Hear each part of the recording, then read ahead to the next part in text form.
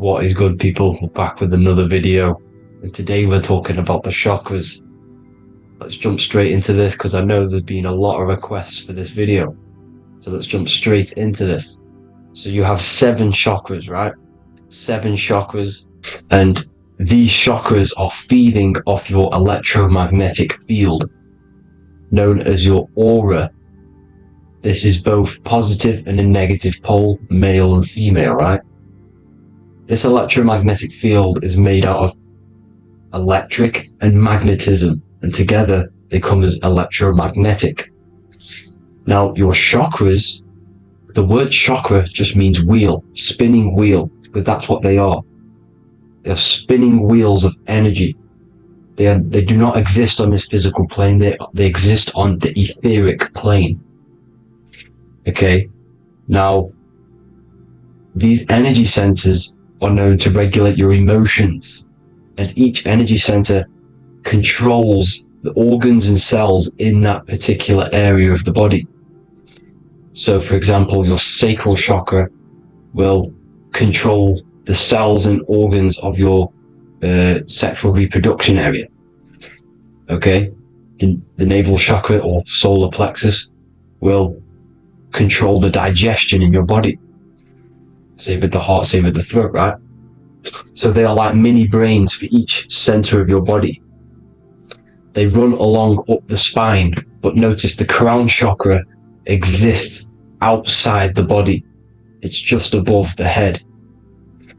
Now, this process of the chakras is obviously the 7 colors of the rainbow, starting from red, which is the lowest vibrational color, all the way to violet, which is the highest vibrational color. This, like I said, these energy centers are feeding off your electromagnetic field. So if these chakras are unbalanced, they are taking too much energy from your electromagnetic field, making it weaker.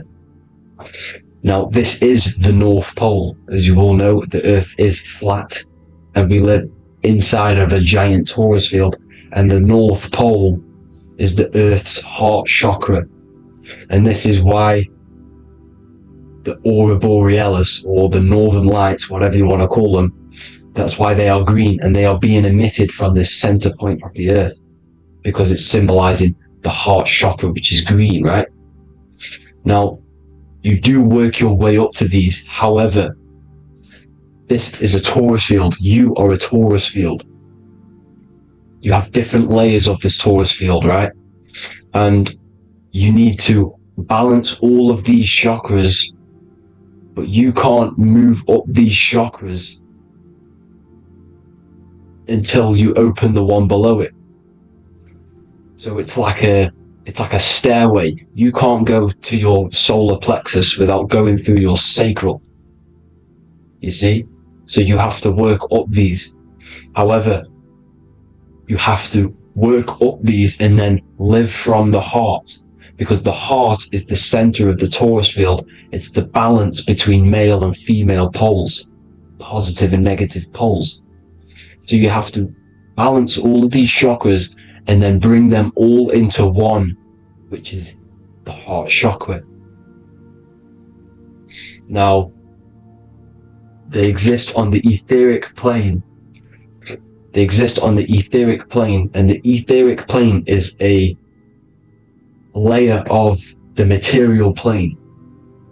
It's the one higher than the material plane, and then after the etheric plane, it melts into the astral plane. So they exist just between the physical and the astral aspect. Now, this is the yin and yang matter, which is the lowest root chakra, physical matter, and then to spirit, because high vibrational matter turns into spirit, low vibrational spirit turns into matter. So they're interchangeable. This is the yin and yang. Now, when you see ancient paintings with the halos, you see this is like a toroidal field coming out the top of his head, you see, with a halo. This was symbolizing in the old days, in the ancient days, that they've aligned their chakra, they've reached Christ consciousness, which is God consciousness, right? Now, this electromagnetic field is the the apple that we bit out of in the Bible. Because you see, the apple is a torus field. So they were metaphorically or personifying the torus field. That's what the Bible is. It's a massive personification. It's all metaphors. You have to read it properly. It's got a greater meaning behind it. Now, when we bit from the apple, we ate from the tree of knowledge, which is good and evil. Our lower mind took over, so we materialized to feed our physical bodies. We materialized through Saturn. That's what Saturn does. Now, if you don't understand that, go and watch the video previous to this one called Occult Secrets of Saturn, and that will show you how Saturn is the materializer. Now, this is one of the secrets behind the Masonic compass: electric and magnetic, male and female, duality, positive and negative. Now, like I said, they teach you about the torus field, about a magnet in school, but they don't teach you about your electromagnetic field. Everything alive has a torus field. It is the building block of this creation. Absolutely everything has a torus field. There's not one thing without it. And as you can see here at the center of the apple, that's where the seed is. That's where the life is. The reproduction of that organism. As you see, this is where the most electromagnetic energy is stored, in the center, because this is where the two duality, this is where the field meets, at the very center. This is why the seed is at the very center. Now, your spine is a elongation of the brain. The brain is heaven, and the bottom of the spine is hell. So this is Saturn, which is the root chakra. The 7 planets are associated with each chakra. Moon equals mind. Okay, now Saturn is physical matter, as I've just explained. This is the lowest vibrational color, and they want you trapped down here, which is your hell state, your animal nature, your physical nature. They want you to identify as the physical body. They don't want you to reach these higher states of consciousness. Okay? Now, in the brain, you have 12 convolutions. Now, this is what they were symbolizing in the Bible with the 12 disciples. And obviously in the Bible, it says the upper room where Jesus met with his disciples. This is heaven, the brain, the higher states of consciousness. Now, this is your North Pole. This is Jacob's ladder. Okay? This is why you have 33 levels of Freemasonry, because it's symbolizing the 33 vertebrae, which are these little things here on the back of your spine. Because once the Kundalini energy from the bottom of your spine rises to the top, this is when you get enlightenment and opens your third eye. Spiritual enlightenment. As you can see here, this is Jacob's ladder. This is the Kundalini symbol, right? And they're even showing you this in the medical symbol. They're putting it in your face. But the serpents are wrapped around the spine. Now, the serpents symbolize how the energy moves around the spine, because it's a torus field, you see? At the center of the torus field, it wraps around the center pole. It wraps around it, and this is how the energy moves up. So they're symbolizing it with the serpents. Okay?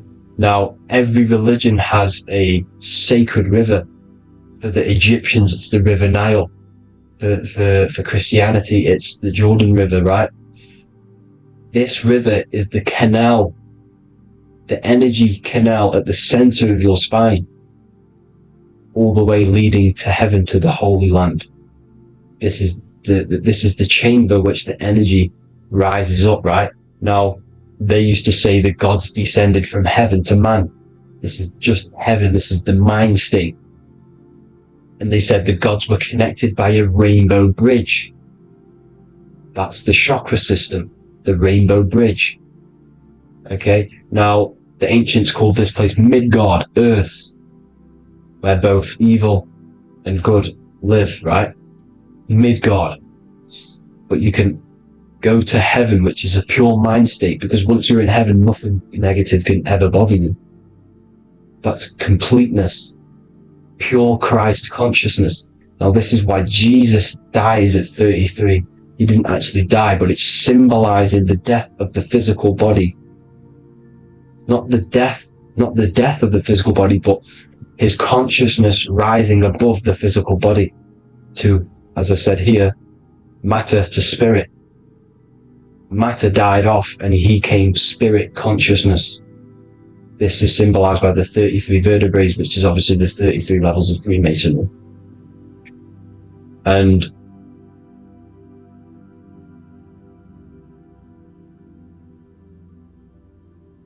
now the pineal gland, which is at the very top of this Jacob's ladder, or the River Jordan, the canal, your 33 vertebrae on your spine. This is where the pineal gland sits, right? At the very top, at the center of your brain. Now, there's multiple ways this was symbolized. The Eye of Ra, which is used by the Egyptians. Now, this pineal gland is the seat of consciousness. This is where your consciousness is stored, right? And the ancient Sumerians used the pine cone, hence why it's got the word pineal gland, the seat of the soul consciousness. It produces DMT, dimethyltryptamine, which is known as the spirit molecule. And the pineal gland is wrapped in microcrystals, and we all know crystals transfer frequency and energy. Now, radios use crystals. A radio is a frequency transmitter, turning a frequency into a frequency that we can hear with our ears, right? Because all the radios are actually playing right now in your ears. However, our ears can't pick it up, so the radio transmits it into a frequency that we can hear using crystals. So this is the power of crystals, and this is what our third eye is wrapped in, crystals. Now, this third eye is not actually your third eye, it's your first eye.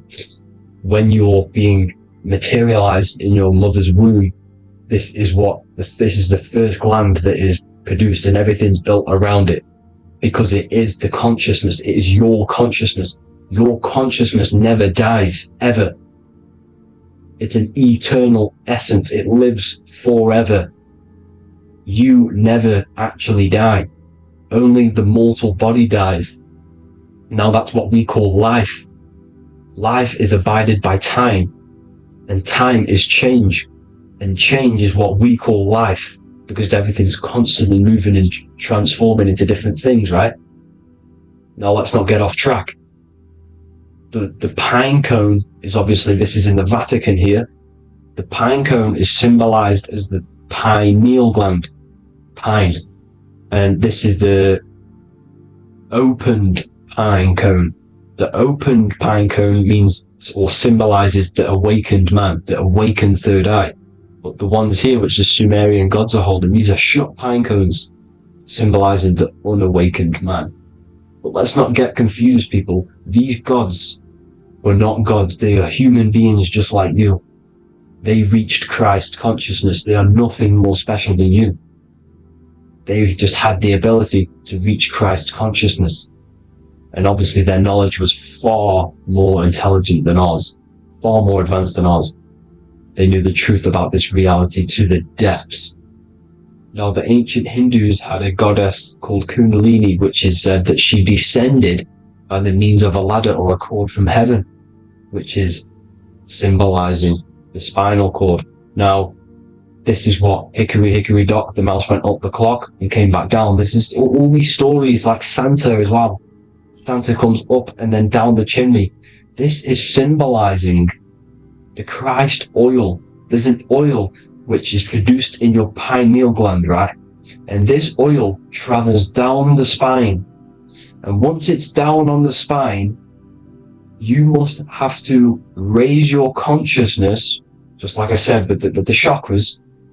You have to raise your consciousness, raise your vibration to heat up this oil and turn it into a gas.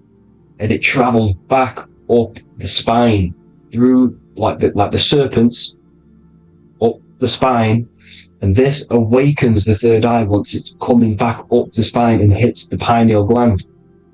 This is the secret behind Santa and Hickory Hickory Dock, because Santa comes down and feeds the presents and goes back up the chimney, and he lives in the North Pole, the positive pole.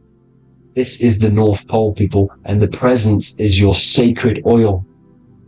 This oil, your physical body, is the furnace. It's the spiritual furnace, which you have to heat up this oil by raising your frequency and turning it into a gas to rise up this chamber, the River Jordan, to your third eye, right? Now, this is an alchemical process. Your body is the alchemical furnace. It says in the Bible, if therefore thine eye be single, thy whole body shall be filled with light. I shouldn't have cut that out, but that's what it says. The light of the body is thine eye. If therefore thine eye be single, thy eye shall be filled, their body shall be filled with light. This is symbolizing the pineal gland, enlightening the body, the spiritual body, filled with light. Now, as I said, they want you kept down here, which is the root chakra, which is your animal nature, which is obviously mind, matter over mind. This is the symbol of Saturn, right? As you say, we're built of body, mind, and spirit, the Holy Trinity. That is the sun, moon, and earth. The sun's your soul, solar. Moon is your mind. Earth, which is the cross, which is your physical body, the 5 elements, right? So body, mind, and spirit. So the Saturn symbol is actually made out of the cross on top, which is the earth, and the moon on the bottom, which is symbolizing matter over mind, because earth is physical matter. You don't want to be matter over mind. You need to be mind over matter. See, they want you identifying as your physical body. They don't want you to realize you're an eternal consciousness. You're an eternal essence of consciousness which never dies. They want you trapped in your animal nature. And this is why the Baphomet has a goat head, because it's symbolizing your animal nature, which is evil. Not evil, but you're more likely to do evil things, right? Which brings bad karma. That's your animal side. This is why the Baphomet has an animal goat head. As you can see here, he's got the Kundalini energy here. So when you see the inverted cross, the cross is your body, as you can see here. The inverted cross means your chakras downwards, down here. Your head's down here. Your mind is down here. But your mind needs to be up here, which is the upwards cross, which is Christ consciousness. And as we all know, 7 colors of the rainbow, 7 planets, 7 chakras. Red light is low frequency and long range. This is why Saturn is the slowest moving celestial body. And it's the lowest chakra, because it's low frequency, long range. The moon being the crown chakra, which is high frequency. This is why the moon moves around the quickest. The moon is your crown chakra, which moon in mind. See, so there are multiple ways of your chakras becoming blocked. Now, each chakra has a specific intelligence. It has a specific thing that it's doing for the body, right? Now, this can be overused. It can be abused. For example, masturbation. That keeps you down here in your sacral chakra, because you're abusing the energy center. You're abusing your sexual energy, which is then becoming unbalanced. So this is how energy, this is why these centers are pulling more energy out your electromagnetic field, because these centers are wheels. The chakras just mean spinning wheel of energy. So when you're abusing these certain centers, you're pulling energy out of your electromagnetic field, which is making your field weaker, which is making your frequency lower, which makes you prone to diseases, prone to lower negative energy, right? So you need to align these chakras. You need to unbalance them. And as you can see here, you can screenshot these to see how they're blocked. I'm not going to go over each one because it'll take me forever, but have a little read yourself. This is why they're blocked. Now, the ancients used to say Aum when they meditated. Now, these are the 7 vowels There's not 5 hours, there's actually 7. Now, when they say Aum, they're aligning all their chakras by saying this when meditating. This is where the Aum originated from. Now, emotion is energy in motion. So if you're feeling a certain way, that's the energy you've put in motion. It's a reflection. We live in a mirror reality. Everything's mirrored. Everything's mirrored. As within, so without, as above, so below. Everything's a reflection of some sort. So whatever you're feeling, you're doing something wrong. It's telling you you're doing something wrong from the root cause. Because your energies are the effect. You're feeling the effect of something you've caused. The law of cause and effect. Nothing escapes it. Now, the Jehovah's Witness believe that exactly 144,000 faithful Christians go to heaven or be resurrected, right? This is not true. This is symbolic. 144,000 go to heaven. Now, the petals on the chakras, this is the root chakra, this is the crown chakra. Now, if you add up the first 5 chakras, the petals, add up the petals on the first 5 chakras, you get 48. And then you get to the third eye, which has 2 petals. 48 times 2 equals 96. 96 plus 48, which you got from here, equals 144. The last chakra has 1,000 petals. Times 144 times 1,000, you get 144,000. This is a frequency. This frequency is the frequency of the ascension up your chakras. This frequency is a high frequency which turns that oil into gas, which rises up the spine, activating your third eye. Right? So this is all the religions are all symbolic for this sacred secret of Christ consciousness. As it says in the Bible, the kingdom of God is within. It's not out there, people. You must look within yourself. You are God. You are a spark of his consciousness. Infinite consciousness, right? So 144,000 is a frequency, and you must achieve this. Like I said, these people in the past, they're not gods, people. These were just humans. Nothing special. They just reach Christ consciousness. Now, they keep you in these lower vibrational states with the food, right? And as you can see here, all of these fast food restaurants are mainly are red and yellow, which are these lower states, these lower 2 chakras, lower vibrational colors, because they want you trapped down here in matter.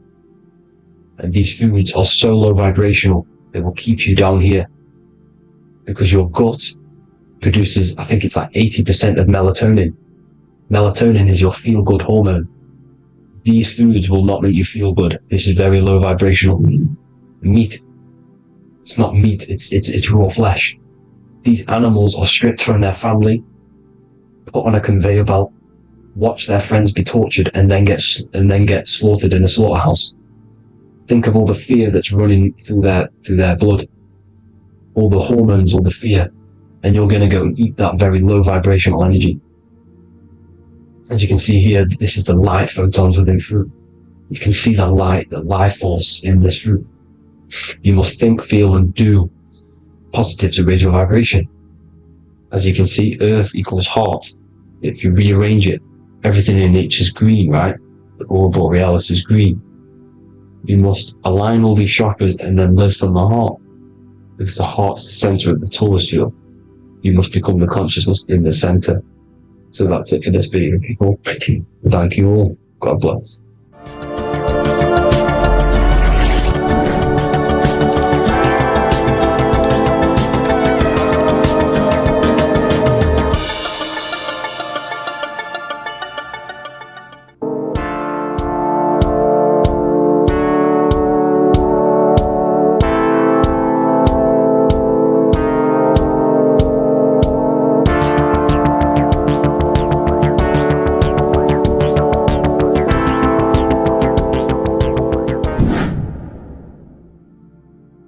What's good, people? We're back with another video. This is going to just be a quick video. Manifestation, magic, bending reality. So let's jump straight into this. So you have a conscious and a subconscious part of your mind. The conscious is what you're conscious of, what you're actually doing, where you can choose or not. However, the subconscious is the part of your brain which is automatic. So all of the systems in your body, like the digestive system, your heartbeat, these are automatically being ran. And you do not have to tell these systems to do anything. You do not have to consciously tell your heart to beat. It's automatically doing it. And this is what the subconscious mind is controlling. It's like the dark aspect of your brain or your mind. It is the way bigger aspect of your mind. Okay, it controls all the systems in your body. Okay, and this is where all of your programs are. So when you're in it, from your childhood, what you've learned in school, all of these things are being kept in your subconscious, maybe traumas and stuff like that. So the subconscious is the female aspect, and the conscious is the male aspect, because the male is all about action and doing, and the female is more about creation, creativity, intuition. So you have a right and a left hemisphere of your brain, and these are obviously male and female. The right side of your brain is your female. It's to do with creativity, imagination, intuition, insight. Okay, and this is one of the most important sides of the brain. This side of the brain is the most attacked by the elites, whatever you want to call them. This side is one of the most important, because obviously your intuition is a massive part of reality. And if you don't have intuition, then you lose track of the things around you. You can't consciously feel if things are wrong or right. They don't want you to have intuition or creativity or imagination. They want you in the left side of your brain, which is just reasoning, logic, and basic things. So they just want you to tell you what you want, tell you what to learn, and then that's it. They don't want you thinking for yourself, which is the right side of the brain. So whatever the conscious side of your mind impresses the subconscious side of your mind. So if you do affirmations, for example, if you consciously do affirmations every day, you're reprogramming your subconscious mind. You're impressing a vibration and a word into your subconscious mind, and therefore it will reprogram it. So the male and female aspect are symbolized by the Star of David as well. The male being the upside triangle, the female being the downside, connected all in one, because we both have male and female energy. So every thoughts are electric, which is the male aspect. Emotions are magnetic, which is the female. Each thought creates a wave of vibration in all directions. So think of it like a water drop in a pool, but it going out in every single direction. It's not just flat. And these thoughts have a certain frequency, has a certain vibration. That vibration has a certain frequency. And this affects your aura. Every thought, every emotion directly impacts your aura and the strength of your aura. So if you're angry all the time, your aura in the astral plane will look red. However, if you're happy, it'll be more like blue and green. So it's very important. Your electromagnetic field is created out of your emotions and thoughts, and that affects reality, because you're 60% water, and frequency and vibration create certain patterns and has a certain effect on water. We'll get into that after this slide. So each thought that people are thinking around you, you are actually subconsciously picking up these thoughts, because it's emitting this vibration in all directions. So this is why you can pick up thoughts of other people on the odd occasion. However, when you're more in tune with your intuition, your right side of your brain, you can start to pick up on vibrations, thoughts, and other people's auras. You can pick up on the energy once your third eye is open, and you know whether you should be in that environment or not. This is what we call an atmosphere. When we go into a room and you can feel the tension if someone's been arguing, for example, this is the atmosphere, this is the vibrations, these are people's auras emitting these certain frequencies and vibrations. Okay, so our aura is contained of multiple layers. Obviously, we have the physical body. This is the electromagnetic layer. However, you have the different planes of existence: the spirit, mental, astral, etheric, and then physical. The physical is the lowest plane of existence, and the physical plane is a product of all of the planes above. So the mental impresses on the astral impresses into the etheric, and then the etheric creates the physical object. So the mind is the root cause of reality. The mind is the cause of everything. Your consciousness is pure cause. There's no effect. Everything you see in this reality is the effect. Everything that you experience is the effect, because the root cause was the mind. The decisions you made you experience that certain experience. And that decision was created on the mental plane. And this is just pure thoughts. And thoughts are things. If it exists in your mind, it is a thing. It's a certain frequency. So if you have a certain level of thoughts, if you're thinking positive, for example, you're going to have a strong aura, you're going to have a higher vibration, and that attracts like. Like attracts like when it comes to thoughts and vibrations and electromagnetism. So if you're thinking positive all the time, speaking positive, doing positive, you're then creating a higher vibration, and that's going to attract people on that similar frequency to you. Everything is electromagnetism, frequency and vibration. Everything.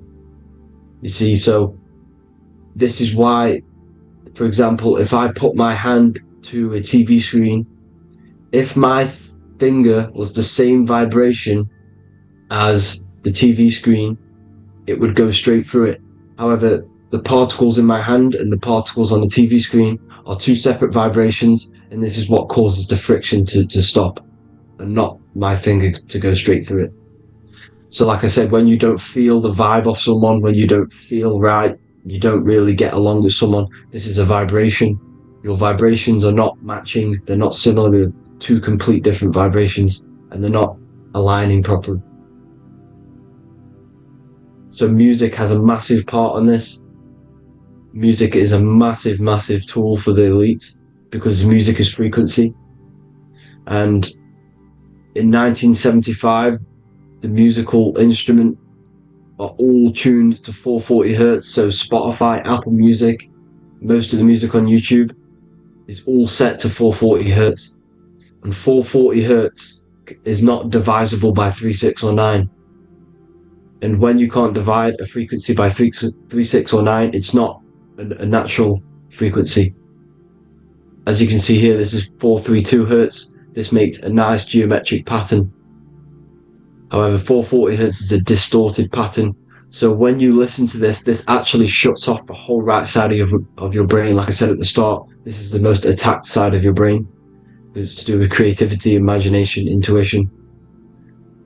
When you listen to 440 hertz, it shuts off the whole right side of your brain. And obviously shutting off all of these forms of your brain. Music is a very powerful tool for the elites, because it's the only thing which can enter your soul or your ears without consent, your body without consent. Everything else has to be through consent. You choose whether to eat something, you choose whether to drink something, but frequency, you're going to hear it no matter what. This is why it's so powerful, and music influences the body in many different ways. It's the most powerful imitator of everything. It directly affects all listeners. It directly affects intentions, gestures, movements, and actions. It stimulates your mind, and certain songs, certain catchy songs, can reprogram your subconscious mind, invoking certain emotions. This is why when you listen to slow beat songs, it makes you feel more sad. When you listen to upbeat songs, you feel more energetic. This is because these frequencies have a profound influence on reality and on how you feel. Because like I said, you are 60% water. And as you can see here, each frequency creates a different geometric pattern. And inside of you is 60% water. So like I said, 440 hertz is going to make a distorted pattern in your water. And this is going to have a profound effect on your emotions and your reality. So like I said, health is not just the body. You are made of body, mind, and spirit. You need to look after what you put in your body. You need to look after your spirit and look after your mind. It's very important to keep all these in balance, because once one of these are unbalanced, it affects the other two. So if you're eating wrong, it's going to affect your spirit and mind. If you're thinking wrong, it's going to affect your body and spirit. These are all interlocked. You have to look after them all. So it's very important you understand music. Stop listening to low vibrational music. To be honest, you want to listen to music without any sort of speaking inside of it. You just want pure frequencies, which are the solfeggio scale, like one of these, for example, 432, 528 hertz. These are all good frequencies. It's called the solfeggio scale. And these frequencies make you more in tune with nature. 528 hertz is what the earth vibrates at. So it's very important. And the Rockefellers are the one who changed this to 440 hertz. The Rockefellers, one of the elite families. So if you want to manipulate reality, it's very important to have your chakras aligned and having a high vibration, because the higher your vibration, the more powerful your words and your intentions are on reality. So the lower your vibration, the harder it is to affect reality, because you're on a lower state of consciousness. Like I said, you have the mental, astral, etheric, and physical. Everything is a product of the one above. As above, so below. This is what Hermes Trismegistus was saying in the Egyptian days. This is where it comes from. As above, so below. If you affect above, it directly affects below. So like I said, meditation helps on this, helps align your chakras. Think positive, feel positive. Like I said, your feelings are magnetic, your thoughts are electric. So once you combine these two together, you're then creating an electromagnetic frequency, and that will have profound effect on reality. So the law of cause and effect. The law of cause and effect. Every effect has the root cause. Like I said, your mind is the root cause of everything. Every decision you make is having a different effect on reality. Everything happens for a reason, due to the root cause, which is your mind. You choose everything that happens in your life. Okay? So it's very important you understand this, and you constantly make the right decisions, the good decisions, to have good effects on your reality. You have to be very conscious of this law, because nothing escapes this law. This is the law of all consciousness. So think about it. Imagine a massive ball of consciousness. However, off this ball are different sparks, and each one of these sparks are in each and everyone's body. This spark is governed by these laws, the law of cause and effect, the law of correspondence, the 7 hermetic principles. It's very important you understand this, because this mass ball of consciousness is what is obeying these laws, and everyone has this spark of consciousness inside their third eye. And like I said, everyone is the same consciousness. This is why if you do bad unto someone else, that will directly affect your reality. So if you hurt someone, it's going to come back to you in one way or another, because you are that same consciousness. This is like a mirror reality. As within, so without. Whatever you feel on the inside, you're gonna see that on the outside. You're gonna experience that reality, whatever you've impressed. So there's different ways to bend reality to your will. This is kind of a sort of magic. So obviously you have black magic, which is manipulating reality to harm and influence others, or to be very selfish. And then you have white magic, which is manipulating reality for the good of humanity. So you do have to be very careful with your intentions, people, when you're trying to manipulate reality, because this is nothing to be played with. If you are manipulating reality for the wrong reason, it's going to come and bite you in the ass in some way or another. because everything is balanced. Everything balances out in this reality. Nothing escapes the laws. Not one thing escapes the laws. So if you're stealing from yourself, because it's just going to come back in one way or another. Inside of everyone's heart, you know whether you're doing good or wrong. You know, you can feel it when you do something wrong. You can feel it when you do something good. The heart is the center of the torus field. It's balance. And this is why you say follow your heart, because it's the center of the torus field. It's very important to listen to this inner voice inside of you, because that is telling you the right things to do, the good decisions to make. And when you keep following that voice, that good voice inside of you, it takes you to your life path. Very important to follow that voice. However, don't let the ego get in the way of it. Don't care what your friends are going to say. It's very important to understand this. So you have different ways of manipulating reality. You have sigil magic. This is where you create your own sigil or symbol. You create your own sigil and symbol, and then you charge it. You behind that symbol you have an intention. So for example, if you want to manifest wealth, you create a sigil which represents what you want. You create that sigil, you draw it out, you charge it, because wherever your attention goes, energy flows. So whatever your attention is, you're sending energy that way. So what you do with your eyes and your hands, you place attention on the sigil. Imagine that it's glowing. Imagine that you're sending energy to this sigil, and then you burn the piece of paper once you've done this. And then after this, you meditate on that symbol. You constantly think about that symbol, because that symbol is the frequency, is the thing that you want to manifest. So that's one way. Or you can just meditate on your reality. So imagine yourself having already what you have. This is what they call a mindset. You must set your mind to the frequency what you want to manifest. Okay? So if you want to manifest wealth, for example, imagine yourself being wealthy. What would it feel like? What would you be doing? Imagine a scene in your mind. Constantly do this, and you're putting out that frequency. Like I said, you must think, because the thoughts are electric, and then you must feel, which is magnetic. Together, this creates an electromagnetic frequency, and this is how you attract things to you. You will attract the certain people to come in your life to bend reality to your will. Okay? Or you've got mirror magic. Stare yourself in the mirror, because a mirror reflects light. It also reflects energy. So you've got to be very careful with what you say to a mirror. You've got to be very, very, very careful, because whatever you send into that mirror is directly sent straight back to you. So if you're thinking negative, you're sending negative energy back straight to you, and that's going to have an effect on your reality. Affirmations are very important, because your words are frequency, your words are vibrations, and each word you say has a certain frequency. If it's positively charged, it's going to affect you positively. If it's negatively charged, because like I say, your brain and your mind is like the director of energy.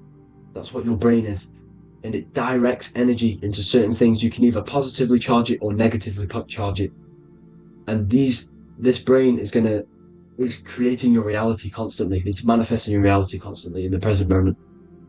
So this is what the government knows. The government know your mind is the root cause of reality. This is why they call themselves a government. The New World Order is not being manifested by them. They are controlling the information. They are controlling your perception of this reality. And they know the mind is the root cause of reality. Therefore, if they control your perception of reality and your information, what you believe, you're going to manifest that information, that perception. So we, the people as a collective consciousness, are the ones manifesting this New World Order. You see, so this isn't black magic. They're actually tricking us into manifesting their own their plans, this New World Order. You see, this is how smart these people are. They know how to get around the laws of reality. They know how to bend reality to their will without facing the consequences. They're getting humanity to do it. You see, there is a collective consciousness. As like I said, we all have that same spark of consciousness, right? So as a collective consciousness, we are on a very low vibration at the moment. However, we are waking up rapidly. There are more and more people waking up at the moment, and light always chases away the shadow. Light is a lot more powerful than darkness, you see. So one person waking up has a massive effect than one person being asleep. It has a profound effect. Because like I say, the light always chases away the darkness. It's more powerful. The light is always more powerful. High vibrations are more powerful than lower. So that's it for this, people. I hope you all enjoyed. This is a short, quick video. God bless you all.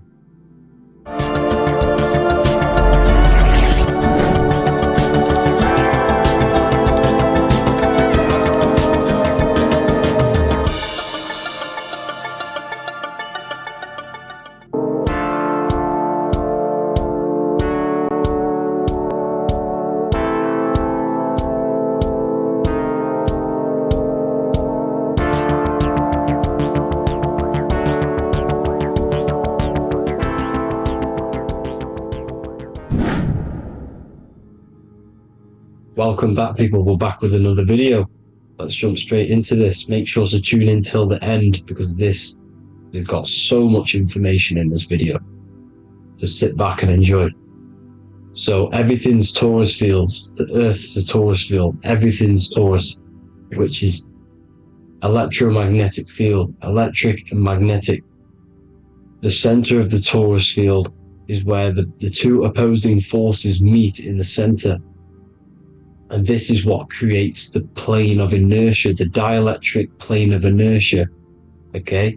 You got red shift, blue shift, positive, negative, south and north pole, right? This is what the ancients were showing with the tree of life. As you can see here, this is the plane of inertia and this is the torus field. Everything consists of this. Everything is a torus field. A atom is a torus field. Okay, now the inertia is the 0 point. So this plane is a 0 point. It's the balance between two poles. Okay, now this creates matter, because matter is two opposing forces in motion equalized. So these two forces coming together is what creates matter on this physical plane. And this is why we can't see the electromagnetic field, because it consists of one of the elements, which is either electric or magnetic, but when they combine together, it's what creates this physical plane, which is physical matter, which is light in motion. Now, everything is one. Don't get confused by duality. Duality is two opposing forces, but them two opposing forces are created by the same substance. It's two aspects of the same substance.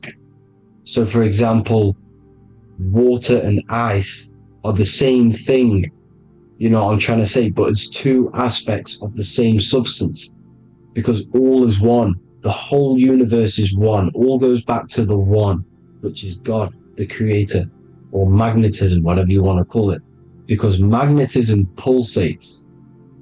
Electricity has two poles, red shift, blue shift. Okay, so red shift, blue shift is electricity, and electricity vibrates, and all vibration always comes back to a standstill point. But magnetism is what pulsates. This is why your heart pulses. You breathe, which is a pulse. This is the breath of the universe, magnetism. Now, this is why the earth is green, okay? Earth can be spelt heart. If you just move the H to the beginning, it spells heart, okay? Because the heart is the center of the torus field, which is the heart chakra for us humans, okay? We consist of the same field, as you already know. Heart being the center, which is green, which is the center of the 7 colors. The center of the 7 colors. This is the most powerful chakra in your body. People think it's the crown chakra, but it's the heart chakra because it's the center of the torus field. You must align them all and combine them all into one, which is the heart chakra. Now, Earth is green. Nature's green. Okay, this is because we live on heart chakra, the plane of inertia. It's the center of the torus field. Okay, and this is what the Egyptians called Isis, which is nature. Nature is balanced, and nature is female, Mother Nature, because it looks after us with the fruit it grows with abundance, and the water. It's a female energy, Mother Nature, and this is the symbolism of an equal, balanced arms. This is the scales, it's balanced. Mother Nature is balanced. This is why the sky is blue, because what comes after the heart chakra? Blue. Sky is blue. We live in Midgard. This is what the ancients called Midgard. You don't have to take this tree literally. It's a metaphor. We live in Midgard, where both positive and negative duality here. Now, Mount Meru. Mount Meru was known as the center of the earth, okay, or known as Hyperborea. And this is the North Pole, the electromagnetic North Pole. But when I say Mount Meru, it's not an actual mountain. They weren't saying there was a real mountain in the center of the earth, a magnetic rock. No. The plane of inertia, okay, there's something called a hyperboloid. That's what it's called, a hyperboloid. And this is the center of the torus field. And this hyperboloid is what is in the shape of a mountain, you see? So if I go to this next one, they say Hyperborea on this map. Why do they call it Hyperborea? Because this is the hyperboloid in the center of the torus field. And this is the electromagnetic mountain, a metaphor. Mountain, what they're metaphorically saying, this is the electromagnetic mountain at the center, the double vortex, the center of the torus field, which is the North Pole. Pole of electromagnetic energy. So this is why they call it Hyperborea. It comes from the word hyperboloid. And the center of the earth is so sacred, and they symbolize this with, obviously, the North Star, which is Polaris. And this is where the swastika comes from, because it's the 4 seasons moving around the North Star. This is the Big Dipper constellation moving around the North Star, which is Polaris. There's that pole again. Pole. Magnetic pole of the torus field. And this is where the green, emerald green, aurora borealis comes from. It comes from this center hyperboloid at the center of the earth, where the most electromagnetic energy is stored. The center of the plane of inertia. The center of the plane of inertia. This is the all-seeing eye as well. As you can see, they got the sun, the moon, this is the Masonic cosmos, the sun, the moon, and the all-seeing eye, because the eye is Polaris, the eye of the stars. It's all the big eye. Now, the eye means a lot more as well. It's not just that. There's different ways you can interpret symbols. Now, this is the emerald tablets. Deep in Earth's heart lies the flower, the source of the spirit that binds all in its form. Okay? The flower of life is thine own place of thine spirit, and stream through the earth as thine flows through thy form, giving off life to the earth and its children, renewing the spirit from form unto form. This is the North Pole. This is what he's talking about. He's talking about the aurora borealis. Aurora borealis. It's the Earth's aura. Emerald green. Heart chakra. Plane of inertia. Green. Earth. Heart. You see? All related. Now, there's many symbolism of this. So much symbolism of the ancients. The 7 layers of heaven. 7 layers of heaven, which are the 7 planets. Okay? These planets are the solar system. It's the solar system because we are the soul. We are the sun, the soul. And we're inside of a solar system, which is the 7 planets. That's why there's 7 layers of heaven. Okay? the rings of Saturn, the rings of the planets are moving around us, okay? So this is what the ancients were depicting in their cosmology. Now this is the Hebrew cosmology of the Earth. This is the Mayan cosmology of the Earth. You see, it's all an enclosed system. We live inside of a giant torus field. All is atum. That's what the ancients said, ancient Egyptians said. All is atum. Atoms are torus fields. Don't be tricked by the modern science today with the current model of an atom. It's completely wrong. They're hiding the torus field. They're hiding the electromagnetic field, which is in everything. Absolutely everything is in motion, and motion comes from this field. And you see, this is upside down, but this is I think it's pretty sure it's candles, but the 7 candles, the 7 planets, the 7 Elohim. You see? It all goes back to the stars and the heavens. Now, this is how the Earth really works, with the stars on the outside of the cosmic egg, and then the torus field spinning around the sun and the moon, the positive and the negative charge. The sun gives you energy, the moon takes your energy. The moon controls monthly cycles. Moon is mon. This is etymology. Mon, month, money, demon, monster. Stir is star, moon star. We are all stars. Youngster, minister, superstar, Hollywood star. We're all stars. We come from the stars, which is heaven. Our soul comes from the stars. You see? We are the universe, the image of man is made in the universe. We are a microcosm of the universe. The universe is a macro, we are micro. We consist of everything. The body, mind and spirit. The sun, the soul. Moon, the mind. Earth, the body, mind and spirit. We have 12 systems in the body, which are governed by the 12 zodiac signs. Starting at the Aries, which is the ram of God, all the way down to Pisces. And Capricorn, kneecap. It all goes back to the stars. We are the stars. We are the universe. Everything is inside of us. Everything. Like they say, the Temple of Solomon, the temple of the soul and man. The soul, the temple is the body. The soul is the soul, and the man is the mind. The temple of the soul and the mind. Body, mind, and spirit. We consist of the 5 elements. Air, spirit, water, earth, and fire. We consist of everything. We are the universe. We're made in God's image, which is the universe. You see? Now, everything goes back to the stars. The ancients worshipped the stars because the stars govern everything. They govern the systems in the body. They govern your life. This is why your zodiac is so important, your sign. Each zodiac has a specific element associated with it as well. Aries, which is the first sign, the Ram of God, the Lamb of God, which is a fire sign. Fire first, F-I-R, this is etymology. The cerebrum, ram, which is in the brain. Aries, the ram, controls the head, the face, and the nose upwards. So it controls the cerebrum.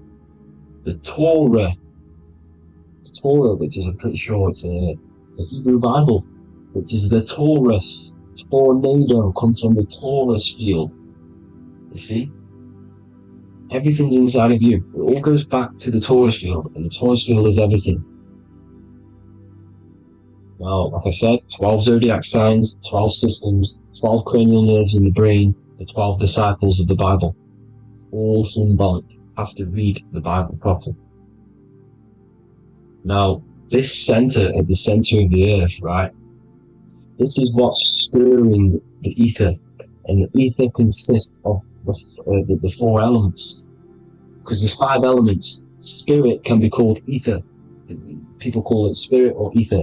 Ether is pure potential. Pure potential, pure energy.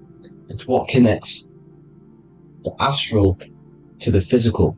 It's the dimension between the physical realm, which we're on, and the astral. So it has pure potential. It's pure energy. This is why we say either. I either want to go there or there. It's connecting 2 scenarios. That's what the ether is. It's connecting the 2 worlds, the astral and the physical. The center is like the cosmic womb. There's a black hole in the center. This is the center of the torus field. This is the womb of creation. This is the womb of creation. And inside of this black womb are the 5 elements, and everything's being stirred around. Everything's in motion. Light is motion. Everything's motion. Now, like I said earlier, light crystallizes into physical matter.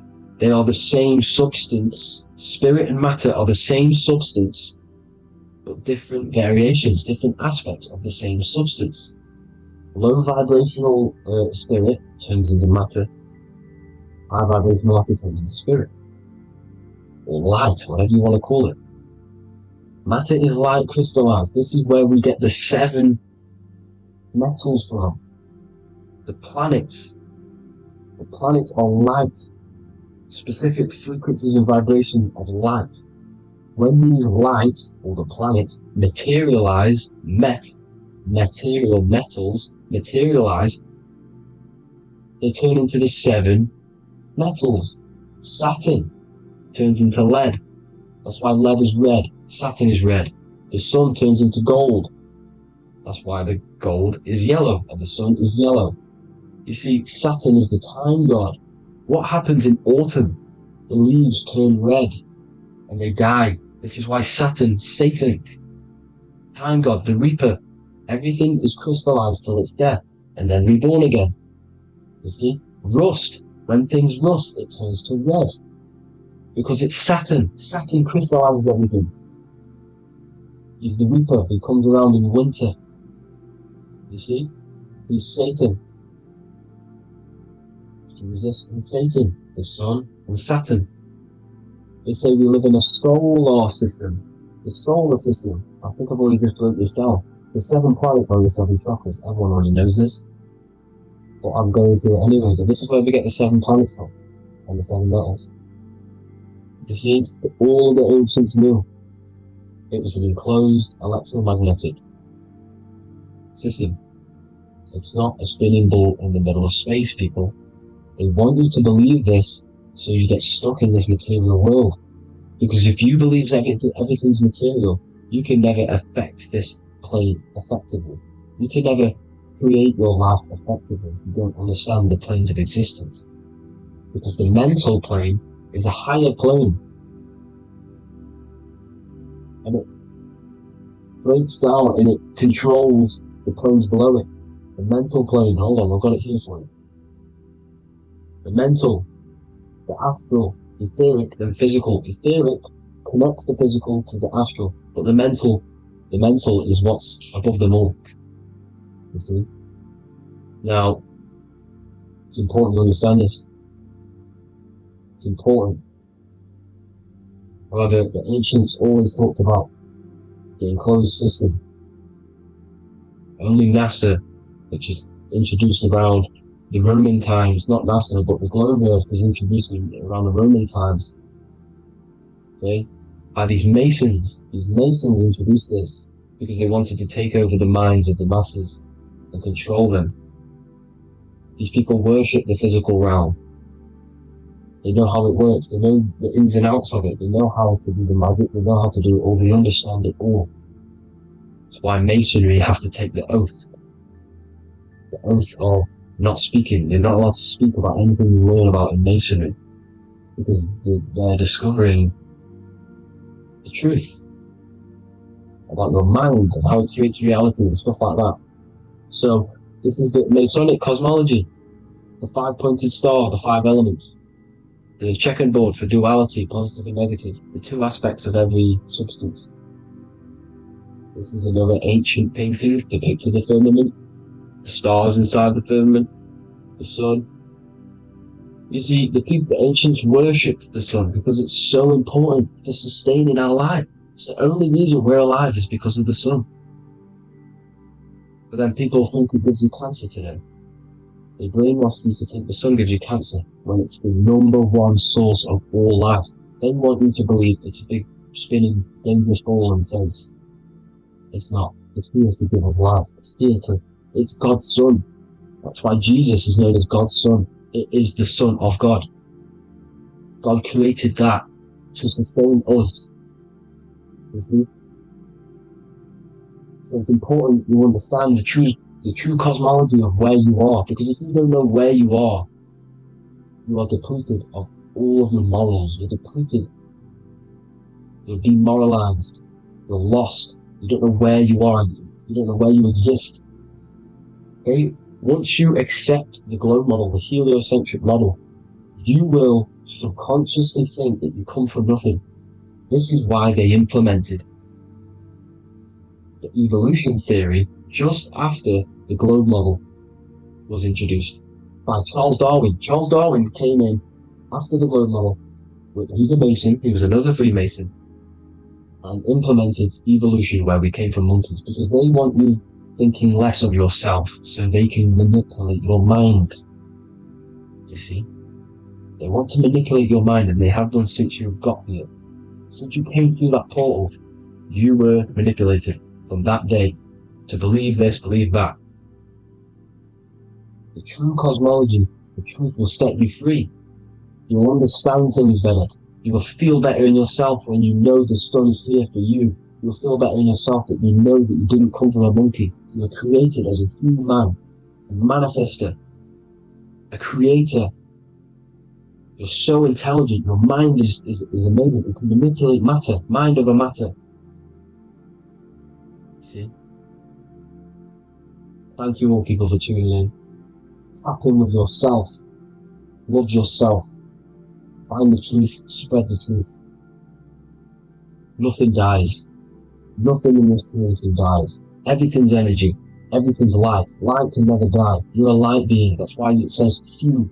Q man. Q is light in Hebrew. Or Latin. Either one of the two. You are light. You're a light being.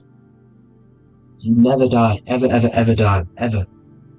Stop thinking you're going to die. This body will die because it contains electricity. And electricity always goes back to a standstill point because of vibration. Electricity vibrates. You are pure light. You will never ever die.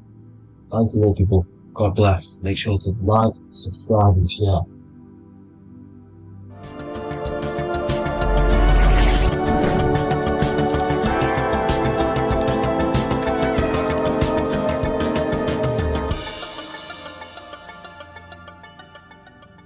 Welcome to Revival of Wisdom. What is good people is Revival of Wisdom. We're back with another video. Today we're going to be talking about the importance of Saturn and the occult. Let's jump straight into this. So Saturn is the god of the earth, right? It's the time of God, change, destruction, physical matter. He creates and destroys because the energy of Saturn is the key to crystallization. It wraps things in physical matter, right? He creates everything, all life forms, and he takes things back because the day that you're born, that's the day that your expiry date is coming. The time is ticking until Saturn takes your life. This is why he's known as the Reaper. Okay? As he's personified as eating his child here in this ancient Roman painting. As you can see, he's eating the child. We are all children of Saturn, right? He creates physical matter, our physical bodies, right? He's the god of time because he's the slowest moving celestial body. He's the Lord of the Rings, as you can see here. He's the last one on the ring. He's the slowest one moving, okay? So, he is the Lord of time, destruction and creation, okay? This is why his name is Saturn, Satan. He's the devil, okay? But I'm not saying Saturn's evil, guys. It's a part of life. Everything lives and dies, right? He's the key to crystallization. Now, as we have the clock here, our god Saturn or chronos in Greek just means time. He's also the god of time, as I've already said. 60 seconds in a minute, 60 minutes in an hour, 24 hours in a day. Add 2 plus 4 equals 6. 60 seconds, 60 minutes, 2 plus 4 equals 6. That's 666. Okay? And as you see on the clock, 6 take away 12 equals 6. 7 take away 1 equals 6. 9 take away 3 equals 6. 6 is the number of Saturn. It's associated with Saturn, right? He's the god of time, of justice. Everything goes back to the Reaper in the end. Everything lives and dies. Now, the artwork of him, he's always got the Reaper staff. You see, it's personifying death. Now, when you see this, the Romans were not saying Saturn was a real person, a real god in human form. No, this is personification. This is what the ancients always did. They personified, just like the Bible. It's all personification. So the personifying Saturn eating its children because it eats, it's the Reaper. No one can escape the Reaper. No one can escape death. Now, Saturn is 666, which is in the Bible, the number of the beast, right? The number of the beast, Satan, 666, right? So on the North Pole of Saturn, you have a hexagon which makes a cube, right? Now this hexagon, when you join up all the corners, creates the 6-pointed star known as the Star of David, right? In the Jewish religion. Now, as you can see, the 6-pointed star has 6 points, 6 mini triangles, and a 6-sided hexagon. That makes 666. And also, you have Saturday is named after Saturn, the 6th planet, the 6th day of the week, and has a 6-sided polygon on its north pole. That's also 666. Now, this Star of David, this symbol goes back thousands of years, and it originates from Saturn. It's not the Star of David, right? It originates from Saturn. It symbolizes the physical and spiritual aspect combined into one, which makes us humans, right? Also symbolizes the male and female combined into one. These two sacred energies create the human. We consist of both male and female energy, also known as the Seal of Solomon. And we all know if Solomon was a real person, he talks about communicating with 72 demons. He could apparently, in the text, he could communicate with 72 demons, and this is sorcery. This is black magic. Now, this symbol is associated with hexing people. When you place a hex on someone, that is a form of witchcraft, which a hex is just a curse. When you're cursing someone, this is black magic. Now, the black magician would stand in the middle of the symbol and cast his spells onto other people. Now, this symbol is obviously on the $1 bill, twice on the $1 bill. And it's very, very ancient symbol, and it originates from Saturn. And let's keep going. So the cube. So I've just said how you see the cube on the North Pole of Saturn, right? The cube is limited. It's a 3D shape. It symbolizes limitations to the physical 3D dimension, the third dimension, the physical realm which we are in. Now, as you can see, the color associated with Saturn is black, right? Black is infinite potential. Black is the creation of all things. Before there was light. Light is born out of blackness, darkness, okay? Now, black is physical matter. And as you can see, the black cube,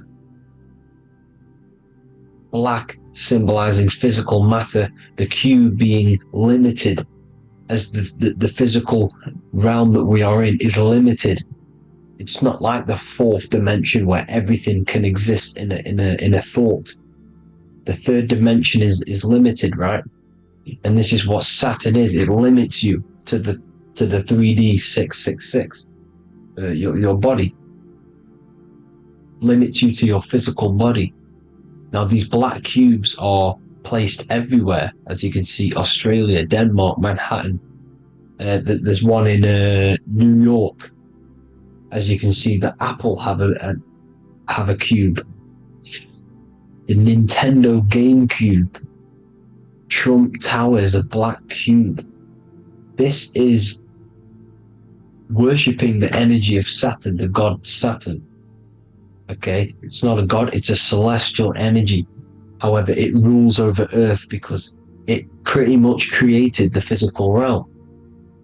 Now, as you see, when you go to a funeral, you wear black, a black suit symbolizing Saturn, which is the color associated, black.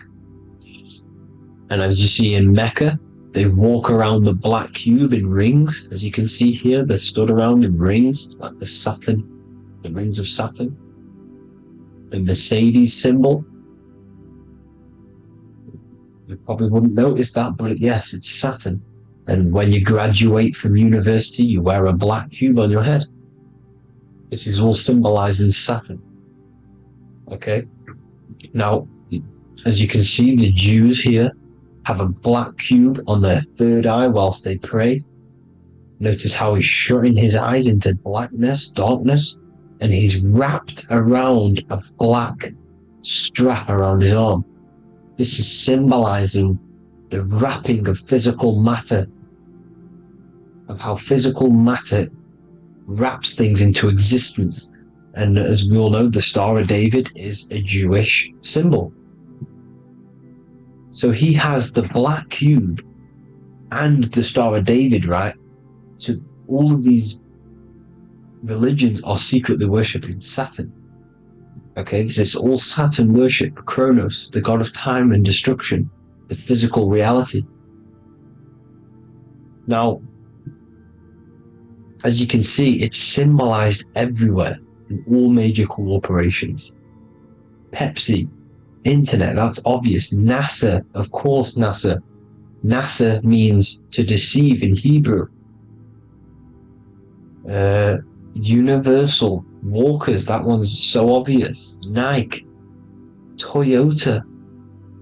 So many different ways they symbolize it. You either see the rings of Saturn or the black cube, as I just showed you here, the Nintendo and the Mercedes, right? It's absolutely everywhere.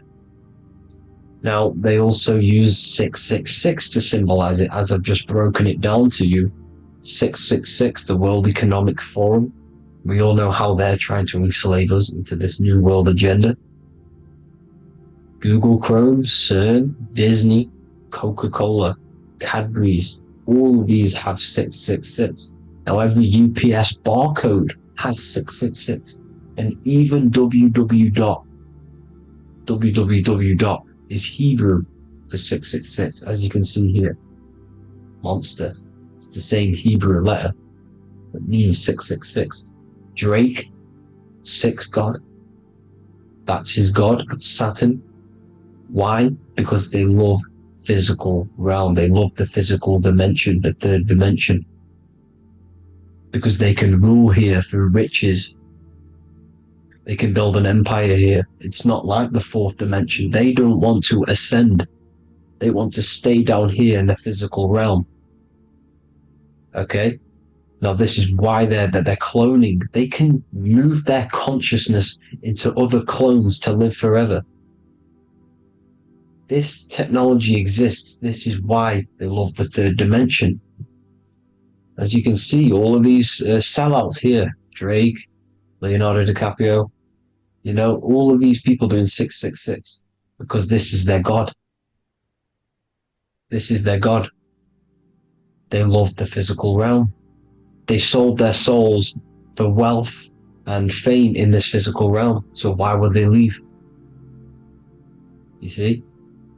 Now, this isn't all just evil, okay? So you have 7 chakras, right? You have 7 days of the week, 7 solfeggio scale notes. These are frequencies, the solfeggio scale. Now, it's called the Saturn moon matrix because the moon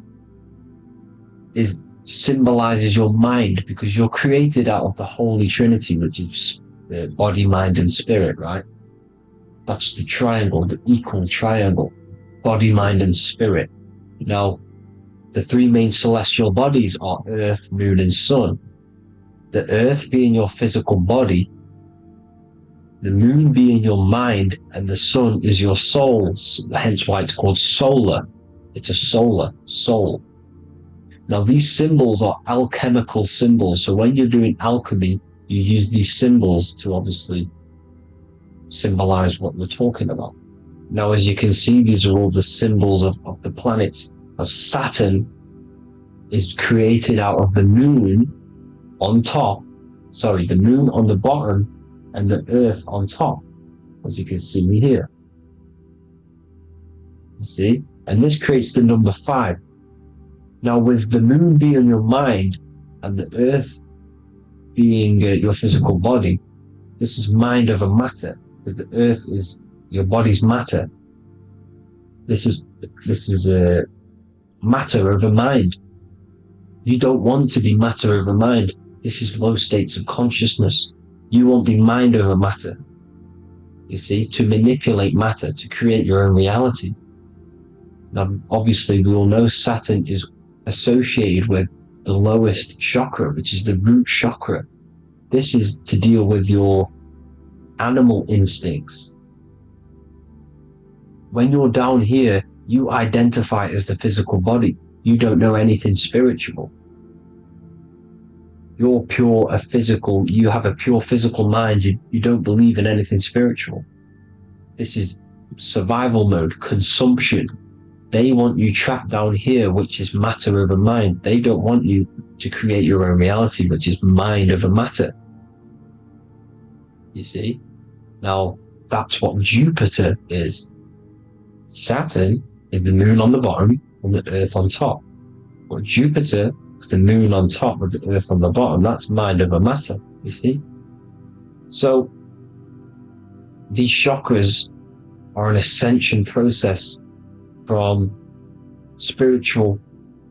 matter, physical matter to spiritual. This is the ascension. This is the stairway to heaven. This is Jacob's ladder. You see? Now, the number 5, which is obviously associated with Saturn as well, which create the symbol for Saturn, created the number 5.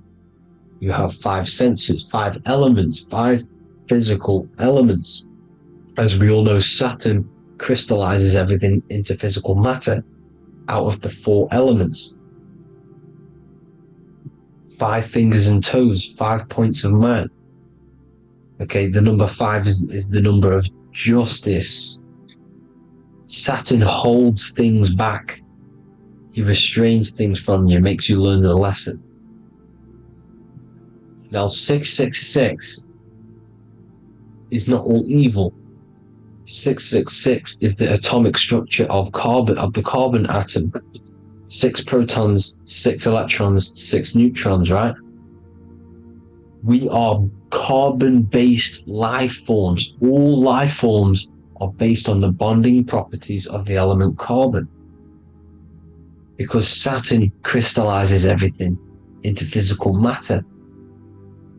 Now, the Masons symbolize this with the checkered boards. They have the black square, which is obviously matter, as I just said, the black cube, and spirit is the white square, because white is eternal light. White and light, you see? Black is physical matter. Now, this is what we are. The point of our soul is to transmute from matter to spirit, but these are interchangeable. This is the constant cycle between spirit and matter, spirit and matter. High vibrational matter turns into spirit. Low vibrational spirit turns into physical matter. You see? Now, we are carbon-based life forms. This is what 666 is, the number of the beast. Well, when I say we, the physical body is the beast. It's the animal. It's the carbon suit to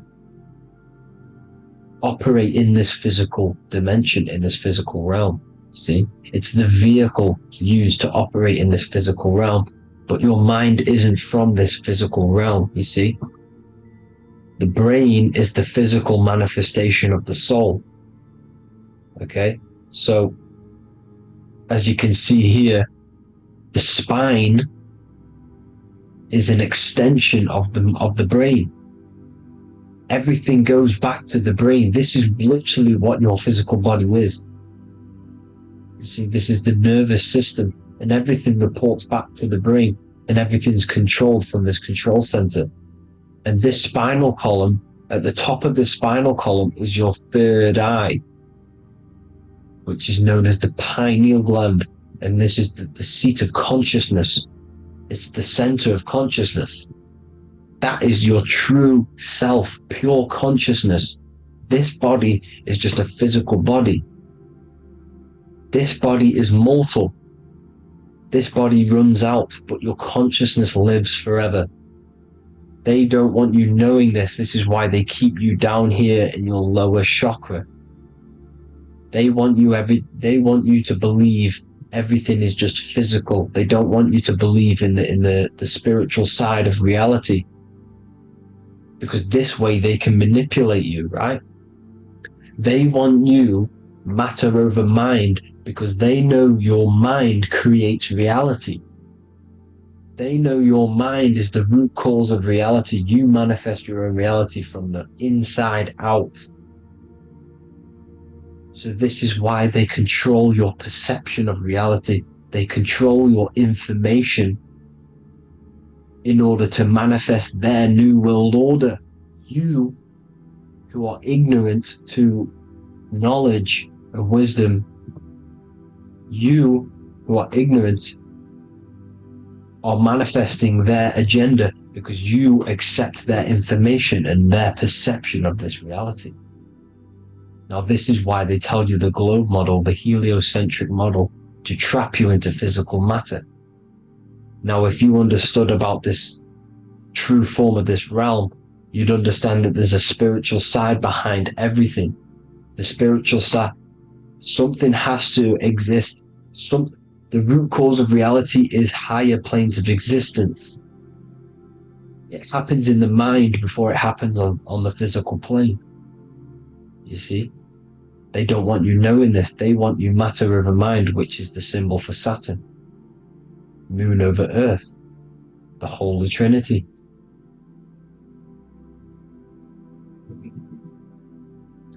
Now, as you can see, the cube also makes IXXI. This is Roman numerals. This is Roman numerals, and when it's translated from 9/11. Yes, 9/11. This is the secret code of the One World Order. The two twin towers, when the two become one. Okay, when the two become one, this is how you reach the higher states of consciousness, the physical and spiritual. Now, as you can see, the 9/11 memorial are two black cubes. It's two black cubes. This is all Saturn worship. Now, I'm not saying that Saturn is an evil celestial body, right? No, everything has a good side and a bad side, right? It's duality. The spirits of Saturn on the dark side are the most evil demonic spirits. Now, these are the spirits that these are invoking through these rituals, right? Yes, 9/11 was a massive ritual. It's a satanic ritual, okay? Now, we all know Elon Musk. Elon Musk is coming with the mark of the beast. And English gematria, this equals 666, right? 666, as I said, is the number of the beast. You are the beast, your physical body. You see how the Bible twisted things up to make things more confusing, right? But it's there. You just have to have the knowledge to be able to read the Bible properly. As we all know, we had this virus. I'm not going to say the name because I'll get flagged. This virus adds up to 666 because this is all part of the New World Order. It's all part of keeping you in this physical dimension. Okay, now as you can see here, Novus Ordo Seclorum on the back of his shirt, on Elon Musk's shirt. This is also on the $1 bill, Novus Ordo Seclorum. This means New World Order. Yes, New World Order. This is on the back of Elon Musk's shirt. And as you can see here, he owns Neuralink, which is the brain chip which they're going to be putting into implanting this onto your brain. This is the New World Order, to connect you and merge your consciousness with AI. Neuralink and Meta, he owns Meta as well, which is the metaverse. These are going to be linked in, hence why they have the same symbol, but just in a different format. It's the infinity symbol. And the infinity symbol comes from the torus field. As you can see here, your electromagnetic field from around your body. Now the end goal is, for this New World Order, is to trap your consciousness inside of an alternative reality being projected from the metaverse. Because the metaverse will be the reality, Neuralink will be the brain chip inside of your brain, projecting your consciousness into an alternative reality while they harness your energy of your physical 666 body. Now this stuff gets real deep, people. Now this is the end goal of the New World Order, is to connect you with AI. This is why they're trapping you and keeping you in these lower states of consciousness in the Saturn associated root chakra, so you don't find out about the spiritual side of reality. Because if you knew the truth of this reality, you wouldn't connect to AI. You see, you have the power within you to travel to other worlds, the astral plane, for example. You travel to different worlds when you are sleeping. Okay? They want you to know it's just a dream. However, their end goal is to trap your consciousness and feed off your energy, spiritually and physically. Okay? I don't know why these people are just pure evil. As I said, evil love bondage. They love the physical dimension. They don't want to ascend to other realms. These evil love the third dimension. This is why evil spirits will inhabit bodies, exorcisms, because they miss being in the physical realm. They miss it. Evil love bondage. So this is why they're cloning and putting their consciousness in clones to stay in this third dimension, to stay as further away from the source as possible. Okay? This is why they're doing it, and this is how it's all linked in. So I hope you all enjoyed this video. Hope you gained some wisdom. Please feel free to join the Telegram, and please leave a like and a subscribe. Thank you all, people. God bless.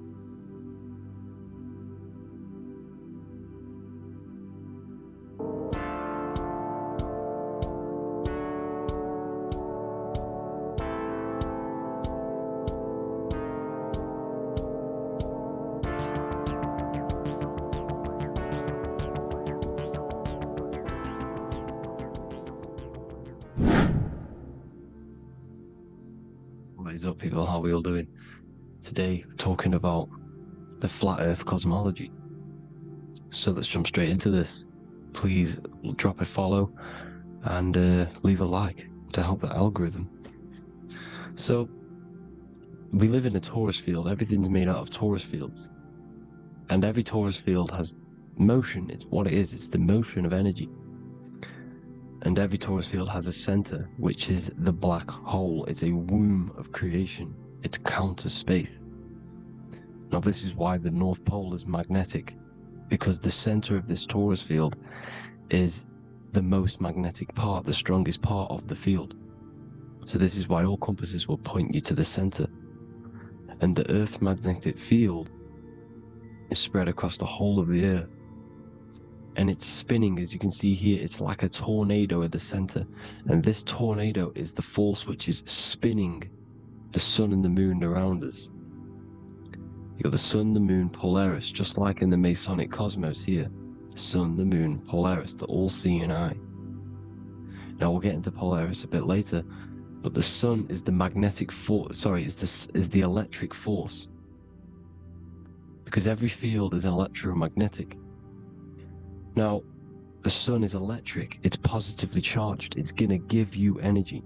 It's feeding energy. The moon is more magnetic energy, which is taking your energy away from you. And this is why you become sleepy when the moon comes out, because it's taking away your energy. So these two forces is the balance. It's the yin and yang. It's the balance. Everything in this creation is balanced, because the torus field is the Earth is the plane of inertia, the 0 point within the field, because physical matter is a result of two opposing forces equalized on the plane of inertia. And that is where matter crystallizes into physical results. And this physical plane is the plane of inertia, planet Earth.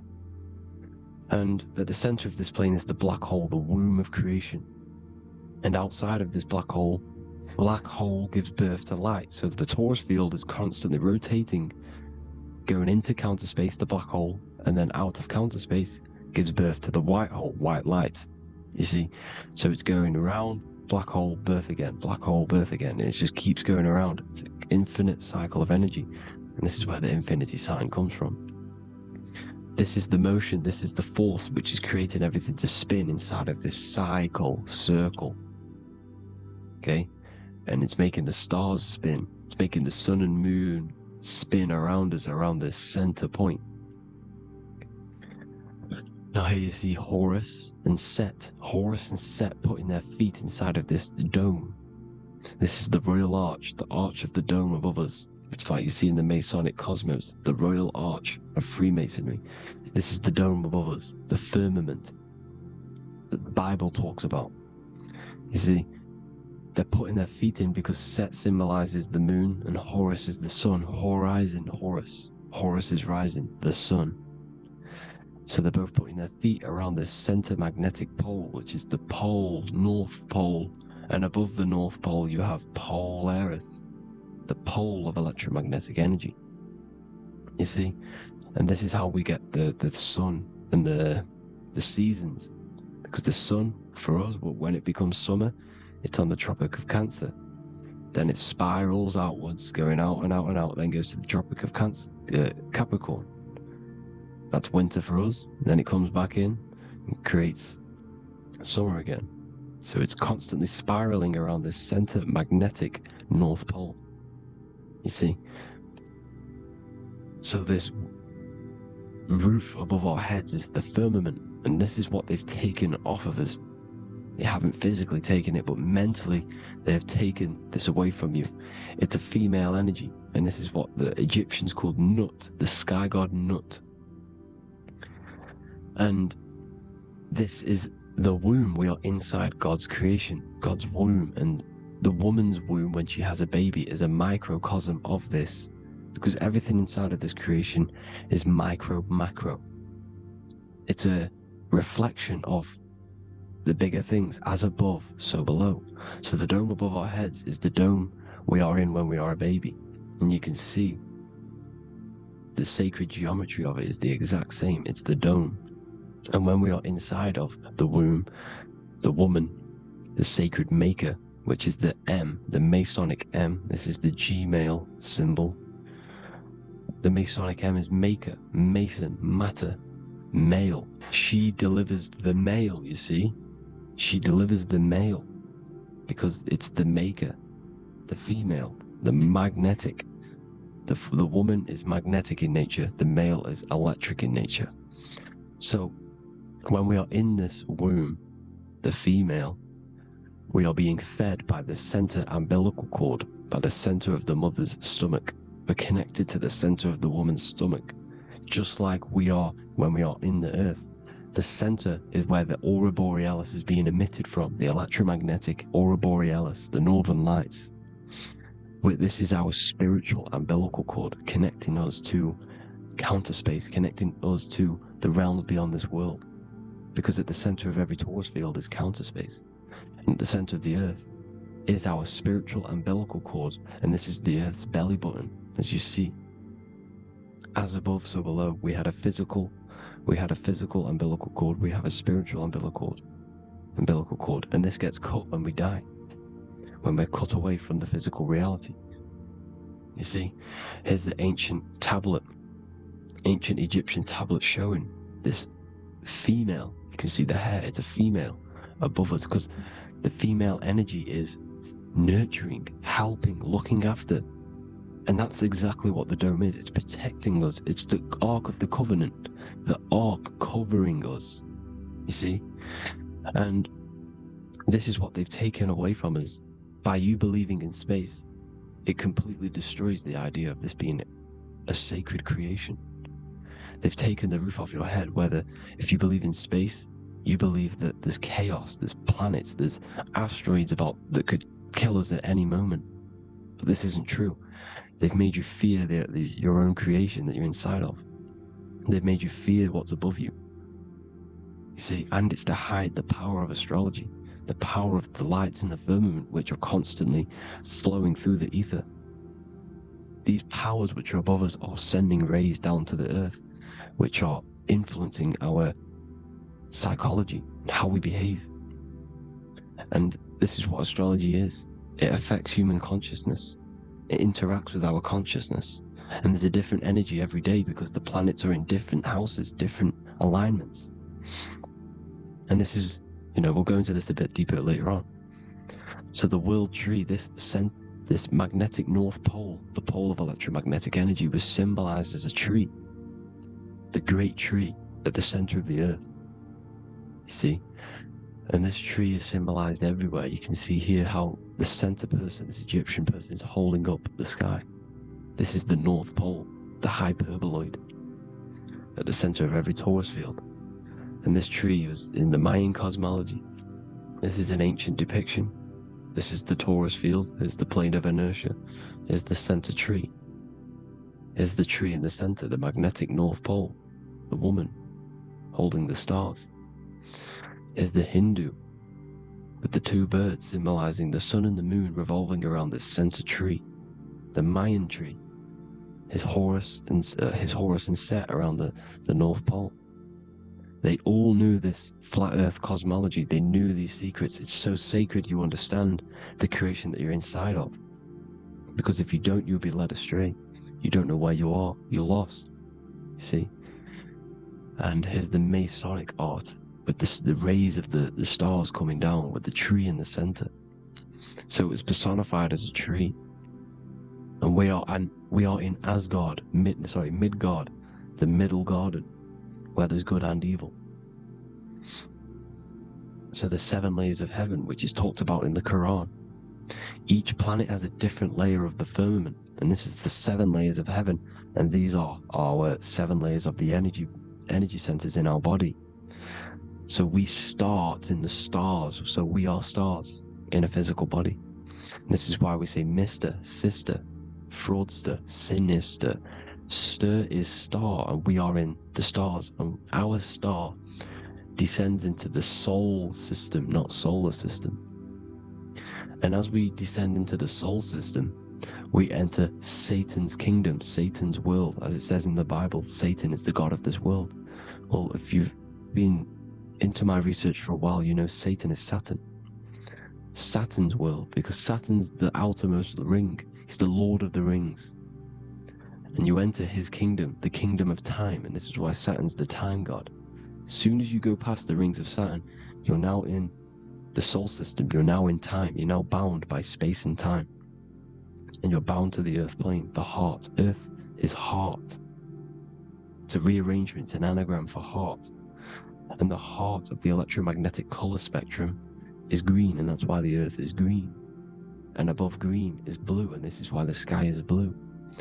In order to go to heaven on the macro scale, you have to go through the blue sky, through the 7 layers of heaven. In order to reach heaven in your body, whilst you're here, you have to go through the blue chakra to your head, which is heaven. It's micro, macro. Everything is micro, macro inside of this creation. It's an ancient, I think this is a French image, piece of art from the ancient French, with obviously the 7 layers of heaven, which they all depict. And notice how it's like a dome. We'll go into this dome symbolization, the Royal Arch of Masonry, which is next. But these 7 layers of heaven give us the 7 metals, the 7 days of the week, the 7 diatonic tones, the 7 chakras, the 7 everything. It's God's favorite number. And this is why the Masons use the G inside of the compass, because the G is the 7th letter, and God starts with G. You see? So it's 7. God is 7. Here's another depiction of the heart, the soul system, the 7 layers of heaven. La fermete. You see, la firmament, with the stars on the outermost layer. Here are the 7 planets: Jupiter, Mars, la Sophie, the sun, la Luna, the moon. So Saturn. So we are in the heart of this soul system. In order to ascend, we need to ascend up our chakra system, reach 144,000 hertz, God consciousness, the God man. You have to unfold God man, master of the mind, mastery of the mind. So what are the stars? The stars make everything unique. The stars are constantly rotating around the center, magnetic North Pole, the tornado at the center, which is stirring everything. It's stirring the ether. The center is the ether, and the 4 elements are born out of this ether. There's 5 elements: ether, spirit, water, air, and earth. The ether gives birth to the 4 other physical elements, which the whole of creation are made out of. About them 4 elements. 4 is the number of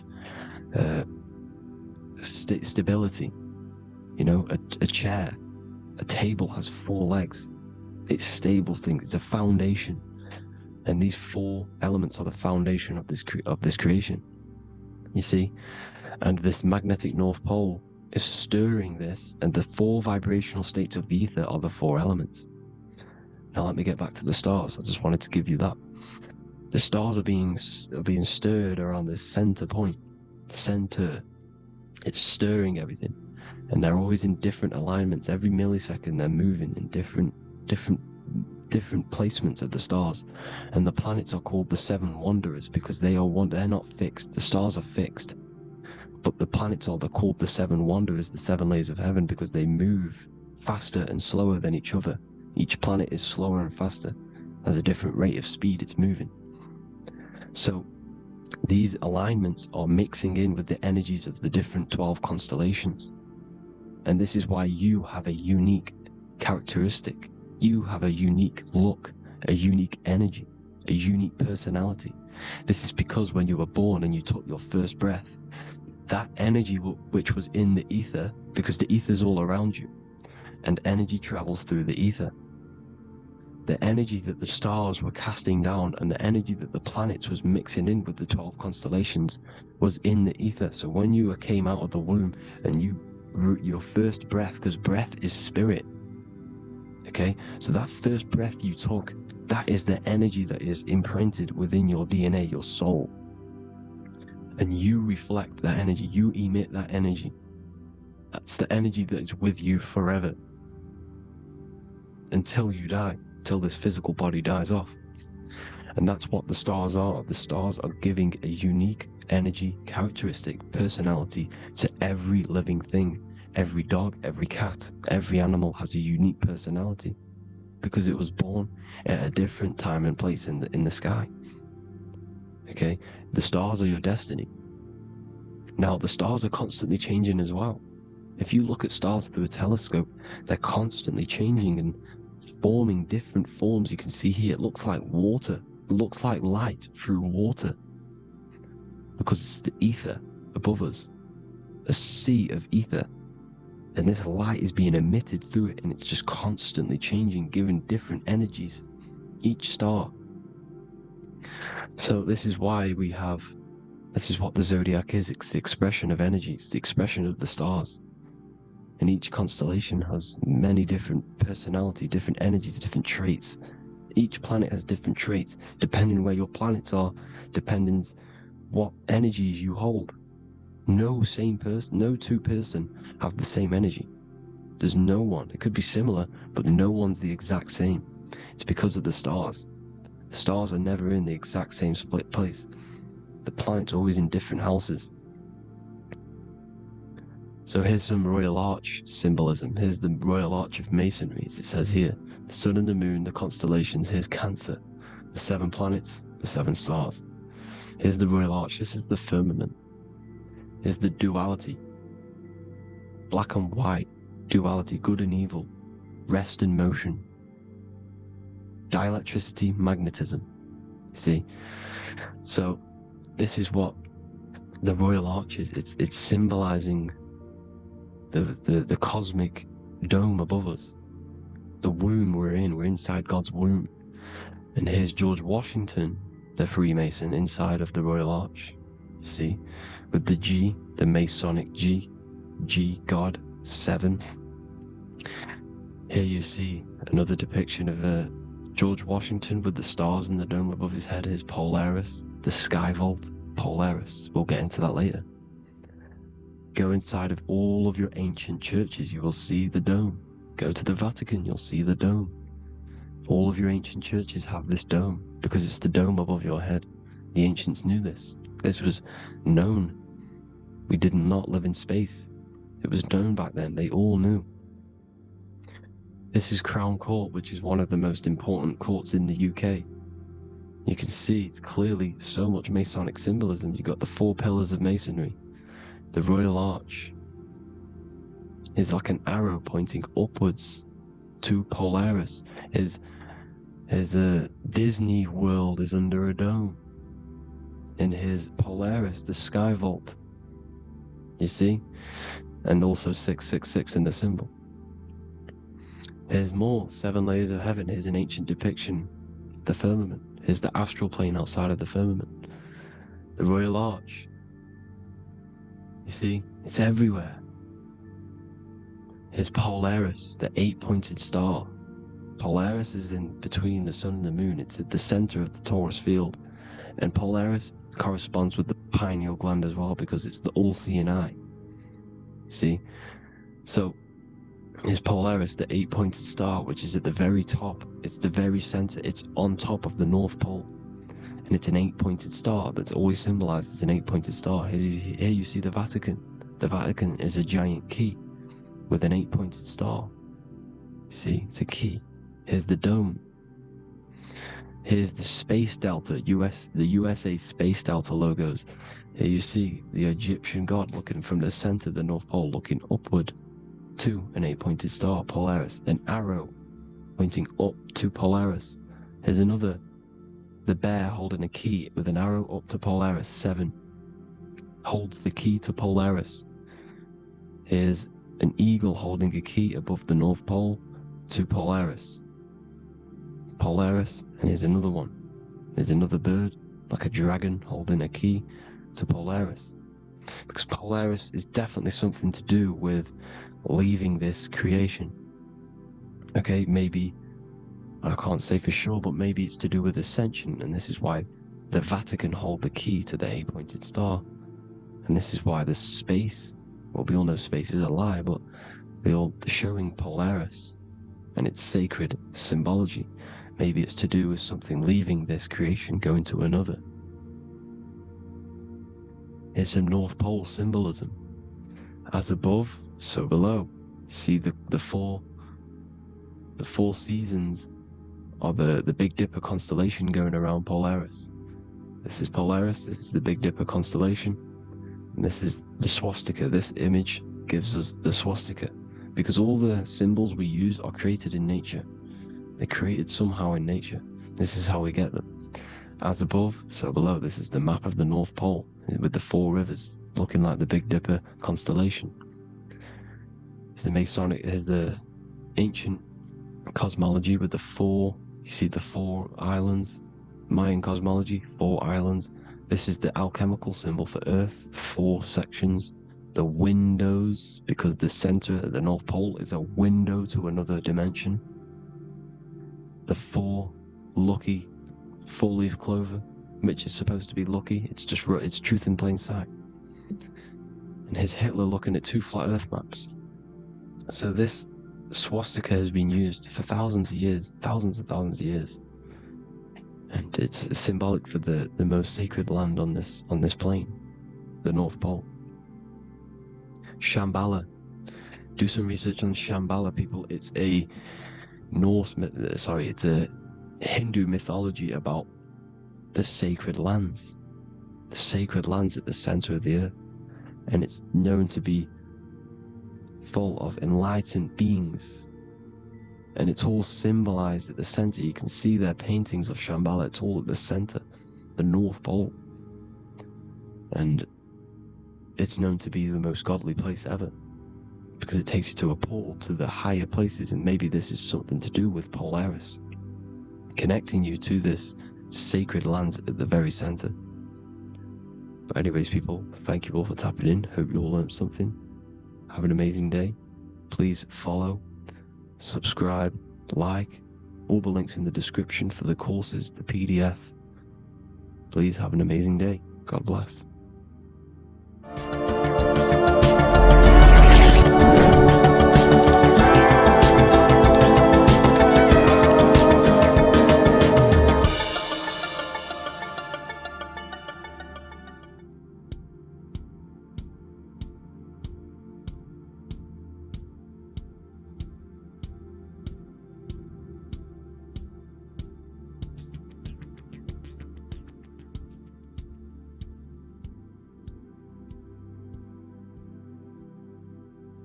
Welcome people, we're back with another video. I will now be keeping track of my YouTube and trying to upload every week. In this video we'll be talking about the chakras. The chakras are the 7 attributes of God, and they are the 7 planets. These are literally vortex portals within us that connect us to these vices and characteristics of God. Each one of these energy centers are a spinning wheel of energy which controls the cells and organs in that particular area of the body. For example, it's literally a mini brain for that area of the body. Each chakra has a vice which you need to turn to a virtue in order to climb up through the system. They work like a stairway system. You have to go through each chakra in order to unlock the one above. This process is turning matter into spirit, as you descended from spirit to matter. Saturn is Satan, that's why it's the lowest chakra, and that's why the devil is red, because red is the lowest vibrational color. When you are in these lower states of consciousness, you are in your animal nature. This is your physical side of your nature, and you are mainly being driven by your animal instincts or your ego. Moving back to your higher self or your spirit self is not an easy process. It takes a while. However, with discipline, consistency, and motivation, you can achieve this, and this is what the ancients called Christ consciousness. Once you have achieved this, it is basically a state of mastery of the mind. You no longer lust for the lower animal nature things. Now let's start with the root chakra. This is located at the base of your spine, and you can feel this chakra by tensing your anus. This energy center is in control of your survival needs, your vitality, stability and security. Now, if this chakra is unbalanced, you will feel insecure, fear, anxiety, unstable, low self-esteem, anemia, over or underweight, and constipation. In order to balance this chakra, you need to feel grounded, embodied, stable, calm, centered, a sense of safety and trust in yourself and the world around you. The next chakra is the sacral chakra, which is located around the belly button area. You can feel this chakra just by sucking in your belly. This chakra is to do with relationships, self-worth, creativity, empathy, and most importantly, sexuality. This is the most important one in order to start to raise your vibration overall, is giving up the over-sexualized nature. In order to balance this chakra, you need to come into harmony with all the toxic relationships that you have. Get rid of the fear, the anxiety, the isolation, and 100% get rid of the over-sexualized nature. Lust is one of the most lowest vibrations you could possibly feel. It is literally manifesting hell. In order to work on this chakra, you need to feel self-worth. You need to do creative things, empathy, healthy relationships, and 100% being confident. The next chakra is the solar plexus. This is to do with personal power, will, metabolism, eating, happiness, and your self-esteem and self-identification. You can feel this chakra just above your belly, below your ribs, and you can suck in this area. If this chakra is blocked, you will feel lack of confidence, difficulty in manifesting your desires, low self-esteem, misuse of power, misuse of dominance, weak will, and shame in yourself. Biggest one for this chakra is overeating, as it's to do with metabolism. If you are overeating, you are literally unbalancing a lot of your lower chakras, not just the solar plexus. In order to work on this chakra and balance it, you want to have a positive self-identification. You want to feel happy, a happy self-esteem, effectiveness to people, not overeating, and a strong willpower. Now for the heart chakra, one of the most important chakras. Chakra is to do with love, understanding, trust, hope, openness, compassion, balance, and forgiveness. The most important because your heart is the tree of life in the body. It is the center of the toroidal field. It is the most powerful chakra. Your heart is 5,000 times stronger magnetically than your brain. Once you have hit the heart chakra and you start surpassing the heart chakra, you are now turning matter into spirit, as the lower three chakras are dense and physical, and the above the heart chakra are turning to spirit. As you can see already, this is a hard and long process of working on yourself physically and internally. The symptoms of a blocked heart chakra would be lack of love or too much love, difficulty to accepting or giving love, lack of compassion, loneliness, and lack of emotional fulfillment. Finally, a lack of connection with a divine or to nature. In order to balance this chakra, the most important thing and the most powerful thing you can do is loving people, accepting and giving lots of love. Second most important thing to balance the heart chakra is balance. You need a balanced life. You need balance in all aspects of your life. Now for the throat chakra. This is a very important chakra as it's to do with communication. A symptom of this being unbalanced is a lack of self-expression and putting on a front all the time, acting with the ego. In order to balance this chakra, you need to constantly self-express yourself. You can't be putting on a front. That voice inside your head, you have to let it come outward. Don't just block it off with a wall. Self-expression will lead to you gaining friends who actually like you for being you, and not these fake friends that you have to put on an ego for. In order to balance this chakra, you need to express yourself, express the word that's within you. Don't be lying to people, don't deceive or be deceptive.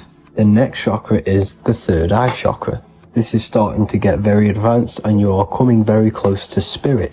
Just before we head on, I want to announce the PDF is now available, containing all the presentations I've ever made, all into a condensed 38-page PDF The link will be below this video for you to access. And if you want to learn how to create reality using your mind, how to attract your desires, how to get out of the situation you are in, the link will also be there for the Manifestation Mastery course. Now for the third eye chakra. The third eye chakra controls the pineal gland, which is your first eye. It's to do with your psychic abilities, channeling, telepathy, astral travel, visions, and connection to the higher self. You need all of the chakras aligned to get the full potential out of your third eye or pineal gland chakra. For example, if you're astral traveling and you fear something, you will be instantly shot back to your body. So you need to master all of the chakras before you go on and try and do these higher spiritual activities. Symptoms of the third eye chakra being blocked is lack of imagination, lack of vision, lack of concentration, blocked or clouded intuition, can't see the big picture, and especially overly reliant on logic and intellectual thinking. A good way to work on this chakra is imagining things, vision things, trust your intuition at all times, always follow that inner voice. Cut out the tap water which contains fluoride. Fluoride blocks the pineal gland. And cut out all junk food because all of this is affecting your pineal gland. When in meditation, you want to focus your eyes and your attention to the center of your head between the two eyebrows. This is where the pineal gland is located. This will help and awaken the pineal gland over time when you keep doing these meditations. Finally, for the crown chakra, this is to do with universal consciousness, all-knowing, enlightenment, cosmic connections, the God source. This chakra is blocked by being cut off from spirituality, plagued by the senses, being tricked into the five senses and being tricked into thinking you are the body. In order to work on this chakra, you need to feel grounded. You need to know yourself, your real self, the voice within you.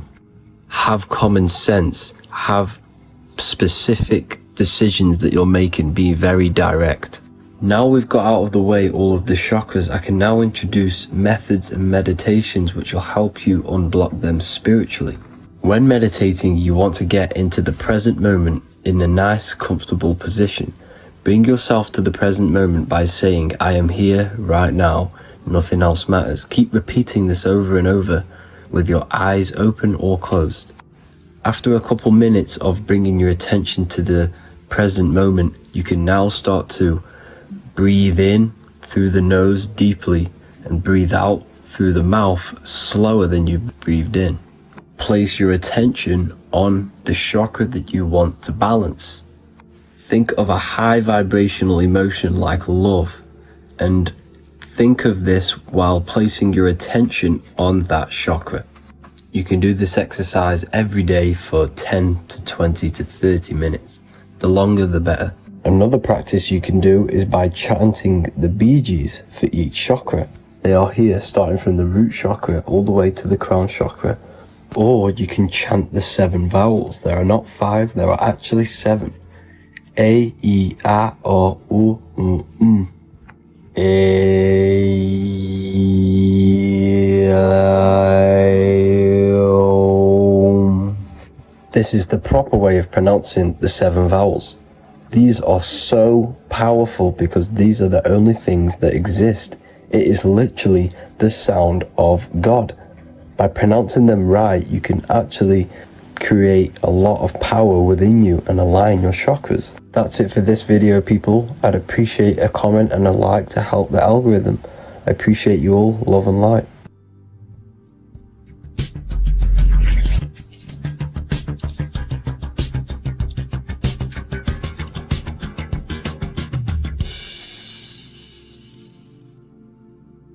Welcome to Revival of Wisdom.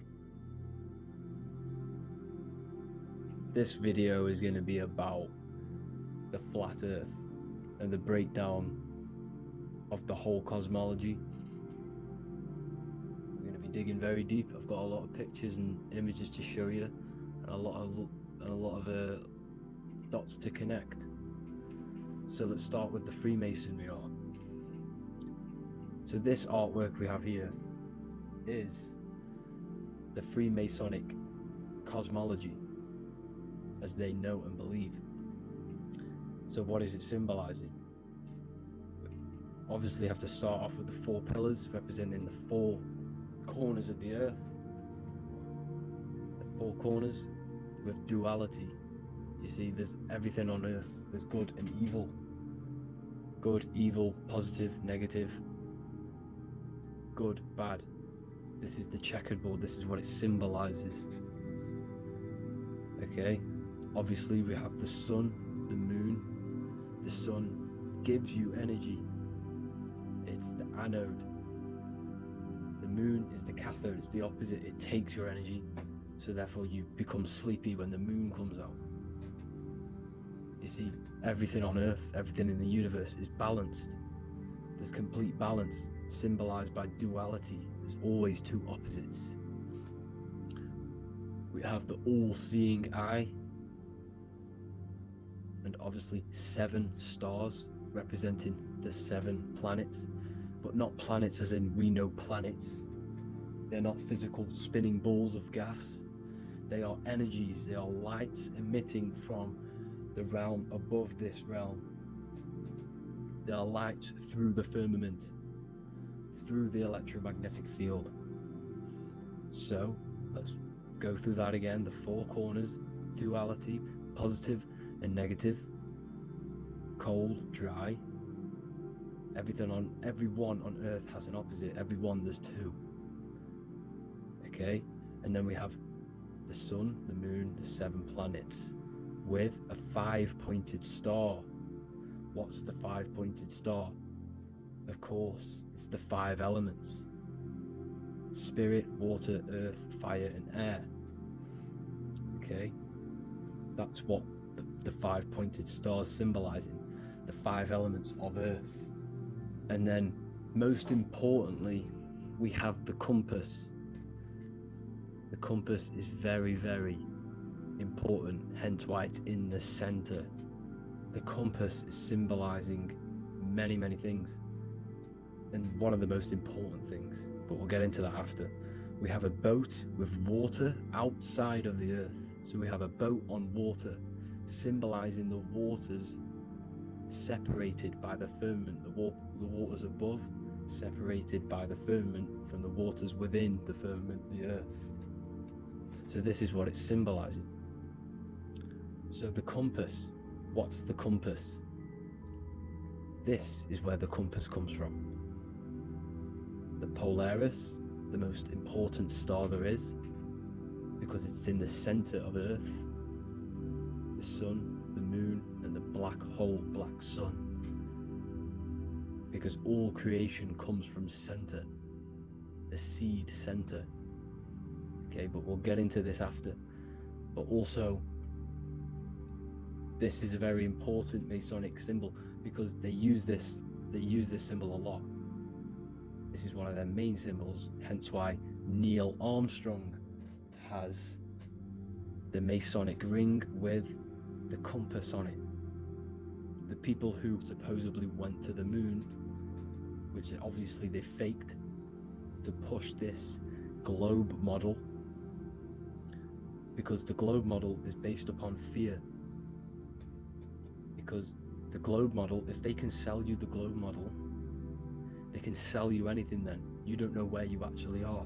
The globe model is to push fear upon the masses, because the globe model means there's not enough resources. There's also risks of asteroids hitting the planet. There's also risks of space extraterrestrial invasions, global warming, asteroids. You see, this is all the fear that they can gain of selling you the globe model. Okay, because they don't want you to know that this is an intelligent design. And also, they're hiding God, the creator, the source. This is why they are satanic. They are opposites. They are lefty, Lucifer, right, righteous, godly. Hence why they do the symbolism on their eyes, 666. This is another famous, what's it called? Sorry, famous astrologer, astronaut. This is another famous astronaut doing 666, showing that he's in the alliance of the occult. But even look at their 10th anniversary stamps. They have a Masonic compass on there. Also the Order Out of Chaos. Order Out of Chaos, double-headed eagle. Okay, the Order Out of Chaos ring, which they wear. So all of these astronauts are in the occult. They are lying to you. They are in with this order, this Masonic New World Order, whatever you want to call it. So let's break this compass down a lot more. Because as I showed you here, the center, okay, this is what the compass is symbolizing. Let's go into the North Pole map. This is from 1595. This is a rough estimate of where this map came from. It's from around the 1500s to the 1600s, maybe 1400s. There's not an actual set date on this map because obviously our history has been tampered with. But let's break down this map and the symbolism that they use towards this map, because this map is the map of the North Pole. Okay, so in the center we have the black rock symbolizing the tower, the pole, North Pole. And what's on top of the North Pole? Obviously it's Polaris, North Pole and Polaris. Okay, with the 4 islands around the center. Okay, 4 islands around the center. And this is what blew my mind, right? They say that Santa sounds similar. And if you look at this pole that's pointing to the North Pole, you see this line here. So this is obviously from the 1600s. What color is Santa? He's red and white. Just like this map pointing to the center is red and white, and Santa comes from the North Pole. So it's not a coincidence that they used red and white. They're mocking this map because obviously they took over after the 1500s, 1600s. They took over around the 1800s. So they're mocking this map with Santa coming from the North Pole with this red and white line to the North Pole.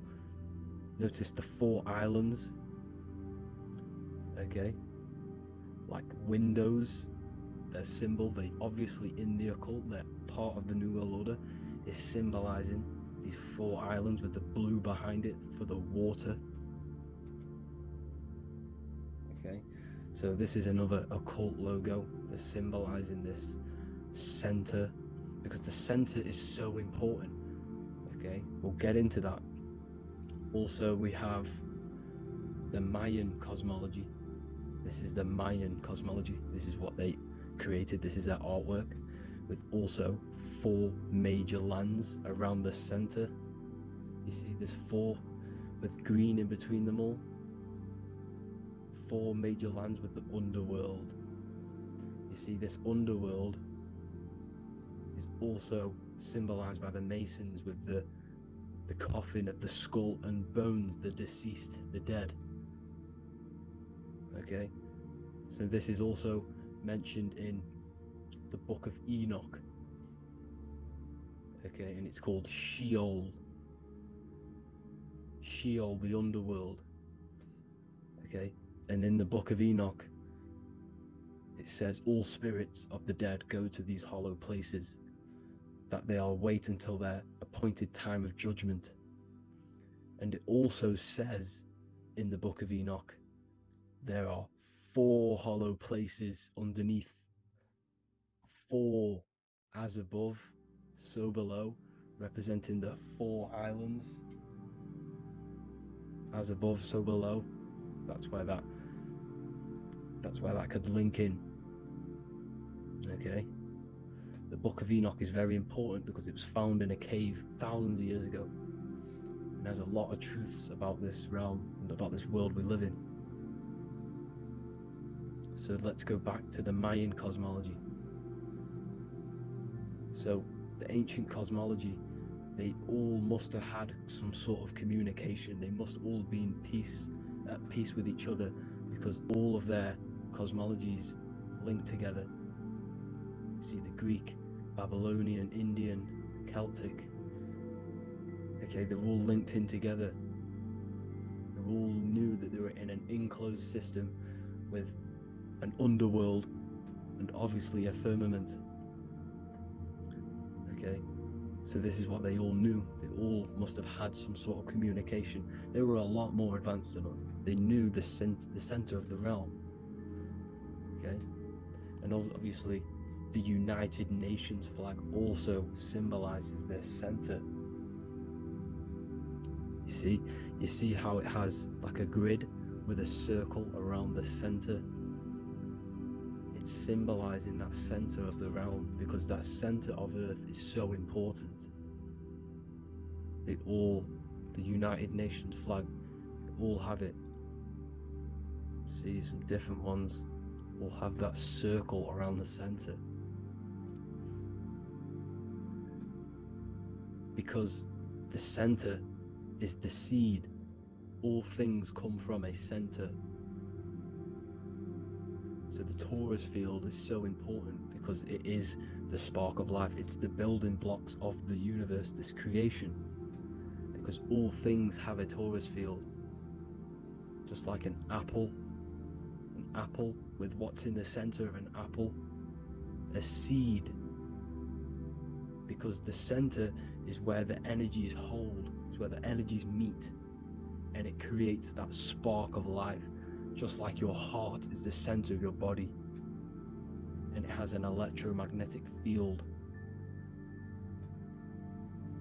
Because the center, all things come from the center. So this is why the North Pole is so important, because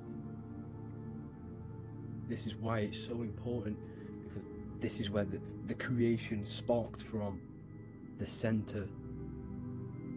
This is where the most electromagnetic energy is stored. So this is why the northern lights come from the center. It's electromagnetic energy. This is what the northern lights are. It's being emitted from this black hole in the center. Okay? And obviously what else is on the center? Polaris. Polaris is the center star. Okay? So the center star is what sits on top of this North Pole, Polaris, because it's a pole of electromagnetic energy, symbolized as a black rock, a black hole, pole. You see, because all creation comes from void. Light is born from darkness. Without light, darkness can't be born from light. You see, but light can be born from darkness. This is why darkness is so important. And this is why there's a black hole in the center of our realm, like the black sun. The black sun. The Polaris star, the North Star. You see, so this is this North Pole, Polaris. This is what they're talking about. And this is why compasses are an 8-pointed star, because Polaris is symbolized as an 8-pointed star. This is where a compass will point you to. It will point you to that center. So notice how a compass has this black hole in the middle, you see, and it will point you to this meeting point, the north, because in the center is the center of the torus field of the earth. This is where the most electromagnetic energy is. You see, everything gets sucked into the black hole. Okay, this whole reality is being projected from that center point just like your eyes suck in light. It's a black hole. Your eyes suck in the light of this light being emitted from this center place, this electromagnetic energy at the center, which is the seed of everything, of everyone. You see, just like an apple has the seed in the center in darkness, because in the center of the apple it's dark, it's black, it's pitch black, but that's where the seeds are, that's where the life is. But Polaris is so important because it's that center star which lines up. It is the pole, it's the top of the pole of the torus field. So Polaris would be here at the very, very top. And this is where the compasses point you to. And this is why the Star of Ishtar, the 8-pointed star of the Sumerians, also talked about this 8-pointed star, and it's called the Star of Ishtar. Okay, and who is Ishtar? Ishtar is the goddess. Okay, so she's not a male, she's a female, because every creation is brought through a female, a womb. Every single human on earth is brought through the womb, the sacred feminine energy, and the womb is pure darkness. There's no light in a womb, just like the center of our realm. It's a black hole. Okay, and guess what? She's the god of fertility and sexuality. She is responsible for all life.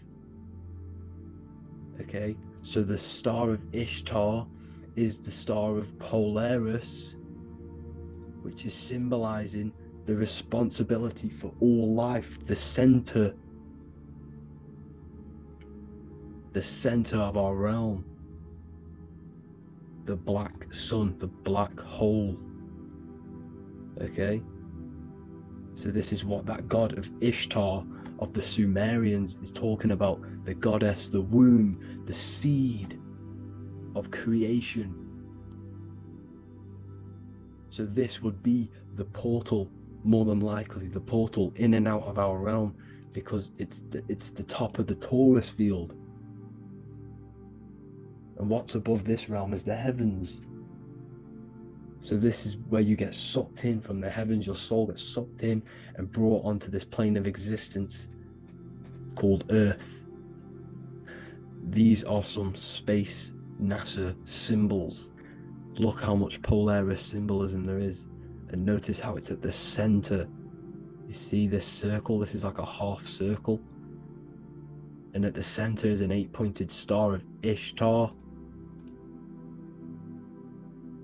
It's the same thing, it's Polaris, it's at the center. And notice on some of these, look, this one is a bear holding the key and an arrow pointing to the Polaris star, so that they hold the key to Polaris. Another one with like a demon holding a key to the what? Polaris on top of him. Also an eagle, which is a Masonic symbol, the eagle holding a key.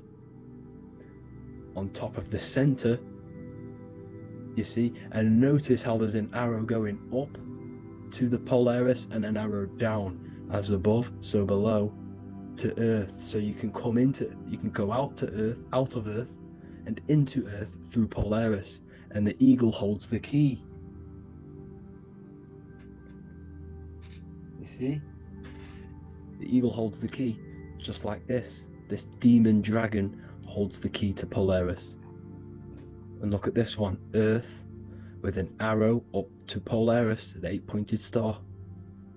So Polaris is more than likely that portal which the Anunnaki used, the Sumerian gods used, because the Anunnaki symbol is also an 8-pointed star. Okay, And like I said, that center is the seed of creation. The center is the black hole. Okay, just like your pineal gland is at the center of your brain. The pineal gland is at the center of your brain. And that's what connects you to that spirit realm, to the source. That's it for this video, guys. Thank you all for tuning in. I hope you all learned something today. Please leave a like, a comment, and please subscribe to the channel for more content. God bless you all.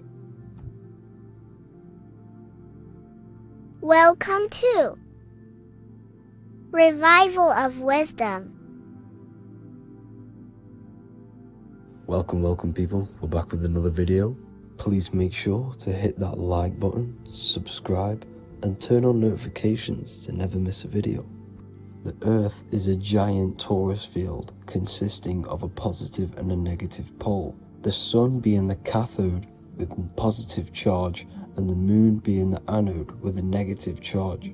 This is why the Sun rules over the day, giving you lots of energy, and the Moon taking your energy from you, making you go to sleep. Now, the plane that we live on is called the plane of inertia, and at the center of this plane of inertia is the North Pole. This is where the two electromagnetical energies meet. Now, this is where the most electromagnetic energy is stored. This is why all compasses will point north, because it's the most magnetic place in this reality. So the Sun and the Moon is spinning around this center point, which is stirring the ether of this reality and making everything move in circles, meaning this is a cycle. Everything's recycling itself. It's an organic simulation. The ancients also knew about this sacred land at the center of this reality, known as the North Pole. As you can see on this map from the 1500s of the North Pole, you can see 4 islands around this center black rock. Ancient civilizations like the Mayans, the Buddhists, and ancient Chinese also depict these 4 islands. The endless symbology of these sacred lands at the center has been going on for thousands of years. These sort of secrets are now kept by the elites, but as always they have to show the truth in plain sight, and this is what they are doing with the Windows symbol and also the Wizard of Oz. Now in the Wizard of Oz, as you can see, there's something called Munchkin Land. Munchkins are these unusually short people. Then on the ancient 1500s map it says Pygmy, and then the Pygmy people in mythology are also these unusually short people. Just like Santa and his elves, they come from the North Pole, and elves are these unusually short people. These stories that we are told about Santa and Munchkins are putting truth in plain sight about this sacred land. This sacred land at the center of the earth is where the aurora borealis comes from and is being emitted from this black hole in the center, also known as the black sun. The aurora borealis is the Earth's aura, hence why it has the word aura inside of it. It is the life-giving essence to all life within this realm. As this dualistic reality we live in consists of both physical and spiritual, the black sun is like our sun for the spirit. It's our spiritual umbilical cord, connecting us to the spirit realm. And the rising sun is the opposite. It's our sun for our physical 666 carbon suits, known as our human body, our physical aspect. As it states in the 40,000-year-old emerald tablets, deep in Earth's heart lies the flower, the source of the spirit. The flower of life is as thine own place of spirit, and streams through the earth as thine flows through thy form, giving off life to the earth and its children. So the North Pole is the core of this spiritual reality, and the closer you get to it, the more spiritual and lucid it becomes. So the elites have covered this up in order for us to forget the true nature of this reality. And they did this cover up by introducing the globe model. Nicholas Copernicus was around in the 1400s and he introduced the globe model. As you can see, he is a Freemason. He depicts himself with a globe and a Masonic compass in all of his paintings and portraits. Galileo was also a Freemason, as you could see in all of his portraits with a globe and a Masonic compass. He was also a massive part of introducing the globe model after Nicholas Copernicus. So yes, the globe model was a spiritual and political move to gain more control over the masses. After the globe model was then introduced, they introduced the theory of evolution by another Freemason, Charles Darwin. See how these two theories go hand in hand? They both degrade humanity and they make you confused of where we actually came from. By hiding the true form of this divine creation and hiding the true power of each and every one of us, they maintain control over the masses. Now this is order out of chaos, known to be the 33rd degree slogan of Freemasonry. Now this is the Masonic cosmology, and as you can see you have the checkered board for the duality, the 5-pointed star for the 5 elements, the 4 corners for the 4 pillars, the all-seeing eye which is Polaris, the sun, the moon and the 7 stars. So even Freemasons are taught the flat earth cosmology and the true form of this reality. Now the true nature of the sun, the moon and the earth is shown and reflected through the Masonic compass. The Masonic compass is the sun, the moon, Polaris at the top and the black sun at the bottom. It makes sense why all the scientists who introduced the globe model all used the compass and the globe together, because it's truth in plain sight.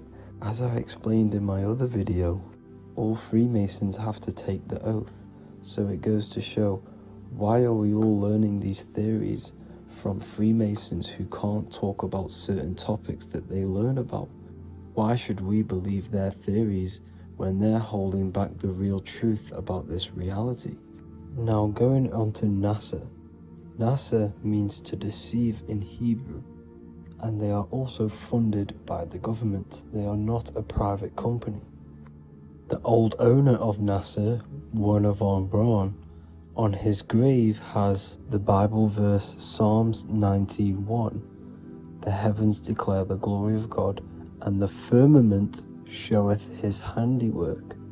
Now why would the owner of NASA put this on his grave? Seems a bit suspicious to me, alongside with the NASA astronauts are all Freemasons. And not to mention the countless mistakes they've made on their live videos in space stations, the moon landing, and the CGI footage of the Earth, which is obviously photoshopped. Just by tricking the masses that they live on a spinning ball, the elites gain the perception of the masses. Not only does it hide the divine creation we're inside of, it hides the divine spark within you. It hides the creator, the source. And by believing in space and we live on a spinning ball, it makes people come to the interpretation of that we are a coincidence and we do not have any purpose. And of course this is false. When you come to realization that we are all a divine creation and we can create our own divine life in this reality, life becomes more sacred and you start to enjoy little things. The elites want you to believe everything exists only in the 5 senses. They want you constantly looking outside of yourself because they know that will keep you on lower states of consciousness. Now this brings me to our next point. By tricking the masses into the heliocentric model, the elites started to advertise aliens in the movies, in cartoons and magazines in the late 1940s. Now this is subconsciously programming us about aliens and extraterrestrial threats, which then they can use to their advantage. And this is something called Project Bluebeam. They are more than likely going to fake an alien invasion to push this 2040 agenda, which is for one government and one ruling currency. That's it for this video, guys and girls. Hope you all enjoyed. Please make sure to leave a like and a comment. God bless you all. Welcome to Revival of Wisdom. Welcome people. We're back with another video. Please make sure to hit the like, the subscribe button, and turn on notifications to never miss a video. The Vatican is a giant key from a bird's eye view, and it also contains an 8-pointed star. The Anunnaki Sumerian gods also depicted this 8-pointed star. The sky god Anu from the Anunnaki also uses the 8-pointed star for his symbol. And even Freemasons depict an 8-pointed luminary with a ladder and a key. This is symbolizing the key to ascension up to the 8-pointed star, which is Polaris. Polaris is always depicted as an 8-pointed star. Polaris is the standstill star at the very center of our realm, which is perfectly aligned with the North Pole. The Earth is a giant torus field, and at the center is where the most electromagnetic energy is stored. This is why all compasses point to the north. Hence why a compass is an 8-pointed star, because it points you to Polaris, which is the North Pole, the center of this realm. The 8 points of the 8-pointed star symbolize the 8 points in space and time. So yes, Polaris is the portal which you ascend through if you outgrow this consciousness by aligning your chakras. Our earthly realm is a macrocosmic reflection of us, and we as humans are the micro reflection, with the earth containing its 7 chakras as well as us. The North Pole is the 7th chakra, which is the crown chakra. So the key to ascension is held by the Vatican, hence why it's a giant key, because they mislead the masses through their religions, which teaches the masses to look outside of themselves. As stated in the 20,000-year-old emerald tablets written by the Egyptian god Thoth. On Earth, man is in bondage, bound by space and time to the Earth plane. Encircling each planet, a wave of vibration binds him to his plane of unfoldment. Yet within man is the key to releasement. Within man may freedom be found. So the 7 planets are associated with each 7 chakras. The lowest chakra being the root chakra, which is associated with Saturn. This is why the elites love Saturn and reflect it in all of their symbols, because the chakras are an ascension of spiritual principles, starting from the material and ascending up to the spiritual, the crown chakra.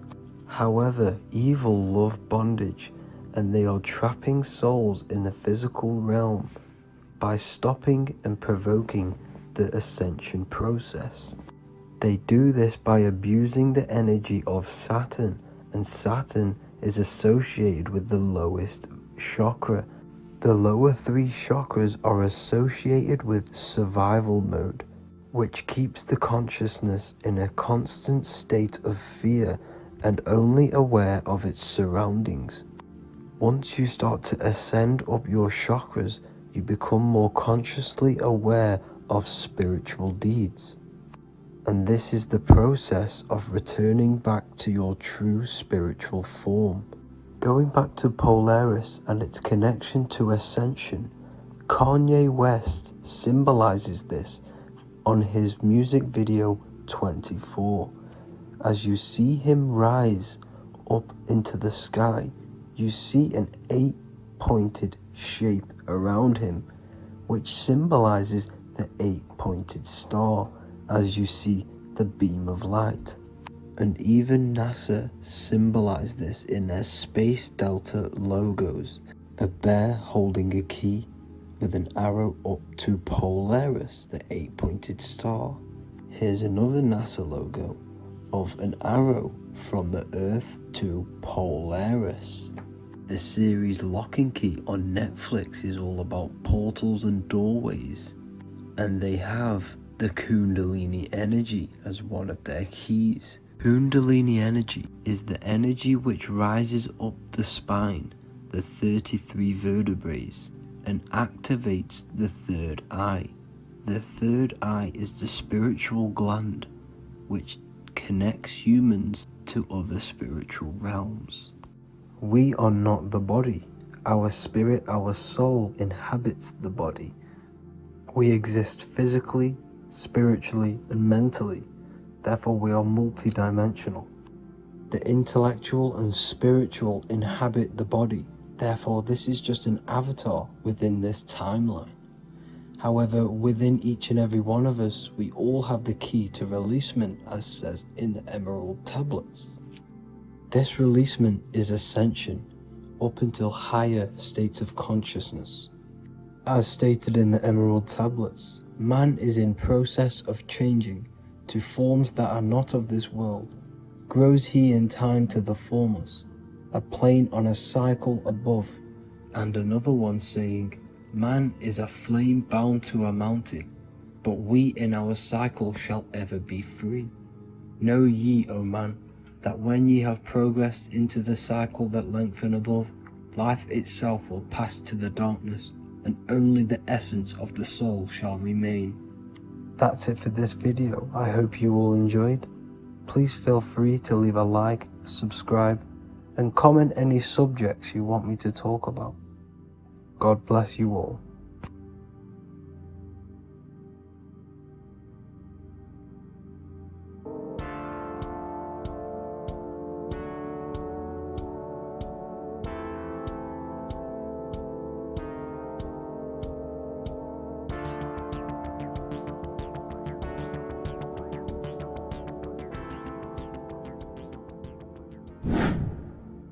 Hello and welcome to another video, people. Before we start, please like, comment and subscribe if you wish to see more content. Today we're going to be talking about the mental universe and how everything is mental. This is the #1 law on the Kabbalion. If you've never read that book, it's called The Kabbalion. A very good book. It's the first law because this is the most important thing you need to understand. Is how everything exists within the mind. Behind every single one of these eyes is the same consciousness expressed in different bodies. The mind is what gives perception to what you're experiencing. Behind every single one of these eyes is the exact same consciousness, but the brain that they inhabit is giving them a different perception, a different being, a different body. Now, this is the difference between humans and animals. Humans possess a advanced consciousness, an advanced mind that gives us the ability to be aware of ourselves mentally, physically, and spiritually. We can reflect on ourselves.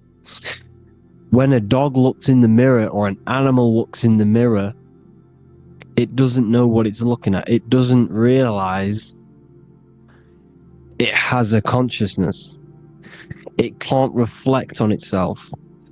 It can't say, I want to improve in this area. It doesn't have that consciousness. We have a divine consciousness. Take away the N for divine, and you get with a D, put it with a D, you get divide, because we have a divided two-way consciousness. An animal only has one.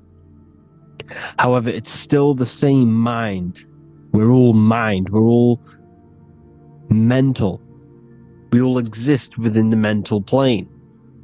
Look at this person walking. The body, the brain, is sending electrical signals through the 12 cranial nerves, which the 12 disciples, that spread the gospel of Jesus, right? You have 12 cranial nerves in your brain. There are 12 disciples which spread the gospel of Jesus. Jesus represents the mind, the intelligence, the invisible intelligence that we all are, the same intelligence, the same exact consciousness, which then sends a command into the brain. Then the brain sends these 12 electrical signals through the 12 cranial nerves to control the rest of the body through the nervous system. This person walking is not, the body is not walking. The mind is telling it to walk. And the brain is it's a supercomputer which is decoding these demands given to it by the mind. Because the pineal gland will have something to do with the ether, because the ether is physical and non-physical. The mind is sending the commands through the ether to the pineal gland, which is then getting broken down into electrical codes within the brain and sent throughout the nervous system to control the body. And this is why in the Sims simulation, because the body's the simulation to false reality, it's the fake reality, it's not the real you. You are formless. There is no form, but the third dimension is a dimension within your mind. Matter, mind, light is all a product of your mind. It's all in the mind. Now, this is why The Sims has this green little diamond on top of the head. Because this is you. This is your invisible intelligence controlling the character. Okay? It's controlling the character. And this character is in the world. Your consciousness isn't in the world. The world exists within you, but the body is a vehicle for that realm that you land in. When you have a dream, your mind transcends this body into another body, duplicates your body into another unite. Unite is one. We're all one. It's all one universe, expressed in many different ways, infinitely. And the vehicle that you land in is the body to operate in that realm. This is the all-seeing eye, as you see here. The eye, this is all the intelligence. This is the ball of consciousness, God, expressed in different bodies. We're all this same one in different bodies, as you can see here. And this intelligence is expressing infinitely throughout the universe. An infinite universe. There's no beginning, no end. There was no beginning of the universe. There is no end. It's infinite. Always has and always will. But the mind is what gives you the ability to explore the universe, to make perception of it. We are God in disguise. We are God in disguise. We are God in flesh. But the body can become attached to the mind, can become attached to the body if the mind is not aware of itself. When the mind is that blinded by matter, and we lack knowledge and understanding of what we truly are, a formless, infinite being, a traveler. This is why Freemasons are called Freemasons. Mason means traveler. Free. You're a free traveler because your consciousness is a traveler of the universe. When we lack understanding, our mind bounds to the body because we don't separate the body with our different layers of consciousness. When we separate them and identify that we are mind, body, emotion, you then can apply this knowledge to when you want to astral travel and explore the different realms of your mind, because the mind is the universe. People, this is what we need to understand. The mind is the universe. I am you and you are me. This is the Egyptians showing you this. The Ankh is the symbol of life. This is the one ball of consciousness, mind, giving it the Ankh life to all the different life forms. The cows, the birds, the snakes, and the big Ankh given to the humans, because the humans are the most intelligent. We have the most advanced consciousness. We have the most advanced consciousness. This is why the one is giving a big Ankh to the humans here. Here you see it again. This is not the sun. This is also showing Ankh giving out its life to all things infinitely. And this is the Most High.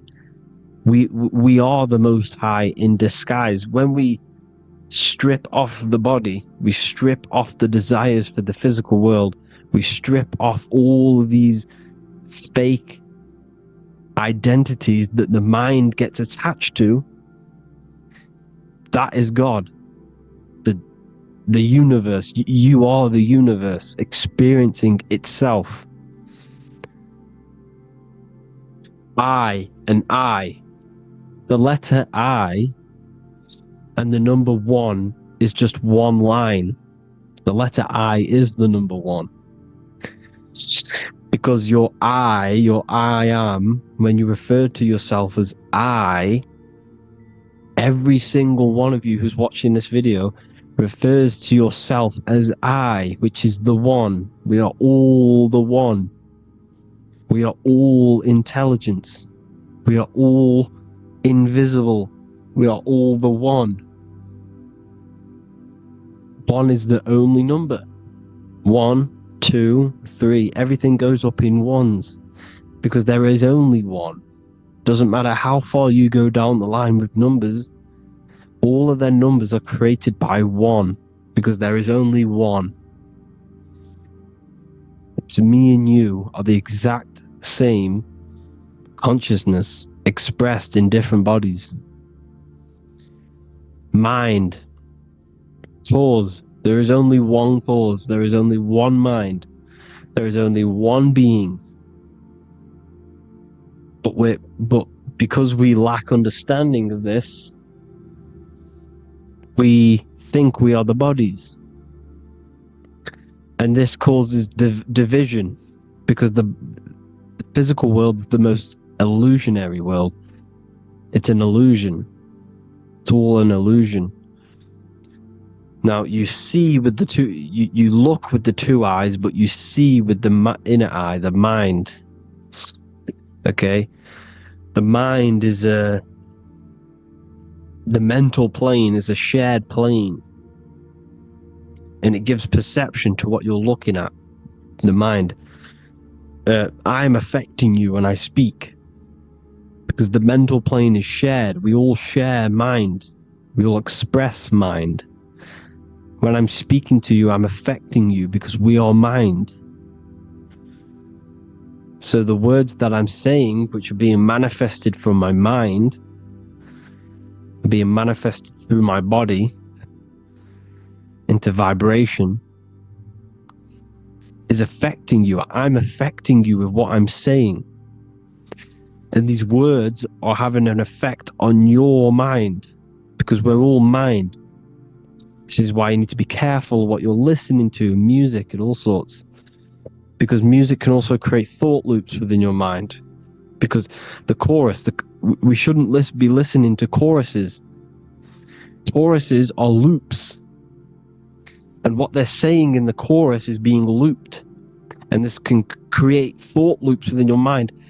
Go and listen to an old song that you used to listen to about 5 years ago, 10 years ago, 20 years ago. Go and listen to an old song, and you guess what? You will get nostalgia. Why will you get nostalgia? Because that song will trigger the thoughts that you were thinking in that time of listening to that song. So songs with choruses create thought loops, and they reprogram your subconscious mind. It's important why music is very powerful. Mind and mind, same word. See, language is the truth, people. This is why I use language in all of my presentations, especially the English language. It's riddled with occult truth. I is my me, I, you and me, or I, one. We are not the name, we are I. Every single one of you is I, because we are all the one, all mind. Now, the only thing that is truly mine is my mind. When you say something is mine, it's an illusion. It's not yours. The only thing that is mine is mind, my mind. Okay?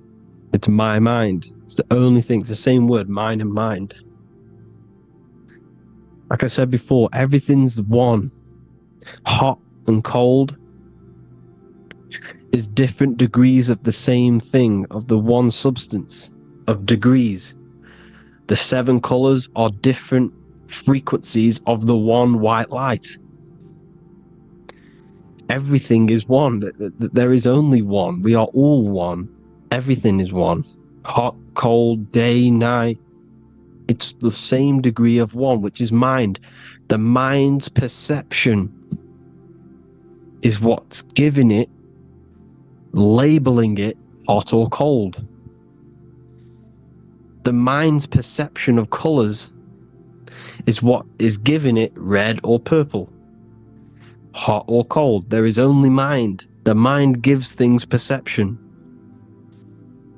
There is only one, that is mind. The conscious and the subconscious mind.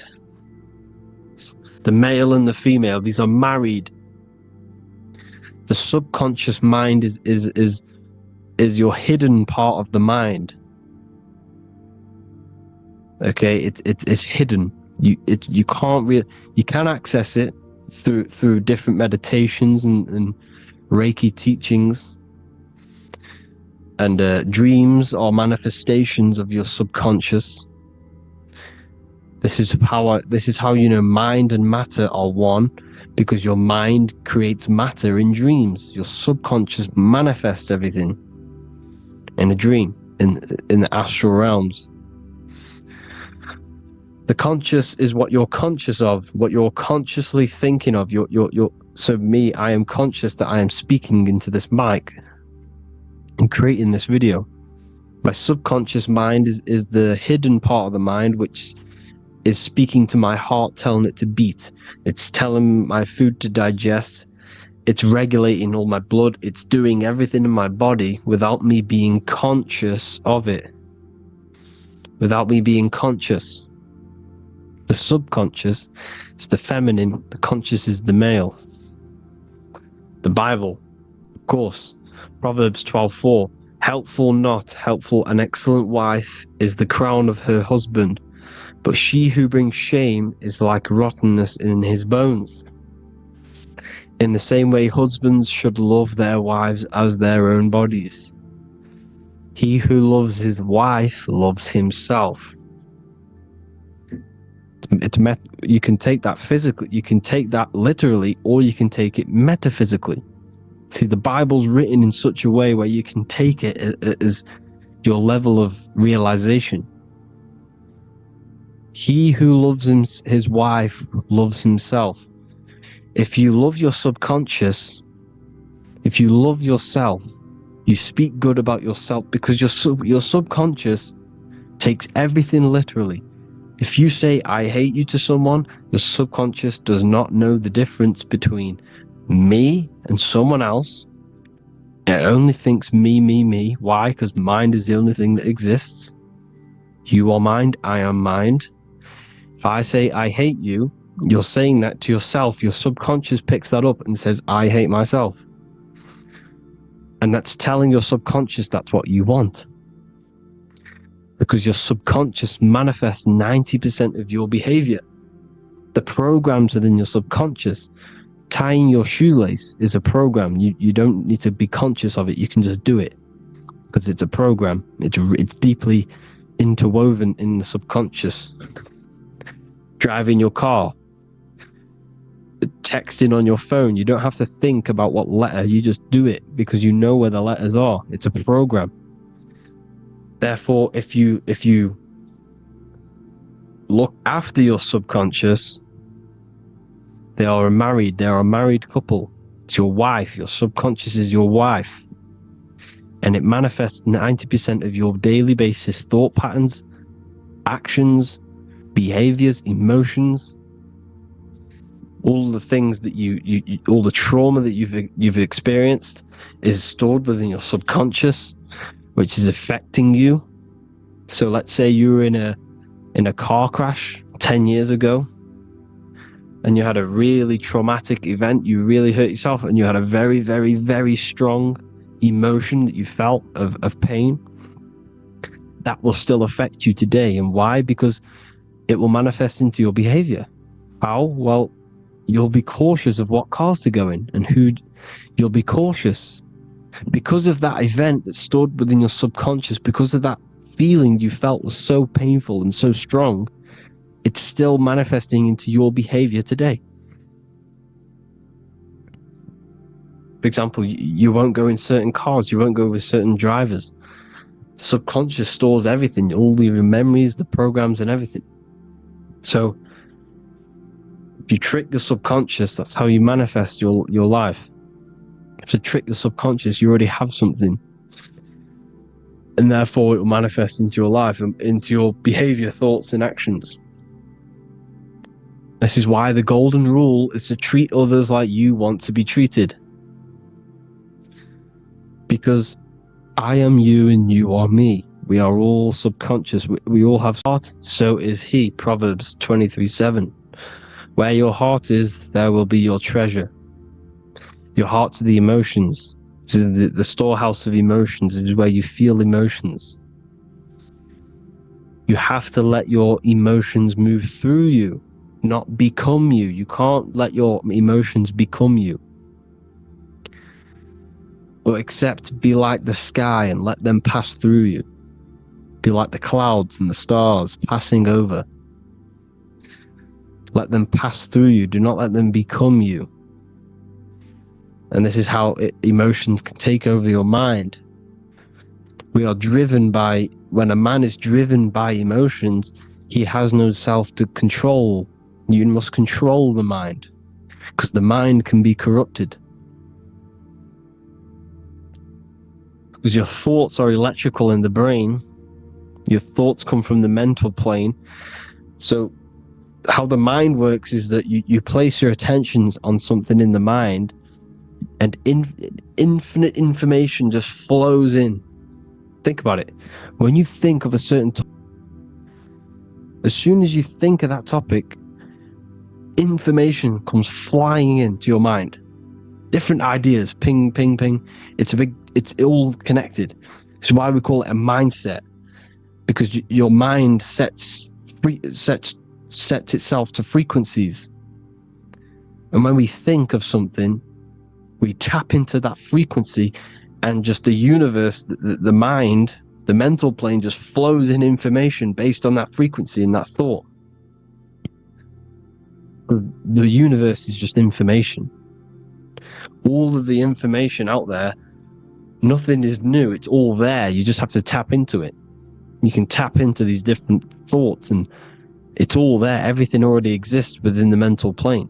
You don't think anything. You receive thoughts. We all share the mental plane. We affect each other. I'm affecting you. Speaking, listening to me is affecting your mental plane, your mind. The physical plane is the lowest plane. It's the world of effect. Everything you see in the physical plane is the effect of mind. Like I said, the person walking is the effect of their mind telling the body to walk. The physical plane is the lowest dimension of your mind.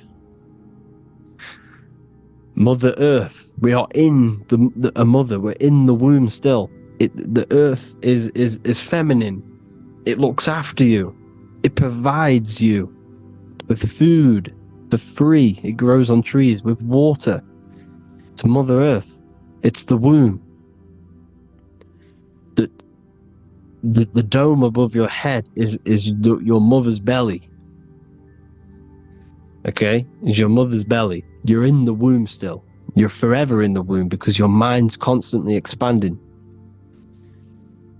Because when the baby's mind figures out that there is a reality outside of its mother, starts to hear the people on outside of its mother, what does it do? It figures a way out of the mother, and it becomes born again in the water,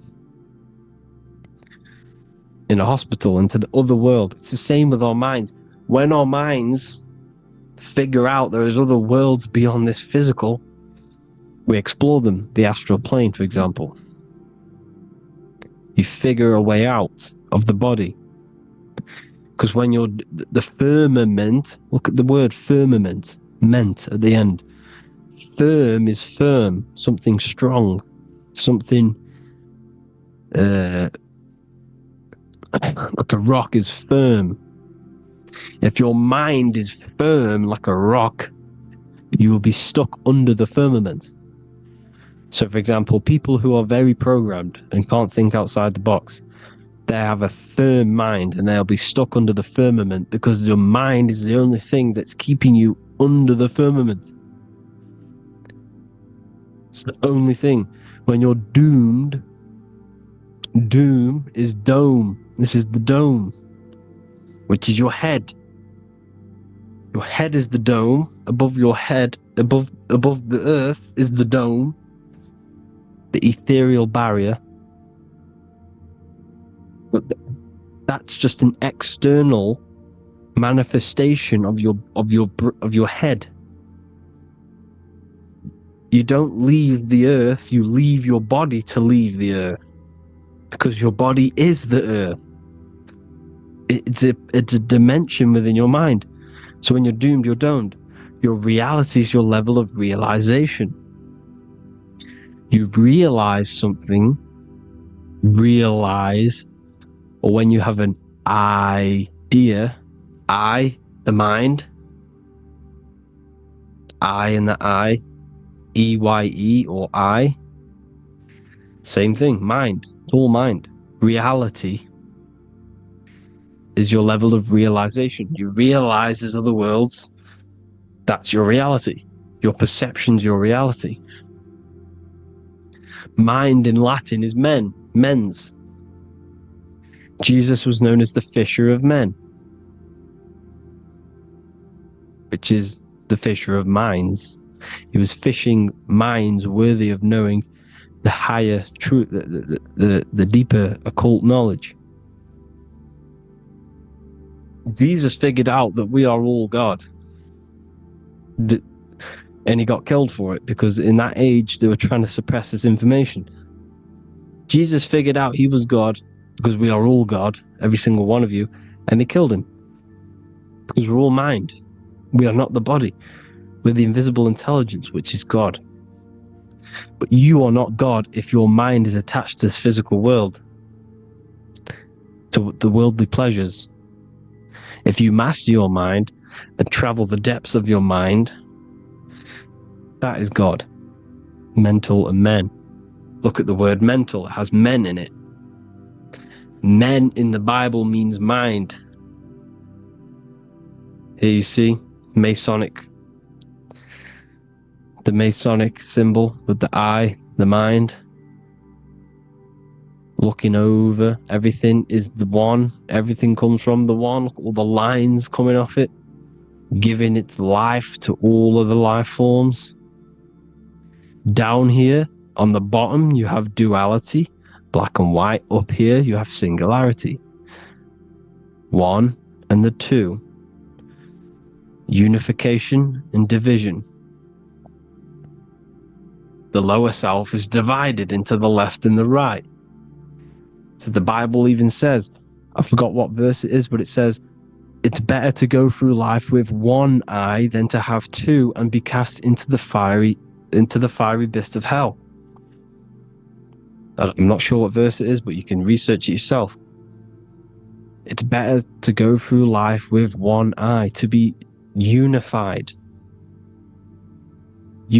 consciousness, dimension. No brainer. The language tells you the truth, people. Dimension. The dimensions are in your mind. Entertainment. Entertain the mind. Disappointment. It's all in the mind. Environment. The environment that you are in is a product of your mind. Within, rearranged spells high twin. Within is your mind, and your external world is mirrored from the decisions you make in your mind. Advertisement, commitment, it's all mind, everything is mind. Everything. So, this is important. The collective thoughts and collective beliefs. The collective, because we all share the mental plane.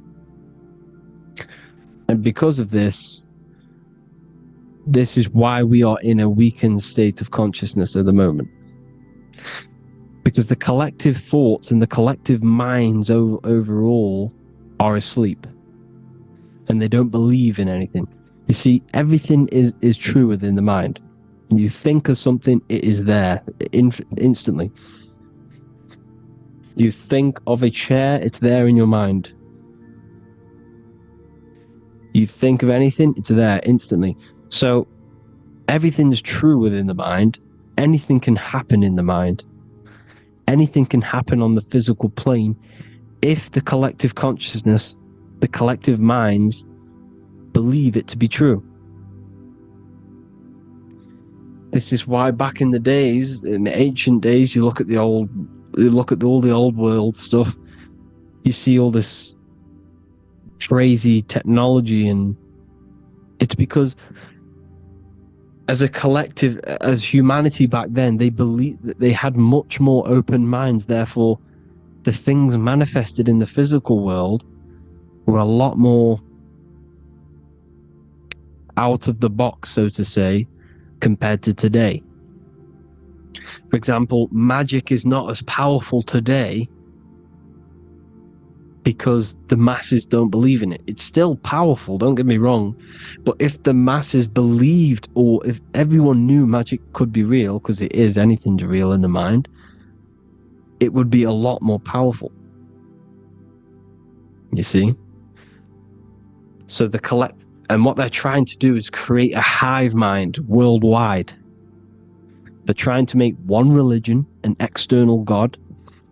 What happens when you worship something external? You give energy to it, because where attention goes, energy flows. Where your mind gives attention to, energy goes there.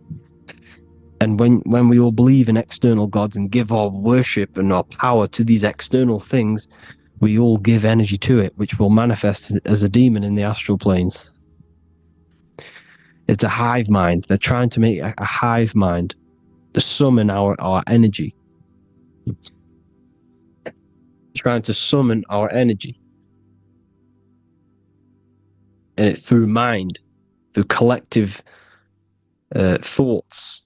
The hive mind. They want one religion, one government, one currency, one belief system.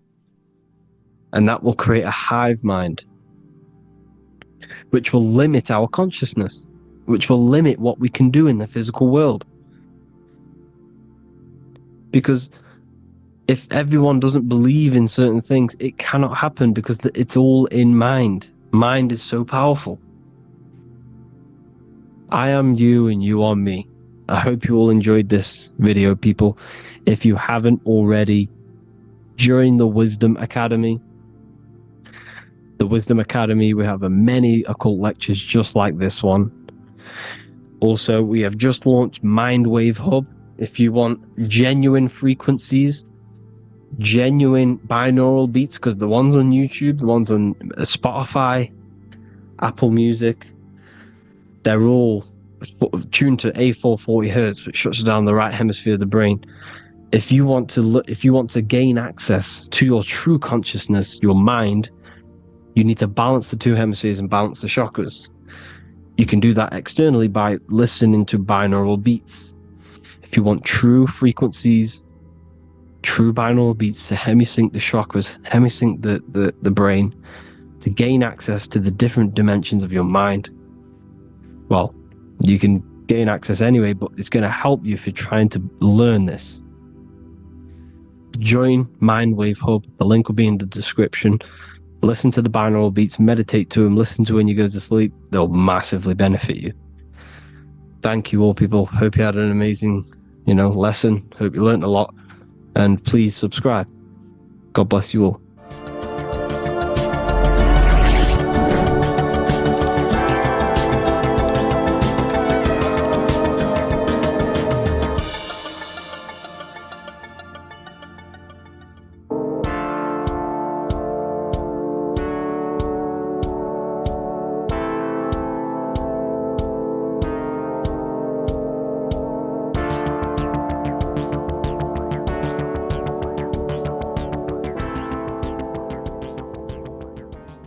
Welcome back everyone to another video. Today we're going to cover everything that you need to know about the mind, starting with the two aspects of the mind, the conscious and the subconscious. The male aspect of your mind is the conscious. This is the 10% of your mind. The conscious part of your mind is only aware of everything around you, your vision, your sight, your smell, your taste, your hearing, and your current state of emotion and thought. Every thought that you consciously think about has an emotion directly attached to it. That emotion is then impressed onto the subconscious part of the mind. The subconscious part of the mind is the female aspect of your mind. It is also a whopping 90% of your mind. Subconscious mind is controlling all of the subconscious processes which happen within your body.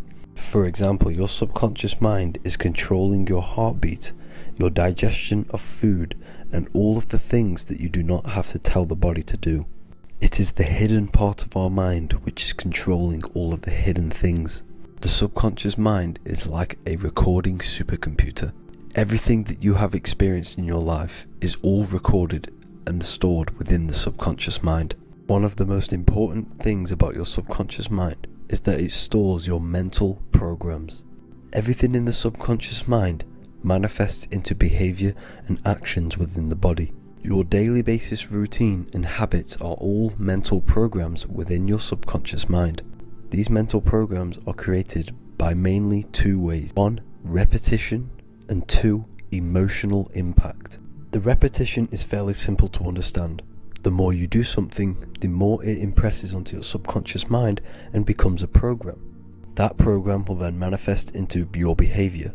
However, with the emotional programs, they work a bit different. The stronger that you feel an emotion, the stronger it is impressed onto the subconscious mind. And then that emotion becomes a program. For example, you had a very traumatic moment happen when you were a young child. The emotion that you felt was so strong in that moment that it impressed into your subconscious mind so hard that you can recall that moment like it was yesterday. That traumatic event that happened to you when you were young will still manifest into your daily basis behavior even to this day. However, it manifests subconsciously. For example, if you were in a car crash, you will be wary to enter cars with certain people. All because of that traumatic emotion that you felt and impressed onto your subconscious mind. Another example of the subconscious manifesting into our behavior is posting on Instagram. Most of the time, the reason why you post is because your subconscious mind is seeking gratification. So before you actually do something, question yourself and find out the root cause of why you are doing this. Another thing that you need to understand about the subconscious mind is that it takes everything you say and hear literally. So for example, if you go and say, you are an idiot to someone, your subconscious mind will only pick up the word idiot. It only knows yourself. It doesn't know anyone else. You are casting a spell on yourself just by saying that to someone else. This is why the golden rule is to treat others like you'd like to be treated. Now, you can rewrite these programs which are already in your subconscious mind. However, it does take consistency. You have to change these programs which have been running for years. And by changing these programs, you change your behavior, because these programs manifest into your behavior. The best way to do this, personally, is to listen to affirmations first thing when you wake up in the morning, and do this for 10 minutes every single morning. Then at night time, you want to think and feel that you are becoming the reality that you desire. The more that you feel this reality, the more it will become a program and impress your subconscious mind. For example, you're trying to gain financial freedom. If you trick your subconscious mind into creating a program saying that you are financially free, this will manifest into your behavior. You will start doing more work. You will start looking for ways to make money. Your mind will be set on the frequency of money and financial freedom. Therefore, you will receive thoughts based around this program. If you take enough action, your life will dramatically change because of this program that you created in the mind. This is why we call it a mindset, because your mind is a frequency tuner which sets its frequency onto different thoughts, because thoughts are frequency. If you fill your mind with a specific frequency, you will gain thoughts and ideas based around that frequency. To create a stable mind, you need to master your emotions. You need to change your mindset. Everything that you experience is neutral. Based upon the mindset that you see it, you either give it a positive or negative charge. By understanding this deeply, you will then control your emotions. I hope you gained some wisdom and enjoyed this video. Please, if you can, leave a comment and a like, and subscribe to the channel if you like this content. Love and light to you all.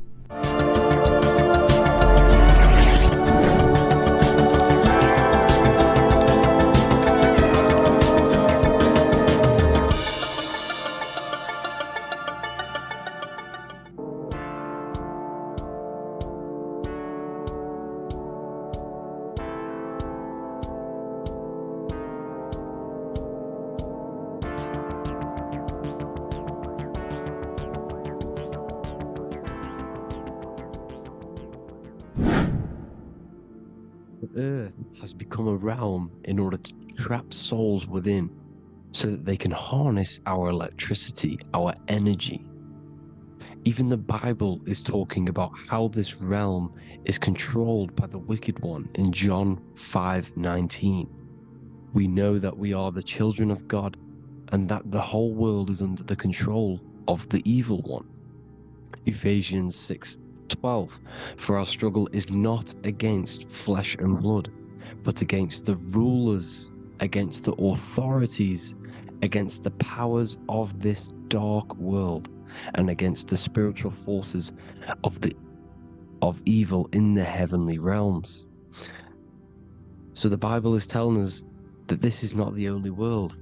There are other worlds, there are other realms that we can go to, considered as heaven. Heaven being a higher realm where there is no evil, no darkness. This is a midpoint realm where there is good and evil. Now, we're going to explain how the soul trap is how it's working, and how your soul is being harnessed for its energy, and how you are tricked to come back to this realm after death. What you need to understand is first is that you are the invisible intelligence behind the physical body. You are the mind and soul. The soul is the true you, the good you. It is pure love, pure bliss, eternal, never dies. The mind can be corrupted though. The mind is the intelligence of the soul. It is invisible. It has no true form. The intelligence inhabits the brain. The brain is the computer to control the electrical machine called the nervous system, which is choice, program, and action. You are the invisible intelligence behind the body, and this will prove it even more. You do not even see into the external world. You are seeing an image produced by the brain, because the light is being sucked through the retinas of the eyes. The image is produced in the visual cortex at the back of the brain. What does this mean? This means that we are the consciousness in the center of the brain, in the pineal gland, that is experiencing the program being ran by the central nervous system in the brain. This is the sigil of Lucifer. Lucifer in Latin is Lucy. Lucy is light in Latin.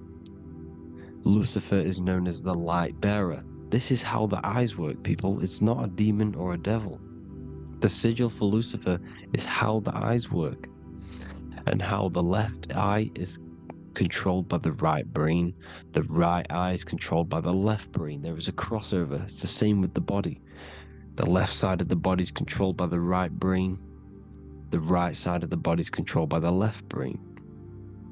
There's a crossover with our hemispheres in the brain. Now, this empty chamber in the center of the brain is where this universal cosmic intelligence is held, known as the most holy place in the Bible, the throne of God. Okay, this is above the 33 vertebrae on the spine. As you can see here, you are the being in the center of this point. All of the nerves are being sent back to this one particular point, which is the seat of our invisible intelligence. You can see it's an empty chamber. Our consciousness, our intelligence is not a physical thing. This intelligence is the true voice inside of your head. This is why your head is heaven, your heart is earth, your heel is hell. Your head is heaven because this is the seat, the throne of God. God is in heaven because the consciousness, this divine intelligence that's controlling the body, is sat in the center of the brain. The brain is taking commands of this invisible intelligence. When you close your eyes, you can feel your awareness, your consciousness, your intelligence is all in the brain. Your awareness is not in the feet, the heart, the legs, the arms. It's all in the center of the brain. Now, if you meditate deeply, you will find that you are beyond the mind. You are the being observing the thoughts. You are the soul observing the thoughts. Now, with this being said, you are the consciousness experiencing the program being ran by the central nervous system in the brain, because you're not seeing into the external world. It's an image, it's a simulated image produced by the brain and the central nervous system. You do not experience the external world. You do not feel the external world. You feel electrical impulses on your nervous system. Your nervous system is decoding what you are feeling. So the only thing that you truly feel is the electrical impulses on your nervous system. This is why the nervous system is the tree of knowledge of good and evil, because it gives your invisible intelligence, your mind, the knowledge of good and evil. It can detect good things, it can detect bad things. If it's hot, if it's warm, if I need to go, the nervous system is doing this. It is the tree of knowledge of good and evil. Okay, now this universal intelligence is symbolized as the single eye. Okay, Matthew 18:9. It is better for you to enter life with one eye than to have two eyes and to be thrown into the fire of hell. What does this mean? It's symbolic, it's metaphorical, people. It is metaphoric. Your universal intelligence is the single eye, the one eye. It's the balance between the two poles, between the left and the right, the good and the evil. It knows the right thing to do all the time. This is our inner guide. The inner self is the inner guide. And when you are operating your life off duality, using your two eyes, you'll be thrown into the fire of hell, lower states of consciousness. Because you're split. You need to live in oneness, even, balance. Matthew 6:22, the light of the body is the eye. The light of the whole body is the eye. You are a light being. Human. Hue means an attribute of a color. Man is the word manifested.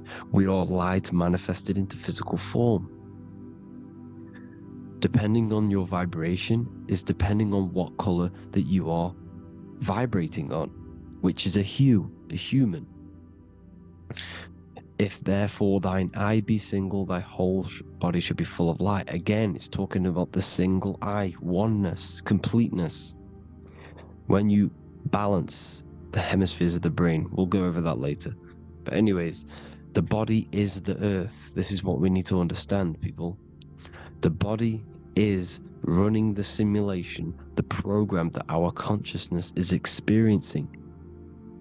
So when we leave the body during death and astral projection, we leave the earth. This is how it works. The body is the vehicle for the earth, for this realm. Everything exists within our mind. You have the soul, mind, and body. The soul is the observer, the watcher, the true being. This is why she has many different heads, because the soul inhabits different bodies. This is the serpent, which means knowledge, which is the mind, wisdom. And this is the body, soul, mind, and body, Brahma, Vishnu, Shiva. The mind is the bridge between the soul and the body. So what do I mean?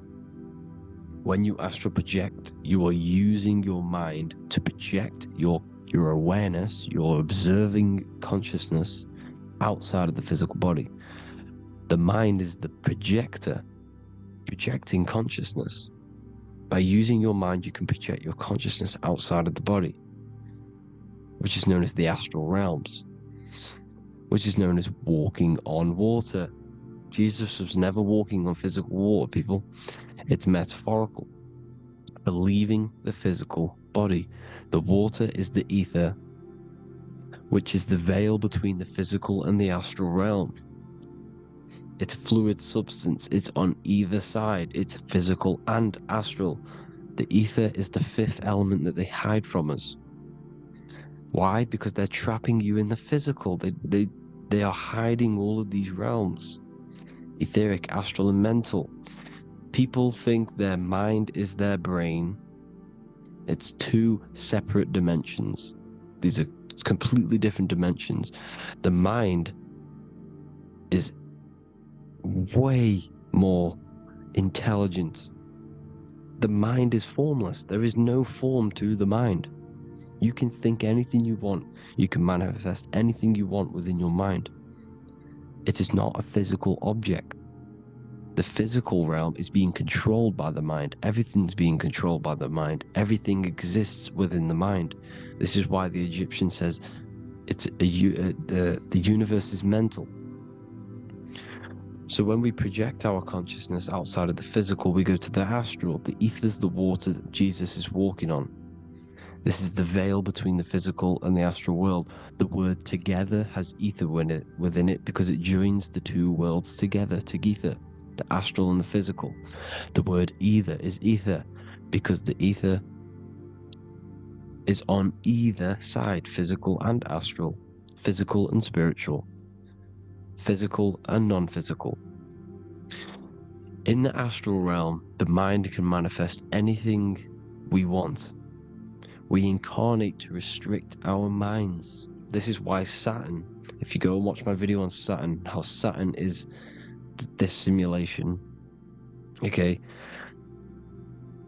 Our minds can manifest anything we want in the astral plane in the click of a finger.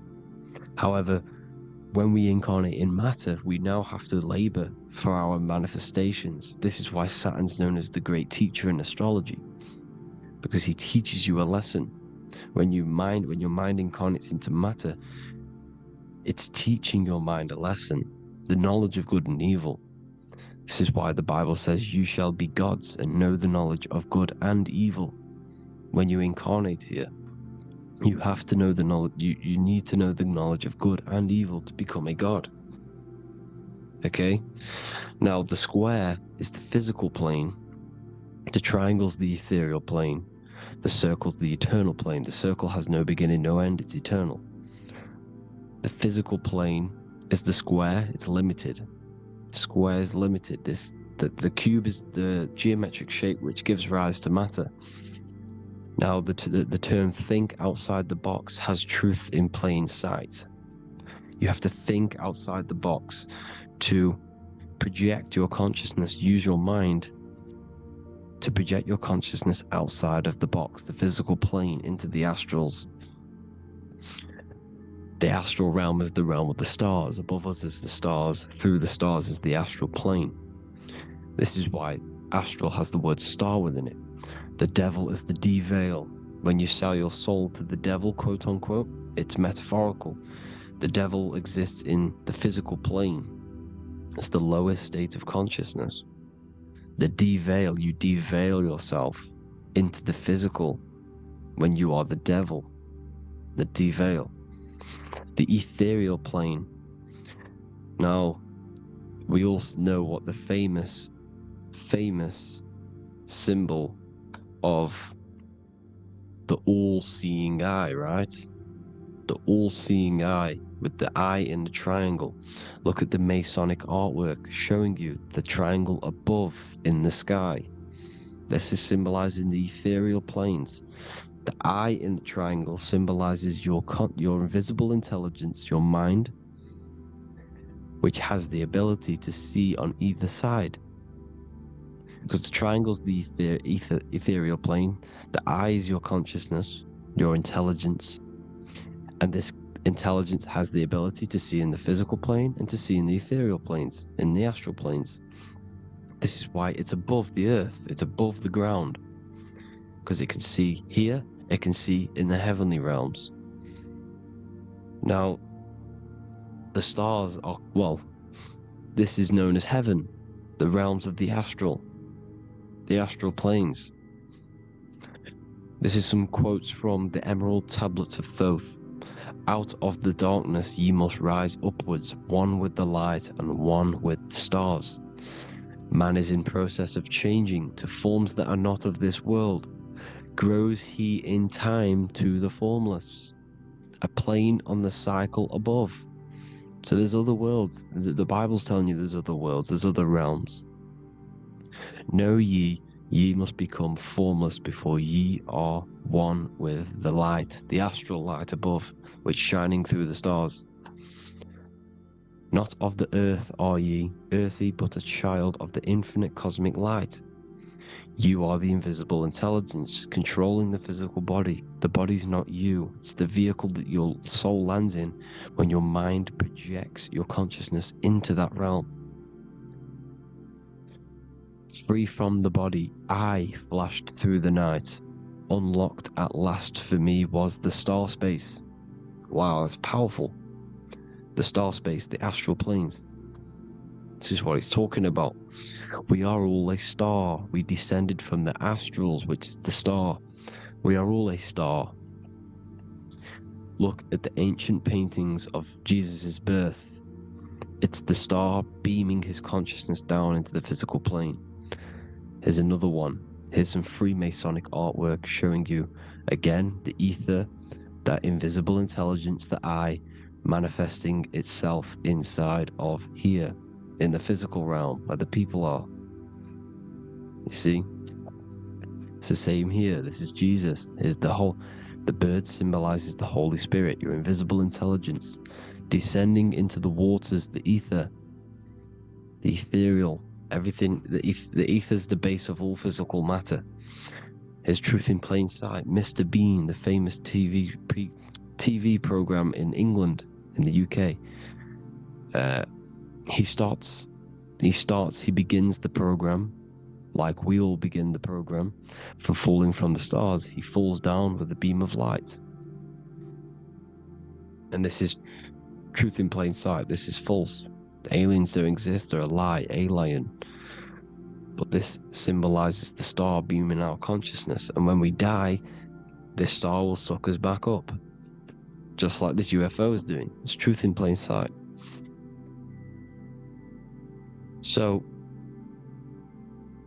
this is some more Freemasonic artwork, going from duality to singularity. Sun, moon, masculine, feminine. Right hemisphere, feminine, left hemisphere, masculine. The consciousness in the center, the balance point. Here's another more Freemasonic artwork.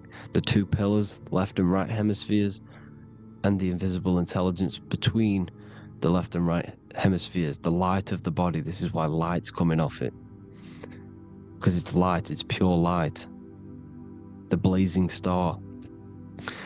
The stairs go from the checkered board, the duality, up to oneness, in between the sun and the moon, the masculine and the feminine. This is symbolizing going into oneness. What did the Emerald Tablet say? You've got to become one with the stars, one with the one with the self. Balancing the two hemispheres so that you can gain, because when the two hemispheres are balanced, you can gain a more deeper connection with your invisible intelligence. Same with the chakras. When the chakras, the 7 seals in the Bible, these are 7 seals because when you conquer the 7 chakras, when you balance the 7 chakras, you then gain a more deeper connection with your internal self, because your mind is not filled, it's not being ran, it's not being dominated by these 7 deadly sins, the 7 seals, the 7 chakras. These are 7 energy centers which are concealing our true form. Balance makes us have a stronger connection with our true cosmic intelligence. Heaven is even. This is why Jesus is pointing at the heart. The even point is the heart. You got to balance the chakras and live from the heart, because the heart is the earth. You're in good and evil. The body manifests the lower and the higher self. The higher self is in the higher parts of the body. Wisdom, intuition, expression. The lower self is in the lower parts of the body. Sex, food, and power. This is how they are trapping your soul, people. Like I said, the mind is the bridge between the soul and the body. So by tricking the mind, not giving it the right knowledge, and keeping the mind stuck in the lower 3 centers, thinking about power, food, and sex, this is low vibrating energy. It's going to keep your mind addicted to the physical realms. Okay? This is why you need to go even, balance, heaven. Okay? I will explain the soul trap in a second, how it fully works. But I'm telling you all the science behind it so you can understand. When you are doomed, you are domed. This is the dome, the firmament, the firmament, the mind. Ment is mind, firm is firm. A firmament is doomed under the firmament. You must have a loose mind, an open mind to expand your consciousness beyond the stars, beyond the ethereal barrier. You have to vibrate higher than this world. Your consciousness must be expanded more than the physical plane. You need to learn how to astral project.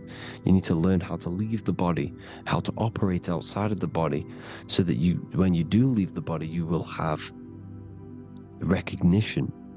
You'll have knowledge. You'll have practice. But this is as above, so below. The woman's belly is the earth. It's as above, so below. It's a microcosm of the macrocosm. We are the children in the womb. We are the people in the earth being ready to be born into the heavenly realms. As above, so below. It's a microcosm, macrocosm. Everything is in everything on a bigger and a smaller and a larger scale. Now, when the baby figures out that there is a world beyond its mother, what happens? The baby starts to move around and tries to get out of the mother. Because once it starts to hear the external world, starts to hear people, it's going to wonder, what's outside of why am I in here? What's outside? So the baby will force its way out of the mother. It's the same with our minds, as above, so below. When our minds figure out that there are other realms beyond this world, we will seek a way out. This is the womb, the Mother Earth, Mother Nature. It's the mother. We're in the womb. We can be born out of this world, which is being born again in the Bible. When you are doomed, you are domed under the dome, under the firmament, the firm mind. The firm mind will keep you under the firmament. Due to the law of polarity, there has to be other realms. There has to be. Because the law of polarity works in this world, and it will work on every scale possible. It's universal laws. These are universal laws. The law of polarity means that there are other realms polarizing this realm. There is a hell, there is a heaven. There is a midpoint, which is Midgard, which is the one we are in now. Earth, heart. Earth is the heart. Heart is the center, good and bad. The balance between good and bad. Your reality is your level of realization. Your mind realizes other worlds, you will seek a way to them worlds. It's that simple. The soul trap is to keep you stuck in this physical body, which is the earth. This body is the earth. It's running the program, like I said at the beginning. It's running the simulation that your consciousness is experiencing. You are an electromagnetic being, and you're hidden in a cage, your rib cage, and you're stuck in cells, a prison cells. Look, you're in cells. We produce electromagnetic energy. Your soul produces this energy. And by trapping your consciousness inside of this physical realm, they harness this energy within the astral realms. They're using you to manifest demons, because your mind creates demons through emotions and mental thought energy, which is a whole nother video. I can make a video on that. You're manifesting everything for them because they're trying to create a hive mind. This is why they want everyone to believe in one belief system, one government, one belief system, one religion, because they're creating a hive mind. This hive mind will manifest and be summoned within the astral planes, because the mind manifests the astral plane. The astral plane is the realm of imagination. The mental plane is the realm of just thought alone. The etheric plane is the energy. The physical plane is the matter. So all of our minds together are manifesting these demons within these subconscious realms, the astral. Now, how are they keeping you stuck to this realm? Well, when you die and you're stuck in your lower three chakras, okay, when your mind and soul detaches from the body, which is the earth, when you leave the earth, you're still going to have these mental addictions to the food, the sex, the materialism, the phone, the cigarettes, everything. This is why they get you addicted to everything possible. The TikTok, the YouTube, they get you addicted to as many things possible. Because when your mind is addicted to these things, and when this mind leaves the physical body, you're still gonna have these addictions. okay? You're still going to have these thoughts, and you will be manifested into the lower astral realms because you're thinking materialistic, you're thinking negative, because your level of realization was your reality. You are manifesting hell on the earth. When you leave the body, you're going to manifest hell in the astral planes, which means you'll be vibrating on the very low, which will put you in the lower astral realms. So guess what? You're going to come back. You're going to come back into materialism. You're going to reincarnate. Because you haven't prepared for life after death. You must detach from the external world. Okay? Moon is mind. The sun is the soul. The earth is the body. The moon is the mind. This is why we say lunatic. In your mind, you have a specific mood. Moon. Money, M-O-N, is the moon. Money exists in the mind. They get you addicted to the money. The Bible's telling you this. Do not conform to the pattern of this world, but be transformed by the renewing of your mind. It's telling you. Of this world, but be transformed by the renewing of your mind. Who knew that the Bible was this deep? Matthew 16:26, what good will it be for someone to gain the whole world yet forfeit their soul? James 4:4, don't you know that friendship with this world means enmity against God? Therefore, anyone who chooses to be a friend of this world, of the world, becomes an enemy of God.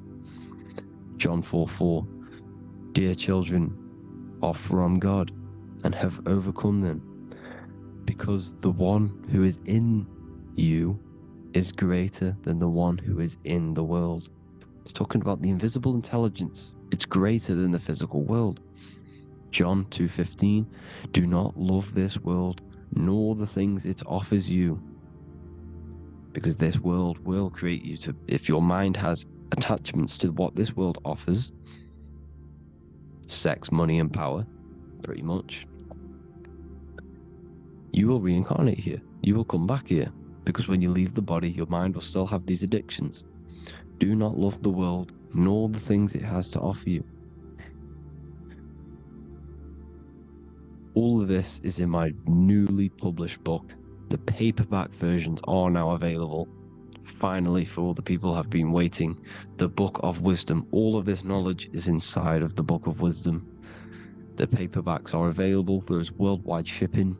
You can get it anywhere, pretty much, any country.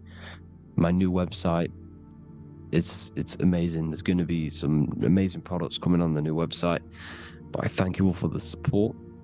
Before I leave, I need to explain what is going on with the soul trap. Like I said at the beginning, the mind's the bridge between the soul and the body. The body's the realm.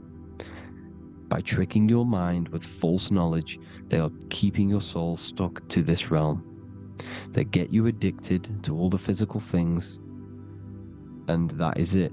As soon as you're addicted and you die, you're going to come back. So by tricking your mind, which is the bridge between the realms, they keep your mind stuck within this body. They keep you in physicality. They deveil you, the devil, the deveil. Thank you all for the support, people. If you do want to join the Academy, all the links will be posted below this video for the book, The Academy. Thank you all for the support, and have an amazing day.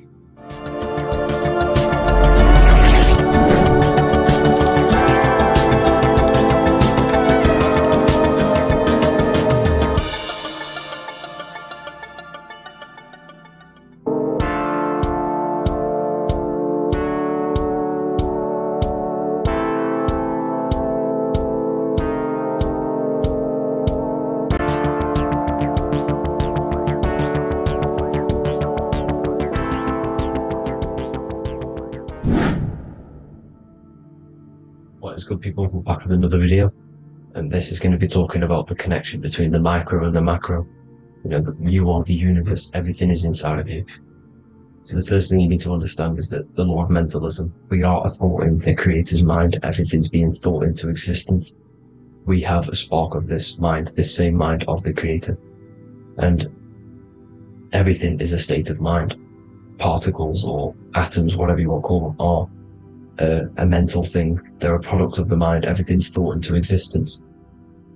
Thoughts influence everything. Thoughts are energetic effects which send out waves into the quantum field around you. And your consciousness is actually the universe experiencing itself, expressing itself, and viewing itself. So we are the creator, but viewing itself in separate bodies. And this is why they call the material world the world of illusions, because everything's separate here, but we all forget that we are all one. We've all been brainwashed to think we're all separate, but we're all one. We're all the same mind, the same consciousness, everything. So everything's created out of toroidal fields. God created the toroidal field. That's the only thing that exists, because the atoms are toroidal fields, and it's the basis behind all creation. As you can see it in the owl's eyes, it creates the infinity symbol. And this was the apple. That apple is a toroidal field, and the toroidal field is made out of dielectricity, which is ether. Ether is black light, and this is counter space. This is another realm. This is what creates God to be omnipresent, to be everywhere at one place at all times. He is everywhere because ether is everywhere. And ether is infinite potential. It connects everything together, and that's what energy moves through. It moves through the ether, and that's black light. Everything is light, as it says in John 4:2. God is light. Everything's a vibrational state of light. So the torus field is made out of dielectricity, ether, black light, magnetism, which is white light, which is the center of the toroidal field. And magnetism radiates, it has no vibration. And then when white light splits, it turns into electricity, which is physical material, and that has a vibration. This is the Holy Trinity: the sun, the moon, and Saturn. Saturn, the god of materialism. If you've watched my videos on Saturn, you know that Saturn is crystallizing everything into physical matter. And that's why his old name was El. The ancients called him El. And this is why we get El electricity. This is where El electricity comes from, because El electricity is only a product of the physical world, which is redshift, blueshift, Adam and Eve. And this is what creates the redshift, blueshift is a product of magnetism. When magnetism, white light splits, and this gives us vibration. And this what creates the toroidal field, which is the basis of all physical creation. The sine wave is created out of the magnetic wave and the electric wave. The electric wave is the blue wave, and the magnetic wave is the straight wave, which is radiation. This is vibration, frequency. So the magnetic wave is straight, and then you have longitude and amplitude, which is depth, which is dimension. You see how the electric wave has depth and a dimension. This is why you get the cross. This is the cross of Earth. This is the symbol of Earth, of bondage, of physical matter, because it consists of magnetic wave and depth, which is electric wave. And this is where you get the sun cross or the Earth cross, whatever you want to call it. It's the cross of physical matter, and the ancients knew this. This is why they used that symbol. Redshift, blueshift, which is the toroidal field, is the basis of all creation, physical creation. And this is why you have the police siren is red and blue. The Matrix movie, red pill, blue pill. You have red blood and blue blood in your body. The Democrat and Republic, the two parties, red and blue. Like your taps on your taps, you have a red and blue tap. One's generative, one's destruction. Fire, destruction, water, generative. So this is the basis of all things. And electric wave has dimension, like I've already said, depth, material, and it's measured in hertz. It's measured in hertz because it hurts you, it decays, because the electric wave has a vibration, and vibration always has to go back to a standstill point. This wave cannot go forever, but the magnetic wave will go forever. It's radiation. Magnetic is radiation. It radiates forever, it pulses. But the electric wave will at some point come back to a standstill point, and that's why it hurts, it decays. That's why our physical body decays, because we contain of electricity. This body is an electric body, and it will return back to stillness like a guitar string. If you vibrate a guitar string, you pull it, it will vibrate, make a sound, and then go back to a standstill point. It's the exact same with every single toroidal field within the body. It will decay, and this is why our bodies decay, and everything in creation decays. So we're born into sin. the sin of Eve. The sin of Eve is us biting into the tree of knowledge of good and evil, which is the, you know, the systems in the body. And the sin of Eve is biting into the sine wave. We bit into the sine wave. The sun moves in a sine wave. Our DNA is a sine wave. Time is a sine wave. Everything in this creation is a sine wave. This is why the dollar bill is a sine wave. Magnetism and electric waves in one. You know, and this is the sun doing its sine wave, which creates, you know, when you go bowling, it kind of creates that pin that you hit over. That's the pin of the sun. The zodiac sign is a sine wave because the zodiac sign is an expression of the toroidal field, because magnetism unfolds into 12ness. And that's why you have 12 zodiac signs, 12 systems in your body, 12 cranial nerves in your head, in your brain. So if you can imagine this, see where my pointer is, always starts with Aries. Aries is the head. It's the first thing that's created in the womb. And this is Aries, the ram, and this is why it's called a cerebrum in your brain, which is the first thing that creates when you're in the womb. And what's the element of Aries is fire. Fire is the first element, F-I-R, first, because it's the first thing on the wheel, the first expression of energy. As you can see here, my pointer, this is the center of the toroidal field. It would go Aries, Virgo, Capricorn, Pisces, Scorpio, Cancer. Then we go back to Libra. Libra would be center. But you see how the toroidal field is the expression of the 12 energies. That's what the constellations are, the energy expressions of the toroidal field.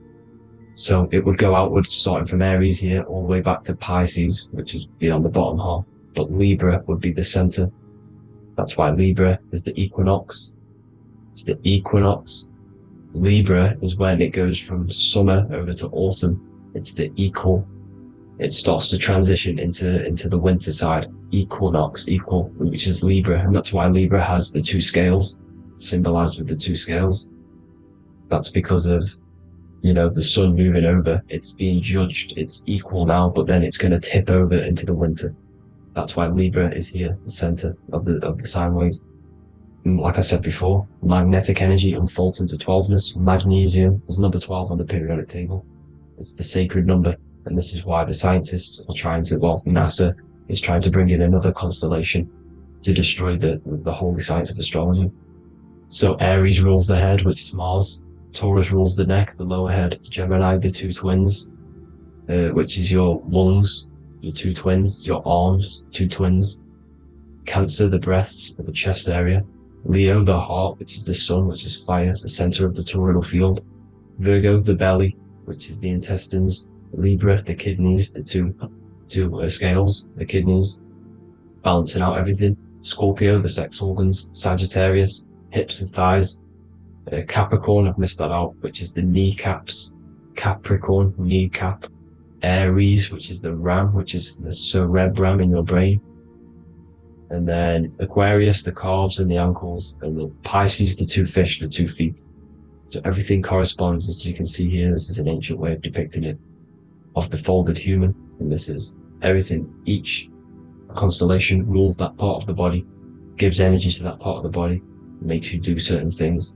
So magnetic energy unfolds into 12ness, electricity unfolds into 7s. That's why when you get electric, the light spectrum that we see, it consists of 7 colors. Why we have 7 planets. The 7 planets give us our 7 metals and the 7 solfeggio scale frequencies. So the rotor, this is the rotor. And rotor is an anagram for Torah, the Torah, which is I think it's the Hebrew Bible. Don't quote me on that, but it's one of the holy books, which is the Torah, the Taurus. Everything goes back to the Taurus field because it's the basis of all creation. So the chief cornerstone, it says in the Bible that the builders rejected the chief cornerstone. The chief cornerstone, you are the builder. You decided to incarnate into the physical world, into the electric world, El, the world of El, Saturn. When you are created in the womb, it takes you 9 months for you to be created. So for example, if your parents, if you went into the womb here, it'd take you 9 months. So let's say you're born in Scorpio.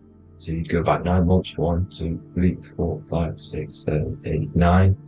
You consist of all of these 9 energies, because it takes 9 months or however long you took to be born. Some people are born earlier.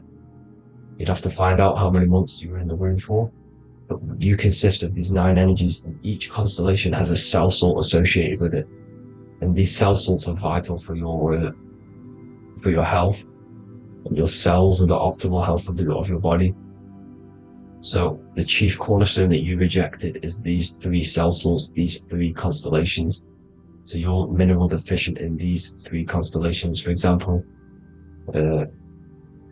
fluoride, magnesium, phosphate, and potassium sulfate.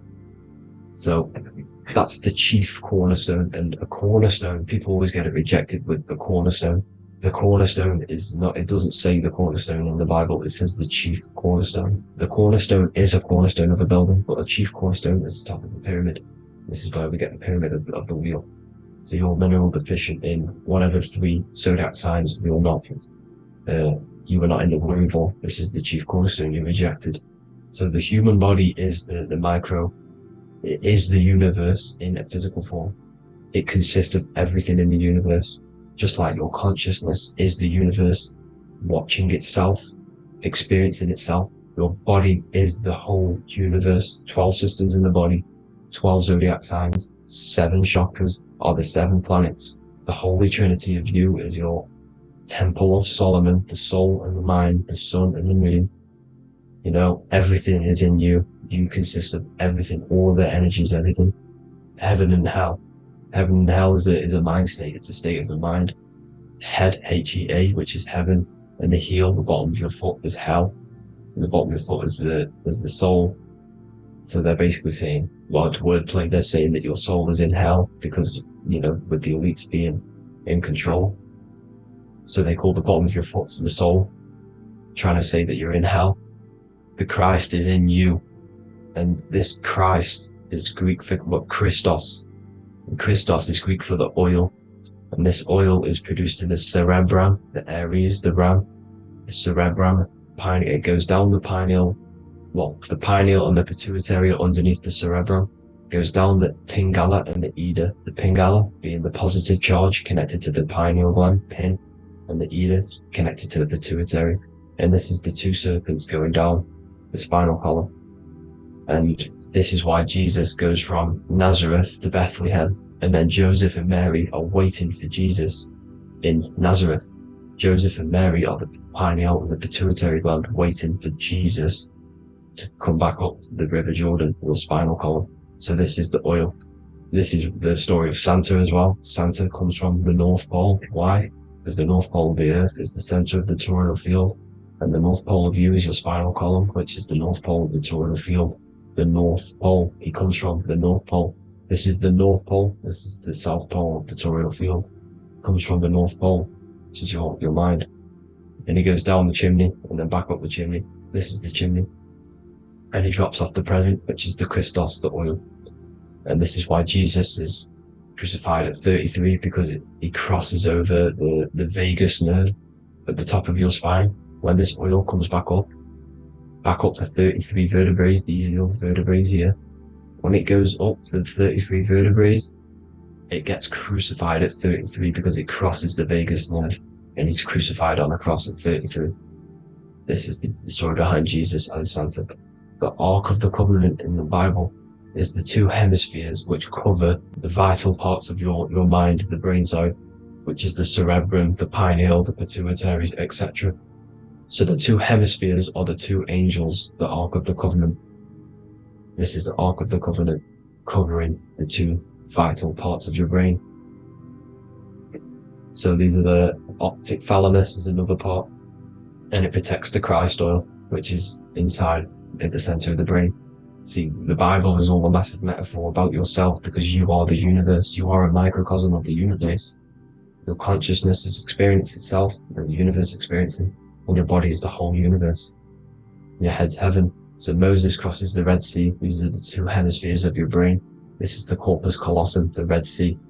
So he's pretty much saying that he's uniting the 2 hemispheres of your brain, because Most people in this generation are stuck in the left brain, which is just logic, reasoning, science and maths, writing. This is what school teaches you to do. It keeps you stuck in your left brain. And you want to cross over to you want to cross the Red Sea, which is the corpus callosum, to the right brain, which is awareness, art awareness, creativity, imagination, intuition, insight, using the higher mind, creativity, imagination. If you don't have intuition, then you can't read energy, you can't pick up on bad things. This is what Moses is symbolizing by crossing the Red Sea. And it's also the upper room where Jesus met the 12 disciples. 12 disciples are the 12 cranial nerves in your brain. It doesn't just represent the 12 zodiac signs. The 12 disciples symbolizes many different things. It's like I said, the universe consists of 12ness. So you have 12 cranial nerves in your brain, and that's the 12 disciples as well. And they want you stuck in your left brain, which is the five senses, materialism. So they say in the Bible that Satan blinds the mind.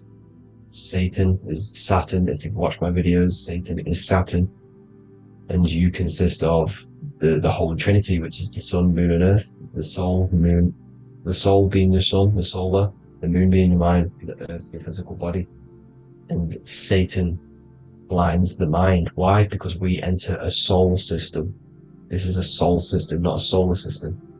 And Saturn is the Lord of the Rings, which is the outer ring. When your soul enters the soul system, your soul starts to materialize. It hits Saturn. Why? Because Saturn starts to materialize you. You take on the 7 virtues, which are the 7 planets, which are your 7 chakras. And to get out of this soul system, you must get out of your lower nature, your animal nature, which is lust, desire, greed. The number of the beast, 666, which is Saturn, Satan. So you enter the soul system, you take on the 7 energies, which you turn into physical matter. And this is your descension from heaven to all who say hell. And then you must raise back up from matter to spirit. They say Satan blinds the mind. Why? Because your mind gets materialized, your soul and mind get materialized. And when you get materialized, it's an intense experience. You lose the divinity within you. You forget the divinity. So Satan, which is the first planet, the first energy you take on, the material body, he blinds the mind. He makes you forget everything, your divinity. Then you must ascend up Jacob's ladder, the 33 vertebrae, to heaven. And this is a microcosm of the macro, because you will ascend back up to heaven if you do this, when you leave your physical body, when your body decays. So when it talks about in the Bible, completely destroy them, the Hittites, the Amorites, the Canaanites, all the ites, this is what God says to the Israelites. It says completely destroy them. It's basically symbolizing saying destroy your lower nature. The Canaanites, cannibals. We're under a Canaanite system now, which is cannibalism. And this is flesh eating, lust, greed, all the demonic stuff, all the lower vibrational stuff. The lower nature, eating, sex, and survival, the lower 3 chakras. You must get out of these lower 3 chakras and return back to spirit, which is heaven, which is spirit, love, being holy, being truthful, being passionate. Going back to Satan blinding the mind, all of the planets are made out of these 3 symbols. Satan blinds the mind, and that's why Satan's symbol, this is the symbol for Saturn, Satan, the symbol for Saturn is the cross, which is physical matter, the earth, over the moon. The moon is your mind. So the Saturn symbol saying matter over mind. He blinds the mind. Satan blinds the mind once you enter the soul system. And you must remember, in the Bible, it talks about the Genesis, which is Eve, the sin of Eve, which is biting of the tree of knowledge, with the serpent, which wraps around the tree. It says the serpent placed himself on the tree. Well, the serpent is the spinal column. It's the serpent telling you eat from the tree of knowledge of good and evil, which is your nervous system.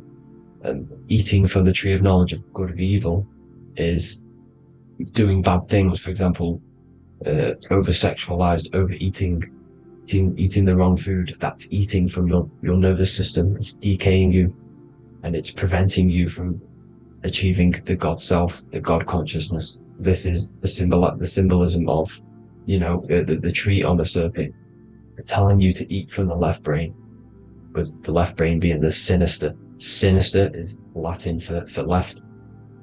That's sin. Sin is left.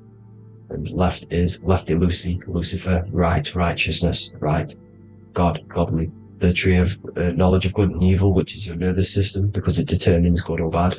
That's the only thing you experience in this world is your nervous system. And then the tree of life is the cardiovascular system, and the Garden of Eden is your body. So that's it for this video, people. I hope you've got a greater understanding of how you are the universe and everything is inside of you. Just keep in mind you are the universe experience in itself, and your body is a reflection of everything. The 12 constellations, the 7 planets, everything's inside of you. This world is an expression from the inside outwards. You can't affect the outside world to manipulate reality. Everything's inside of you. I hope you got a greater understanding of this. God bless.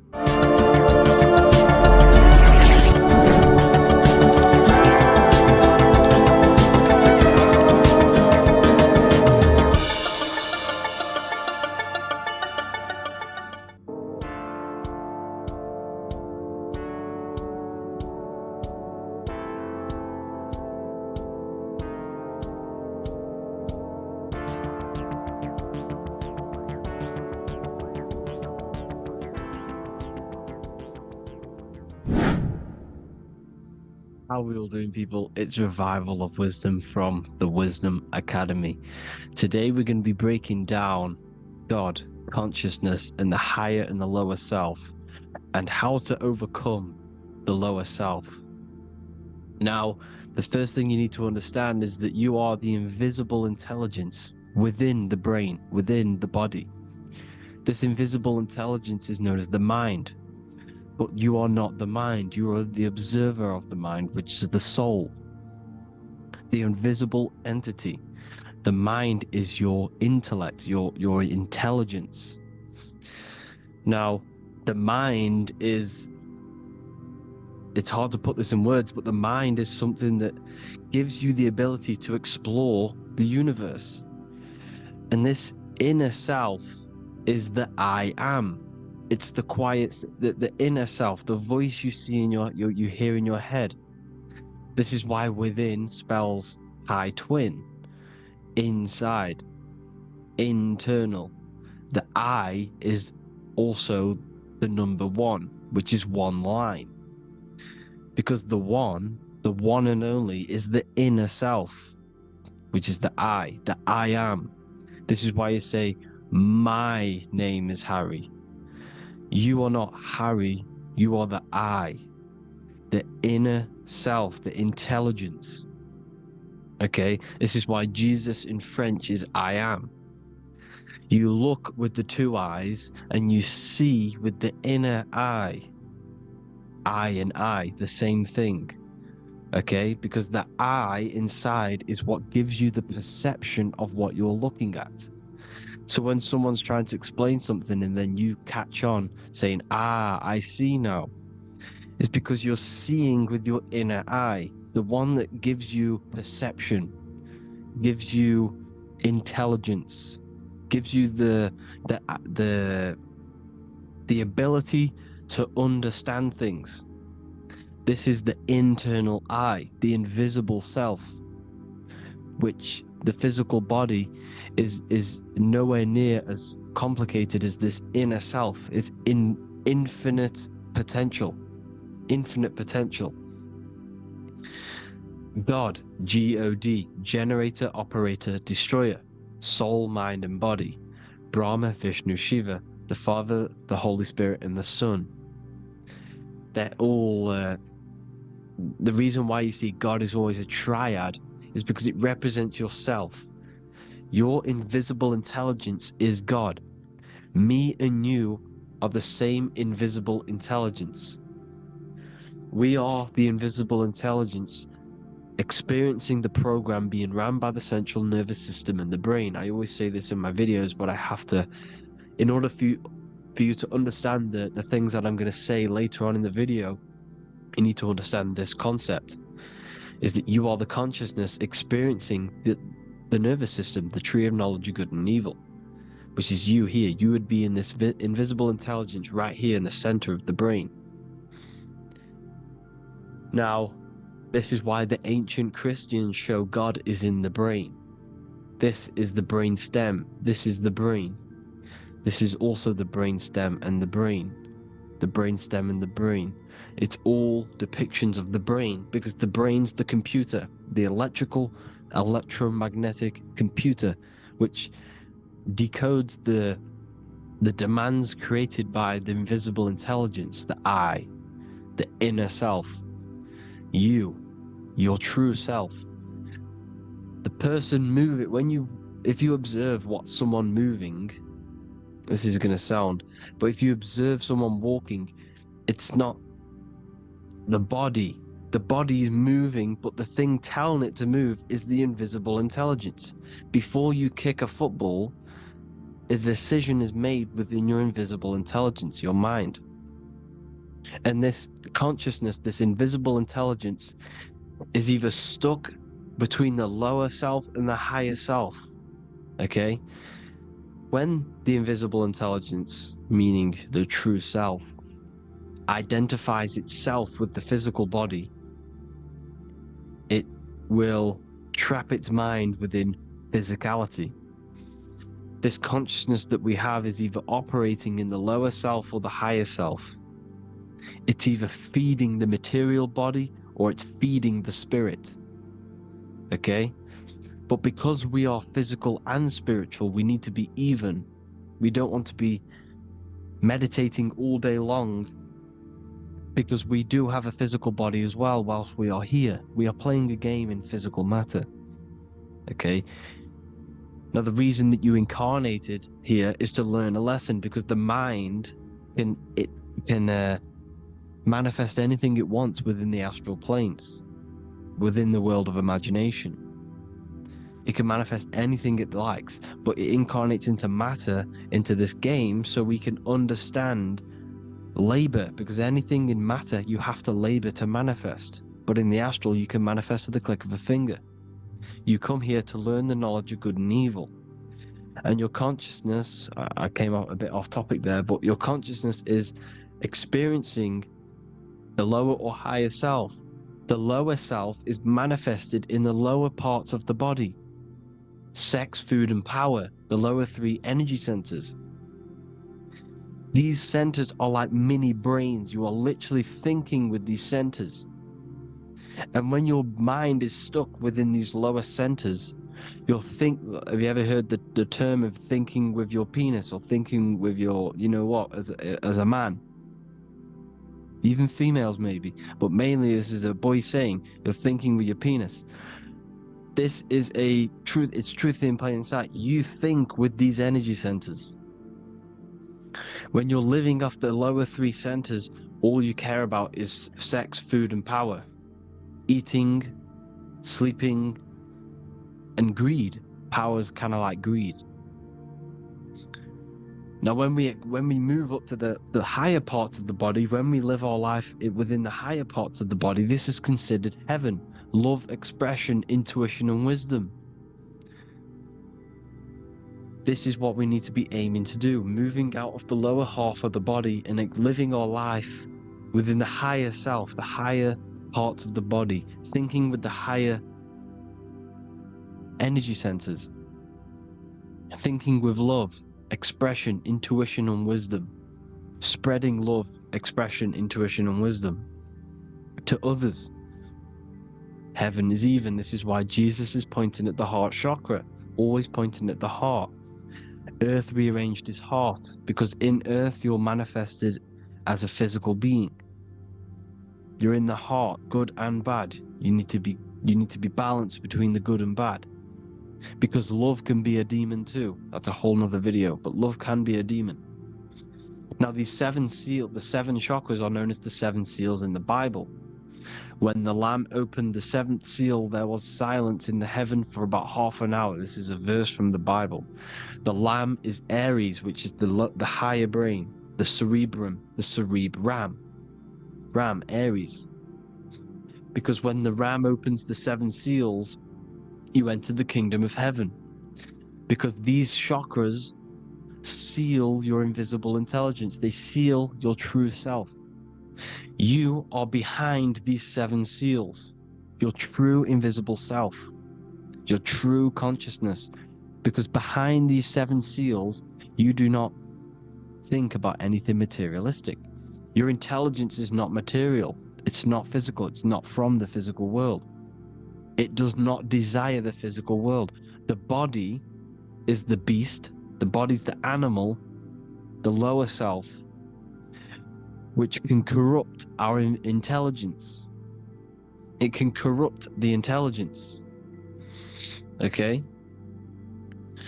Now, we need to balance these chakras so that we gain a deeper connection between this intelligence and the brain. Because when there's a strong connection between the brain and the intelligence, your body and the intelligence, you have a strong connection. Therefore, you can manifest what the intelligence is saying at all times. Meaning, when, for example, your higher self, this is intelligence, the higher intelligence is always speaking to you. It's always guiding you. It's always telling you the right thing to do. You can feel it when you're doing something wrong. You can feel that you're doing something wrong, because this higher self, this intelligence knows what it needs to do here. And when there's no connection between the body and this our intelligence, our true self, when we strip away, when you close your eyes for long periods of time, you will figure out you are this invisible, infinite, creative being. There's no words that I can't describe what it is, but it's the voice inside of your head that you can feel when you close your eyes. You are this being inside of the heaven, because this is heaven, this intelligence. And when there's a strong connection between the body, you can manifest everything it's saying. When everything is balanced, when you're no longer thinking with the lower centers, when they're all balanced, you're not thinking in particular with every center, you balance them all, you can manifest everything it says. Your body will act out what the intelligence is always saying. This is God in the brain, the intelligence, trying to touch Adam, representing the lower self. This is why they're not touching. Notice how Adam is resting, but the intelligence is always reaching out, stretching, symbolizing metaphorically saying it's guiding. I'm always reaching out. The intelligence, your intelligence is always guiding you. It's always reaching out to you. But Adam is ignorant of it. The lower self is ignorant of it. And that's why he's so relaxed and God is so stretching out. Because at our highest self, that when you think of when you want to better your life, that highest true version of yourself is God. When you're manifesting this, your highest self, this is God. Your truest form, your most perfect form, that is God. Your highest version of yourself, that is God. Emotions are not what you've been taught. Emotions are not something that should be reactive, okay? You should not let the emotion be you, except that you should experience them instead of letting them become you. You need to understand there's a separation in our consciousness. You have the soul, which is the person who is observing your thoughts. When you think a thought, who's the one observing that thought? The soul, you, the I am, the I, the inner self, the one and only. And inside of every single body, inside of me, inside of you watching this video, there is this same intelligence that is inside of me, inside of you, And it's the exact same intelligence, experiencing a different body. And this is what we mean by the universe is mental. We all are all sharing the same ball of consciousness in a different body. The animals, the fish, the cells, all expressing this one consciousness. Me and you are the same. This is why the golden rule is treat others like others should be treated, because I am you and you are me in a different body. Now, going back, you need to identify that there's different levels of consciousness: soul, mind, emotion, and body. Okay? Your emotions are on a separate layer than the body, the mind, and the soul. So when you identify there's a difference between all of these, you do not let them become you. You do not let your mind rule you, because your mind can be corrupted. Your soul is the one that is pure good, pure love, but your mind can be corrupted. Okay? Your emotions can be corrupted. The body can be corrupted, but the soul can never be corrupted, only layered on top. You can only throw piles of programs within the subconscious, layering the soul down, but deep, deep down inside of every single one of you, there is a loving being. Because the love comes from the heart. Love is the universal emotion, expression. Now, your thoughts can become bondage, your emotions can become bondage. Now, what do I mean by bondage? By conquering the lower self, we need to conquer our own mind, because the mind is what's manifesting the lower self. When you're thinking with the lower half of the body, when you're becoming your emotions, you need to experience the emotion, not become the emotion. Do not let the emotion become you. Do not let your thoughts become you, because your thoughts are tools that you can manifest. Your thoughts are the idea. Your emotion is the energy that you can use to manifest that thought. Your emotion is energy in motion, emotion. You use emotion to manifest, to feel as if you already have the thought. Therefore, you become that vibration. Therefore, your emotions are actually a creational force that is given to you to manifest things, because you're a human, a manifester. You're here to manifest things. You're a creator. You are a god. Your inner self, your intelligence, your I am, the one and only inside of you, the inner self, the quiet one, the one that's deep, deep down, the invisible intelligence, is it's creating things all the time. All the time. Speak no evil, see no evil, hear no evil. This is the astronauts, they're Freemasons, but they understand this, because thinking, seeing, and hearing can corrupt your mind. And when you have a corrupted mind, you'll have a corrupted subconscious. The subconscious will manifest into the body, because 90% of your behavior comes from the subconscious mind. So you got to speak, see, and hear no evil. A sin, what is a sin? To overcome our lower self, to overcome our lower self, the 7 deadly sins are not something that goes against an external God. A sin is something that goes against your inner guide, your inner conscience, the inner self that is always speaking to you. It's always telling you the right thing to do. A sin is something that goes against this inner guide. And this is why you can feel something where you can feel you're doing something wrong, because the inner guide is speaking constantly.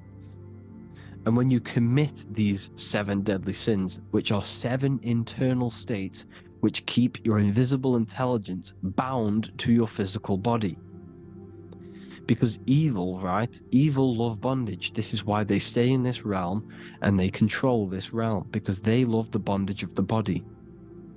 They like matter. They want to stay in matter for eternal life. They don't want to ascend back into the heavenly realms where you do not have a physical body. You can explore the universe within the astral planes. They stay bounded to the body, bounded to the 3D construct of the physical world. They have greed, lust, envy, gluttony, wrath, sloth, pride. They want all of this. And if you want that, that's okay. But deep, deep down, you don't want that, because your soul is always telling you the right thing to do. Your soul knows what to do to get out of here. It needs to detach from the external world. Detach from all of these 7 internal states which bound you to your lower self, your lower centers. That's what a sin is. You know, you have a left and right brain. The left brain is always analytic. The right brain is metaphorical. So the right brain is producing a holistic view of reality. Now, what do I mean? And not view, perception. When you see, because your eyes are parts of the brain, so when you look at something, and you look, that image is produced in the back of the brain in the visual cortex. And then the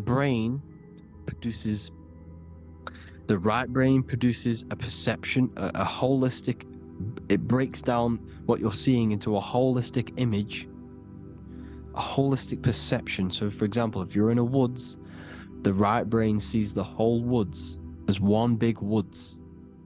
The left brain is breaking that perception down into individual trees, branches, and leaves. So the left brain's to do with duality, the right brain's to do with wholeness, unified. The left brain's dualistic, analytic. This is necessary so that we can pick things up and manipulate them and break things down. We need the left brain, we need the right brain. I'm not saying any of them's bad, but the left brain, sinister in Latin, means left. Because when you're left-brained, you see everything in dualistic. You see everything is dual, when everything's actually one.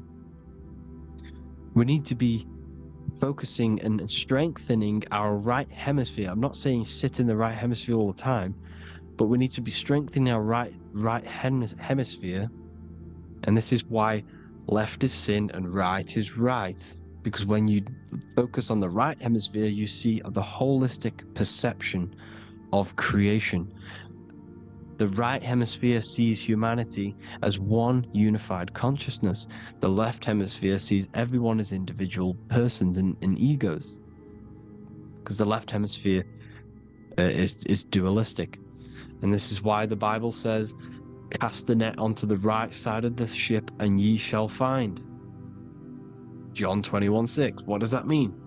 Cast your energy, cast your perception into the right hemisphere of the brain, and ye shall find unified consciousness.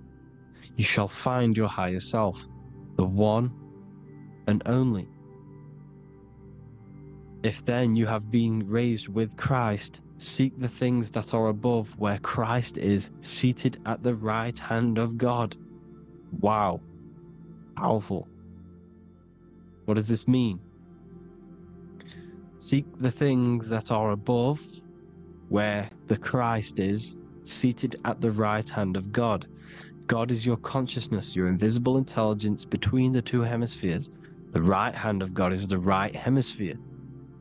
Seek the things that are above the heart. Love, intuition, expression, and wisdom. Seek the things that are above the heart, the higher self, the higher part of the body. Because when you seek the things of love, expression, intuition, and wisdom, you create a strong aura. You attract the same frequency. And this frequency is heaven, God. This is the Sumerian artwork showing the Lamb. This is a step symbolizing stepping upwards, raising up He's stepping over the lamb up to the bird. His hand is going to the bird. The lamb symbolizes the lower self. Okay? The bird with the wings is in the sky. It represents the higher self. This is why angels always have wings, because it represents the higher self in the sky. The lamb is a ground animal, symbolizing the lower self. He's stepping over the lamb to the bird, his higher self, his invisible intelligence. Horus and Set, Jesus and Satan. Look, Horus has an evil brother, Set, just like Jesus and Satan. Horus is a bird, higher self. Set is a ground animal, lower self, which is the devil and the angel on your shoulder. You see? The right and the left hemisphere. The two wings. So, the devil and angels always speaking to you. The higher and the lower self. It's the battle between the higher and the lower self. Between the invisible intelligence and the physical body, because the body's the one that wants the sugar, it wants the pleasure, it wants the sex, it wants the porn, it wants all of the materialistic things, it wants the 7 deadly things. Okay, it wants this. There's a battle between the higher and the lower self, your intelligence and the body. This is why you need to become balanced, so that there's a deep connection between the body and the invisible intelligence, the I am. You need to master your mind with discipline, and you gain a connection between the brain, the body and the intelligence. Resurrection, transmuting sexual energy. Okay, this is important. Res is Resh, which is Hebrew. The early Hebrew Resh symbol is the head. This is the head. Resh, erection. Erection is a sexual stimulation. Resurrection is rise erection. You got to raise your sexual energy up the base from the spine to the head. This is the Christ, the Christos. Because there's a psychophysical germ, psychophysical oil produced in the brain every month. Go and watch my other video on raising the chrism. Okay? And every month there's this fluid produced in the brain, which takes 2 trips, because one's produced by the pituitary, one's produced by the pineal, magnetic female, magnetic and electric charge. And it takes 2 trips down the spine to the solar plexus, the bread of life in the Bible, or Bethlehem in the Bible, because the River Jordan's your spine. It goes down to Bethlehem. It gets born in Bethlehem, just like Jesus. Because when this oil travels to the solar plexus, it creates the seed, the seed of life, and it feeds the body. All the central nervous system, all the cells, it regulates the blood, does all sorts of good things for the body, this oil. Now, when you save your sexual energy and you raise your resurrection, you awake the Christ, you raise it from the solar plexus or the sacrum bone up to the brain, you activate 100% of the brain, and this is the true resurrection of Christ. Instead of wasting the energy and giving away your sexual fluids, because behind the fluids is the energy. So when you release that fluid, the energy is out there. You've released the energy. Your sexual energy is the most potent emotional force a human could possibly feel. Same with any animal or anything. The sexual urge, the sexual emotion is the most powerful, potent emotion that you can feel. It takes over the whole body. When you feel sexually aroused, it takes over everything because it's so potent. And when you fight the serpent, when you fight the sexual energy, which is shown here in the Egyptians, the cat cutting off the head of the serpent, or Hercules fighting the serpent, or in the Greek mythology fighting the 7-headed dragon, the 7 chakras, The serpent is your sexual energy because it symbolizes your kundalini. When you fight it and you transmute this energy, instead of releasing it, instead of acting sexually on it, you can transmute the energy, transfer it from the solar plexus up to the brain. You can also do this with other tasks. Instead of releasing it, instead of raising it from the solar plexus to the brain, you can use it for other things. So for example, you want to think critically. You can use it for critical thinking. You can use it for going to do exercise. You can transmute sexual energy into anything. But you can do this, you can raise the sexual energy, and you can use this energy to push the cerebrospinal fluid from the solar plexus up through the spine, up the 33 vertebrae to the brain, and it'll activate 100% of the brain. And this is the resurrection of Christ. Jesus was never dead. Jesus was never rose from the dead. It symbolizes the Christ, Jesus Christ. Christ is Christos, which means oil in Greek. The resurrection of the Christ, the Christos, the oil. When it activates 100% of the brain when it's raised, and it can regulate all the systems, it can regulate all the blood, it can regenerate the body. And this is the true Antichrist. They don't want us doing this process. The Antichrist is not against Jesus, it's against the fluid in our body that makes us live hundreds and hundreds of years and makes us live as gods. This is the true resurrection. And when you fight the serpent, you fight your sexual urges, your sexual emotion, the most strong emotion that you could ever feel. You can do this process. And this is the true secret of transmuting sexual energy. Because when you transmute the sexual energy, you can become a god.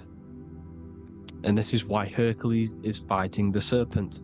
Notice how the serpent is low. He's reaching down to it. It represents the lower self. Because the lower self wants the lust. It desires sex. The body desires sex. There's a fight between the higher and the lower self. But when there's balance, there's even. Heaven is even. When there's evenness between these, this is the kingdom of heaven. This is when heaven is on earth. So at our highest levels of ourselves, the highest level of our intelligence, this is God. God is something that we manifest. We need to achieve Christ consciousness by battling the body. There is no battle outside of the physical body. It's an internal battle. Jesus and Satan have been externalized. Nothing exists outside of you, because I explained in the beginning how you are the consciousness experiencing the central nervous system. Therefore, there is nothing outside of you. It's all internal. Jesus and Satan have been externalized. Why? Because it's business. The church is a business. It's all a business. They've created these figures to be historical when they're not historical. The Bible's not historical. It's all externalized. It's called exoteric, when the truth is esoteric, internal teachings. So anyways, people, balance the chakras, balance the two hemispheres of the brain, balance the conscious and the subconscious. Balance is perfect, the yin and yang. You are spiritual and physical. You live in day and night. You need to be balanced. Oneness. Seek oneness. And this is the true kingdom of heaven. And when we all realize that we are all the same intelligence, the same consciousness expressed in different bodies, when we all realize this, we all realize we're all one. Doesn't matter what race you are. It doesn't matter what race you are, where you're from, your nationality, because none of you are actually from here. None of you are from the physical world. You're manipulating the physical world through the physical body. You are the I am. We all have a soul. Every single one of you has a soul. We all have souls. The reason why they say some people don't have souls It's because they're trying to suppress your mind. They don't want you to know that you have a mind. That sounds crazy, I know. But a lot of people haven't realized that they have an infinite intelligence called a mind. And behind that mind, if you can observe your thoughts, the person who is observing the thoughts, you have a soul. Everyone has a soul. Don't listen to all these people saying some people don't have a soul, some people do. We all have a soul. Every single one of us. So anyway, you need to break the lower nature of yourself. At our highest levels, we are gods. Our intelligence, our universal intelligence, the I am, the intelligence that's inside of the brain, is God. Our minds are being corrupted within believing that you are the body, and by the result of this is a society like today, because everyone thinks they're the body, and everyone's living in the lower nature of self, where everyone only cares about themselves. But when we realize we're all one big consciousness ball, we're all the same consciousness expressed in different bodies, there will be peace. So thank you all, people. If you do want to learn more, if you do want to read my book, it's called The Book of Wisdom. I'll put it in the description. It's an amazing book, people. It's going to give you the best understanding possible about creation, yourself, and the world. It's amazing. The Bible, everything. I have just launched a new cymatic library. A friend of mine has just added this to the website. He creates beats, and he creates the purest beats, so they are actually the frequency that it tells you. Most of the stuff on YouTube and Spotify and Apple Music it says it's a certain frequency, but we know these major platforms are all playing with the frequencies of the app. So if you want a real binaural beats, solfeggio scale frequencies to meditate on or listen to throughout the day, join the Occult Library. You can get a 2-day free trial. I'll put the link in the description. Thank you all, people. Hope you all enjoyed this video. God bless you all.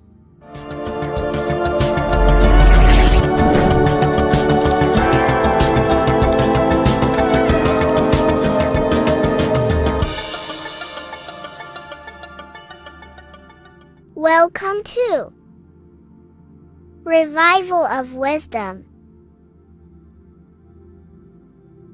Welcome people, we're back with another video, and this video is about Freemasonry and their connection to the Illuminati. Please, as always, to make sure to hit that like and the subscribe button and turn on the notifications to never miss a video. On May the 1st, 1776, the founder of the Illuminati, Adam Weishaupt, founded this secret organization, and this date can be found in Roman numerals underneath the all-seeing eye pyramid on the $1 bill. This $1 bill also says Anno Coptus Novus Ordo Secularum. This is Latin for announcing the birth of the New World Order. This New World Order will be headed by Lucifer, the all-seeing eye, and followed by the 13 layers of bricks for the 13 elite bloodlines. So your Orsini's, Rockefellers, Rothschilds, Soroses, and the other 9 elite families. So when Adam Weishaupt created the Illuminati, he made it consisting of high-level degree Masons, French and Latin philosophers, and many more powerful people to all become one society. So this is why you see Masons using this same symbol of the all-seeing eye inside the pyramid. But not all Freemasons are part of this Illuminati secret society. As the 33rd degree Freemason Manly P. Hall said in his book The Secret Teachings of All Ages, Freemasonry is a fraternity within a fraternity, an outer organization concealing an inner brotherhood of the elect. So what he's saying here is that Freemasons have to go up the degrees of Freemasonry, and once they hit the top, they either get elected or not into these secret societies like the Illuminati, Skull and Bones, and Knights Templar. So when you see celebrities doing this one-eye symbolism, either covering one eye, doing the triangle, or doing 666 over one eye, this is showing and reflecting the symbolism of Freemasonry. They have taken the oath to never speak on anything they learn about Freemasonry. Duncan's Ritual of Freemasonry book states the oath they have to take. Quote, I ... of my own free will and accord, that I will hail, ever conceal, and never reveal any of the secrets, arts, points of Master Mason's degree to any person whomsoever. All this most solemnly, sincerely promise and swear. Now, this is what happens when they break the oath, stated in this book, quote, myself severed in two, my bowels taken from thence, and burnt to ashes. So this states that Freemasonry comes first, before any law of the land. It has the right to kill you if you break your oath. This is the hand gesture they have to do every time they enter the ritual room inside the Masonic lodge. This is the cutthroat symbol, showing you and reminding you of the oath and what will happen if you break it. Now in this book, Richardson's Monitor of Freemasonry, it states, if you break your oath, binding myself under no less penalty than to have my throat cut across, my tongue torn out by the roots, and my body buried in the rough sands of the sea. If they do not decide to kill you, this book states this by pointing him out to the world as an unworthy vagabond, by opposing his interest, by dearranging his business. In other words, they have the power to frame you and destroy your reputation to the world and destroy your business if you break this oath. So yes, they do kill to keep this truth hidden, because this truth of this reality is what keeps them in power. They have the ability to manipulate people because people do not know what manipulates them. This is why they call themselves the government. They govern the ment, which is the mentality, because the mind is the root cause of reality. They control what you perceive to control what you manifest. By knowing the truth, you are set free, and you no longer need no controller above you. So this is why they are willing to kill and do whatever it takes to keep the truth concealed within these high-level degrees of masonry and these secret societies. However, going back to Manly P. Hall's book, it states, part of the symbols are displayed here to the initiate, but he is intentionally misled by false interpretations. So this is saying even Freemasons are intentionally misled and told lies to conceal the truth, to make sure the truth is hidden in the high degrees of masonry. So that's it for this video, guys. Thank you all for tapping in. Please leave a like and a subscribe. God bless.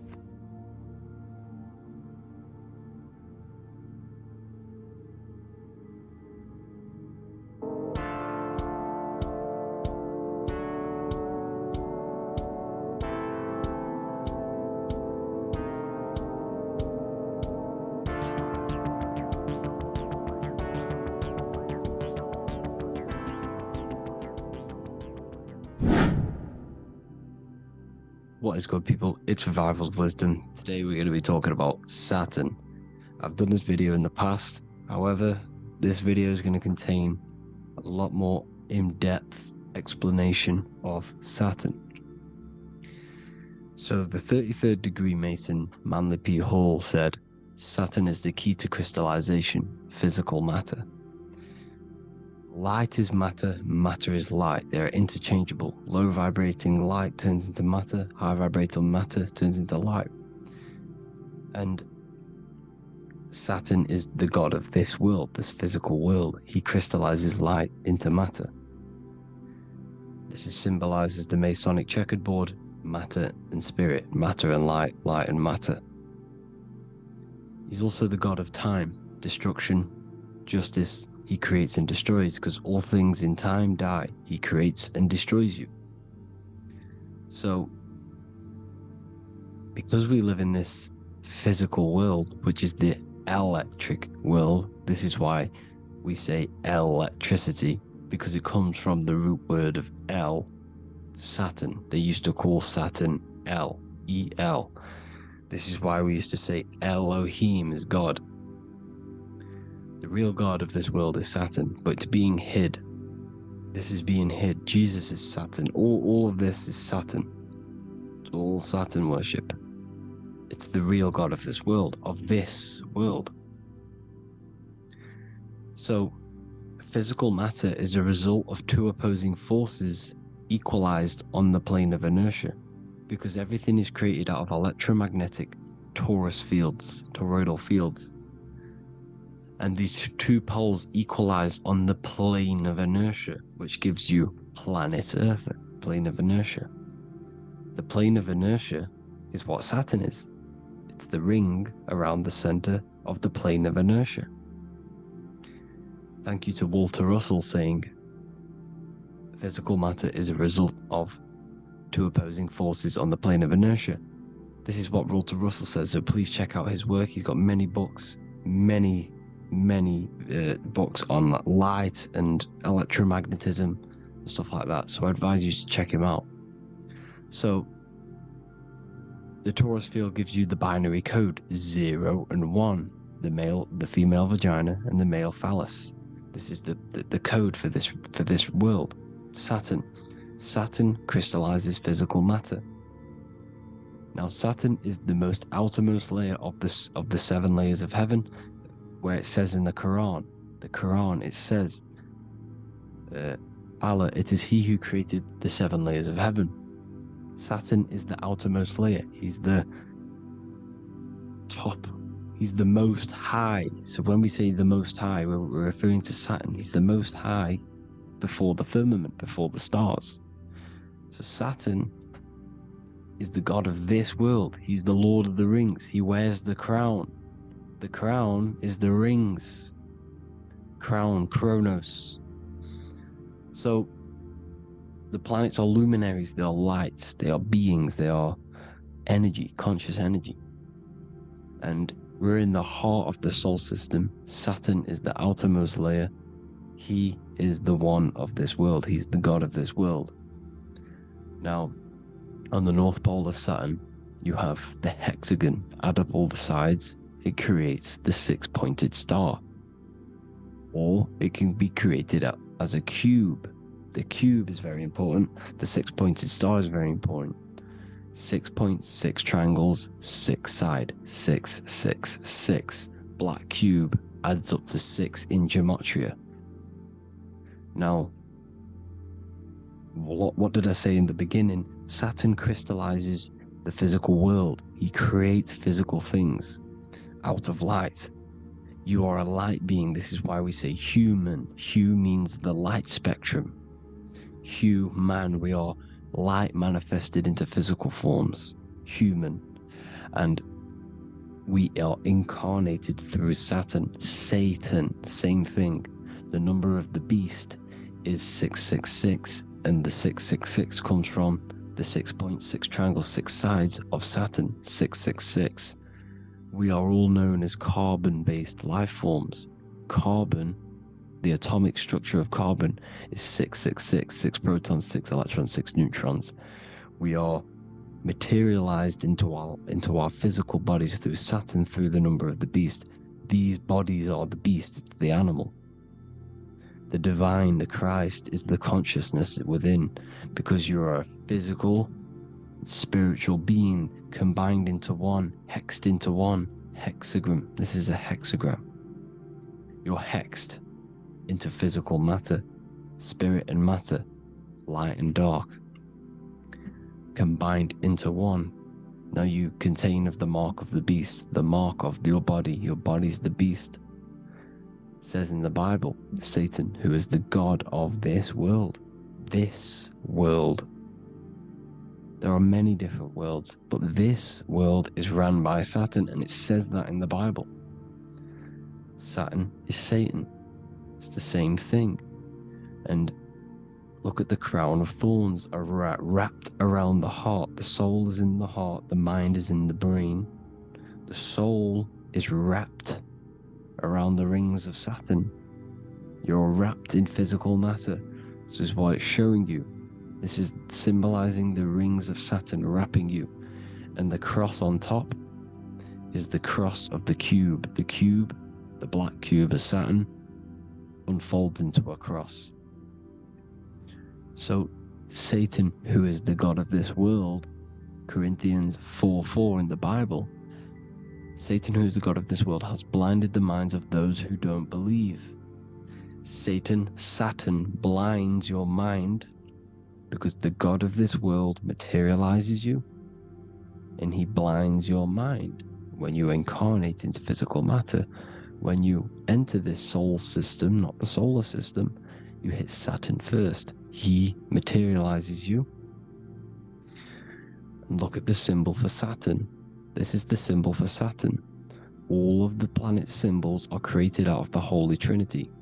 The Earth, Moon, and Sun. Body, mind, and soul. The sun is your soul, the moon is your mind, the earth is your body. Your body's made out of the 5 elements.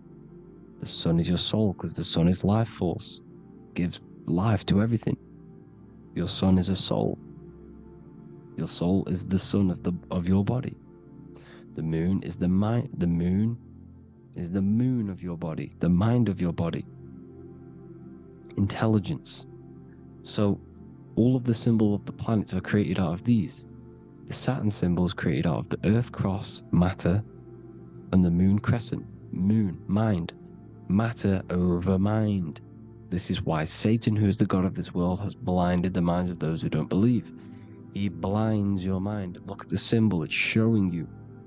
The Saturn symbol is matter over mind when it should be mind over matter.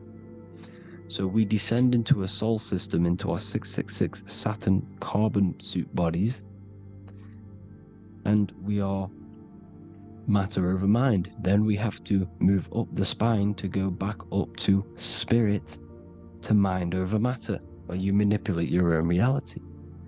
Now look at this, it creates the number 5. 5 is the number of change. You're moving from this side of the number sequence over to the right side. You're moving from the spiritual into the physical world. You're incarnating into the 5 elements, the 5 senses. So the cube, the black cube of Saturn, is another major symbol. Very important symbol. Here you see the cube, and the color black is associated with Saturn because Saturn's associated with death. He creates and destroys. Light and dark. Death is associated with black, spirit, because you can't see spirit, which is blackness. So the black cube is black because Saturn rules the nighttime, which is dark, blackness, and he rules the winter, which is death, blackness. So Saturn is the black cube. Cubes have 6 sides: up, down, right, left, back, and forward. Cubes are 6-sided. Everything is 6-sided inside of this creation because you're incarnating, you're materializing, crystallizing into the cube, the world of the cube. Everything's a cube. Everything's got 6 sides. Here's Leonardo da Vinci showing you that you're in the cube. Leonardo da Vinci did this famous painting. You're in the cube, you're hexed into physical matter, where you're incarnated into the 3rd dimension, the 3-dimensional world, which is a cube, 3D. And black cube adds up to 6 sides of the black cube. The Kabbalah means cube god in Arabic. And look at what they do. They worship the the cube, the black cube, and they stand in rings like the rings of Saturn. Australia, Denmark, Manhattan, Santana all have these black cubes. You go to New York, you will see the black cube there as well. These black cubes are everywhere because it is the real God of this world, So look at the cross. The cross unfolds into the cube. Xbox, Nintendo GameCube, Sega Saturn, anything to do with a simulated gaming reality, they put Saturn in it because we're in the simulation of Saturn. This is a simulation. And this is why they reflect this through the Xbox, GameCube, Sega Saturn, anything to do with gaming, simulations, is all Saturn. Because we're in the cube of Saturn, the black cube. We're in the GameCube, the Xbox, the Sega Saturn. As above, so below. So they reflect it through the simulations that they create inside of this simulation. Cubes have 8 points for the 8 points of time and space. 8 is the number of time. Everything's cycling, infinity. So, look at the cube. The cube is symbolized as in Judaism. The Judeans have the black cube. They wrap themselves in a black band and they cover their eyes into blackness. The black cube, for the black cube of Saturn, they use the star as Saturn, and they worship their god on Saturn Day because it's all Saturn worship. Look how the Saturn god is wrapped around with these thorns or leaves, just like Jesus is wrapped around his heart. And Jesus on the cross is us on the cross. We are in the cross. We are in the cube. The cross is the cube. And the cross is even in the Saturn symbol. This is another symbol for Saturn. There's two symbols. You got this one, the one I've just broke down. And there's this one. This is the cross of Saturn, the cube god, the simulation, the GameCube. Now, Chronos is another word for Saturn. Chronos means time. When you clock into work, you go to the Chronos machine. Well, I did anyway. And I tap my card on the Chronos, because Chronos is time. Anything to do with time is Saturn. He creates and destroys. Look at the artwork of Saturn with the sand, the time. Look at this, how he's cutting off the baby's wings. He's crystallizing the spirit into matter. He's cutting off your wings. Satan, in the Bible, he falls from heaven into earth, and he loses his wings. He becomes a serpent. See, it's all symbolic for us. We are the fallen angels, fallen angles of light. We're fallen angles of light. We are light beings. Now we're fallen into physical matter. Saturn's chopped off our wings. He's chopped off our spirit wings, because when you astral project, you can fly. You will fly around. He's got the Reaper staff here, always depicted with the Reaper staff. Now look at the clock. Saturn Day is the 6th day, the number of the beast, 666. Look at the clock. 6 take away 12. 12 take away 6 equals 6. 7 take away 1 equals 6. 8 take away 2 equals 6. 60 seconds in a minute, 60 minutes in an hour, 24 hours in a day, 2 plus 4 equals 6. That's 666. Everything's 666 because it's time. Saturn. All goes to Saturn. He's the god of time. We're in time now. We're in time. We're in the time, which is God. The god of this world. The god of time.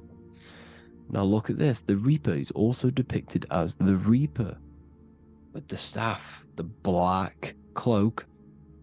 Black symbolizing death, spirit. Judges wear black because Saturn is the law. He's the god of this world. He's the law. This is why they wear black cloaks. When you graduate from university, you wear a black cloak and a black cube on your head. You've been hexed. Funerals, you wear black. because it's all to do with Saturn, Father Time, Father Crystallization. Now Saturn, here's another one of him cutting off the wings of a child, because he cuts off the wings. He creates and destroys your body. We're in the electrical world. Everything that is electrical vibrates.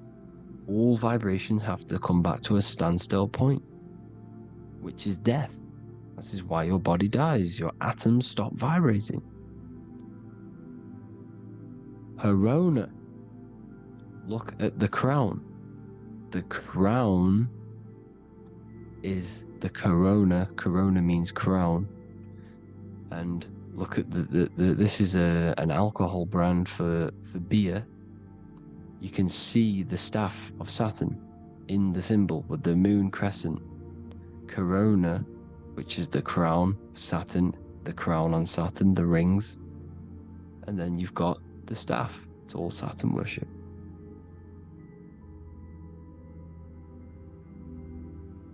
Is the black cubes of 9/11. 2 black cubes. This was a ritual for Saturn. It's all ritualistic. And look at the Star of David, the Star of Saturn. It's not the Star of David. Creates IXXI, the sigil of Saturn. IXXI means 9/11 in Roman numerals. 9/11. It's all a ritual for Saturn, and they have the 2 black cubes of Saturn. Now look at XX. There's more symbolism of Saturn now. We're going deeper. XX is more symbolism for Saturn. The sigil of Saturn is XX. As above, so below. Same with the Star of David. You split it in the middle. As above, so below. As above, so below. XX. This is a Knights Templar Cross of Lorraine. XX. Knights Templar. High Order of Masonry.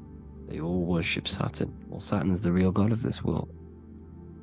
X Eon with the XX.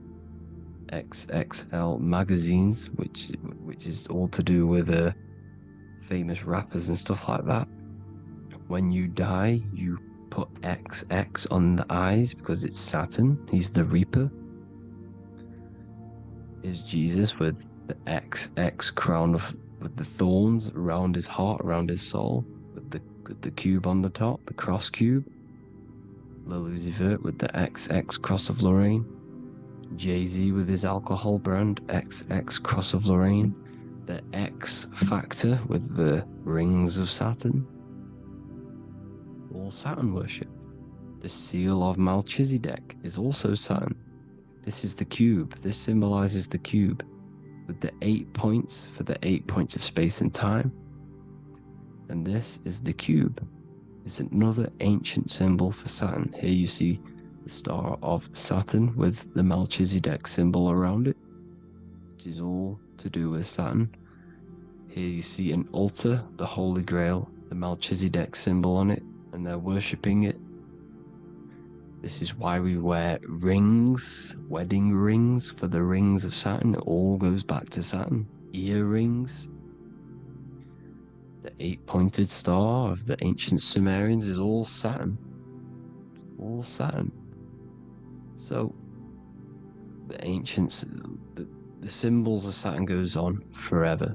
It's in all of the major corporations. You can see it everywhere, the rings of Saturn. Toyota is an obvious one. Internet, Nike, Target, Sega, Saturn. It's all Saturn worship. All Saturn worship, because he is the real god of this world. Here's Kanye West's album with a Saturn here. Here's Michael Jackson's album saying escape. There's the X again. The X, escape. You have to escape this reality. Maybe that's what he's pointing at. Here you see it on the dollar bill. The Star of Saturn. Here you see it again on the dollar bill. So that is it for today's people. I hope you all gain some insight on Saturn. Please like, comment, and share if you can. Subscribe if you like the channel. Please have an amazing day. God bless.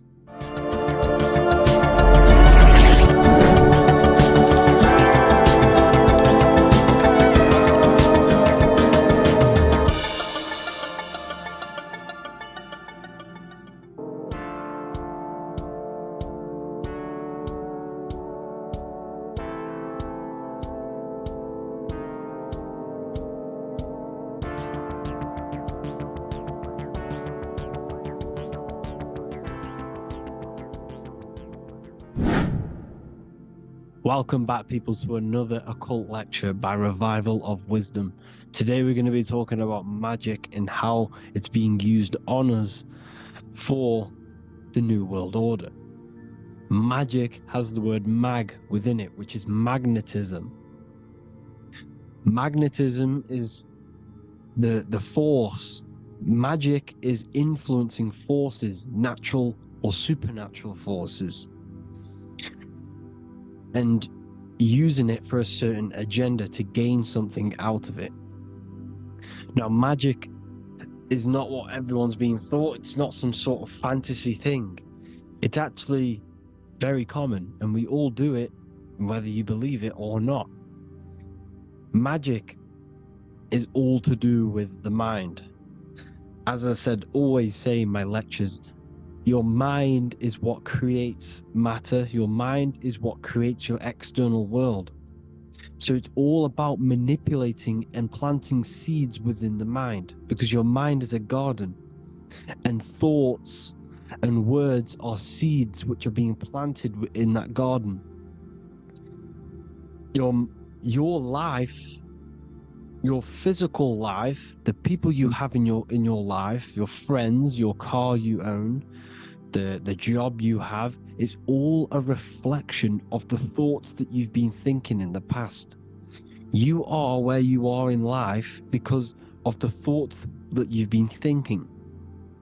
Therefore, your life is a direct reflection and manifestation of your mind. The Garden of Eden. Okay?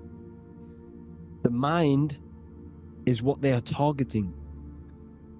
What you see, say, and hear has a direct effect on your mind. Me talking to you is influencing you. The words I'm saying is planting seeds within your mind.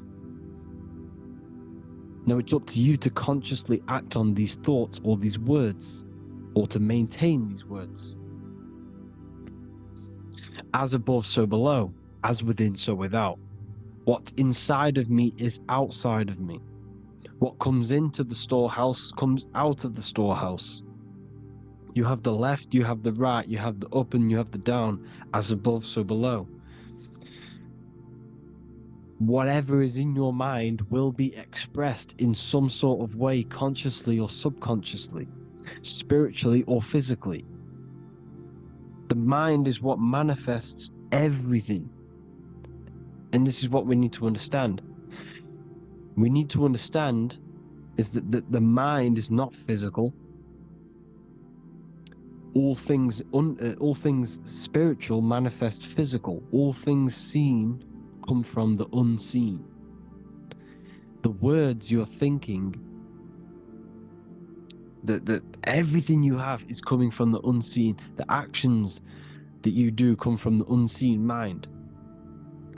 Another expression for as above, so below is you are the universe itself. You are a universe, a mini universe. But just because you are mini does not mean you are the whole thing. If I take a little piece of infinite, let's say there's an infinite light source. Let's say I take a little chunk of that infinite light source. That little chunk I took is still infinite because it's been taken from infinite.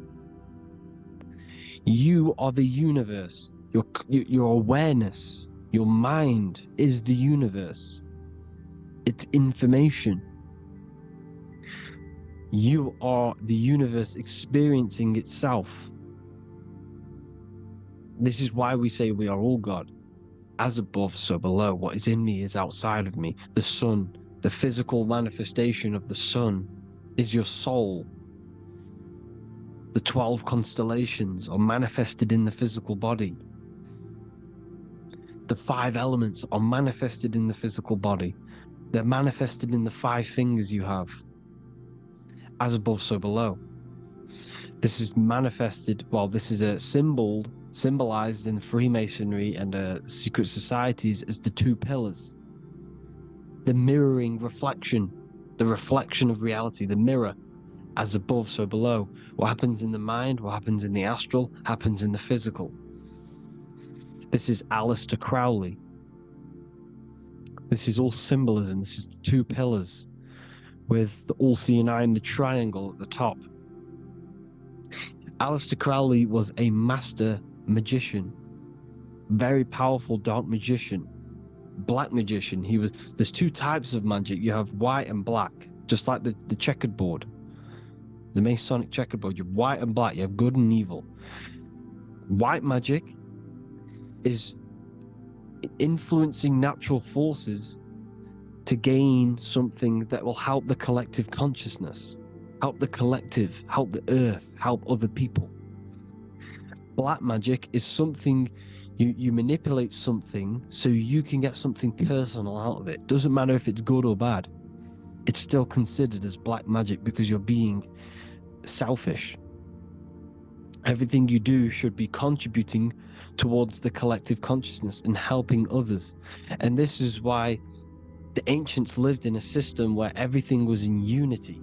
We understood that I am you and you are me. What I do to you happens to me because I am you and you are me. We are the same mind substance on the inside. We're all the same mind substance being expressed in different bodies. So what I do to your mind will have a ripple effect on my mind because all of our minds are connected within the mental plane.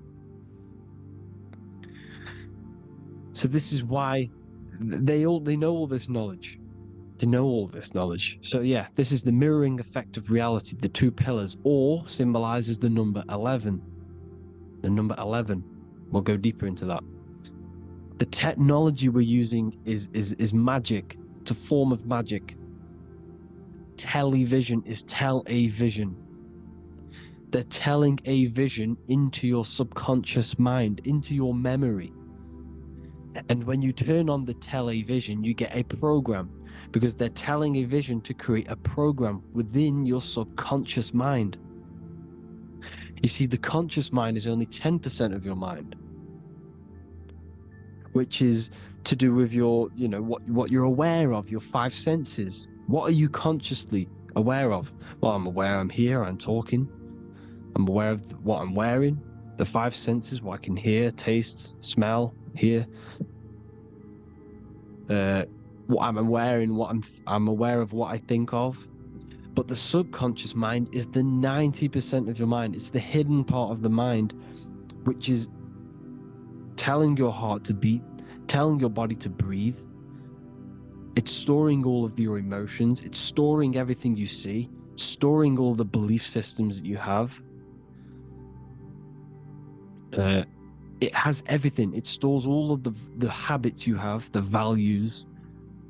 It stores everyone's name that you know. All the words that I'm speaking right now is all coming out of the subconscious. Everything is subconscious. And it literally manipulates 90% of your daily basis behavior. Most people don't know this. What you did yesterday is what you will do today because of these beliefs and mental programs within the subconscious, stored within the subconscious. So the subconscious is what they're aiming at. They're trying to create programs within the subconscious because the subconscious manifests 90% of your thought patterns, 90% of your actions and words. They know all this stuff. So the subconscious mind is the most powerful part of the mind. Another way the subconscious manifests and influences your life is, let's say you were in a car crash years and years ago, 10 years ago. Let's say you're in this car crash, right? And you really hurt yourself. The emotion you felt in that time when you were injured in that car crash had a great impression on your subconscious mind. You see, the stronger you feel something emotionally, the stronger impact it has on the subconscious. You can remember and recall that moment, and very vividly, because of the impact it had on the subconscious. Another, for example, you become that terrified of cars that it manifests into your life today, that you are wary to go in certain cars. You don't want to go into cars at all, maybe, because of that moment that stored within the subconscious. And it will manifest into anxiety. It will manifest into not going into cars. It will manifest into depression, maybe. These things, these emotional, very emotional, traumatic events have a great impression on our subconscious, and they control your life. This is why you need to meditate and let go go deep within yourself and let go of these internal deep emotions that you may have repressed and keep pressing down and ignoring. But you need to address it and let go of these subconscious impressions you have, which are controlling your life, like anxiety, depression. All of these things are stemming from things that are stored within your subconscious years and years ago, more than likely. Broadcasting. They're casting spells to a broad audience, to news, north, east, west, and south. They're casting spells. No, if you watch the news, everything's red.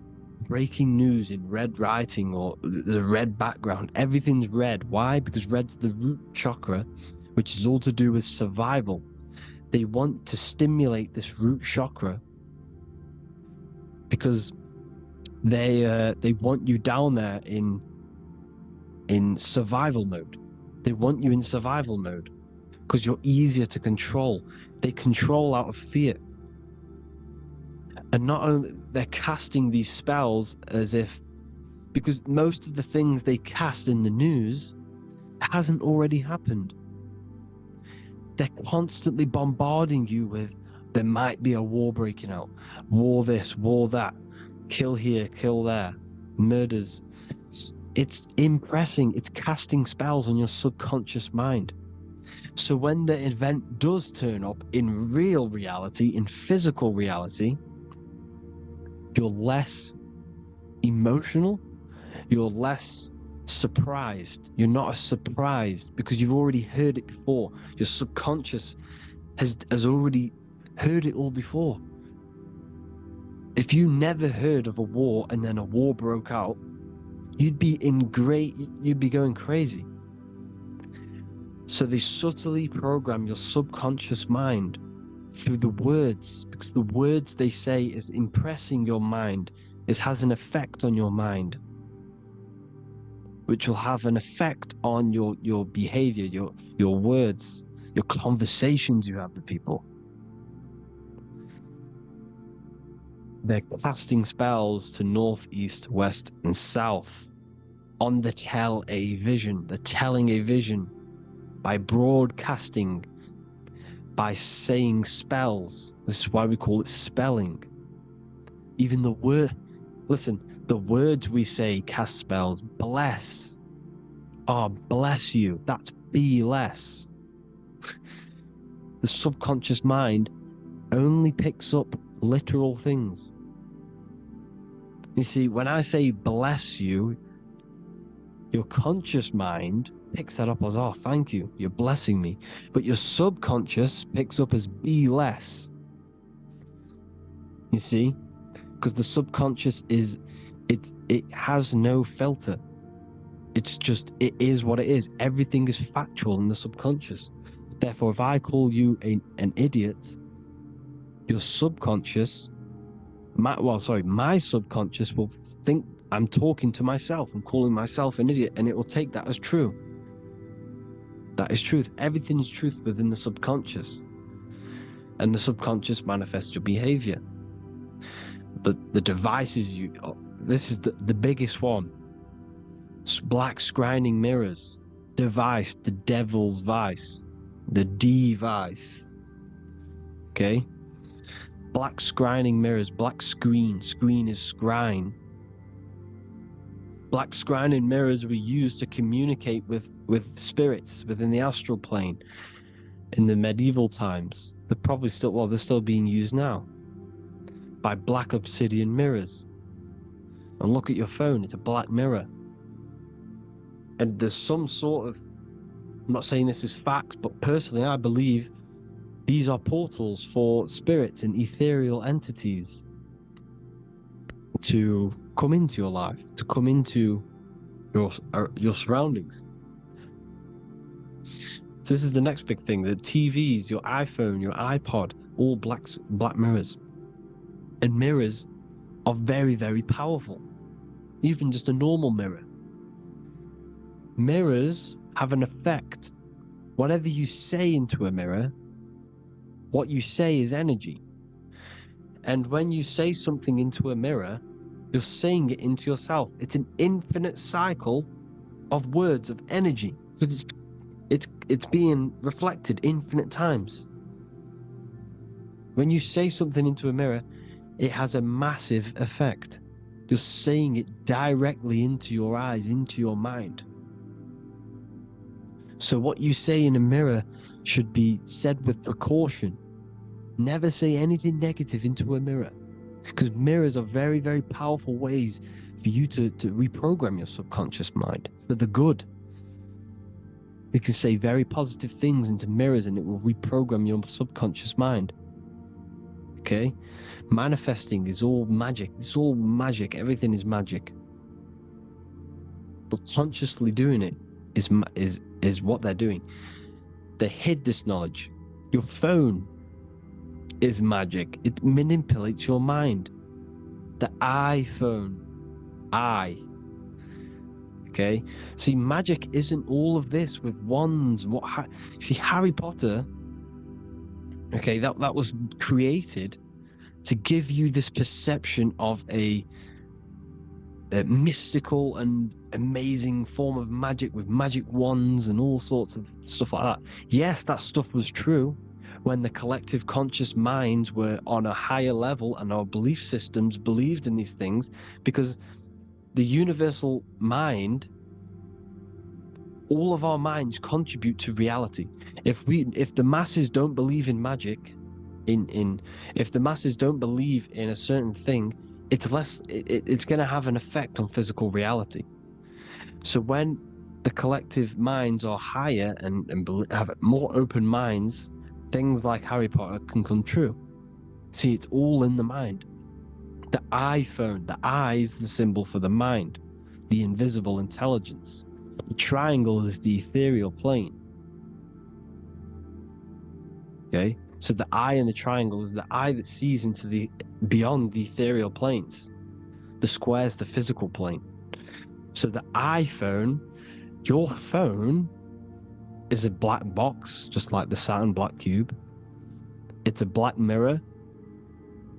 It's taking photos of you every 2 seconds. And it's your mind. Your mind is in that phone. Everything you like, everything you text, everything you type in Google, everything you say to someone, every conversation is all recorded on the phone. Therefore, it is a direct reflection of your mind. Your mind is imprinted into your phone because your mind, everything you think in your mind, you're manifesting into typing, saying, taking pictures into the phone, and it's collecting it and storing it. And what they're doing, and this is for all forms of magic, it's manipulating the mind. It's all manipulating the mind. Reels, Instagram, TikTok, this is all dopamine. It's all controlling the mind. Every like you get, every follow you get, every share that you get is dopamine within your brain. They're literally targeting your brain and mind. It's all manipulating, because what they're pushing through the phones, through the media, through the news, through the televisions is visions and programs. You are the one manifesting the New World Order. They're not manifesting the New World Order. They're giving you the information so you can manifest the New World Order. Everything they say is contributing to your mind. For example, digital money and all the information they put out for you to see is contributing to your enslavement. Your mind is manifesting the New World Order. They know this. They don't manifest it. There's billions of us. We could easily run over them physically. But on a mental level, these people have the knowledge and they hide it from us, and they let us manifest reality because we are the collective. They give us the information which manifests their agenda. It's all magic through the phones, the media, the television. So your phone is a manifestation of your mind. It's a record of your mind. Hollywood, holly tree. They used to make wands out of holy trees, because it was the most holiest wood, the best for casting and transmitting energy. So they used holly trees to cast spells. That's what Hollywood is. And in Hollywood, they have the red tear, the blood drop next to the Hollywood sign, because it's all satanic. They're all black magicians. They use Hollywood to cast the spells through the music, through the films. You see, music is a form of magic. All of this is magic. Everything they do is a form of magic, because they want an agenda behind it. But it's not black magic. They're letting us create our prison. This is what you have to see. Yes, they're evil, but they're not doing anything evil, or else they would face the karma. They let us manifest this agenda through giving in the information, by telling you what's going to happen in the movies. Everything that happens in a movie, it's all there on purpose to program your subconscious, to plant a seed within your garden, your subconscious, your mind. Because when the mind is already seen something, when it comes up and turns up in physical reality, you will be less shocked and you won't rebel. So they lure you slowly. They make you aware of these things over time. They make you gradually think it's okay. Like the technology, we never used to use these phones. How did we become so addicted and reliant on them? Well, because first they gave you a little flick phone. Well, no, sorry, they gave you a phone in your house, and then once you got used to that, they say, "Oh, here's the newest version of a little flick phone." You started texting your friends. Everyone was loving it in high school. They could now meet up without saying, "Let's meet on the weekend at this point at this time," like your parents probably did. Or maybe some of you watching this, you probably had to tell your friend to meet on the weekend at a certain time because you had no way of communicating. So everyone got these phones and got addicted to them. Then they slowly got addicted to the new iPod with the touch screen. Now they invented touch screen. Then everyone got addicted to touch screens. Then because all of this is producing dopamine in the brain, which creates you to become mentally addicted to things, and physically addicted, chemically addicted, because dopamine's a chemical. Your subconscious becomes a program within your subconscious, and your body becomes chemically addicted to these phones. And these phones are the enslavement of humanity, technology. Without this, we wouldn't be in this mess, without technology. Because they're creating a hive mind. We're creating a hive mind. So back on track anyways, they They program you. Look at the films, 9/11, 9/11, produced by Hollywood. Here's the 11, like I said at the beginning, the two pillars which reflect reality. What happens in the mind happens in the physical. What happens in the astral happens in the physical. Okay, what happens in the physical happens in the mind. It's the two pillars, the mirrors. 9/11. 9 plus 1 plus 1 is 11. Flight 11 was hijacked. New York is the 11th state. New York adds up to 111. This is not a coincidence. It's all a form of magic. It's a ritual, energy harvesting ritual, because your mind produces energy. Your mental attention produces energy, and they're feeding off this energy in the astral plane, these demons. Music is the most powerful. Personally, I think the music is one of the most powerful forms of magic they're using. Okay? Music is hypnosis. It puts your brain in a hypnotic state. It influences your electromagnetic field through vibrational energy. It reprograms your subconscious mind. Why do you think you remember the lyrics? You see, your subconscious stores all of the memories. Remember, the subconscious manifests 90% of your behavior. So therefore, the music you're listening to is manifesting your behavior. You wondered why some people wonder why they have drug addictions and they can't get out of violence and they can't get out of all this negative mind space. It's because the music they're listening to is creating a negative mind space. The words you listen to have plant seeds within your mind. So the reason you remember the lyrics is because that song created a program within your subconscious. Yes, that is what happens. You can use magic to reprogram your mind, but you can use music to reprogram your mind because it's all forms of magic. It's using natural mental energy forces to manipulate the physical reality. You manipulate your mind, you manipulate reality, physical reality. Okay? So the music, another very, very big one. When you turn on the radio, it's just all talks about alcohol, drugs, and sex because they want you down in the lower three chakras. They want your mind attached to matter when it's mind over matter. Your mind's not physical. You see, the word spirituality is the new trend. It's not about your spirit. It's not about your spirit. It's about your mind. It's not about, spirituality and looking after your spirit. And they've got you focused on your spirit. Why? Because they hide your mind from you.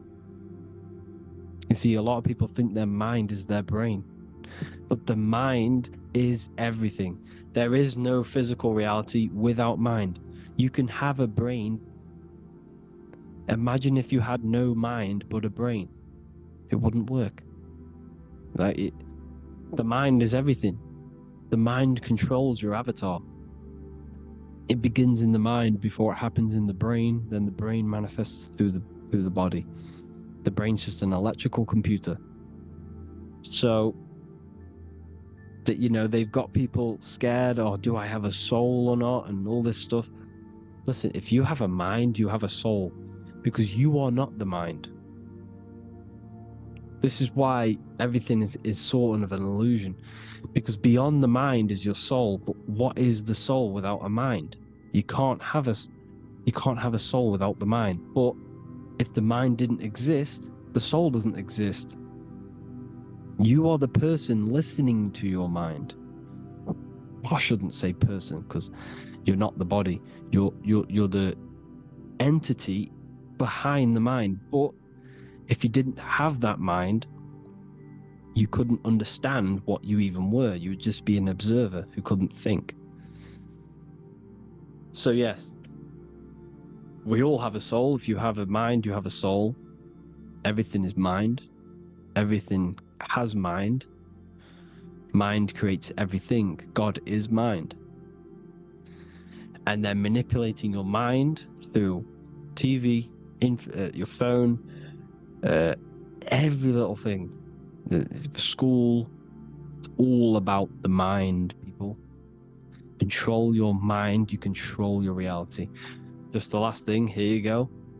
Aleister Crowley, the dark magician, Kanye West doing the exact same thing because they're implementing magic in the music. Here's the Beatles with Aleister Crowley in the background. Bet you never noticed that. Aleister Crowley was influencing music and placing magic within the music to influence the subconscious. This is what Baal worship was. This is why they killed children. They sacrificed these children. Why? Well, because in order to ascend, in order to raise your consciousness internally, godly, by being good, God, or being in order to be good and raise your consciousness and to get something in the physical world, you have to sacrifice yourself. And what do I mean by that? In order to raise your consciousness and ascend, you have to sacrifice the lower nature of yourself. You know, you've got to abstain from having sex to retain your sexual energy, to transmute it. Or staying away from negative, poisonous foods like meat. So, staying away from blood. We shouldn't be consuming other animals' blood. We should be keeping our blood pure. We are humans. We shouldn't consume chicken blood, chicken germs. We are the most divine creatures on this creation. We are the most intellectual creatures in this creation. Therefore, we should keep our temples pure. We are not animals. If you want to associate yourself with an animal, go out in the wild, go and find a wild boar, and go and try rip its guts out with your bare teeth, because you can't do it. You're not a cat. You're not a carnivore. Okay? So in order to ascend, you have to kill and sacrifice your lower part of yourself to ascend up to your spirit self, your mind self, the highest version. And the elites don't want to do this. So they sacrifice other things like babies to kill them, to exchange their life over to the astral plane, so these demigods in the astral plane can give them something in return in physical.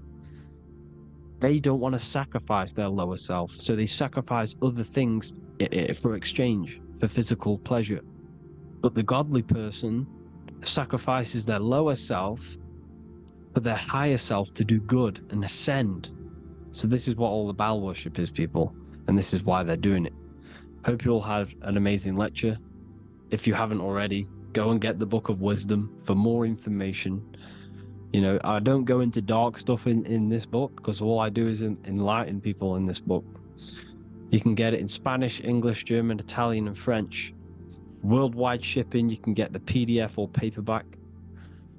Or there is also a new one called the Human Health Guide 2.0. It gives you a list of all the foods, grains, oils, and nuts, you know, everything that's alkaline and positive for the body and not man-made and hybrid.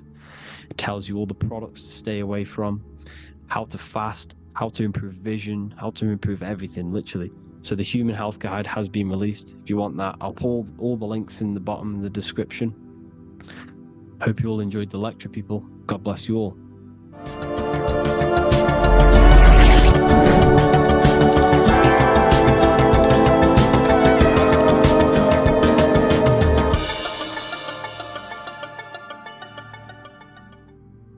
You are not breathing correctly. 98% of people only use a third of their lungs capacity, which is shallow breathing, which ages you, lowers your brain capacity, and also lowers your state of consciousness.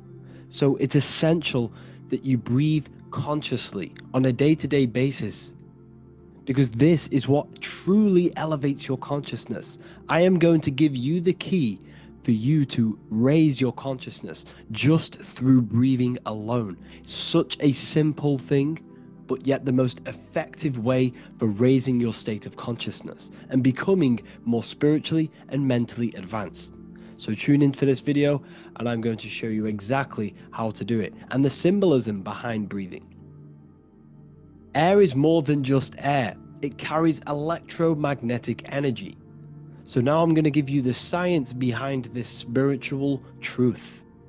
This invisible force is what sustains all physical life, providing the life force energy essential for existence. Electromagnetism. Everything is fed off electromagnetism. Your body is an electromagnetic battery. Now, we can prove that air carries electromagnetism just by doing a simple test, a simple scientific experiment, by getting liquid oxygen and pouring it between a north and south magnetic pole, two polar opposite magnets. We see that the liquid does not fall straight through it. It is sucked, it is magnetically attracted to these two opposing forces, opposing magnets. This is proof that air, liquid oxygen carries electromagnetism. When you are breathing electromagnetism, the essential life force behind all living beings. This is known as energy or prana, chi, ether or spirit. This is all the same thing. Air is not just empty space, it is energy. It is prana, it is life force, it is spirit, it is ether, chi, prana. You are an electromagnetic being. Your consciousness is in direct correlation with your electromagnetic aura or biofield around your body. Your state of consciousness is mirrored within this field around your body. Now your breath, when you breathe in, you're breathing electromagnetism or life force. Breath is the vital link between the physical and the spiritual, bridging the body with the soul. Through breath, we connect with both tangible world and deeper, the unseen realms of energy and consciousness. Breathing deeply and properly elevates our consciousness, enhancing the brain's functions, heightening the sensitivity of our five senses. It also brings a profound calmness to the mind, creating a state of clarity and inner peace. Like I said earlier, breathing properly is the fastest way to elevate your consciousness. It is the fastest way because breathing, when you stop breathing, what happens? You lose physical consciousness. Your body will shut down if you do not breathe in this vital electromagnetic energy in the oxygen. If your body does not get this for 5 minutes or however you can last without breathing, this makes you lose physical consciousness. Your body will not survive without this essential life force energy. Therefore, air is one of the most overlooked things. This is why we see the symbolism of Buddha having a big belly. Why does he have a big belly? Because it's symbolizing breath work, proper spiritual breath work, the certain teachings of breath work, of when you breathe in through the nose, you have to breathe in through the nose. You don't want to breathe in through the mouth because the nose acts as a filter which catches dust particles and filters out the air before it enters the lungs. The mouth does not do that. The nose is for breathing inward.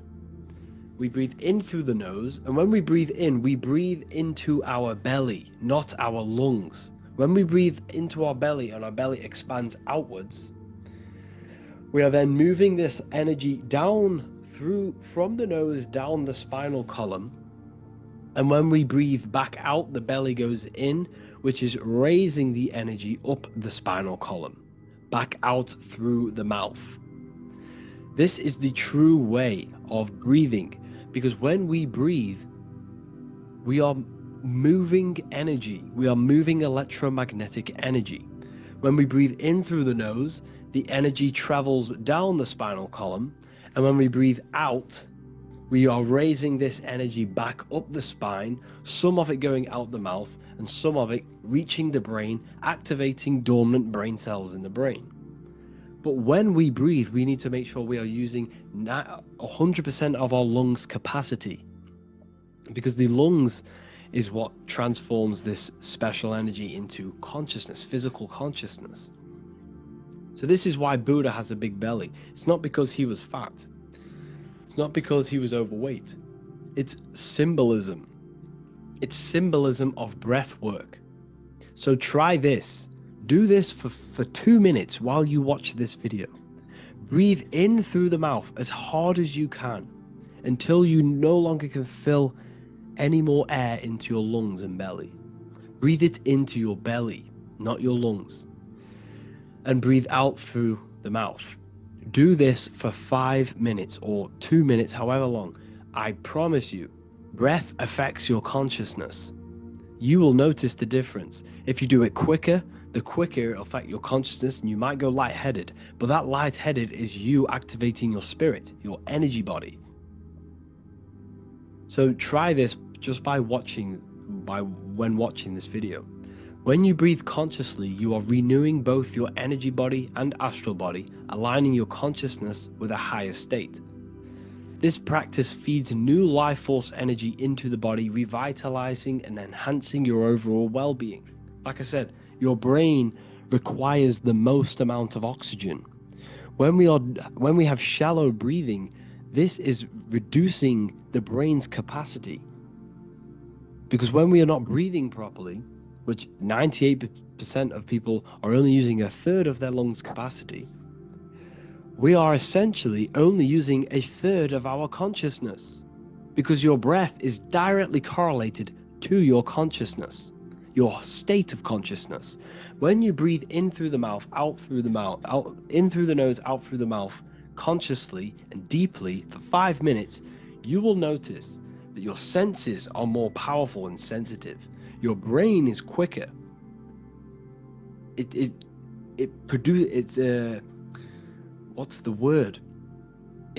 processes information quicker. You become quicker. You become a superhuman, and you feel more spiritual because it activates your spirit, your astral and energy body. So when we meditate, it's definitely important to breathe in through the nose and out through the mouth as deeply as possible to align with a higher state of consciousness. And this is the easiest way to separate your consciousness from the body. When you breathe in deeply for long periods of time, while meditating, while taking no thought, when no thought is present and you gain a rhythm of deep breathing, this is the gateway to opening your consciousness. Because when you stop thinking, other aspects of your consciousness can open up. All of our lives we've been thinking, which is blocked off the higher states of consciousness. So breathing is very, very important. It affects our overall well-being. And this is Yahweh, the in and the out of breathing. When we breathe in, this is Yah. You can hear it. It sounds like Yah. And when we breathe out, that is Way. This is the name of God, apparently. But God is within you. You can connect with God. You can connect with source consciousness within you by breathing, by raising your state of consciousness through breathing and meditation. This is why the Bible tells you the Spirit of God has made me, and the breath of the Almighty gives me life. You are consciousness. You are God. You are an extension of God's consciousness. Job 27:3. As long as my breath is in me and the Spirit of God is in my nostrils. The Spirit of God is through breath. John 20:22. And when he said this, he breathed on them and said to them, receive the Holy Spirit.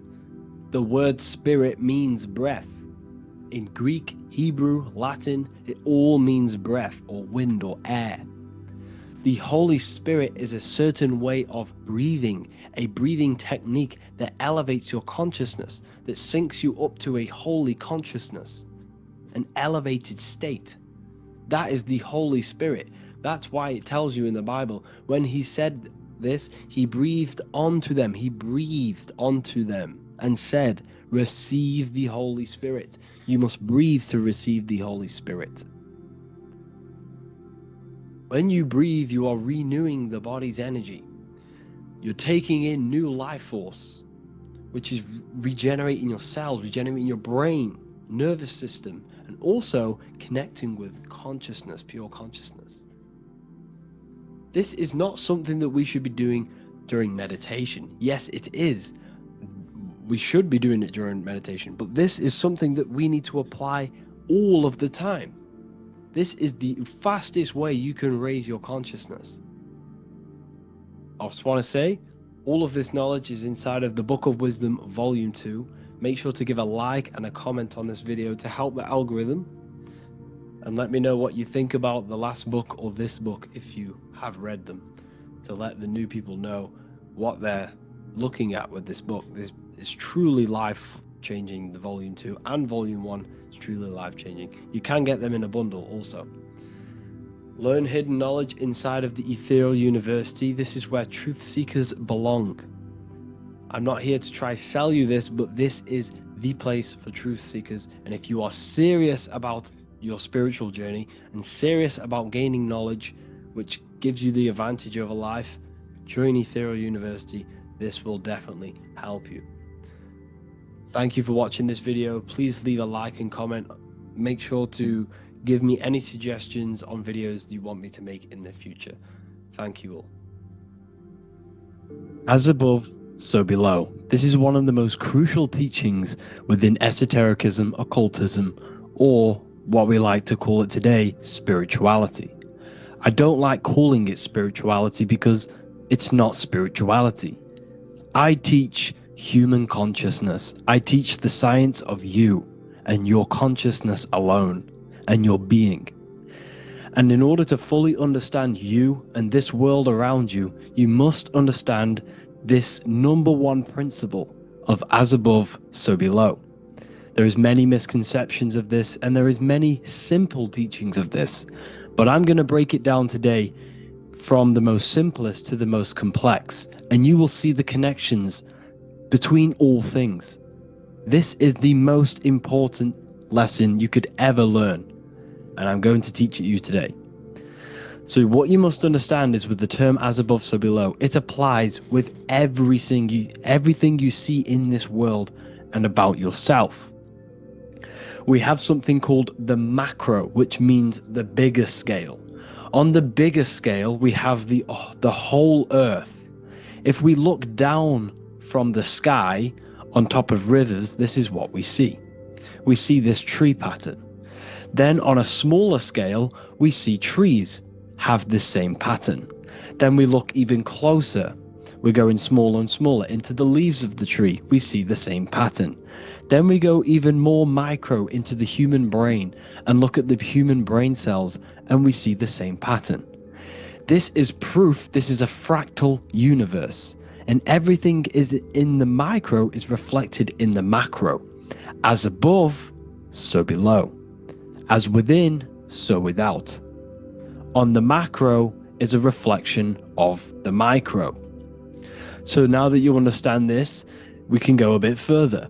A yearly cycle of spring, summer, fall, winter is a macro. A micro is a daily cycle. So a day is a mini year. The summer is the midday. Autumn is the evening. Night is the winter. And spring is the morning. This is a macro, a reflection. We have a miniature cycle of the zodiac every single day. And this cycle is also reflecting the cycle of life and death. We live, we are born, which is the spring. We live, which is the summer. We then age, which is the autumn. And then we die, which is the winter. And then we are reborn again. This is the cycle of life and death. And you do this every single day. You see, death is a macrocosm of sleep. This is why we say sleep is the cousin of death. because you die every single night. You do this process of life and death every single day. As above, so below. What's in the micro is in the macro. So when you go to sleep, you are essentially dying. And then in the morning when you wake up, you are then born again. This is a fractal cycle that we live in. Everything in this whole world is fractal. Everything applies to as above, so below. We have the sun, we have the moon, we have the day, we have the night. We have the life, we have the death. We have the conscious, we have sleep. As above, so below. We have the conscious mind, because now we're diving into as within, so without. As above, so below more refers to the external world. As within, so without is referring to your inner world and the outer world. What you must understand is about yourself. You exist in two realms. You're an individual. The dual nature of you exist in two realms at once. You have an inner world of your thought, emotion. This is the inner world that no one else can see but yourself. And you have an outer world with a physical body which everyone can see. So you exist in two worlds. You have the inner voice, you have the outer physical voice, which I'm speaking to you with now. But I also have an inner voice, which no one can hear, only but me. So you exist in the light and you exist in the darkness. The sun represents your external self, your physical, conscious mind. The moon represents your shadow self, the inner self, the psyche self, the spirit self. There is an as above, so below. The sun is within you. The moon is within you. Everything is within you. Now that you understand as above, so below, what is your body? Your body is a miniature earth. Let me repeat, your body is an earth. Your body is the earth. Okay? Because like I say many times in all of my videos, you are not in the world. The world is you. You are the universe. Your brain is a computer creating this reality. What you see with your eyes is produced in the back of the brain called the visual cortex. You don't look into the world, the brain produces the world. The body produces the world. When you touch something, you're not actually touching something. This is the electrical nervous system. When you touch something, what you feel is actually electrical signals on your nervous system reporting back to your brain. Therefore, when this body dies, you leave the earth because this body is the earth. Okay? As above, so below. You have the mental plane, the astral plane, the etheric plane, and the physical plane. This is essential for understanding reality and the teaching of as above, so below. Everything in this material plane began in the thinking mind.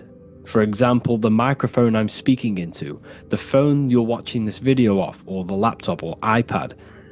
Where did this begin? It didn't begin in the factory. The first ever place this item begun was in the mind of an individual. The invisible realms of mind is where all physical things and physical items begun. Essentially, this physical plane is the effect of the thinking mind. This world is the world of effect. It's the world of outcomes. When you see something, it is already manifest. It is already being manifested. It is an effect. And in the effect of the cause, which is the thinking mind. Therefore, the mind creates thoughts, which is the mental plane. Then after thoughts creates imagination, which is the astral plane. These two are spiritual. They are non-physical. So spirit kind of means non-physical. Then you have the physical planes, the etheric and the physical plane. As above, so below. What happens in the mind is manifest on the physical plane. Like I said, the phone that you are holding, it was a thought, and then it brought down into a physical reality. As above, so below. You change the mind, you change your reality. Your environment. The word environment has ment in it because your environment is mental. So now that you understand this, so what is the world around you? The world around you was created by the mind of God. It was manifested through God's thought. So you are living in the mind of God. You are a thought in the mind of God. God thought you into existence. But like I said, we are all fractals. Everything is fractal. If God exists, this means that you are God, as above, so below. God created you through the thinking mind, and he gave you a thinking mind. So God created the macrocosm. God created the macro, the whole world. He designed the whole world, the sun, the stars, the moving. He designed this. But then he gave you the thinking mind to design your own life and create your own life in his world. You are a microcosm of God's macrocosm. Just like God thought you into existence and the whole world into existence, you are a microcosm thinking your world, your reality into existence. You see this now? Everything is a reflection, everything is a mirror, everything is fractal. So in order for you to change your reality, you must change these higher planes. Your thought and imagination are the two key aspects of creating physical reality. Every object you see around you was begun in these higher planes of the non-physical, and they were brought out of spirit into physical matter through the thinking mind and physical action. So now we're going to get a bit deeper. The brain is not the mind. Now that you understand, we have spirit and matter, as above, so below. You have a non-physical side of reality and a physical side of reality. The mind is the spiritual brain. The brain is a physical manifestation, a physical effect of the mind. The mind uses the brain to operate in the physical world, and it's the same with the heart. The soul manifests itself physically through the heart. The heart is a physical manifestation of the soul, of the emotion, thought and emotion, the mind and the soul, the brain and the heart, heaven and earth. So you have the inner world and the outer world, the spiritual, non-physical, and the physical. So we are all on this process of awakening, an expansion of our minds into new fields of thought, into new fields of awakening ourselves. Because essentially we are born into this world, but you are born many, many times. You can be born physically and you can be born spiritually. Like I said, everything is fractal. So just like when the baby finds out that there is a world outside of its mother, what does the baby do? The baby seeks a way out of its mother, and then the baby is now born into a new world, a world outside of its mother's womb. It's the same with you and your spiritual process.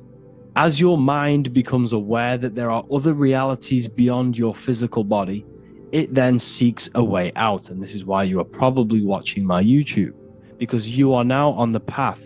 Something within you has guided you to this path of knowledge, truth, enlightenment, and expanding your consciousness. And it is your soul who brought you here. Your soul speaks through emotion, a guidance. Emotion is the language of the soul. When you feel very bad, this is your soul telling you you're not in the right place. You're doing the wrong things. Because the soul is always unfolding its purpose, which is expansion and learning. That is it. The mastery of the self and the learning of the mind is the only thing that counts in the end after this life. So you are on a journey of expansion, of learning, creating, and spiritual rebirth. As above, so below. What does this body tell you? When I see someone overweight, I don't see the overweight. I don't see the body. I see the mind. I see an undisciplined mind. I see a mind that lacks self-control. I see a mind that seeks external validation. That's what I see when I see an overweight person. I don't see his body. I see the result of his mind.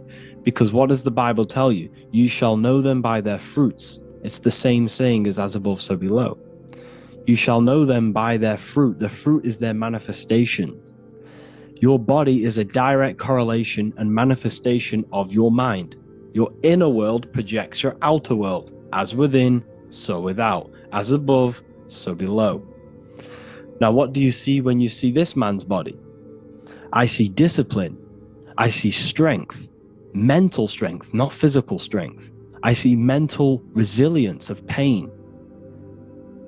Because all of this man's mental energy has been manifested physically within his muscle. This body is a direct manifestation of this man's mind's pain and suffering, and it shows discipline. This is why people instantly respect you if you are in shape. You walk into a room and you are in shape, people will instantly give you respect because they know that you are mentally disciplined. The body is a reflection of your inner world, and it's the same with your friends, your family, your connections with people. If you think about yourself very negatively all the time, and you don't have a good connection with yourself, you don't have a connection with your true self, this will manifest into every single relationship you have in your life. If you don't have a good relationship with your inner self, you don't have a good relationship with the people and the friends around you. Because as within, so without. If you think negative about yourself, you will only pick up the negative in other people. If I think very highly of myself and I think very happy and good things about myself, I will then see the good things in other people. Because it's as above, so below. As the inner world is, so is the outer world. It's the same with your life circumstances. Your life is a direct correlation of every thought you thought in the past. If you possess millions of pounds, millions of dollars, this is because you have thought this into physical reality. You live the life you are deserved. You live the life that you manifest through your thought. If you live a very poor life, this is a reflection of your mind. This is a reflection of what you have thought into physical existence. Because like I said, everything begins in the mind. As above, so below. And this is even present within the body. So where is the head? The head is at the very top of the body. And where does all manifestation begin? In the mind. That's where the mind is, in the head. And then the thoughts we think travel down the body into the heart, which is the emotion. Every thought we think is in the emotion. Every thought we think creates an emotion. This emotion then drives the action. Where does the action come from? The feet, because the feet move our body. We move with our feet to take action. Our hands. You see, so the body is even a micro reflection. I can't even say it. Reflection of the order of manifestation. This blew my mind when I figured this out. You see, the head, the thoughts begin here. This is the beginning of all manifestation. Then it comes down to the heart. This is the emotion. Then you take the action. The thought and emotion then sparks the action, which is taken with the hands and the feet. And where's the lowest point on the body? The feet, and that's touching the physical earth. So the head is where the thought is, the non-physical, and the lowest point on the body, which is touching the physical earth. So the head represents spirit, the feet represent matter, spirit and matter. Your room, if I walk into your room and I see a messy room, I don't see the room, I see a messy mind. The room is a reflection of the mind. If you have a messy room, this is your mind. It's an externalization of your unsorted mind, undisciplined mind. So like I said, we are all God, and we must find the God self within us. And I teach all of this inside the Book of Wisdom, Volume 2. This is not just a book, this is a revolution. This is the beginning of a new age with this book. If you have read it, I congratulate you. You should feel very proud of yourself if you have an open mind. You should feel proud of yourself for watching these videos, because not many people have an open mind. Remember this, people. You are special if you're watching these videos. You have the mind. You have the ability to see through the illusion. And I take my hat off to you. You want to take this to the next step? Read the book. Or if you want to take it to the serious levels, join the university. The university, you gain access to every piece of my material that I've ever done, all of my books, all of my lectures that are hidden from YouTube, that are hidden from everywhere else, the lectures that give you real power. And if you feel alone on this journey, we have a conscious community where you can connect with like-minded individuals, because I've been there. I've been there when you feel lonely, because you feel like no one else is thinking the way you are feeling. You can't talk to people about these things because people just think you're crazy. That's why I put together this, so we can connect, so we can unite, so you can connect with people, so you don't feel crazy about thinking about this stuff, learning about this stuff.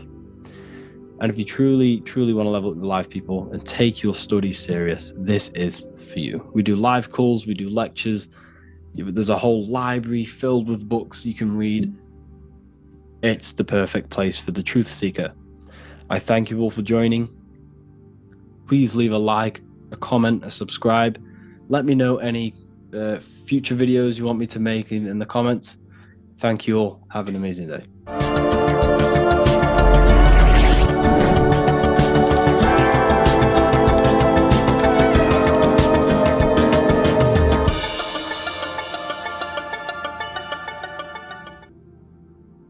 You don't just have a physical body. You have a physical, mental, spiritual, and emotional body. Each one of these aspects are a body of its own. Body does not just refer to a physical substance. You have a mental body for thinking, an emotional body for your emotions, a spiritual body for your energy in your astral form, and a physical body to encapsulate all of these. Each 4 of these aspects are essential for the human experience and essential to balance. Now, today we're going to be syncing the 4 aspects of your consciousness with the 4 seasons and the 4 elements, and how this ties into the Bible.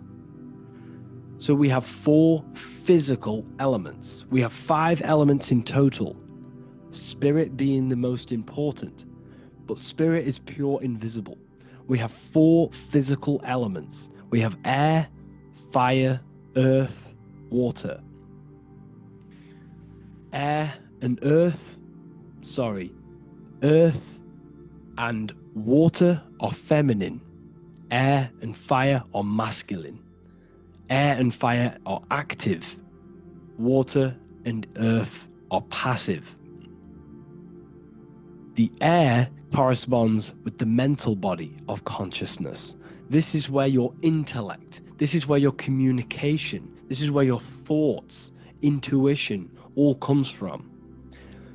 This is the mental body of consciousness that allows you to think, allows you to process, figure things out, and have intellect and gain knowledge. This is your intellectual aspect of your consciousness, located in the head region. We have a fire nature, a spiritual nature. This is our astral body. Our astral body is all to do with the subconscious realms, the higher realms of consciousness. This is the body that allows us to be free from the physical body. Our spirit is more of our energy. Water is our emotional body. This is what allows us to feel things, that allows us to gain intuitive feelings of conscience.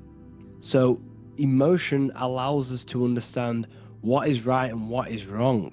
When we feel something bad, we know that this is wrong. When we feel something good, we know that we are doing good. Emotions are a creational force that allows us to feel certain things to bring them into existence.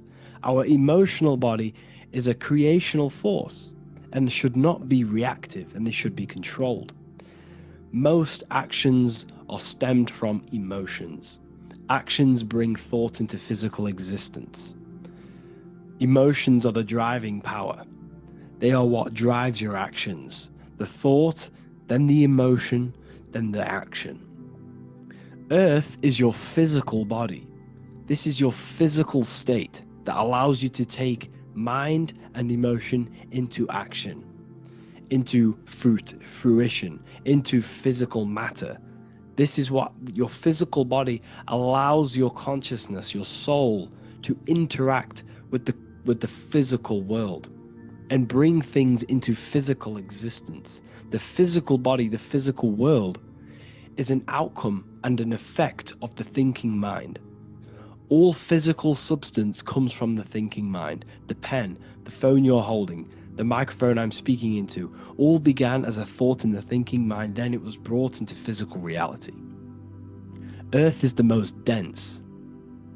So it goes in this order: body, emotions, spirit, mind. The higher you go up, the more lucid and fluidic it becomes. The lower you go down, the more dense and dull it becomes. Air is the mind, fire is the spirit, water is the emotion, earth is the physical body. So this is why you are a microcosm. You have these four things within you. You contain of these four elements, which correspond to the four bodies of your consciousness, the four bodies of the soul. You are the soul. You are the spirit. So this is why in Theologians 4:17 it says, "Caught up together with them in the clouds to meet the Lord in the air." You don't meet God or the Lord in the physical air, in the clouds. This is clearly a parable. A human being cannot go up to the clouds and meet a mystical man in the clouds. This is obviously a parable, a metaphor. The air is your mind.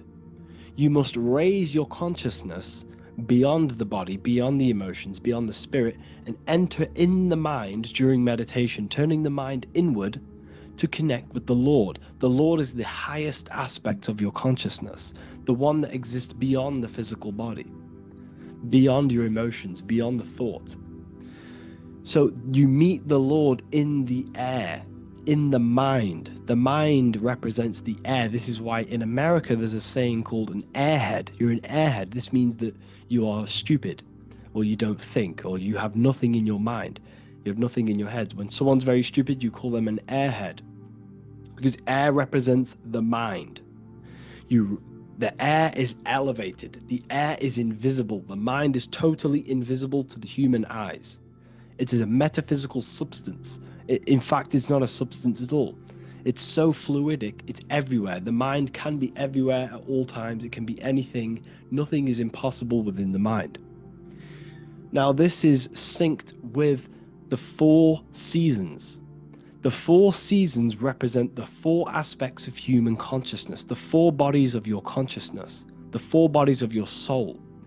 The sun is your soul, okay?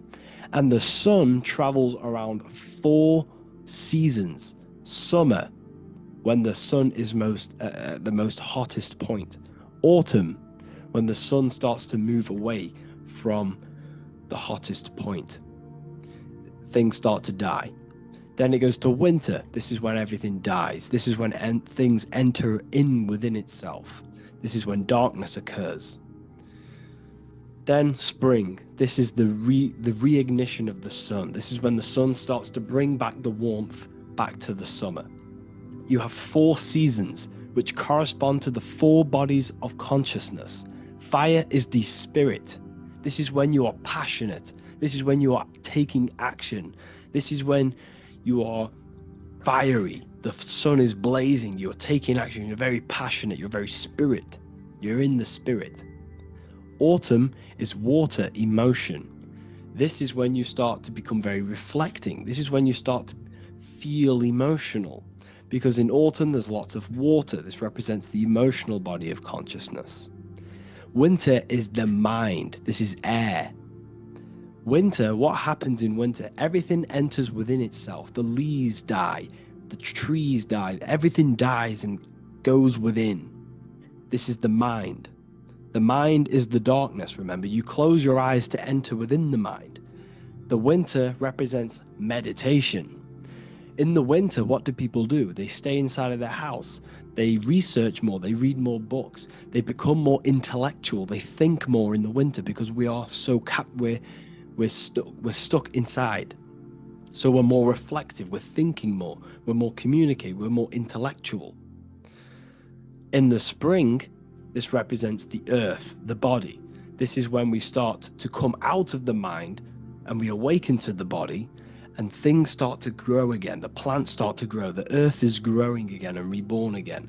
This is the body. This is when you become more active in the spring.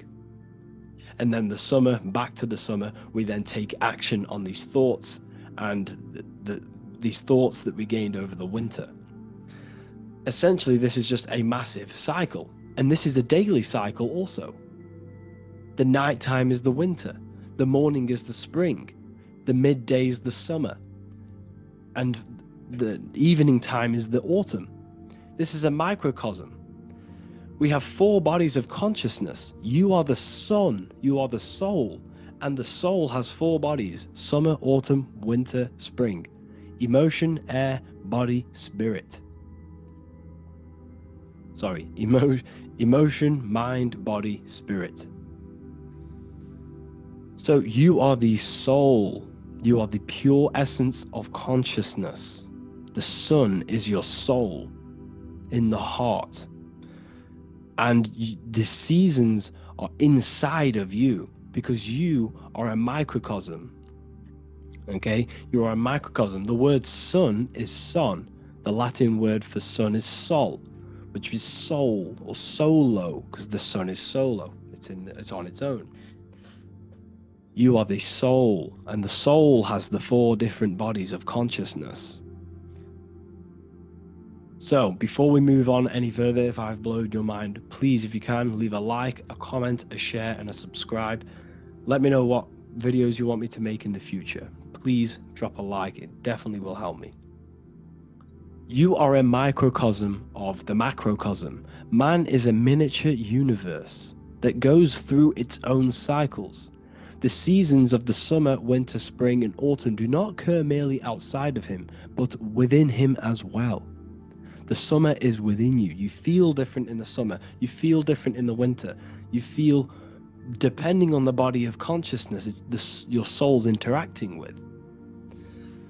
So the sun in the sky is your soul inside, and the sun goes through these cycles, which is affecting your bodies of consciousness, because the cycles represent your bodies of consciousness. Now this ties in with the Bible. This is why we have 4 Gospels. This is why Matthew, Mark, Luke, and John are always seen with the 4 different zodiac sign animals or symbols. So you always see each one of the Gospels. If you just type in on Google Matthew, Mark, Luke, and John, type in ancient paintings or pictures of them, and you will find these 4 zodiac signs are always standing with each one. Taurus, the bull; Leo, the lion; Scorpio, the eagle. An old symbol for Scorpio was the eagle, and a man for Aquarius. Here you see very, very ancient paintings and artwork. Here we see Matthew, the man, Aquarius. Here we see John, the Scorpio. Same here. We also see it on the tarot cards, on the world card. We see the 4 fixed zodiac signs. Here we see it as well. These are called the 4 fixed zodiac signs. Now, when we look at the zodiac, we're no longer looking at the sky. Because what you must understand is, as above, so below. What is above you is inside of you. What is above is what is below. What is outside of you is within you. The zodiac is inside of you. The zodiac revolves around the sun. The sun is your soul. These are different energies of your soul. Like I said earlier, the 4 seasons are the 4 bodies of your consciousness. And in each body of consciousness, you have these different energetic energies that you can work with. Okay, so this is the true astrology. This is the true astrology, the internal esoteric astrology. You can't find much information on this at all. Very hard to find. So what we're looking at are the 4 bodies of consciousness. Obviously, when you look in the middle of each, when we look in the middle of each season, spring, the middle of spring is Taurus. The middle of winter is Aquarius. The middle of autumn is Scorpio. The middle of summer is Leo. These 4 signs are known as the 4 fixed signs. Okay? Scorpio is fixed. It's the middle of autumn. Scorpio is a water sign, emotion.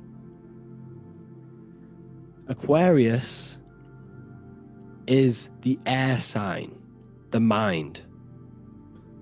Taurus is an earth sign, the body. Leo is a fire sign, the spirit. This is why we see Matthew, Mark, Luke, and John with the 4 fixed signs of the zodiac, which represent the 4 bodies of consciousness. Leo, the spirit, fire. Luke, Taurus, earth, body. Matthew, Aquarius, air, mind. John, Scorpio, water, emotion. Each gospel is depicting Jesus and showing Jesus in each gospel. Each one of these gospels is showing and depicting Jesus according to the different body of consciousness. In John, this is when Jesus starts to turn water into wine. Water is emotion, wine is transmuted emotion. This is when he does miracles with his emotions, water into wine. Aquarius, which is Matthew, air, the mind. Inside of the Gospel of Matthew, this depicts Jesus as an intellectual person, a person who's communicating and using his mind, his mental body a lot inside of the Gospel of Matthew. Go and read it, and you will see this. Luke, Taurus, earth, the body. Luke shows and depicts Jesus according to the body of consciousness, the physical body. He shows Jesus as a human, being a human being, helping people physically and helping people's physical needs, like giving away food and doing all sorts of good things for other people. Leo, Mark, inside of the Gospel of Mark, this shows Jesus as a spiritual teacher, a passionate person who is taking action. Each gospel is showing Jesus according to the different body of consciousness, and Jesus represents you, the sun. That's why it's called the Son of God, the light of the world. Jesus represents your soul, and your soul has these 4 gospels, the 4 bodies of consciousness, the 4 fixed signs, the four elements, and the 4 seasons. These things all correspond to your consciousness. So this is Leonardo da Vinci showing you the exact same thing. Jesus is the I am, the sun, the soul, in the middle, on his own. Luke, spring, earth, body. There are 3 people in each group. There are 4 groups, and there are 3 people in each group. 1, 2, 3. 1, 2, 3, 1, 2, 3, 1, 2, 3. Fall, winter, summer, spring. These are according to the 4 bodies of consciousness. Here we see Aries, which rules the head region. He's on the head of the table. Gemini, he's holding up the two hands because Gemini rules the two hands, the two arms. Gemini is the two twins, which is the two arms and two hands, and the two lungs. Here we see the beginning of summer, which is Cancer. You see the big knife here? Cancer, him here, this grey-haired guy, holding a knife for the crab. Cancer, they pinch. You have a knife, symbolizing the crab. Leo, the middle of summer, showing dominance. The sun is very dominant. He's got his elbow on the table, showing dominance. Virgo has no Adam's apple. Cancer here is pointing at this woman's neck, saying there's no Adam's apple. This is Virgo, the virgin, the only woman. Jesus, the sun. This is Libra, the balancing. He's holding his arms out, balanced, showing the balancing of the sun, because when the sun enters Libra, the sun is balanced between winter and summer. So it's balanced. This is all astrology, but this is internal. Okay? This is Ezekiel's vision. Ezekiel had a vision in the Bible, and he saw the face of a man, the face of a lion, the face of an ox, and the face of an eagle. The eagle, Scorpio, the ox is Taurus, the lion is Leo, and the man is Aquarius. He saw the throne of God, and he saw the different bodies of consciousness. This is all symbolic for the different bodies of your soul. So when we look at the zodiac, we are actually looking at a map and the energies of our soul, and the energies of our bodies, and the energies of our consciousness. This is what we are looking at. Each zodiac is an aspect of our consciousness and an energy that we can work with and that we must purify. Balance and purification is essential. Imagine playing a brand new video game. Let's say a brand new video game came out and you had to play it. What happens when you play that game? You don't know the controls. You cause chaos in that game. You can't really run properly. You can't do anything properly. You're getting destroyed by other people who are playing that game.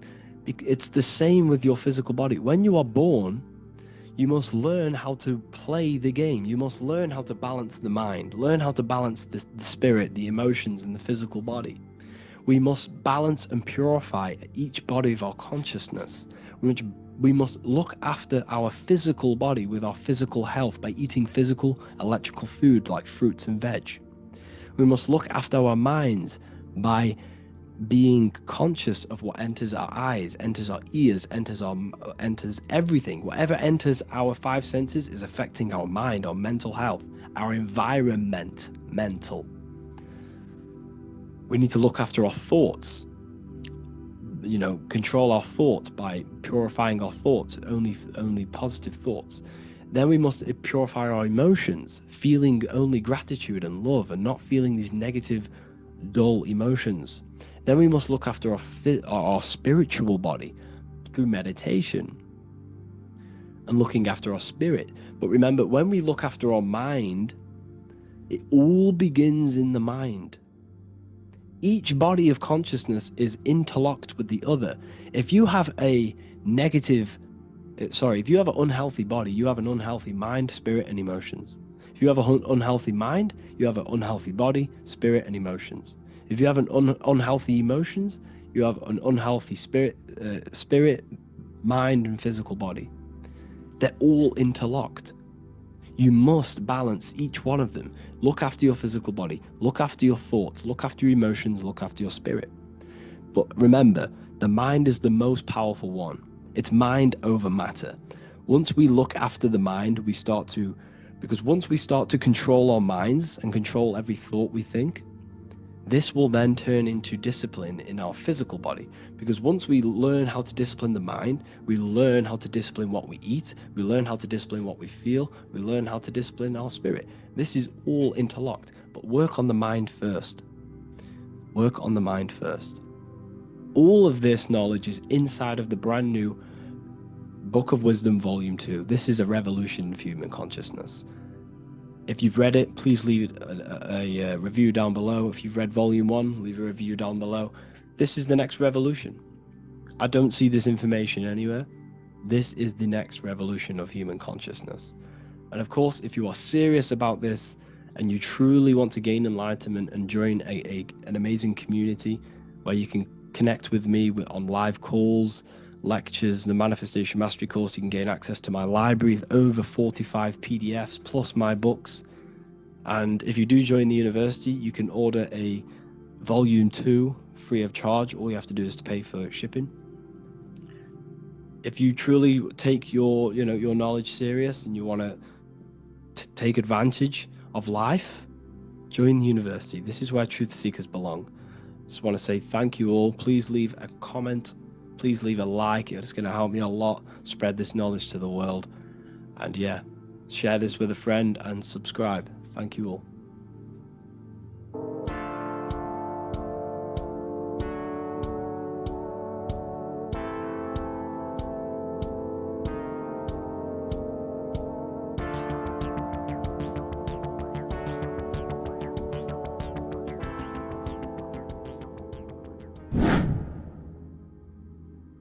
People, how are you all doing? It's Revival of Wisdom, and today we're going to be talking about your birth certificates and how we are slaves to a system and how they have trapped us into this system. Okay, so the first thing you need to understand about this system is there are two types of laws. You have the law of water, which is Admiralty law, and the law of the land. So the Admiralty law is the law of water, and this is what money is. Money is water. This is why we say liquidity, currency, the current. A current is water, something moving through something. Cash flow. And this is why banks are called banks, because a river bank is on either side of the water, and it directs the currency. You see? So money is water. And as you can see here, Ripple, the cryptocurrency, Ripple, water Ripple, and they're building a bridge over water, overseas, international banking with cryptocurrency. So money is water, and this has specific laws about water, but water is the same everywhere, you see. What the difference is with the law of the land is that you can have different laws in different lands. I can't do certain things in the UK that people can do in America, for example. You see, that's the law of the land, but the law of water is the same because water is everywhere. Now, this is very important to understand when it comes to, these birth certificates. So, Pope Gregory, this is where we're going to start off.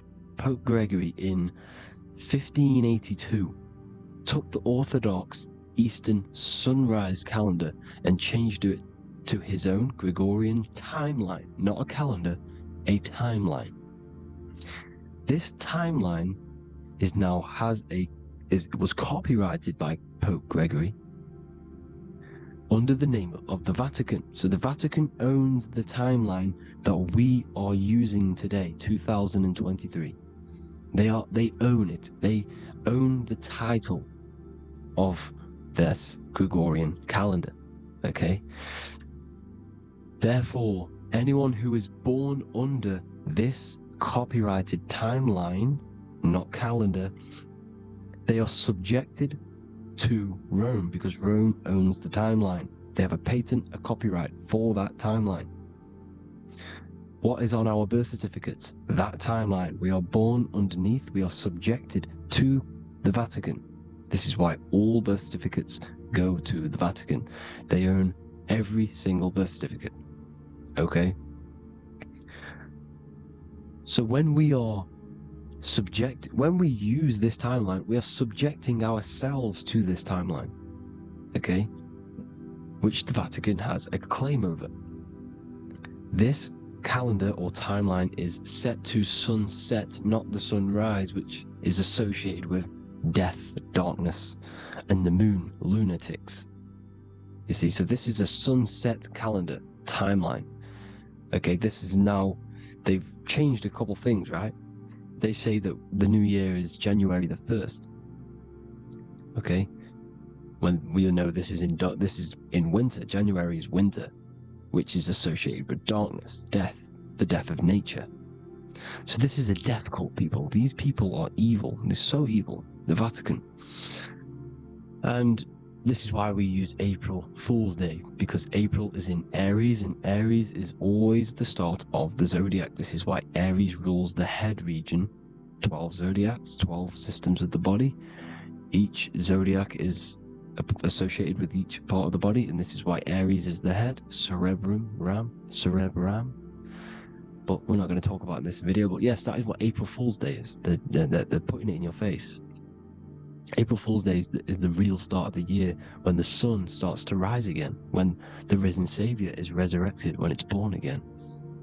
This is when the Jews celebrate the Passover. This is when the Christians celebrate the resurrection of Jesus, and they eat lamb. The Jews eat lamb because we're in Aries, the new year. The sun is now born again, our risen Savior, the light of the world. So yes, this is what April Fool's Day is. It's the first day of the year, which they changed. Pope Gregory changed. So you need to understand is that you are in the womb. You are inside of a ship, because every ship, literally a ship, every ship is female. This is why they say she delivers the product, because she does deliver the product, you, the baby. Same thing with a ship, they deliver products. They are a she. And when they pull up to the bay, like you can see on this picture, they're pulling up to the bay. This is now called the birth canal. The ship is now in birth, on paper. Okay, this is law. And when they pull up, they tie up to the bay, and now they get a certificate of manifest certifying all of the products which are on the ship and what they are bringing into that nation. Okay, so you're bringing in this many of that, everything's on the certificate of manifest. And this certificate as manifest is also your birth certificate, because you are traveling through water when you are in the birth canal of your mother, because you are in water when you are in the womb, and you travel through the birth canal, and when you arrive, you get a certificate of manifest with the name, how many, the quantity, that's your birth certificate. Okay? And this is what it is. We are a we're not a corporation, but we represent a corporation, which is your name in full capital letters. That is your corporation. You cannot physically tax a body, but you can tax a corporation. This is why we get charged. This is why we get taxed, because it all goes down to the corporation which our name represents, which we are subjecting ourselves to. We are my name, I am subjecting myself to this name, and that name has a corporation which I represent, which I subject myself to. You see, this is how we are attached to this straw man, this character that they have built on paper. So it's a character which is on paper. This is what we represent. So when the woman gives birth, she delivers the baby, and then she has another substance. Now I'm going to break down how they attach this name to us, how they do it. Okay, our mother is carrying us the product in the womb, the water, and it goes, for example, it goes from the United Kingdom into a state-owned, corporate, federal-owned hospital, which is government-owned. She does not declare the package when she enters the building. Aha, so keep that in mind. When she delivers the package in the federal territory, she does not declare the package either when she leaves. Therefore, there is no evidence that we exist when we arrive. On paper. On paper, there is no evidence that we came into the building or left the building. We have not been declared. So we do not exist on paper at this point. When the woman gives birth, she delivers the baby, and then she has another substance, which is called the afterbirth material. Okay? This afterbirth material has the same DNA as our physical body, with the body, mind, and spirit. Okay. This is how they get this cooperation. Hold on. The afterbirth material does not get claimed by the mother nor anyone. Therefore, they salvage that substance because we are under the Vatican. Every state is all Catholic. Your birth certificate is Catholic. No matter what religion you think you are, every single birth certificate is Catholic because we are subjected to Rome. All roads lead to Rome. Rome runs all of this. Okay, we're still under the Roman Empire. Okay, so Rome are Catholic and they believe in salvation. This is how religion comes into this. This is how they use religion to get this. So they salvage the afterbirth material and they claim it and they salvage it and give it and charge it to Rome. And they give it a name. Here's the legal term, born alive. Here's what it says. Each product of such birth is considered live, born, and fully recognized as a human person. So each product of such birth, so that could be anything. The afterbirth, the person who actually comes out, the baby. So your afterbirth, which we do not take with us, we take the baby with us, they keep that in the hospital, they collect the afterbirth, and they salvage it, and they give it the name, which, it is us. We are a representative to that afterbirth material, which they put the name on, they claimed, which is subject to Rome. So we are walking around our whole lives as a representative to that claimed salvaged afterbirth material, which the federal state have. Okay, we are under the Catholic Church, Vatican. Therefore, the afterbirth material is a child of God. See, on paper, therefore they believe in salvation and salvage the afterbirth material. This material has no mother or father.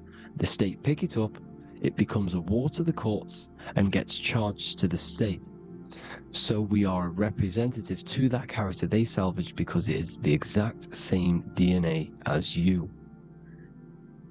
Subject is the name or the title, and the matter is the physical aspect left behind in the hospital, which represents us. You see? So now we're moving on to Unum Sanctum. Unum Sanctum was in 1302, a very, very important year. Very important year. Unum Sanctum says this is basically how they claim everyone in the world. So the Vatican had all this power, all this gold, all these people under them. They need to get a claim for them so then they can rule over them and make them slaves. So what they did, they created Unum Sanctum. Pope Boniface VIII did this. And it says, the spiritual man judges of all things and he himself is judged by no man. The spiritual man, keep that in mind, unless he invent like Manichaeus, two beginnings, which is false and judged by heretical, since according to the testimony of Moses, it is not in the beginnings, but in the beginning that God created heaven and earth. Furthermore, we declare, we proclaim, we define that it is absolutely necessary for salvation that every human creature to be subjected to the Roman pontiff. So they are claiming us in Unum Sanctum, and it's in the vaults in the Vatican. They will put a spell on it because they are sorcerers, they are magicians. They put a spell on it, they lock it up, and whatever goes on that piece of paper goes. And this Unum Sanctum is claiming all of us. So what does it say in the beginning? The spiritual man judges of all things, and he himself is judged by no man. The spiritual man, the man with the body, mind, and soul, the first baby that comes out the birth canal. That's you, your body, you, body, mind, and soul. You have the Christ, which is I am, which is grace. Grace means here, now, in the present. You have the Christ, which means I am. Therefore, you have a soul. If you can say I am, you have the Christ. You have a soul. But a creature can be anything with no soul. You see? So no man can judge the man with the soul. However, as it says in the second part, we proclaim, we define that it's absolutely necessary for salvation that every human creature to be subject to the Roman pontiff. So they are subjecting the afterbirth, not the man with the body, mind, and soul, but the afterbirth to the Roman pontiff, to the Roman Catholic Church. We are the ones who are claiming to be the afterbirth material, which is our birth certificate, which is our representative. We represent that because it is our DNA. This is how we are stuck.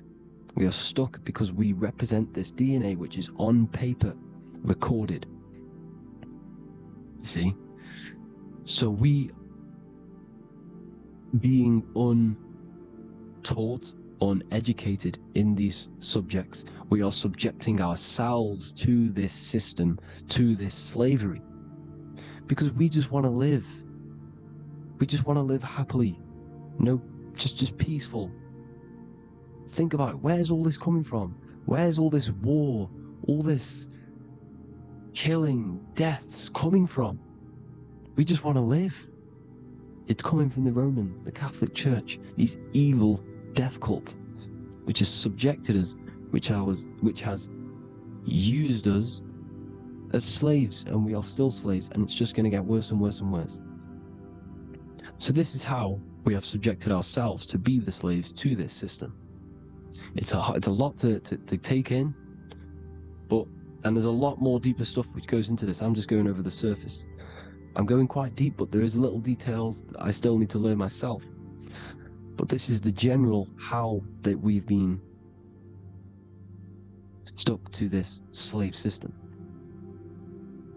So we are batteries, okay? This is why we get charged. When you go in a court, you get charged, okay? Because you're a biological battery. This is why cities look like motherboards, because we are feeding energy to this matrix. Okay, when we look outside of ourselves, when we give power to so-called Jesus Christ, worshipping idols outside of ourselves, where attention goes, energy flows. We are feeding the matrix with energy. By looking within, placing your attention within yourself, you are taking back your power. Because the I am is Christ. The you, the soul, is Christ. It's God. The awareness is God. Okay? However, we are subjecting ourselves to this system. We're subjecting ourselves to this system and the feeding of our energy. So what we need to look for the future is that, think about it, with the end goal is to change our DNA, is to literally make us robots, transhumanism, slaves. This is why we have smart cars, smartphones, smart watches, smart meters, smart cities, and all of this is going to be connected by the smart grid, which is 5G. This is why 5G is rolling out. 5G is going to connect all of these technologies to one. It's like a big net system. And you know why they're doing this? It's because all of this is going to be connected through this 5G, and that 5G is going to be controlled by the elites. So you say anything wrong, you do something wrong, you say the wrong thing online, they'll turn off your car, they'll turn off your phone, they'll turn off your smartwatch, they'll turn off your TV, because it's all going to be connected and controlled by the smart grid. And this is what the Great Reset is, people. But they're going to trap us inside of these 15-minute smart cities, so we can't leave the area, because they're going to use climate change as a tool to enslave us to not travel because of so-called climate change and the fumes that we are putting into the air, which is all BS. They're doing this to push these new cities, to push all of it. But listen, they're trying to get inside of your body. The only way they can do that is to get you addicted and using this technology. First, they got on the body with the smartphone. Well, first of all, we use the technology. We get used to it with it in our hand. The next step for them was to get on the body, which is the Apple Watch, as you see down here. They have now successfully got onto the body. The next thing is to get inside of the body. This is the brain chip. You see how they've slowly lured their way in, slowly got you addicted to this technology, got you dependent on this technology. And what they're going to do is that they're going to mold society to be dependent on the brain chip. So in order, for example, if you want to go and pay for food, you're going to have to get a chip to pay for the food, because it's all going to be digital money. And that digital money will be connected to the chip, and you'll need the chip to pay for things. You see? So this is how they're slowly transhumanizing us. These phones, these apps, these things which are all we are all using was created by Freemasons. Mason means traveler, because they travel the depths of the mind. They understand human consciousness. They understand the brain. They understand the mind. By the deepest root cause, they understand it. This is what Masonry is. It's the occult. So these technologies is designed by these people. This is why they're so addictive, because they understand how it works. They understand how to get people addicted, because they understand human consciousness, the brain, the body, and the mind. So this is the advantage Freemasons have over us. And these secret societies, which have gone through the orders of Freemasonry and progressed onto these secret societies, which are the evil side, because I'm not saying Freemasonry is evil, okay? But the societies which they go beyond Freemasonry, because you can go beyond the 33rd degree into these secret societies, and they use this knowledge for the bad, to enslave people. And this is what's going to happen. Transhumanism. So I hope you all learned some insight for today. Please do a bit more research on, birth certificate and stuff like that, the straw man. And have an amazing day, people. Please like, comment, and subscribe. Peace.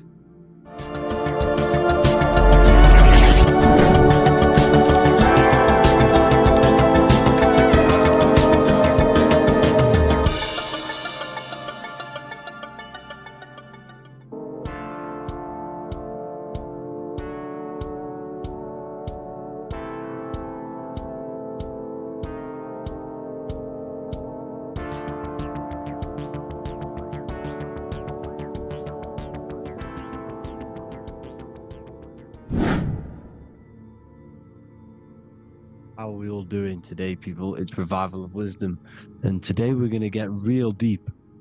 This video is going to get real deep. A lot of people are not going to be ready for this sort of knowledge, okay? You really have to do is to really deprogram the mind, because everything we've been taught is a complete lie, is to keep us trapped, okay? This is really advanced knowledge. Now, let's get straight into this. All of the ancients depicted other worlds, and they called this place Midgard. Midgard is the mid-garden, the middle garden.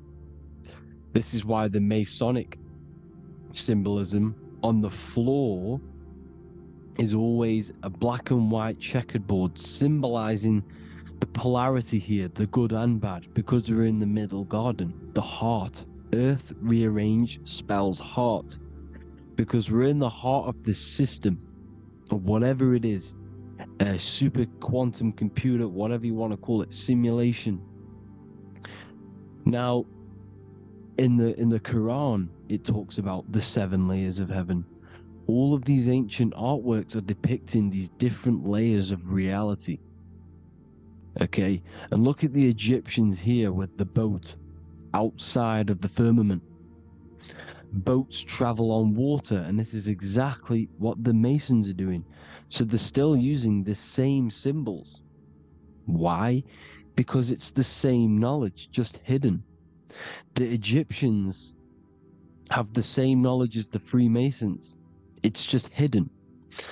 Now, this cosmology that they're showing here, which is probably made maybe 100 years ago, this painting or artwork, is the exact same as the one we see here, with the arch, the boat. You know, it's similar because the boat is symbolizing traveling these other worlds, because the ether is also symbolized as water, because if you look up at the stars through a telescope, it looks like it's water. It's shining through water, because this ether, whatever this substance is outside of this world, was symbolized as water. Okay, and look at all these ancient depictions showing these different layers of reality.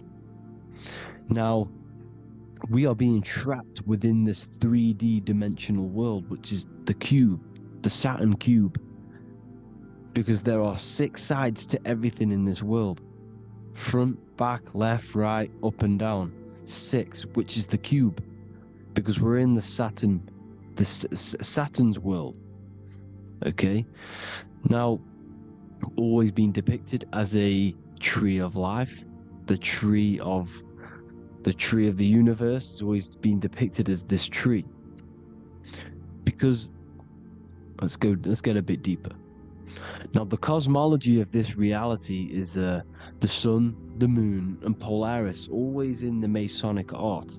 The sun, the moon, and Polaris, the all-seeing eye. If you go inside of the temples, of the Masonic temples, they always have this star in the middle, shining light beams. Okay, look here, the light beams coming from the big star in the middle, which is Polaris. This eye is God. It's God's light shining down from his abundance. Now, when you astral travel, you will see this big ball of light above you, and this big ball of light is God. But you cannot travel towards it until you are pure. It doesn't work like that. You have to become formless. You have to become pure before you can become one with the light. In all these Masonic artworks, it's all depicting the star in the center. This star is Polaris, because Polaris is the way out of this place. And this is why you see the stairway to heaven all the way up to the light beam, the light source. What does it say in the Bible? God is light, because everything is made out of one substance, and that substance is light. And it symbolizes the eye, because God is an eye. All things that are alive have an eye. And we all say, I am. We all see these realities through eyes. God is an eye. He's the all-seeing eye. He sees all things at all times. And he is projecting this light. And this light comes down to create all the different levels of the worlds. And this is what the 2 pillars symbolize the number 11. 11, the number 1, is just a vertical line. It's the 1. It's a 1 point. 11 symbolizes the mirror nature of reality. Everything's mirrored. As above, so below. Now, the 11 also symbolizes openings, doorways. And as you can see here, an opening to the all-seeing eye. And you see here again, an opening to the stairway all the way up to the light. This light is the light of God in the astral worlds, beyond this world. Now, Polaris has also been symbolized as the UFO. They put the truth in plain sight. So you know in the films how the UFOs suck people up. That's what Polaris is doing. If you ascend beyond this world, if you do not ascend beyond this world, you will be reincarnated in this world. The whole thing is to outgrow this consciousness to the plane above. And I'm not just making this up, I'm going to be bringing in scriptures after this. But you can see with the Christmas tree, we always put a high, big star at the center, at the top, which is the star of Polaris, which is exactly what the Masons are doing here. The star at the top. And it's on top of our Christmas trees. And all of these symbolize the other stars, because Polaris is the most high star. And all the other stars are wrapped around the firmament lower than Polaris. And that's exactly what the Christmas tree is. And it's a triangle. It's a triangle, just like light beams travel from one point in the triangle, just like the all-seeing eye. It's a triangle. The light is coming from one point and sending its rays downward. You see, it's kind of like you see here with the water. And the lower you go, the darker it gets, the more evil it becomes. And this is what the ancients would call hell. Now, this all-seeing eye is Polaris. And below Polaris is Mount Meru, the North Pole, the magnetic North Pole. The Tower of Babel, which is in the Bible. The etymology of the word Babel, Ba meaning spirit, which gives the ability to move the soul through the worlds, which is that's the ancient Egyptian description of the word Ba, meaning of the word Ba. You have the Ka, the Ba, the Ak, but the Ba is the one that gives the ability for the soul to move through the worlds. Your soul can't speak into a world without incarnating into it. Now, the Tower of Babel symbolizes Mount Meru because it's the word Ba is the spirit which gives the ability for the soul to move through the worlds.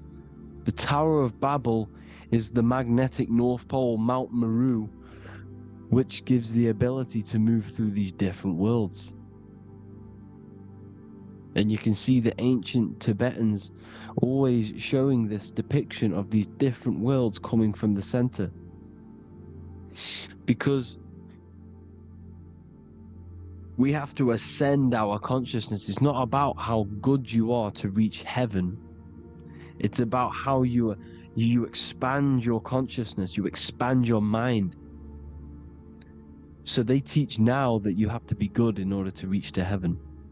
It's about expanding the mind, expanding your consciousness to these different planes, these different realms. So that's what it's about. And Jesus was known as the fisher of man. Now, Jesus is a massive part of this. He was known as the fisher of man because he was fishing. He could have been fishing. He could have been one of these deities that had come down from these different higher realities and pull people up. So they called Jesus the fisher of man. And he says unto them, follow me and I will make you fishers of men.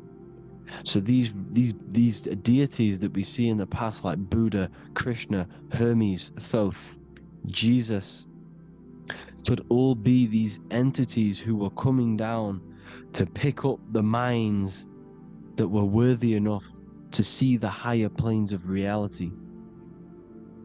And this is why they called him the fisher of man. Now, when Jesus walks on water, there is a parable with Paul. And he says, but Jesus immediately said unto them, take courage, it is I, don't be afraid. He's talking about astral travel here.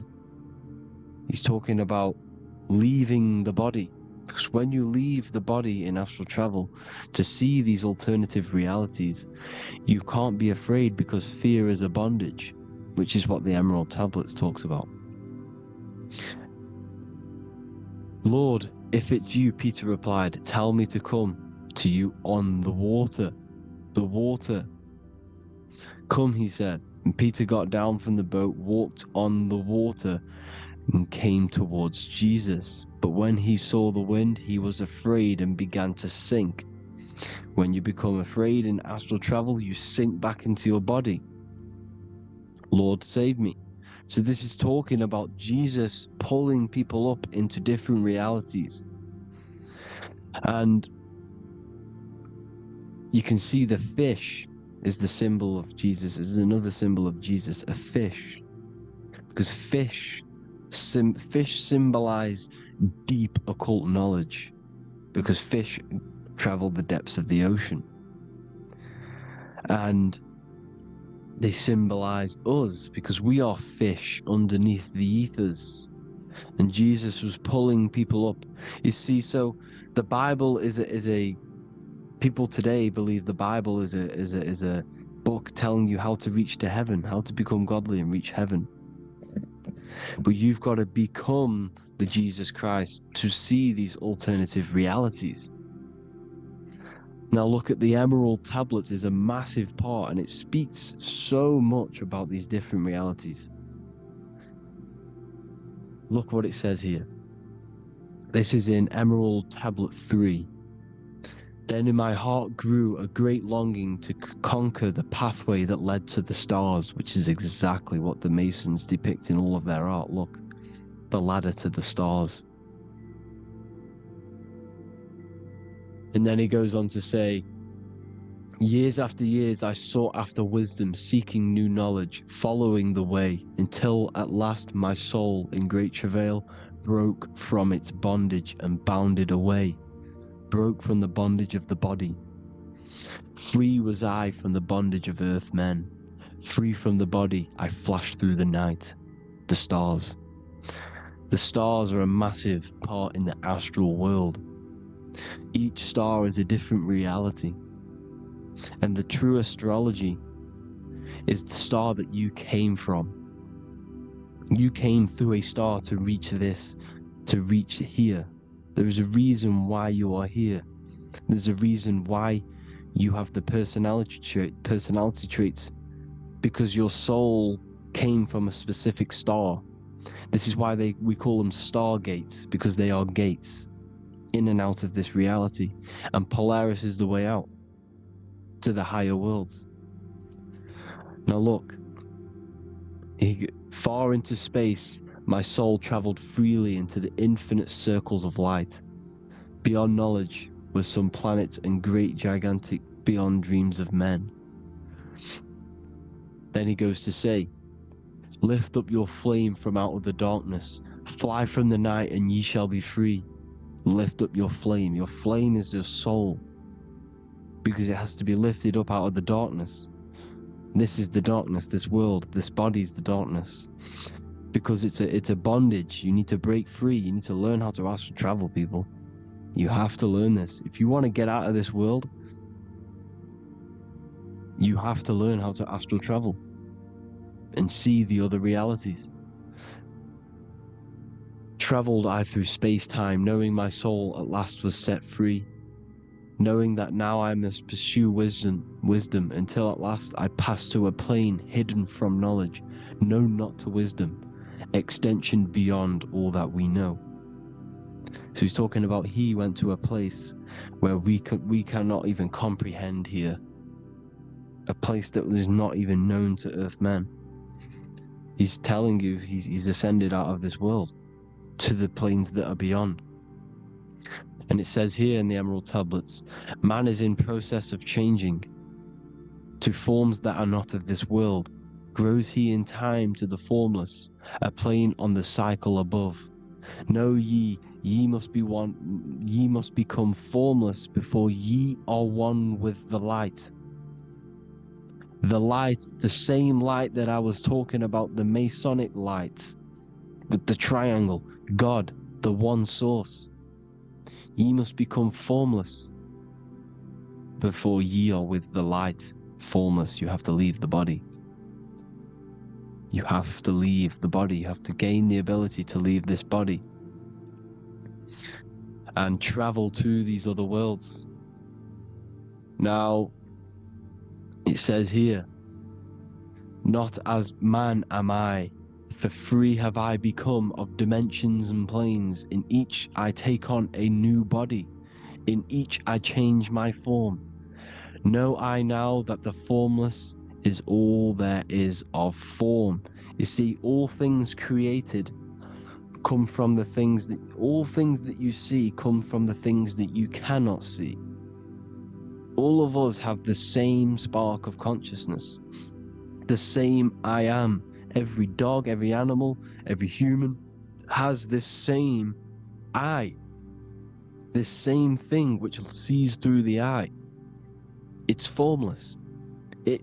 It takes this formless entity is the same entity of us. We are all the same entity in different bodies. And this entity it was represented as the flame, the cosmic flame, which is inside of all of us. And this is why the Masons depicted your spine as a candle or the Holy Grail. You would either see this or a candle with a flame on the top, because the Holy Grail is your consciousness, which is on top of your spine, which is the candle. Now, Jesus, Thoth, Buddha were all these deities which were coming down to lift people up because they were fishermen of men. And he would lift you up to the higher worlds, out of this world, to the ones above. Now Thoth, you can see him here, he's leading the way. He's holding someone and he's leading the way with knowledge and power. He was leading the way to other worlds, out of this world. There's no point trying to change this world. This world will stay the same. It will stay the same. You have to get out of this world, and that's what they're telling you. That's what they're keeping you from. They're keeping you stuck within this thin layer of reality. So what the Masons are doing, they have the ability to astral travel. They're living not stuck and bound to one reality, but living within the different layers of reality. And this is what Morpheus was doing in the Matrix. Morpheus was going into the Matrix to go and get Neo, which is exactly what Jesus was doing, pulling up people out of this world to the ones higher. And that's exactly what Morpheus is doing in the Matrix. If you haven't watched the Matrix, go and watch it. It will blow your mind. Everything I'm saying in this video, you will see it. Except that you don't need to use a machine to enter the Matrix. You just use your body. Well, you use your consciousness to leave this body. You see, Neo was also uploading himself into the simulation to pull people out of the simulation.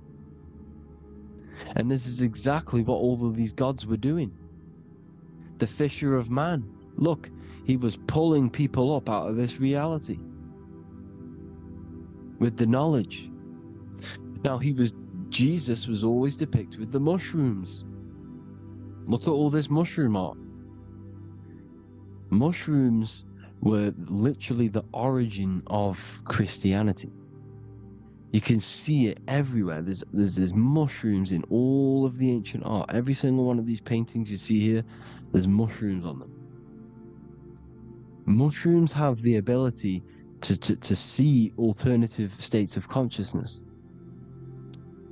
Now, if you go and do them, and you go to sleep, if you pop mushrooms, you go to sleep, and you will wake up in another reality. You will wake up in another reality. Don't try it if you don't want to do it.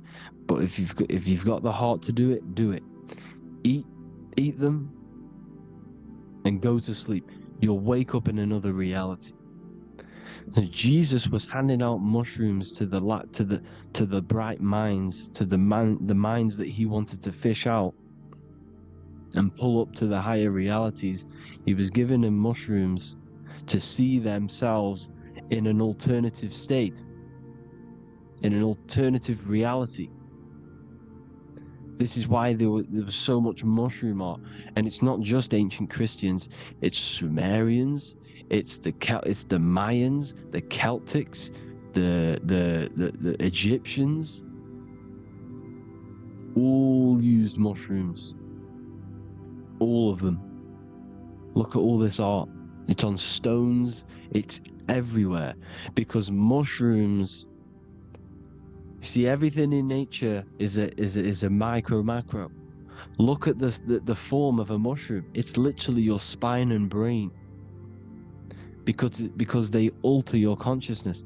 Your body is just a radio receiver. Everything that you're experiencing is a program being ran by the central nervous system, and your consciousness is experiencing this program, these electrical impulses of the nervous system, because it's all feeding back to one point, which is the pineal gland. And this is the candle with the light on it. Type in Masonic candle and you'll see it. It's your spine with your spark of consciousness on top of the spine. And it's a mushroom, because this sends you to alternative states of consciousness, alternative realities. Now, they were all doing this, the Egyptians, the Mayans. Now, there's more symbolism which goes into this. Look at the Christmas trees we use. The Christmas tree with the presents underneath them. Magic mushrooms grow under trees. And these are the presents under the trees that we symbolize today with Christmas. Santa's red and yellow for the red and yellow mushrooms. The same mushrooms Mario has to collect. And when he gets enough mushrooms, he levels up. And then what does he do when he go past the world? When you win that world in Mario, you go to another reality. You go inside of another world. It's truth in plain sight, and it's using mushrooms. It's using mushrooms. Everything, all of the characters in Mario, well, a lot of them are mushrooms. Look at this one. The presents, black, yellow, and red and white. Red and white mushrooms. And the bow on the top is the mushroom head. That's a bit of a reach, but you know, the symbolism never lies. That's what you need to understand. And it's as above, so below. Now look at the Sumerians. The Sumerians were also multi-dimensional beings. Okay, look at how they have the double faces. They had 1 foot in this reality and 1 foot in another reality. And look at this one, a double-headed god inside of like a portal. You see? Because it's, and look at these with the wings, the astral travel.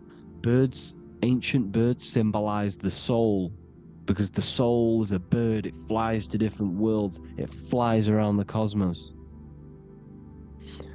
And mushrooms gave you the ability to see these alternative states of consciousness, these alternate realities, because you exist in infinite realities.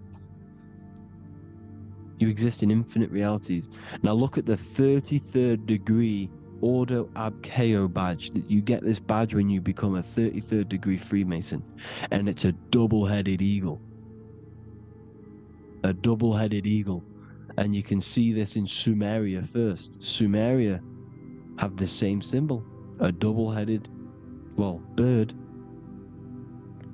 You can see it here as well. And the Masons are still using this symbol today. And when you become a 33rd degree, 33 vertebrae on the back of your spine, above the vertebrae is your consciousness, and it's a double-headed eagle. One reality in one. You become a multi-dimensional being in the 33rd degree. And I've heard many interviews of Masons say it becomes Luciferian. You see, they speak in code. These Masons can't tell you about what they learn about, but they will speak in code. They said it becomes Luciferian. The word Luciferian is lucid. The root word of Luciferian is lucid, and lucid is lucid dreaming, alternative realities, dream worlds. You become a god. Luciferian means you're becoming your own god, pretty much. Because you are becoming a multi-dimensional being living in between the different layers of reality at the 33rd degree of Freemasonry. And look at the double-headed eagle, because the birds symbolize the soul. And they reach high, they fly high, just like the soul wants to fly high to the light, to become one with the light, like the Emerald Tablet says. Now look at Janus. Janus was another god, and he's known as the god of doorways. Janus always depicted with a double head. Janus is why we say janitor or January. And January is entering a new year. Janus is known as the god of doorways with keys, always got a key. Because keys open doors. That's why the janitor holds all the keys. And Janus always has double heads, because he had one foot in this reality, one foot in another. He was a multi-dimensional being, a Luciferian, living between the different layers of reality, instead of being stuck in one like we are. Well, a lot of people. And that's the whole point. You see, all of this stuff is about like changing the world and stuff like that. This world will probably never ever change. It's probably been like this forever. Well, forever, for a long time. But it's about moving out of this reality to the higher states. And the Masons always depict the ladder to the luminaries, the stars, with a key, the same key of Janus. The Vatican is a key, and it's in charge of all the religions. Why is it a key? Because they're holding back the key. They're keeping you stuck within this reality, keeping you stuck as identifying yourself with the body, identifying yourself with this world. You are not in the world is within you. This is a program being ran by your central nervous system, and your consciousness is experiencing this reality. Now, this is going to be a mind-blowing video for some people. You have to have an open mind. You have to let go of all the programs. I'm repeating what the ancients are talking about and the ancient symbolism. Look at Janus with the double-headed god. He was just another god coming down, giving keys to people who had the worthy mind to be pulled up out of this reality, to be pulled up to heaven, just like Jesus was teaching how to reach heaven. But really, it's an encoded scripture. But anyways, hope you all gained some insight on this video. Have an amazing day. Please like, share, comment. All the links are in the bio for the PDF, for the Manifestation Mastery course, and all the other amazing stuff. And if you want to support the channel, I'd greatly appreciate if you became a Patreon member. Hope you'll have an amazing day, people. God bless.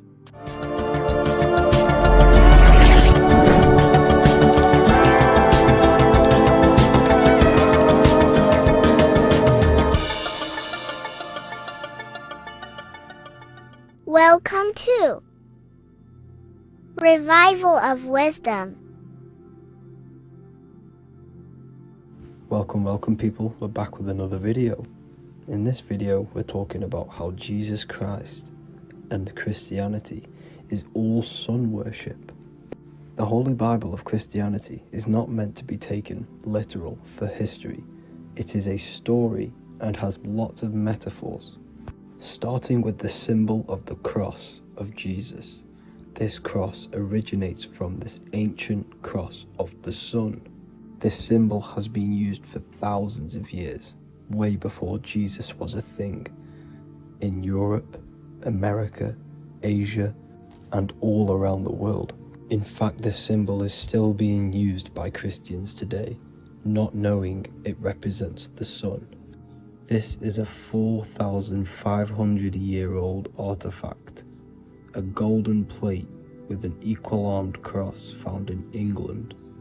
The gold to symbolize the sun, and the equal-armed cross for the 4 equal seasons of the year. So this is why in the Bible you have Matthew, Mark, Luke and John, symbolizing the yearly cycle of the sun and the 4 equal seasons. Also in the Bible, Jesus is referred to as the light of the world. So yes, Jesus represents the sun. He is a metaphor for the sun. Hence why in all of these pictures and images and paintings of Jesus, there's always a sun behind his head, and some even with the sun cross behind his head. Jesus also has 12 disciples, which represent the 12 zodiac signs and the 12 months of the year. This is the Last Supper by Leonardo da Vinci. As you can see, the sun, being Jesus, is in the center, because the sun is in the center of the zodiac signs.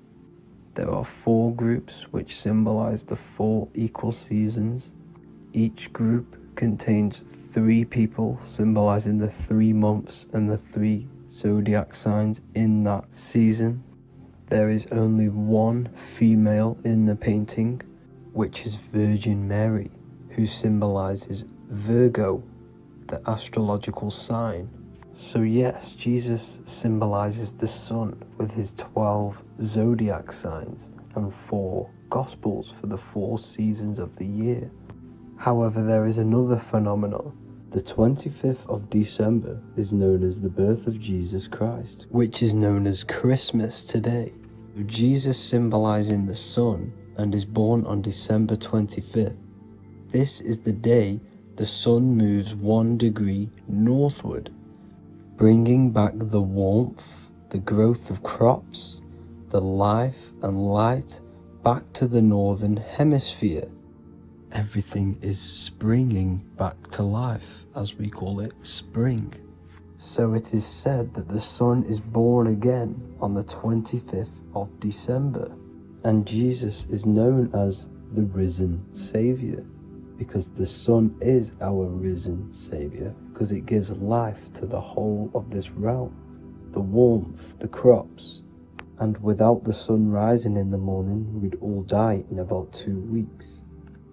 And we all know how Jesus died on a cross.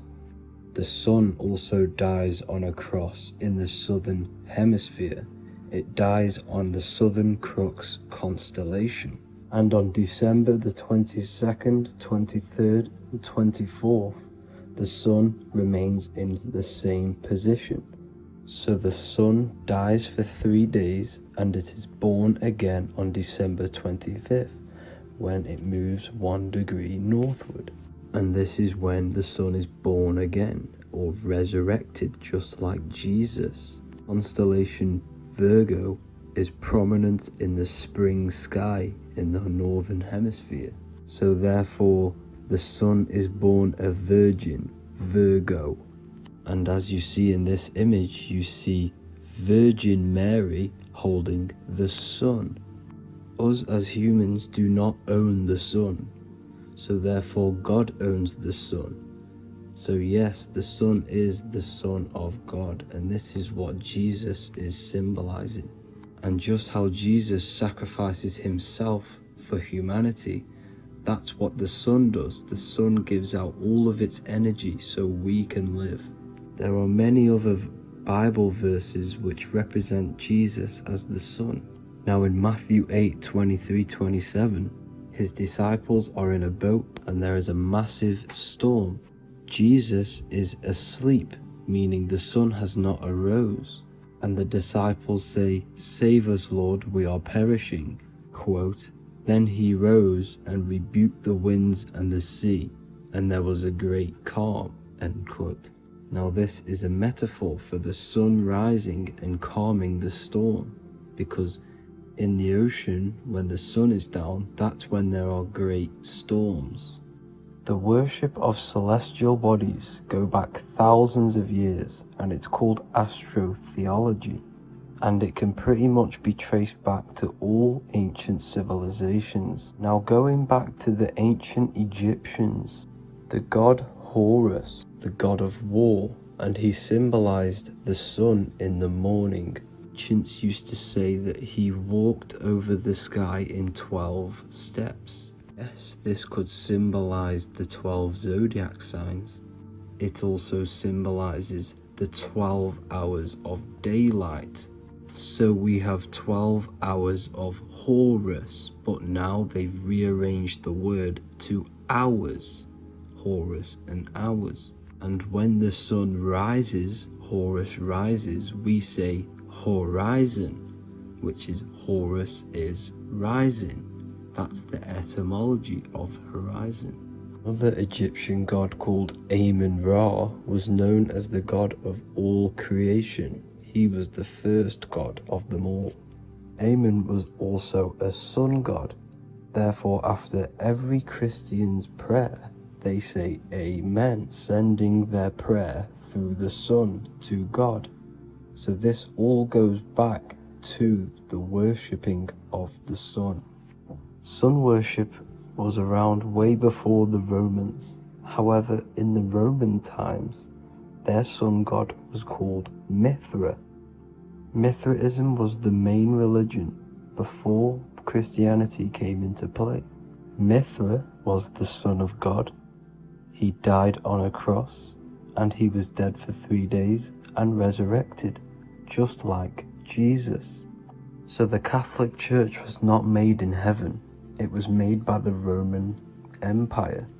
They mixed all the sun religions of Judaism, Mithraism, and other Arabic religions and combined it into one, so Caesar, the Roman emperor, could gain his own religion. So yes, Christianity was a political move to gain more control over the masses, because it was a worldwide government at this point in time.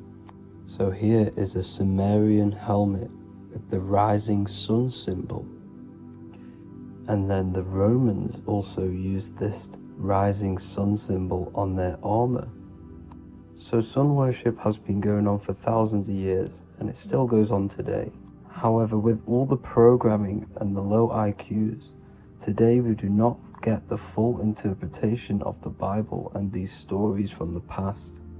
And Christians and other religions are all brainwashed to not question their religion and not realize their true origins and where they come from. I do advise you all to do your own research and come to your own conclusions. However, I'm just pointing out the facts and connecting dots for you all to see. That's it for this video, guys and girls. Thank you all for tapping in. God bless.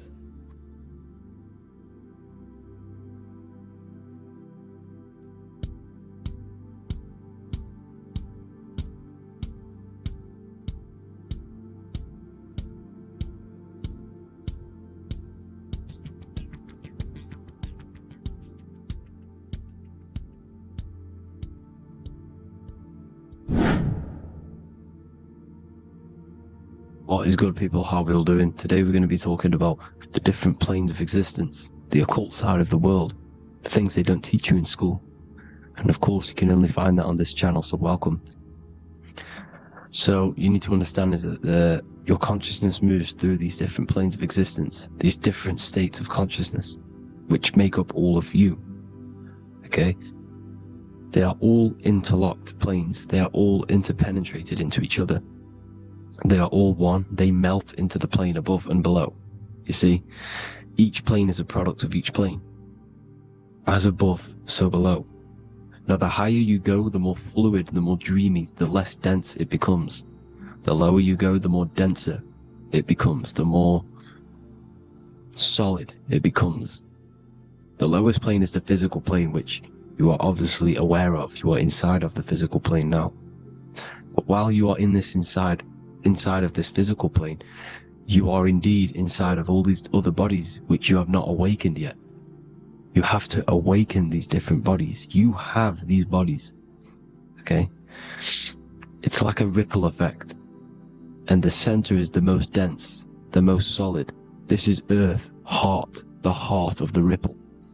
And the lower you, the further you go out from the center, the more dreamy, the less fluid, the more fluid, the more less dense it gets until you're one with the all.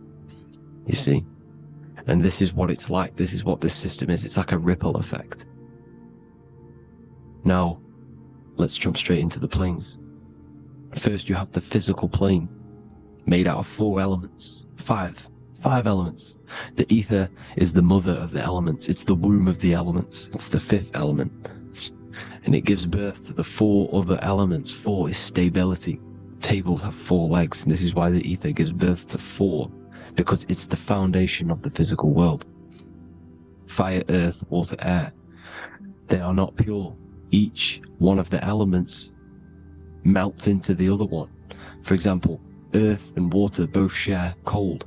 Water and air both share wet. You see, they compose of each other. They melt, they mold into each other based off the vibrational state of the ether. That's what it is. The 4 elements are the vibrational states of the ether. Okay? So you have the 4 physical elements making this, physical world. It's the lowest world. It's the world of effect. This world, whatever you see, whatever you experience, it's the effect. You can't change anything by manipulating this world. You got to manipulate the higher worlds to affect this world. You see, as above, so below. This is the lowest plane.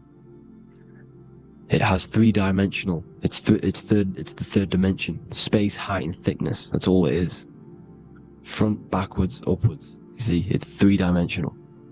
We cannot perceive the hidden side, which is the interior of this existence. We cannot perceive the interior from our exterior view. We are looking into this world.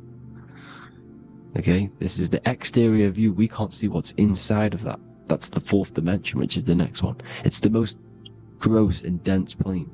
4 states of matter, the most slowest vibrational molecules exist in this plane. Above this plane, you have the ether. Okay, the word ether and either are the same thing, because either connects 2 scenarios and languages. I either support Manchester United or Liverpool. Either is connecting them 2 scenarios. The ether is doing the exact same, as you can see here on the planes of existence. It connects the astral world, which is very important, to the physical world. It's connecting these 2 worlds. So it's the ether. It's the ether. The ether is pure potential. Energy flows through the ether. It is pure energy, pure potential. Okay? The physical body is an exact copy of the etheric counterpart body. So every physical object has an etheric energy double. It's like a blueprint of that object. Every single object has an energy double, and that's the etheric double. Okay? The etheric body determines the shape of our physical body through its lines of force. All through life, it rebuilds and restores the physical body. Physical problems show up first in the etheric body, because as above, so below. You manipulate the higher planes, it will manipulate this plane. And this is why sorcery works. Contact with astral plane entities. We'll get into that a bit later. So, the reason why we can't see this plane, this energy world which is all around us, which we are inside of right now as we speak, is that the molecules that compose it are further apart than those of the physical plane, making it invisible to the 2 eyes.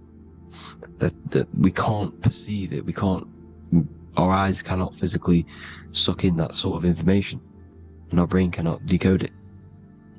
This is why, they brainwash us with all these programs to keep us asleep, to keep these other bodies we have asleep, so we don't find out about these other bodies, and it's to make you believe that everything's just a material. Only the material world exists. They don't want you to know is that everything that you see is a result of something you cannot see. As above, so below. There are realities within this reality. This is what I'm breaking down now, these different planes, on how this reality works. So your etheric double is your energy body. You can see here the physical, etheric, astral. Astral is your spirit. The ether is a part of the physical plane. It's like just above the physical plane, but it's still part. But then the astral plane is completely separate. It's another plane, but they're all interlocked. Don't think they're apart. They're all interlocked. They're all one. They all melt into each other. The chakras that we have are inside of our etheric body. They are our sense of organs which tune us to the fourth dimension. These 7 chakras connect us to the astral world, the fourth dimension. Okay?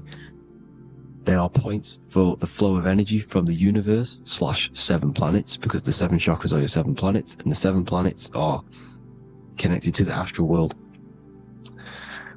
They are feeding these 7 senses in our body. They connect us to the universe, to our etheric counterpart, and then to us, supplying the physical body. Because the energy comes from above. As above, so below.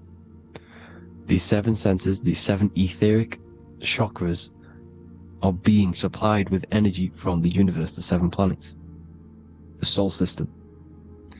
Then it supplies the physical body. You see? So, the ether is very important. And this is, that the ancients understood the science of the ether, and they could, harness free electricity from it, because it's all around us. The ether is all around us. And this is what they were doing. They were harnessing free energy using the ether. The astral plane, the 4th dimension, very important plane. Very, very important. We've all been there. Every single one of you has been there. Okay? The 4th dimension is unseen of what we see. It's the interior of the exterior that we see.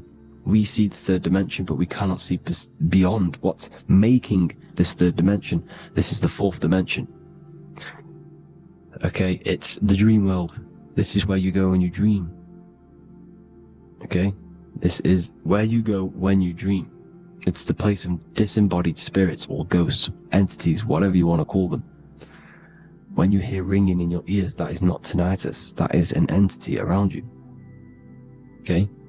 That is an entity around you. The 4th dimension is where thought forms exist. Mental images. Thought forms as in what you see in your mind when you think of an image, because the mind is the highest plane of existence. Mind is the highest plane of existence, and it manipulates all of the planes below. So it goes the mental plane, then the astral plane. So the thought is in the mind, the mental plane. That just the thought alone, no image, but then the form depiction, the thought form exists. It manifests in the astral plane as a sort of image, an entity, a living conscious being. So this is why thoughts are things. You see, thought forms exist within the 4th dimension. So when you imagine something, when you are, for example, right now, look into your hand and imagine there's an apple in your hand. If you can see that, you are seeing into this 4th dimension. You can only see into this 4th dimension using the mind's eye, not the 2 eyes. The mind's eye. When you shut off the 2 eyes into darkness, the 3rd eye opens. The mind's eye is open. And you can see, this is astral travel. You got to work on astral travel. And you will see this astral plane, this 4th dimension. And there are 3 different sections to this astral plane. Higher, middle, or lower. So yes, there is a kind of a heaven and hell. And a mid-God. Heaven being the higher vibrational entities manifesting higher vibrational thought forms existing there, the lower vibrational thought forms existing in the astral plane. But these thought forms are beings. You can create these beings. They're called elementals. Okay? If you entertain specific thoughts for long enough, this will plant a seed and it will grow. If you keep, so for example, you have a bad feeling or whatever, what's a good example? Unforgiving someone. You keep that energy inside of you for long enough, it will manifest in the fourth dimension. You entertain that thought long enough, it will manifest. And it will create an etheric body, and it will be an entity which will harm you. It will feed off you, this low vibrational energy. Your mind is so powerful. It creates thought forms, and these thought forms can take consciousness, can take bodies, etheric bodies. Now, that's why it's very important that you master your mind, master your thought patterns. So this fourth dimension is the astral world. So when you have a nightmare, this is the lower astral plane. You're in the lower astral plane. Whilst this physical body rests at night, your consciousness, you awaken this other body, your consciousness goes inside of this other body, whilst the physical body lays asleep. You see? So it's all inside of you. This is what you need to understand. You just haven't awakened these bodies yet. You can awaken them. You just got to awaken them. Okay?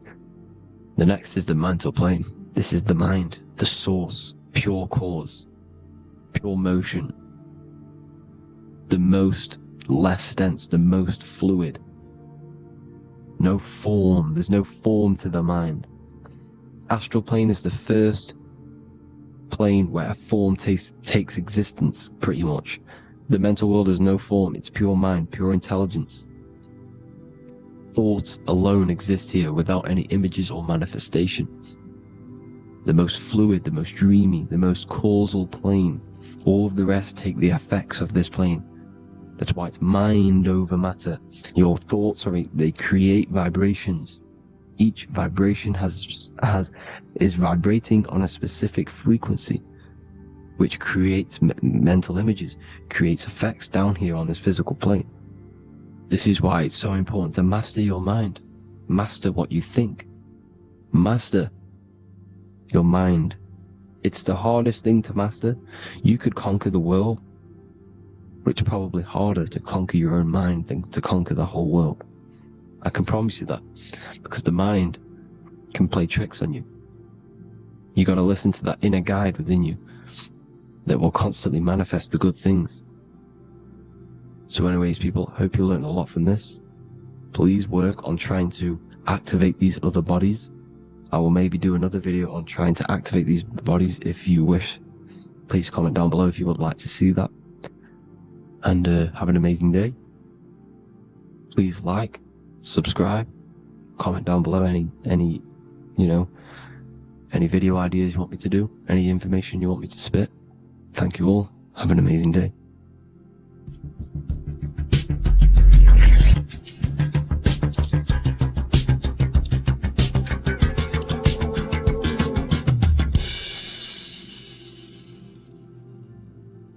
Welcome to Revival of Wisdom. Today, we're going to be talking about portals, portal symbolism, what portals are, okay, and how they show them to us, because they have to tell you the truth, guys. This is the thing with the universal law. They have to tell you the truth. And they tell you through symbols, they tell you through movies, and different things like that. But let's jump straight into this. So first I want to talk about the Freemasonry symbols. Okay, so first we got, obviously this is some Freemasonry art, but notice how you've got the ladder with a key. Okay, so this is ladder symbolism with a key. So maybe this is talking about ascending. Okay, because look, because this is ascending into the heavens, because it's a ladder with humans going up it with a key. In order to ascend, you must have the key. Okay, so what else do we have with a key? Well, the Netflix show Lock and Key, which is all about portals and keys. Because what the keys do, they open doors, gateways. Okay.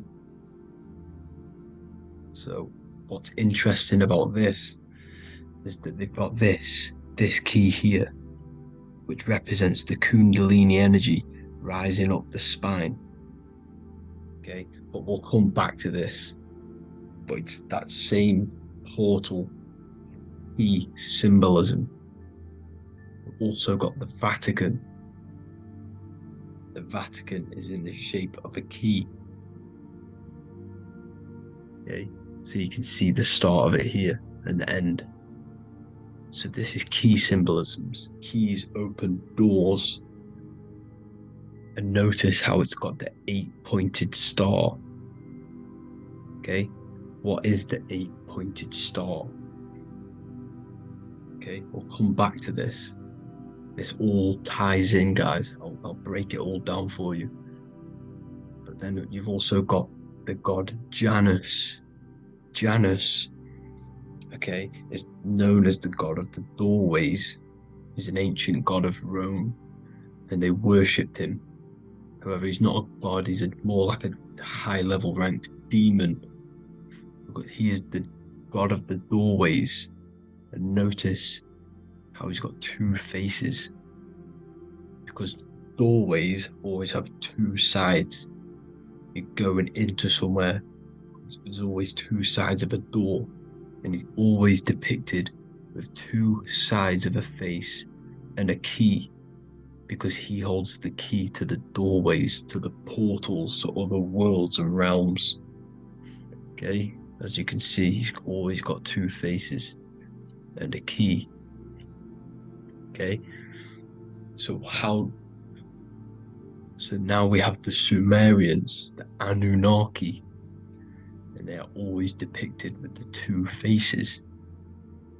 Why do they have the two faces? Because they're symbolizing doorways, and the Anunnaki come to Earth through doorways and portals. So these are what these gods are symbolizing in their artwork. But they always have the 8-pointed star. Okay, what is the 8-pointed star? You see how they always have. Look, let me try to find another one. It's the 8-pointed star. This 8-pointed star is Polaris. Okay, Polaris, just like the Vatican has the 8-pointed star with a key. Polaris is the center star. Polaris is a fixed star, it doesn't move. Okay, so the Anunnaki symbol is also the 8-pointed star. So this is symbolizing the portals and doorways that they come through in order to get to the Earth. But Polaris is that center star which does not move. It's always symbolized with the 8-pointed star, just like a compass. Why is a compass the 8-pointed star? Because at the center of our realm is where the most electromagnetic energy is stored. As you can see, we have an aura field, an electromagnetic aura field. So does the Earth. And in the center, so like our heart, for example, is where the most energy is stored. And like the center of the Earth, this is why all compasses point to the center, because this is where the most electromagnetic energy is stored. It's at the center of our realm. Okay, so like I was saying with the lock and key series, see this here, the Kundalini energy rising up the spine, just like your Kundalini energy rising up the spine. Let me try. I can't zoom in, but you know what I'm trying to say here. Let's go back to Polaris, because at the center is where pole. Can you see the pole of electromagnetic energy? Polaris, the North Pole. It's symbolized. The truth is in the words. It's like a pole of electromagnetic energy. And this is where the aurora borealis comes from. Notice how it's got the word aura in it, because it's the Earth's aura, electromagnetic field. Just like you have an aura, also known as the northern lights, because it's coming out of this center hole in the center of our realm, where the black sun is. And this is where the electromagnetic energy is coming up from. And this is what the aurora borealis is, or the northern lights. It's just electromagnetic energy. And it's symbolized through our symbols, the original O, okay, because it's like a hole through the middle, Polaris. So this Polaris is the sky vault. It's the portal into this realm, because this is what the Anunnaki are always talking about, always symbolizing with the 8-pointed star. And just like a compass, it's the 8-pointed star pointed to the center, to Polaris. Okay. See here on the Sumerian tablets with the 8-pointed star again. And how we know it's talking about portals with this 8-pointed star is because CERN 666 are opening up portals to the underworld, letting in demonic entities into this realm. How do we know it's a portal? Because their Hydro Collider has 8 points, just like the 8-pointed star. So they are creating synthetic portals to the underworld to let these demonic entities into our realm. But what is the key? Because if we're talking about ascending through Polaris, notice how here on the masonry art, this luminary here, so this is the sun, that's the moon, this is Polaris, because it's a luminary with what? 1, 2, 3, 4, 5, 6, 7, 8 beams coming off the luminary, just like the 8-pointed star. So you see the ladder with the key going up to Polaris. It's symbolizing ascending out of Earth. So what is this key that they're keeping from us? Because it's a human holding a key going up the ladder to Polaris. Well, chakras, we have 7 chakras. Okay, so this is what they are telling us in the lock and key symbolism. The Kundalini energy rising up the spine. Okay, just like they have 33 vertebrae on the back of your spine. Okay, this represents the Kundalini energy going up your 33 vertebrae, just like in masonry has 33rd degrees. Okay, so what is the key? Your chakras. Your chakras have to be unlocked. Okay, you have to unlock your chakras, and you can't unlock this one without going through this one. You have to go through them all. It's like a ladder, just like Jacob's ladder. You can't go from the bottom to the top. You have to unlock each one. Okay, just like you have 7 chakras, you have 7 layers of your aura. Okay, you have to unlock your chakras to the highest point in order to reach Christ consciousness. And this is the key that they're talking about. They're symbolizing the organic portal within each and every one of us to ascend out of this realm.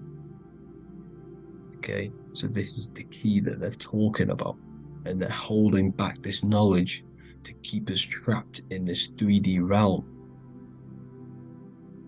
Okay, so like I was saying with the 33 vertebrae and the Kundalini energy coming up the spine, 33 vertebrae, you can see this sort of symbolism going up to the light, because it's the light. You see here, your crown chakra turns on and becomes enlightened, just like the Illuminati symbol. Can you see it? But also, Jesus also died at 33. So this is symbolizing, okay? They're symbolizing the death of the ego, the body. So once you open up your chakras and reach Christ consciousness, which is your 33rd vertebrae, once your Kundalini energy goes up your 33rd vertebrae, your body technically, not physically, but spiritually dies, because you then become formless. You reach Christ consciousness. So then you can travel other worlds. Okay?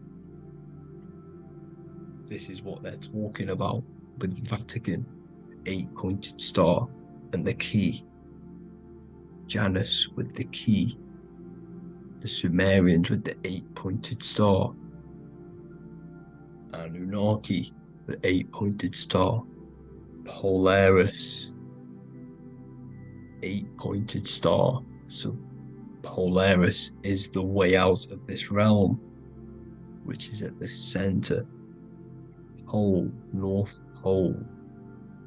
Okay, so the key is that they're hiding from us is the knowledge to unlock our chakras. Okay, and without this knowledge that they keep from us is trapping our souls in this reality to keep reincarnating. Okay, well, thank you all for tuning in.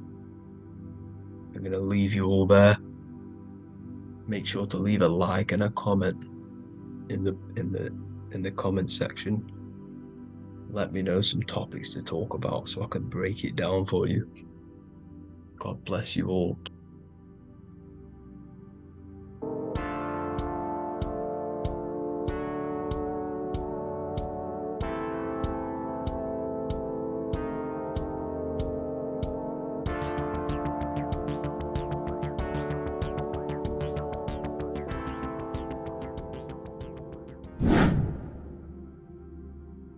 How are we doing, people? It's Revival of Wisdom. We're back today talking about sun worship. Okay? And please enjoy, sit back and enjoy the video. First thing we need to understand is that the sun is the risen savior. It's the light of the world. Without the sun, we have nothing. Now, the sun is the Son of God. We didn't make the sun. No one owns the sun. But who created the sun? Obviously, the Creator created the sun. Therefore, it is the Son of God. And that is what Jesus is symbolizing in the Bible. The Bible is a metaphorical story. That's why it's called the greatest story ever told. Because it is a story about the sun, the zodiac. It's about you, the systems in the body. It's about everything that is sacred in this creation. Now you can see the suns behind Jesus' head in all of the ancient portraits. Even the ones that are more modern, you still see a sun on the back of his head. Because he is the sun. He's the light of the world, our risen savior. And this is what Christians are lost, because they don't realize it's a symbolic story and they think Jesus was a historical person. He's not a historical person. Okay? This is what we need to get out of our mind. This wasn't a historical person. It's the Son, our risen savior. The Son is the soul. It's the soul of this creation. Because what is a soul? A soul is pure life force, pure energy. Whatever a soul inhabits, it gives life to. Like our soul feeds our body. The sun feeds the earth, because the sun is a soul, and that's why the ancients called it Sol. Because it's the soul, and it's in you, and it's the light of the world. It's the light of everything. It gives life to all things. Here's Jesus and his 12 disciples. The 12 disciples symbolize the 12 zodiac signs. Aries, it rules the head region because the 12 zodiac constellations rule specific regions of your body. Aries, the ram, you have a cerebrum in your head. This is Aries on the head of the table. His Gemini rules the arms and the lungs. The two twins, Gemini, he's holding up two hands for the two hands and arms. The twins. Cancer has a knife in his hand. It's not so clear, but he has a knife in his hand. Cancer is the crab. Crabs have claws. And he's pointing at Virgo's Adam's apple, saying there's no Adam's apple there. It's a woman. Who's the sixth sign? The sixth sign is Virgo, the Virgin, the only woman in the painting. Now notice how there are 3 people in 4 groups for the 4 seasons and for the 3 months and 3 zodiac signs in each season: spring, summer, fall, winter. Matthew, Mark, Luke, and John with the suns on the back of their heads, because it's the 4 states of the sun. The 4 states of the sun. Now, 6th sign, Virgo, the Virgin, the only woman in the painting with no Adam's apple. Then we have the sun, Jesus, red and blue, red shift, blue shift. Electromagnetism. The ancients knew this. He's got one hand open, one hand down, because the sun gives and retrieves. The sun rises and it falls. It gives, then pulls away. That's what the sun does, and that's what he's doing. His arms are out, symbolizing the rays of the sun, casting down onto the earth, giving and then receiving. Libra, his 2 hands are equal, he's holding his arms out equally, because Libra is the 2 balanced scales. Libra is when the sun is balanced between the summer and the winter. It's being judged. The sun isn't balanced. That's what Libra is, the 2 scales. Capricorn is the goat. Goats have 2 horns, and you can see the 2 horns on his head here. See? So this is astrology. This is what Leonardo da Vinci is depicting here. It's astrology. He knew the story of the Bible is all astrology. It's all based on astrology. The Son of God, the real sun. Now here are some Bible verses. I am the light of the world. Obviously, that's the sun. What other light is there that lights up the world? The moon can't do it. It's the sun, the one and only Son, our risen Savior. Because if the sun didn't rise, we'd all be dead. So it's our risen Savior. And it dies for our sins every night, and then gets reborn every day. Now Jesus calms the storm. Mark 4:35-41.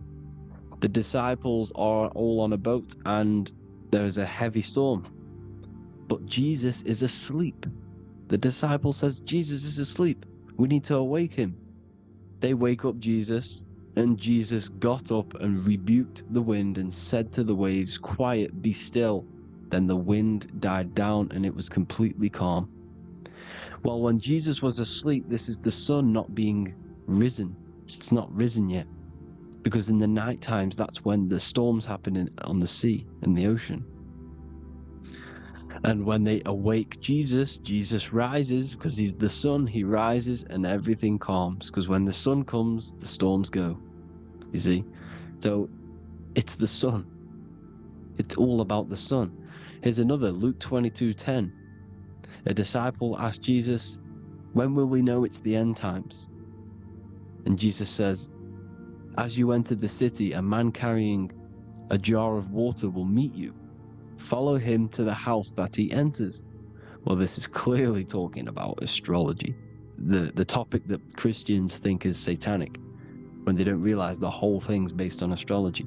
Because the end times is the end of Pisces, which is the 2 fish, which is the age we've just gone out of.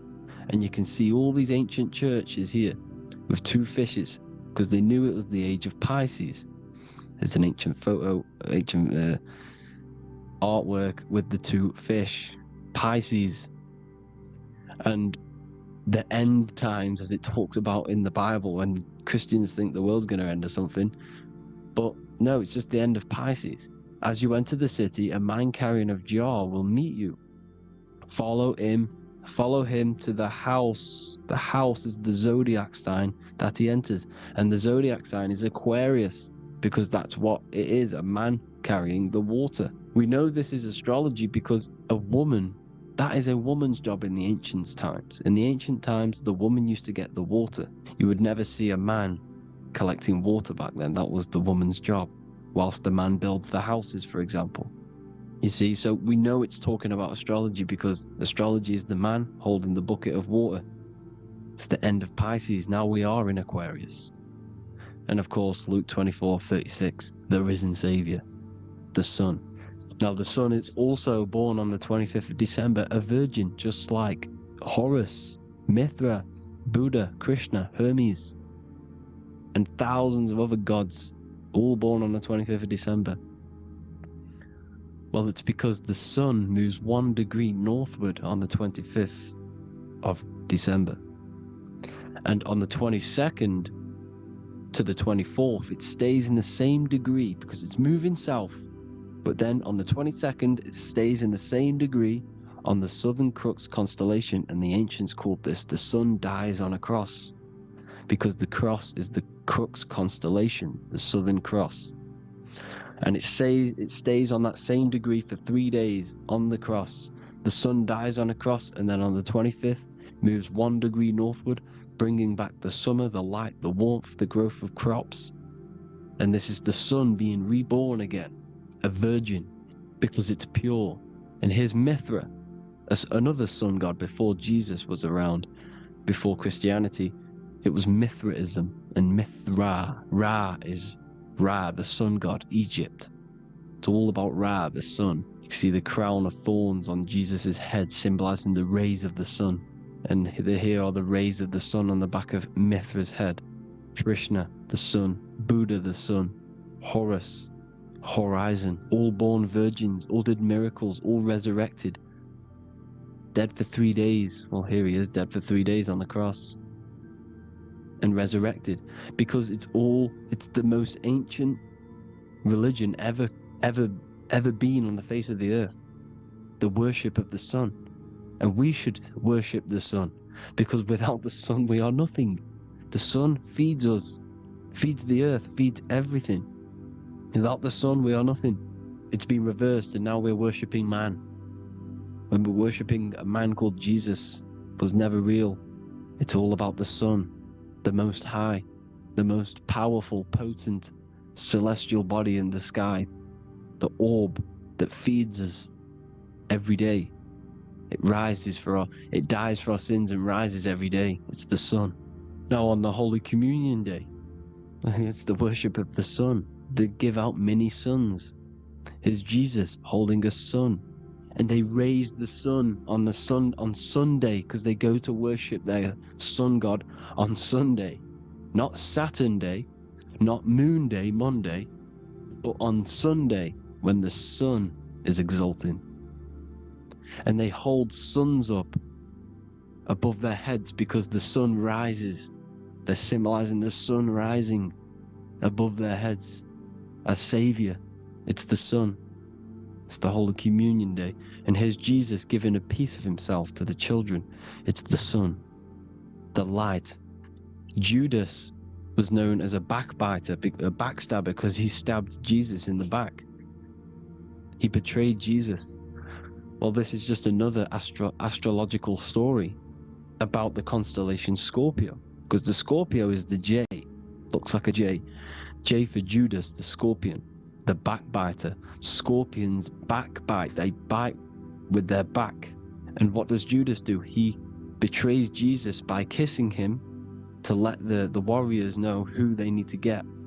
So he kisses Jesus, and Jesus gets stabbed in the back. Well, when you get stung or bit by a scorpion, they leave like a kiss. So Judas kisses him and gets betrayed. Well, this is because the sun, when it hits Libra, it's balanced. The sun is balanced because it comes through summer. Now the sun's starting to die. The sun's starting to die. It hits Libra.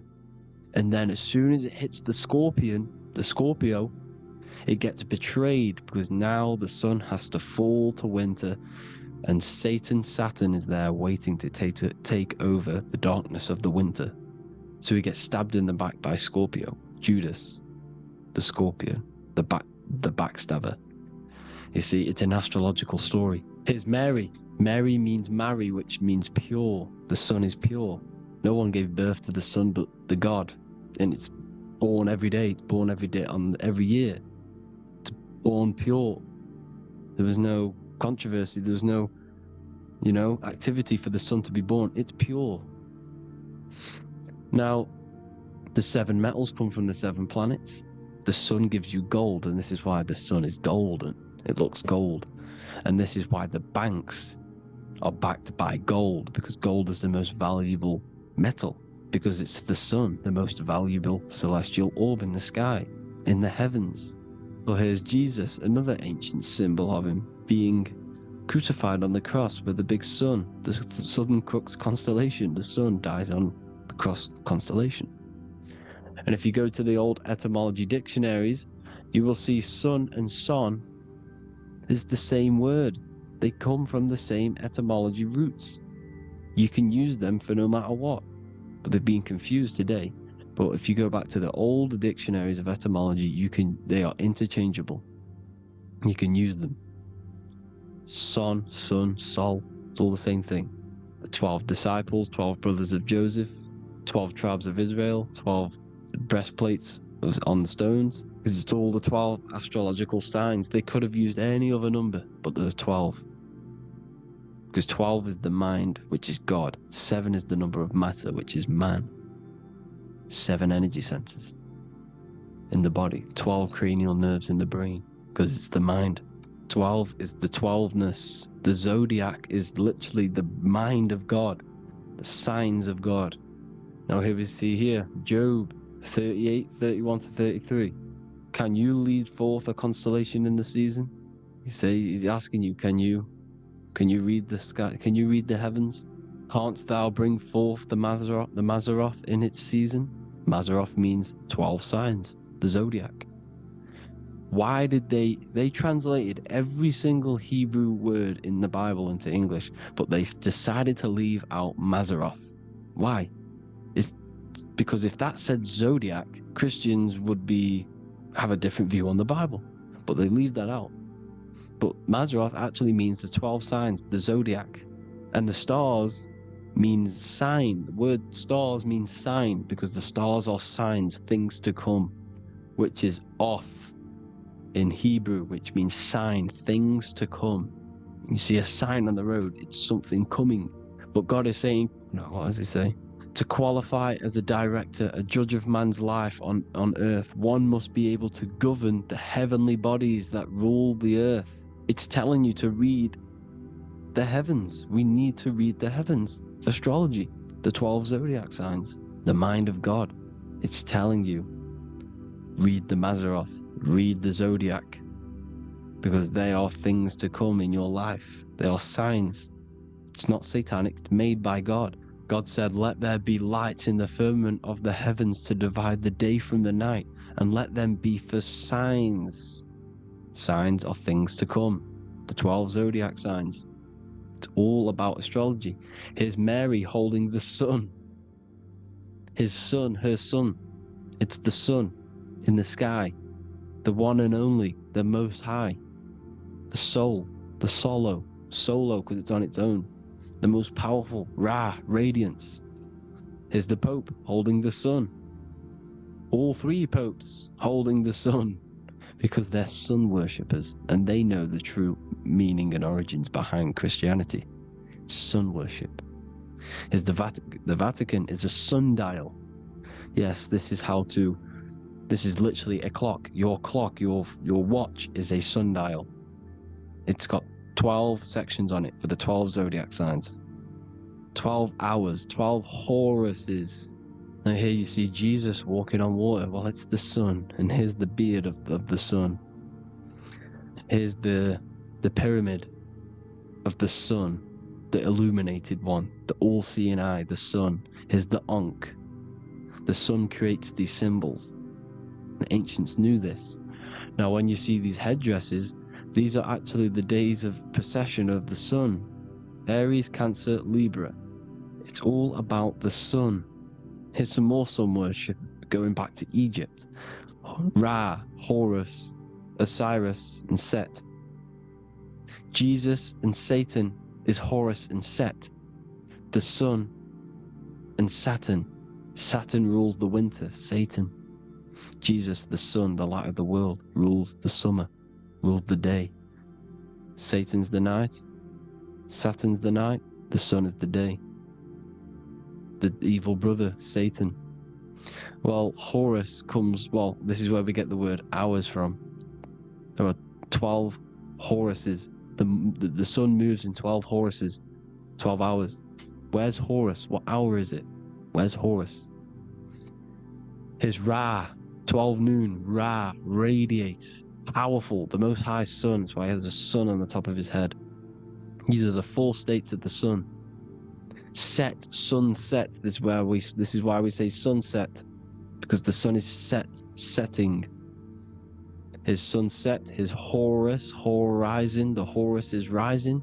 Ra, radiating, and the sunset. Then midnight is Osiris. Here's another ancient symbol for the sun, the scarab. Ra, the sun. Scarab. It's got the word Ra in it because it's the sun. And here's the sun on top of the scarab with the wings. Because scarabs roll dung up hills and then they'll let it fall down the hill to gain more matter. To gain more bigger, like a snowball effect. And this is, the ancients saw this as a process of the sun, because the sun climbs up the hill and then it falls. So they used the scarab to symbolize the process of the sun. The sun climbs and falls. Here's an ancient Egyptian cat cutting off the head of the serpent. Well, the cat is cutting off the head of the serpent, symbolizes the sun cutting off the nighttime. When the sun rises, it cuts off the nighttime. It cuts off the serpent. The serpents represent darkness or evil. And there's some more symbology of the sun and the heavens, the arch, the royal arch, the firmament, the sun inside the firmament. These are all ancient churches, and they all depict the firmament with the sun inside. Is the ancient cosmology, you see, because it's all about the sun. Everything's about the sun, because the sun is our orb made for us to sustain life and this inside of this creation, inside of this firmament, the royal arch of heaven. Here's the Freemasons depicting it. Here's the Masonic royal arch, but you can even see the zodiac signs. Here's Cancer, the checkered board. It's the royal arch of the firmament. Obviously, they don't want to tell you that. You live in space, apparently. Some more sun worship. Here's the beard of the sun on the water. They all have this long beard. And why do they say amen? Amen at the end of every prayer. Amen is a sun god, a creator god. It's all about the sun. So thank you all, people. Hope you all enjoyed. Hope you all gained some knowledge and insight. Please give me a follow, drop a comment, drop a like. Have a good day. Love you all.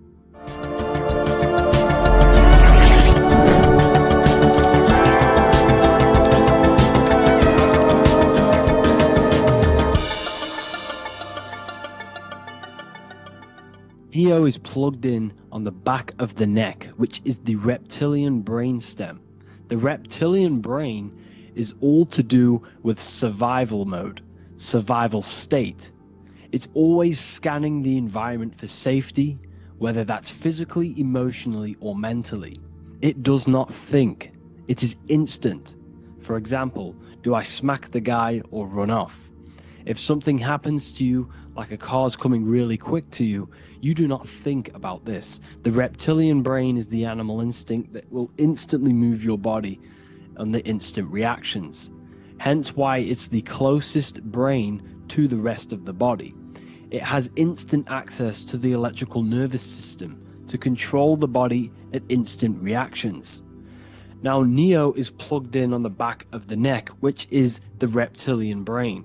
Therefore, the matrix is the body itself. It is the lowest state of consciousness. This is what it represents.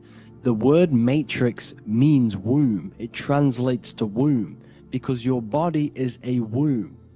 Your body is a vessel for universal consciousness, for God consciousness.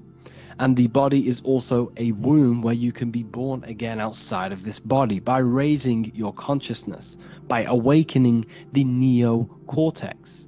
This is why Neo is called Neo, because it represents the neocortex. This is the higher aspect of our brain. This is all to do with new things, higher reasoning, higher thinking, new learning. You see, the brain is a receiver for universal consciousness. Now, what do I mean? It is a radio receiver. Think of it like this. You have a radio tower which emits frequencies, and each little frequency, 00.1, 00.2, 00.3, each 00 point is a different person. We are all the same universal consciousness, encapsulated inside of a different vessel. This is why our body is the temple of God inside of the Bible. Your body is a sacred temple of the divine essence of the universe. However, consciousness is controlling this physical body. And I'll show you this diagram here. Consciousness consists of imagination, emotions, thought, and memory. All of these things are not physical. They're not made out of atoms. You cannot think with atoms. If I split open your brain while you are thinking of a cheesecake, I would not see a cheesecake.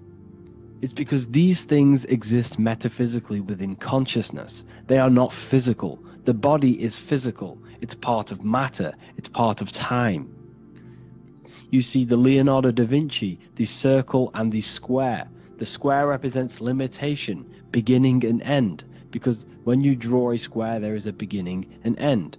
It represents the body, the mortal self, the ego, the echo. Then you have the spirit raised above, which represents spirit over matter, mind over matter. Invisible forces create physical forces. Everything physical exists in non-physical. This is also the Freemasonic square and compass, why the square is below the compass, because the compass creates the circle, which is spirit or mind. Then you have the square, which is matter. Mind and matter are the same substance. Mind creates matter through thought. Everything in this physical universe manifested through thought. Everything began as thought. So you are spirit and matter. You have a material body and a spiritual body. And you are right in the middle. This is why humans are very, very important. Because we have an animal nature, the reptilian brain, and a higher consciousness, the neocortex. And we must awaken out of the matrix, which means womb, which is the body. And Neo is waken up from the lower self, the reptilian brain, and moves into the neocortex. Because the brain is a radio receiver for consciousness. Now, what do I mean? I went over this before. Your consciousness is controlling the brain. The brain is a computer. And when our consciousness, our imagination, our emotion, our thoughts, and our memories are all contributing towards just survival things, food, safety, fear, all of these things, and our consciousness is locked into a survival state, we are using the reptilian brain. We're no longer thinking. You don't think with the brain, but the consciousness is thinking, which activates the different parts of the brain. When we think for higher reasoning, we use the neocortex. It stimulates the neocortex. When we think about survival, we're using the reptilian brain. So therefore, when Neo wakes up, he wakes up to the higher aspects of consciousness, which is only utilized by the neocortex, by learning new things and expansion of the mind and expansions of consciousness. Okay? So the whole matrix is to keep you designed. Well, the whole matrix is designed to keep you in a survival state, in the three-dimensional awareness. They want you constantly scanning for safety, scanning for food, scanning for emotional safety in relationships, in other people. You see, they do not want you to think.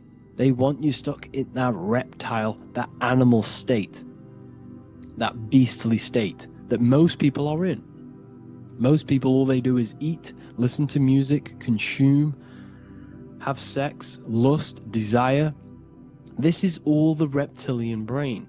So when we say the world's being ran by reptilians, it's symbolic. There is no physical reptilian humanoid beings controlling, manipulating human consciousness. We are all the same consciousness. However, there is a corrupted state of consciousness running this world. And this consciousness worships the physical plane, and they control the physical plane. So by doing that, they keep you stuck in a reptilian way of thinking, the animal state, to keep you stuck in the lowest state of consciousness. Now, this is the god Osiris, which represents the reptilian brain. None of the Egyptian gods ever existed. They are all symbolic for the brain and anatomy of the human body. Osiris represents the reptilian brain. As you can see, this anatomy compare to the brain stem and Osiris statue found in Egypt. And we also see an ancient artwork of Osiris with green skin and two reptile crocodile alligators next to him, which also symbolizes the reptilian survival state of human consciousness and the activation of the reptilian brain. This is what it symbolizes. Now, this is what the Matrix is all talking about. It's talking about the awakening, the expansion of consciousness. The word divine is dive in, because you connect with the divine by diving inward. There is no man in the sky going to save you. You must connect with the self. Know thyself. Truth comes from within. All of these things I'm telling you comes from within you. I'm just pointing it out. All of this is self-realization. A lot of people say, well, what are my sources? My sources is knowing thyself, observing thyself, using the neocortex of critically thinking, sitting down and thinking about yourself and having deep realization of yourself. You can realize that your thoughts are not of this physical world. It's quite simple. The brain does not think. The brain does not imagine. The brain does not hold memory. All of these things exist in consciousness, the one consciousness, but we are all fractal, infinite parts of. This is the eye on the triangle, consciousness being given down to the rest. This is separate. Consciousness is separate from the rest of the pyramid. The pyramid is your body. Neo is the one consciousness. This is the Egyptians symbolizing the one consciousness giving Ankh, which is life, to all the different life forms. However, you can see that the central sphere is giving a big Ankh to the humans, because humans, like I said, possess the advanced consciousness, an advanced brain that allows us to turn above our reptilian animal self. For example, we can go against our reptilian lower animal nature and turn to our godly nature. Animals cannot do that. They are stuck in instinct. They are stuck in a reptilian animal way of thinking and operating. Everything they create is to survive. We can turn against our lower nature and create for amazing things like buildings, architecture, technology. We can use our creative consciousness for anything we wish, not just survival needs. And it's the same with your spiritual journey. You can raise your consciousness beyond this animal state that they try to keep you in through fear, consumption, food, and the reptilian brain. We must awaken, start to think critically, and awaken to our divinity, because the mind, the consciousness within you has infinite potential to expand. There are infinite fields of knowledge that you can explore. The mind can never be filled. It can never ever be full of knowledge. It always expands, and that's why you are alive. That's why you are part of this universe. That's why the science always says the universe is always expanding, because the universe exists in your mind, and the mind is always expanding into new fields of thought, new fields of knowledge and information. And that is your whole sole purpose, of expansion of mind and expansion of consciousness, and the exploration of the mind of God. We are living in the mind of God. You are a thought in the mind of God. You must awaken out of this body. This is why Jesus says you must be born again to see the kingdom of God. You must be born again. You must raise your consciousness beyond physical limitation and awaken to your divinity. And this is pretty much it for this video. I hope you all understand this, that this is all symbolic for consciousness.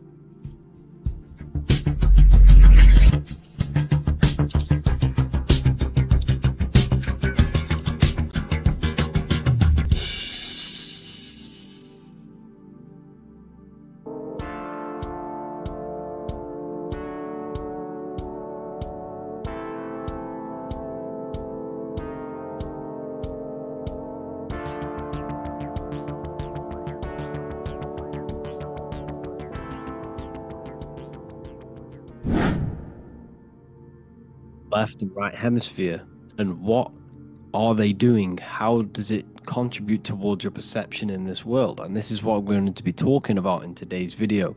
We're going to be breaking down the two hemispheres of the brain and how they function in your life. So first we have the left hemisphere. This is the logical hemisphere. This is the analytical, divided, scientific or verbal hemisphere. The right hemisphere is creative, wholeness, artistic, symbolic and metaphorical. The right hemisphere does with non-verbal things. It produces a holistic perception. It is more to do with creativity. Because what you must understand is that we are not in the external world. The world is produced by our brain.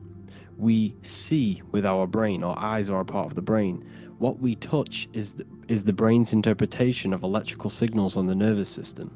What we smell is the brain's interpretation of smell through the nose. What you taste is your brain's interpretation of chemical reactions on your taste buds. So what you are experiencing is the brain. The brain is a computer creating a simulation. And you have two hemispheres which breaks down this reality. So essentially the brain is the perception creator. It creates perception. So if the brain is creating this, who is the one experiencing the brain? Well, that is you, the consciousness, the mind, the all-seeing eye. You are the all-seeing eye experiencing the brain, the observer behind the brain, behind reality, behind the emotions. So if you're walking through a woods, this left brain sees individual trees. The right brain sees the whole woods. It sees the biome. It sees the bigger picture. So when you are walking through this woods, the right brain picks up a holistic perception of reality. It creates the woods as one unified woods. The left brain's job is to break this down and analyze it so that we can see individual things. And this is also necessary for humans to have the ability to break things down and manipulate things in this world. So without this left hemisphere, we could not manipulate things and break things down. So this right hemisphere is important because it sees the whole woods. It sees humanity as one unified consciousness.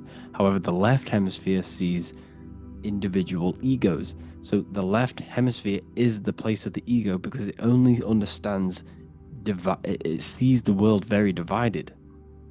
Okay, so for example, here's another example of the left and right hemisphere. If someone pulls out in front of you in traffic, your left brain is going to start going crazy and analyzing them, calling them names. The right hemisphere, however, sees the bigger picture. Maybe he didn't see you. Maybe it's just a mistake. Maybe he's in a rush. You see how the two brains are very different. They do the same thing, but they function in different ways. The right hemisphere is feminine, the left hemisphere is masculine. So, like I said, this person pulls out in front of you, you start to think with the left. If you start to perceive that in the left brain, you're going to start analyzing them, you're going to start going crazy and calling them names because you're analyzing it. You're not seeing the bigger picture behind it. You're not seeing it from his perspective. So there is a crossover. So the left hemisphere of the brain controls the right side of the body, the right ear, the right eye. Everything to do with the right side of the body is connected to the left hemisphere, and the right hemisphere controls everything on the left side of the body, including your eyes, your arms, your legs. So everything is crossed over, and even your visual field is crossed over. So this is your visual field, as you can see here, and even the left side of your visual field goes to the right brain. There is a crossover. No one really knows. There's not really a reason for this. However, this is how the human body is designed. As we all know, the human body is the most advanced piece of technology on the face of the earth. They cannot replicate the human body. And they tell you it has no creator. This is crazy. People are that brainwashed, they can't even understand that their body is the most advanced piece of technology. Your body is so advanced, the computers that you use are mimicked of the body. Everything they create is mimicking nature, but they don't show you how intelligent nature is because they don't want you to understand you're in an intelligent design. So anyways, let's get back on track. There is a crossover in the brain, and this is why they teach you to write with your right hand. And I was speaking to someone who's in a nunnery, or whatever you want to call it. They were a nun, or they knew someone who was who was a nun, and they forced these people, these nuns, to write with their right hand. You had to write with your right hand. This is why, I'd say at least 70% of the world, or 80%, is right-handed and right-legged, because they taught us this to activate the left hemisphere more, because of this crossover that happens in the body. So when we are using this right side more, we are using that left hemisphere more. Why? Why are they doing this? Well, they also called it writing. Writing is a spell, to cast a spell on you to use that right side of the body so that you use this left hemisphere, because they want you to see the world as a divided perception. They don't want you using the right hemisphere, using that left side of the body to activate the right hemisphere to see the bigger picture and see how everything is all one and everything is created. This left hemisphere domination keeps you from seeing the connections between everything, because that left hemisphere analyzes, it breaks things down. So when we are left hemisphere dominated by using the right side of the body, we are essentially seeing everything as divided. And this is why so many people will not understand my work, because my work connects dots and connects fields of knowledge, and makes you see the bigger picture. So people who are left hemisphere dominated will see my work and think this guy's crazy, but it's all about activating that right hemisphere. So they called it writing, because every word you say is molding your mind in some sort of way. The things you see is molding your mind. Everything you take in through the five senses is molding your mind. And language is a massive spell, especially the English language. They called it writing so that you use that right side. It's a spell, because your subconscious mind picks up everything you say. And 90% of your daily basis behavior and thought patterns is produced by these subconscious programs within the subconscious mind. Essentially, your conscious mind is only the 10% of you. The conscious mind is just what you're aware of, what you're wearing, how you're feeling, what you're thinking. That's your conscious mind. The subconscious mind is controlling every system in your body. It's telling your heart to beat without you being conscious of it. So essentially, this is what they're programming. They're programming this system in the back of the mind, which is controlling everything through the words. And this is what spells are, because it's all about creating perception in the subconscious. So they want you to use that right side more. I truly believe the ancients, they were balanced. They used the left and the right side of the body. They didn't have a stronger side because they understood this science of the body and how the body works. So this is actually called phonetics. It's not etymology. Etymology is the study of root words. Phonetics is the study of how words sound similar. The way words are spoken. So phonetics, phone, is why we call them a phone. Because you speak into a phone. So this is write and writing, to use that right side to activate the left hemisphere more. So your hands are a manifestation of your brain. The left hand is the right brain, the right hand is the left brain. And as a child, we were always taught that when you place your hands together like this is the size of your brain, which is true because your hands are a part of your brain. They're an extension of your brain. Every part of your body other than your brain is an extension of the brain. Everything's working and feeding back information to the brain because you're experiencing the brain. So another trick that you can do, or another exercise, is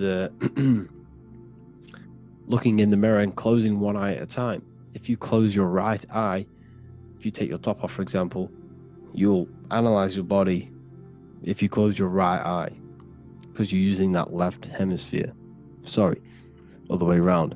If you look at yourself through your right eye, you'll use that left hemisphere, which will analyze yourself. You'll see individual body parts. If you close the right eye and use the left eye, you'll see your body as a whole. You won't really analyze it.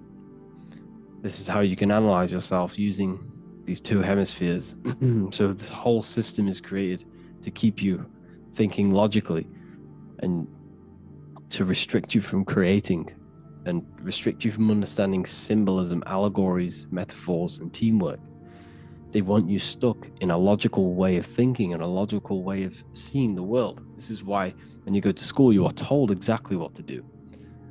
You're told to think this way and no other way. You're told to do orders, do this. It's a very left-brained system. Because if we all started to open up this right hemisphere, we'd all see, wow, everything is all one, everything's all connected. And this is what my work is doing. I'm showing you everything is one. The physical world is an illusion of duality, but everything comes from the one source, the one mind. The universe is a giant mind. I am mind, you express mind. We all possess mind. Behind the physical body is the same mind consciousness. And we are all expressions and fractals of this infinite consciousness called mind.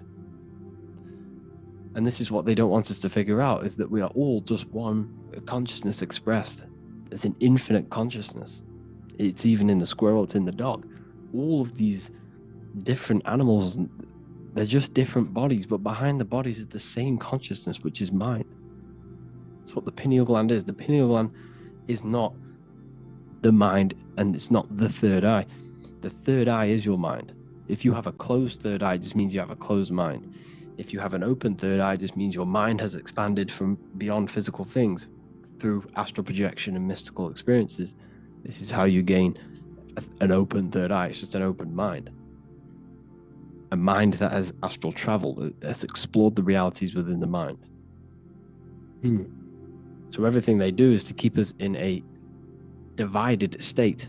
Divide and conquer, right? That's their motto. All to keep you thinking how everything is divided. Everything they've done is division. Postcodes, countries, everything is divided. Like football teams and all this stuff. It's also a natural process when you grow up, because as you grow up, your brain is constantly analyzing the world. So this is sort of a natural process of how you become more left hemisphere dominated, because your brain is always analyzing. And unless something awakens you, you can awaken that right hemisphere where you can start to see the bigger picture. Even the music, it's all tuned to 440 hertz, shuts down the right hemisphere of the brain. 440 hertz, Spotify, Apple Music, the radio, every time you turn on the radio, it's tuned to 440 hertz. This was specifically tuned. It never used to be tuned to this. It was in the 1950s. It was changed. The standard music tuning was changed to 440 hertz because it shuts down that right hemisphere of the brain. They don't want you thinking seeing the world in this way and perceiving things as one. And I'm going to show you. It tells you this in the Bible. Cast the net onto the right-hand side of the boat and you will find the fish. What was Jesus saying? This is, you see, people read the Bible and they don't understand it. If the Bible is not talking about you, then it has no meaning. The Bible, everything you read in the Bible is about you and how it can better your life. It occurs to you. So if Jesus says, cast the net onto the right-hand side of the boat, this is an allegory. The boat is your body. Cast the net. It's the awareness, the perception, onto the right hemisphere of the brain, and you will find the fish. What's fish? What do fish do? They swim deep in the ocean. It represents the knowledge. Deep knowledge. Cast the net onto the right-hand side of the boat and you will find fish. You will find the wisdom. You will gain understanding when you cast that your awareness into that right hemisphere. You will see that I am you and you are me. We are all one consciousness. You will see everything.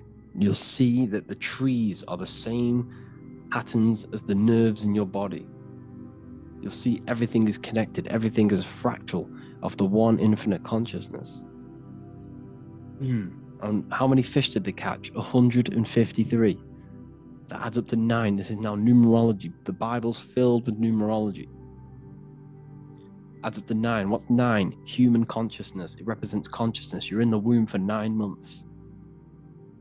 Feminine. It's all about consciousness.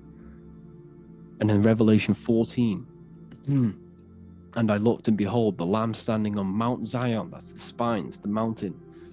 With him, 144,000. 144 adds up to 9. It represents consciousness on top of the spine. You see? And he had his name the name of his Father written on the forehead. What's the Father? The higher mind, the higher consciousness within you. Where is that? In the forehead, the pineal gland. The pineal gland is the radio receiver for the higher consciousness. Because every body part of the body has consciousness. Your heart has consciousness. Your gut has consciousness. You are thinking with these different consciousnesses. You think with the gut. You think with your penis. You are thinking with all these consciousness. And it's about raising your consciousness to the higher consciousness, which is the Father, the mind, in the head. Don't think with the lower parts of the body, because that is your animal nature. Think with the higher parts of the body. It's all representing consciousness. How to activate the right hemisphere of the brain? Well, it's all to do with non-verbal things. So music will activate the right hemisphere. Make sure it's tuned to the right frequency though. 432 hertz, 528 hertz.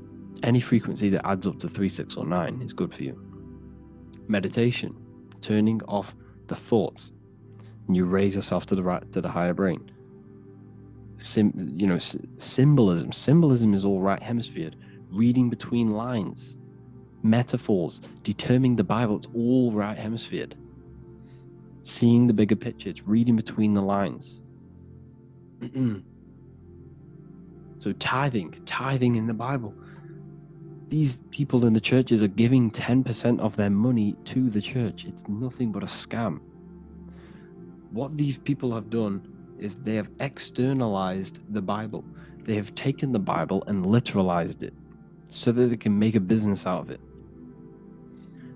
So what they're doing is 1/10 of the produce of what it says in the Bible, 1/10 of the produce of the land, whether grain or fruit, is the Lord's and is holy. So what's that saying? The 10th of, it's basically saying give the 10% to the Lord, to God. What does that mean? Well, what's the land and the fruit? This represents physical things, the physical things that you have. The 10th of the physical things that you have, what's that? That's your ego. All the physical things that you have is all to do with your ego. That's the lower self. The ego, what is the ego? It's the mind's perception of the physical self. You had no ego when you were a child. Okay, when you were a child, you had no ego. As you grew older, you created the ego. The ego is the full self. It's the echo. Ego, echo. It's the echo of the full self. So it's saying give the ego over. Take away the animal self. in that left hemisphere. That's all to do with the left hemisphere. That left hemisphere sees the ego. It sees individuality. It's divided. So it's saying, give that 10% of you over to the right hemisphere. The 90%. The 90% of you is in that right hemisphere. The higher self. Now, I'm not saying the left hemisphere is bad. Okay, I'm not saying that at all. But it sees things divided. It's like I said, the left, the hands are manifestations of the brain. So when these Christians are praying, they're putting their hands together. What are they doing? They're syncing the brain hemispheres. What you're doing, because everything's an extension of your brain. So if you put your hands together, you're putting the two hemispheres together. And what's happening when you place the hands together? All the electricity in the body is now running in a circuit. So once you connect these two hands, the electrical energy is now running in a circuit. And energy can move around the body quicker and more efficiently. So when you pray, when these people are praying, they don't realize that they're engaging in ancient forms of meditation, of balancing the two hemispheres. So now we're talking about balancing the hemispheres, not the right hemisphere. This is what Israel is. Look at the symbol for Israel, the up triangle and the downward triangle. What's that? The up triangle represents male. The downward triangle represents female. Okay? This is talking about the brains. Israel is Ra. Isis, which is female, the Egyptian god. Ra. El. El means God. Electricity. That's the force of the physical world. It's the force that runs this world, electricity. It's the force of God. El, consciousness. It means God. Is Ra, El. Isis, Ra, and El. It's the two hemispheres of the brain, the holy land of Israel. It's the holy land, it's the brain. Once these two hemispheres are synced, this is how you unlock your consciousness. This is the easiest way of astral projecting. Hemisphering, I forgot the word for it. Hemisphere syncretization, something like that. It's about syncing the hemispheres. This is how you unlock your consciousness. Once the brain is running as one electrical system, this is how you balance the two masculine and male opposing energies. Once these opposing energies are no longer in war with each other, the brain, they come together to work as one. You unlock your consciousness. You are born again. What happens when a male and female have sex? It creates a new child. It becomes one. You are born again. Once the two hemispheres of the brain, you are born again. You can then have an out-of-body experiences.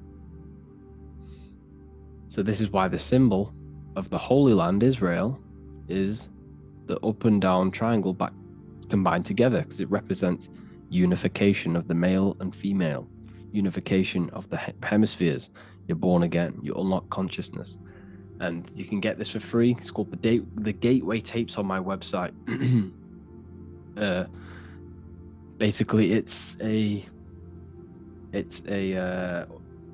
audio track from the government, and they did this in the Gateway Experience. It's a CIA document, and what they do is there are different forms of meditations you go through. I think there's about 5 waves of meditations you do, half an hour each one, and it will teach you. It will sync your hemisphere, because what does it do? They understood that playing one frequency into one ear and another frequency into the other, they understood that the right ear is connected to the left hemisphere, the left ear is connected to the right hemisphere. So when you play 2 different frequencies into both ears, what happens? The brain picks this up, the 2 hemispheres of the brain picks this up, and it syncs it. It syncs these 2 hemispheres, these 2 frequencies together. So now the brain is working as one to sync this frequency. So this is how you can sync your hemispheres, through listening to these frequencies. Okay, you can get them for free and do the meditations yourself. This will definitely help you. This is an easy way to astral project. So it's all about syncing the hemisphere and seeing reality from a unified perception. We should all aim to get out of that left hemisphere. I'm not saying don't use it, but we should now start to see, we should now start to read between the lines of the Bible, read between the lines of the symbolism they're showing. Study symbolism, study allegories and myths. What are they trying to tell us through these allegories? And, you know, this is how we start seeing things in a better way. Once we understand that we are all microcosms of an infinite consciousness, we can all come to one, because love is the unifying force of this infinite consciousness. We are all divided. We are all disconnected from our hearts. Once we all connect with our hearts and see that everything is one, we can all start to love and come together as one, because love is the unifying force of consciousness. So if you haven't already seen, I now have launched the Ethereal University. I will be doing lectures like this one, but even better, deeper, and even releasing knowledge that I can't talk about online, as they are censored. I'll be doing lectures every single week. I'll be doing live calls every single week. You also gain access to my library, which is filled with over 45 occult books, filled with knowledge. Okay, I'll show you now. Plus, you get my book, The Book of Wisdom, PDF form, and the Human Health Guide, PDF form. You also get all of this stuff, the health section, Q&As, Ethereal meditations. We've got some celestial studies, cosmology, and numerology coming soon. You also get the brand new Manifestation Mastery course, plus the library. And there'll be new books, new lectures, new live calls every single week. Or you can get the Book of Wisdom, use the code WISDOM in all capital letters to gain 40% off.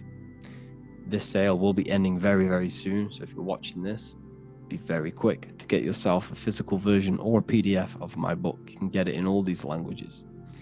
Hope you enjoyed this video, people. I'll see you inside the Ethereal University, the real university. Have an amazing day.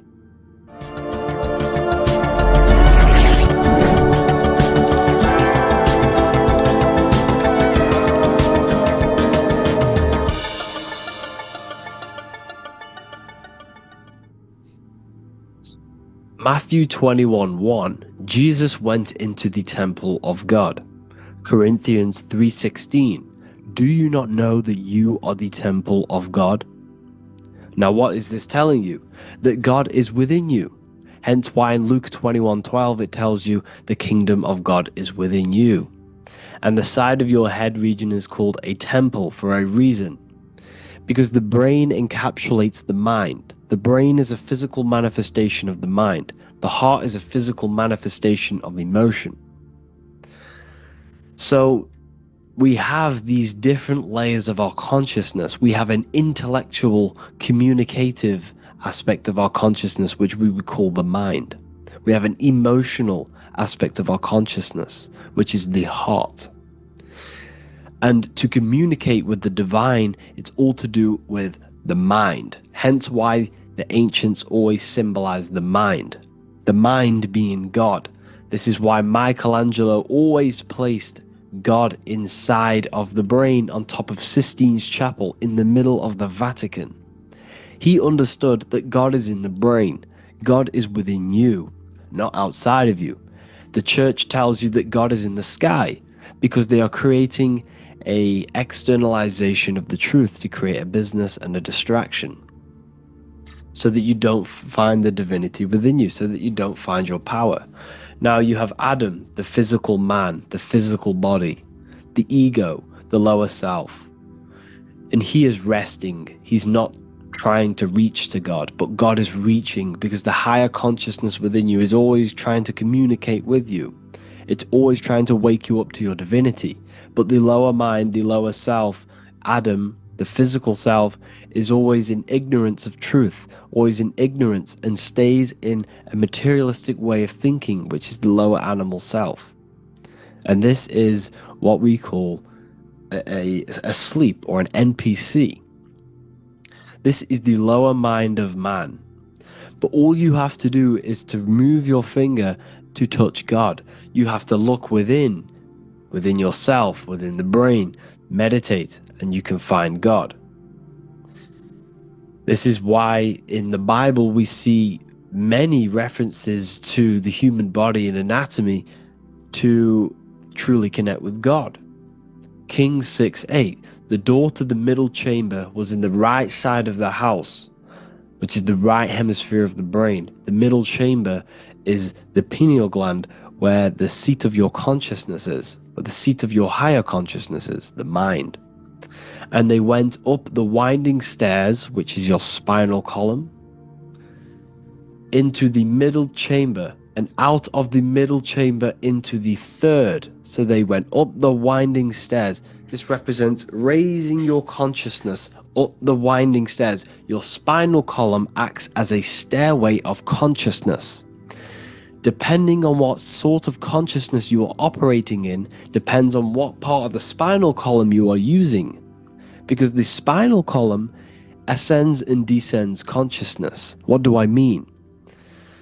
If you are in a reproductive way of thinking and you're always thinking about sex, you're jerking off all the time and you're always eating, all of your brain's power and your mind's power is being descended into the lower aspects of the spinal column, which represents hell, the physical state of man, Adam, the ignorant state. We're basically living off low-level pleasures like an animal. And the stairway to heaven is your spinal column. They went up the winding stairs into the middle chamber, which is your mind, your pineal gland, and out of the middle into the third stage of consciousness, physical, etheric, astral. When you meditate and you start to raise your consciousness during meditation, you enter the astral plane when you turn off thought. But this is the middle chamber inside of the brain. Here we see another painting inside of Sistine's chapel of God inside of the brain. This is the brainstem. This is the brain. This is the frontal lobe. This is the back lobe. This is the back lobe. This is the cerebellum. Here's the reptilian brainstem. Here's the claustrum. This is what we are seeing here. Anatomy. Here is another one in Sistine's chapel in the middle of the Vatican. This is depicting the brainstem. God's neck looks exactly like the brainstem. Here we see a real brain compared to God's neck, because the neck is just below the brainstem. And this is what they are symbolizing, because they knew that God is within you. God is a part of the human body. God is inside of the body, because the body is a vessel for consciousness, for universal consciousness. Inside of you, inside of me, is the same spark of consciousness. And this same consciousness is spread out into every living essence, because everything comes from the one source, the one God, the one consciousness. Matthew 6:22-23. The light of the body is the eye. If therefore thine eye be single, thy whole body shall be full of light. Practicing the single eye. What is this? This is meditation. This is entering within yourself. So the Bible's telling you to practice the single eye. But if thine eye be evil, thy whole body shall be full of darkness. What does this mean? If your consciousness is in an evil way of thinking, if your mind is filled with an evil, negative mind space, then your body shall be filled with darkness, with evil, with negativity. Because negative thoughts destruct the body. Positive thoughts heal and regenerate the body. So he tells you to be, the light of the body is the eye, your consciousness, the inner eye of consciousness, the eye that lets you see. And what do I mean? You look with your two physical eyes, but you see with the inner eye. What you see is perception. You look with the two eyes, and what you see is perception. You are seeing, you are understanding, and that's what consciousness, the mind, gives you. Consciousness, or the mind, is the force that allows you to be a human being, that allows you to understand things and interact with things and make decisions. It's an infinite intelligence. See, the mind is not the brain. This is a big confusion with people. Hence why the eye on top of the pyramid is separate from the bottom half of the pyramid, because the consciousness is separate from the body, the eye, the all-seeing eye.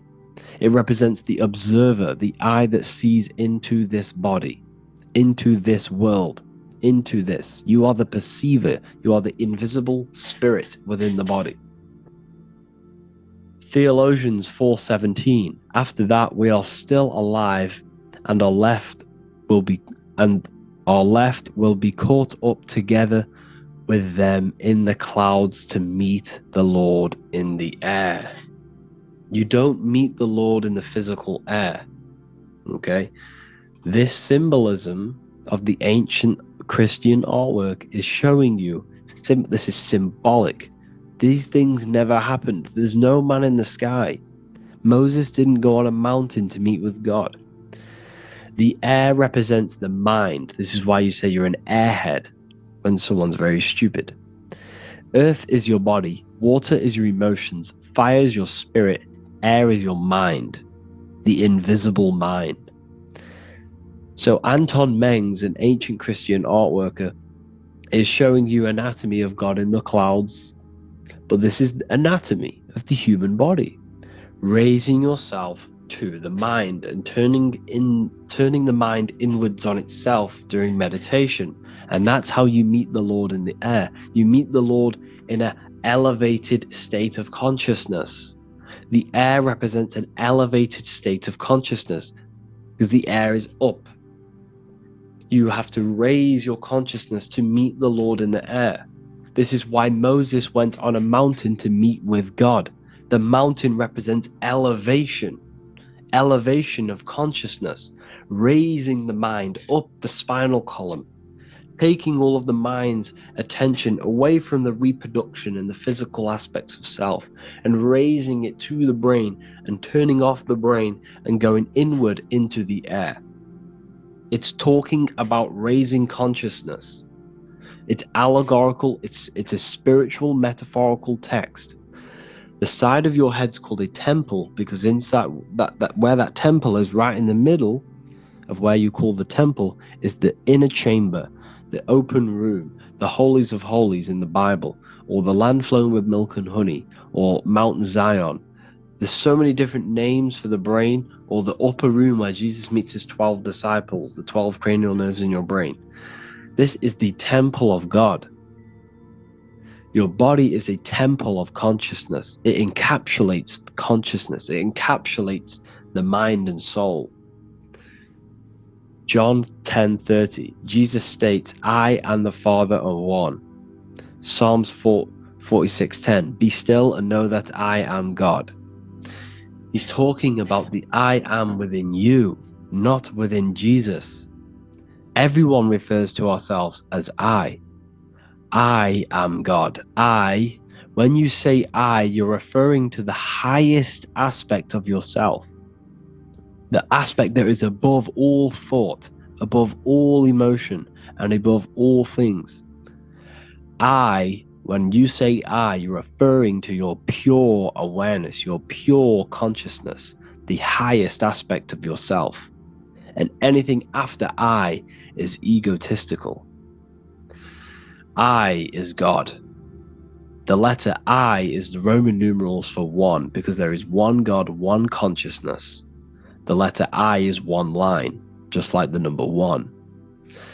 Matthew 6:3-4, take no thought. Therefore take no thought. Take no thought. He says this 5 times because you must turn off the 5 senses and take no thought to connect with God. Be still. This is telling you to meditate and know that I am God. The I am within you. I and the Father are one. I and God are one. You, who you think you are, is a completely wrong. The body is matter. Your name isn't you. Your job isn't you. Your reputation, your trauma, your memories, your friends, family, worries, bills, interests, dislikes, goals, passions. Anything to do with the thinking mind is not you. Who you think you are is a part of your thinking aspect of consciousness. But once you remove thought, you are no longer your name, you are no longer your body, you're no longer your reputation. You are the I. You are pure awareness, pure consciousness. Pure consciousness. And this pure consciousness has latched on to this name, this job, the body, and your traumas. Your pure consciousness has attached itself to this character who you're playing in the physical world.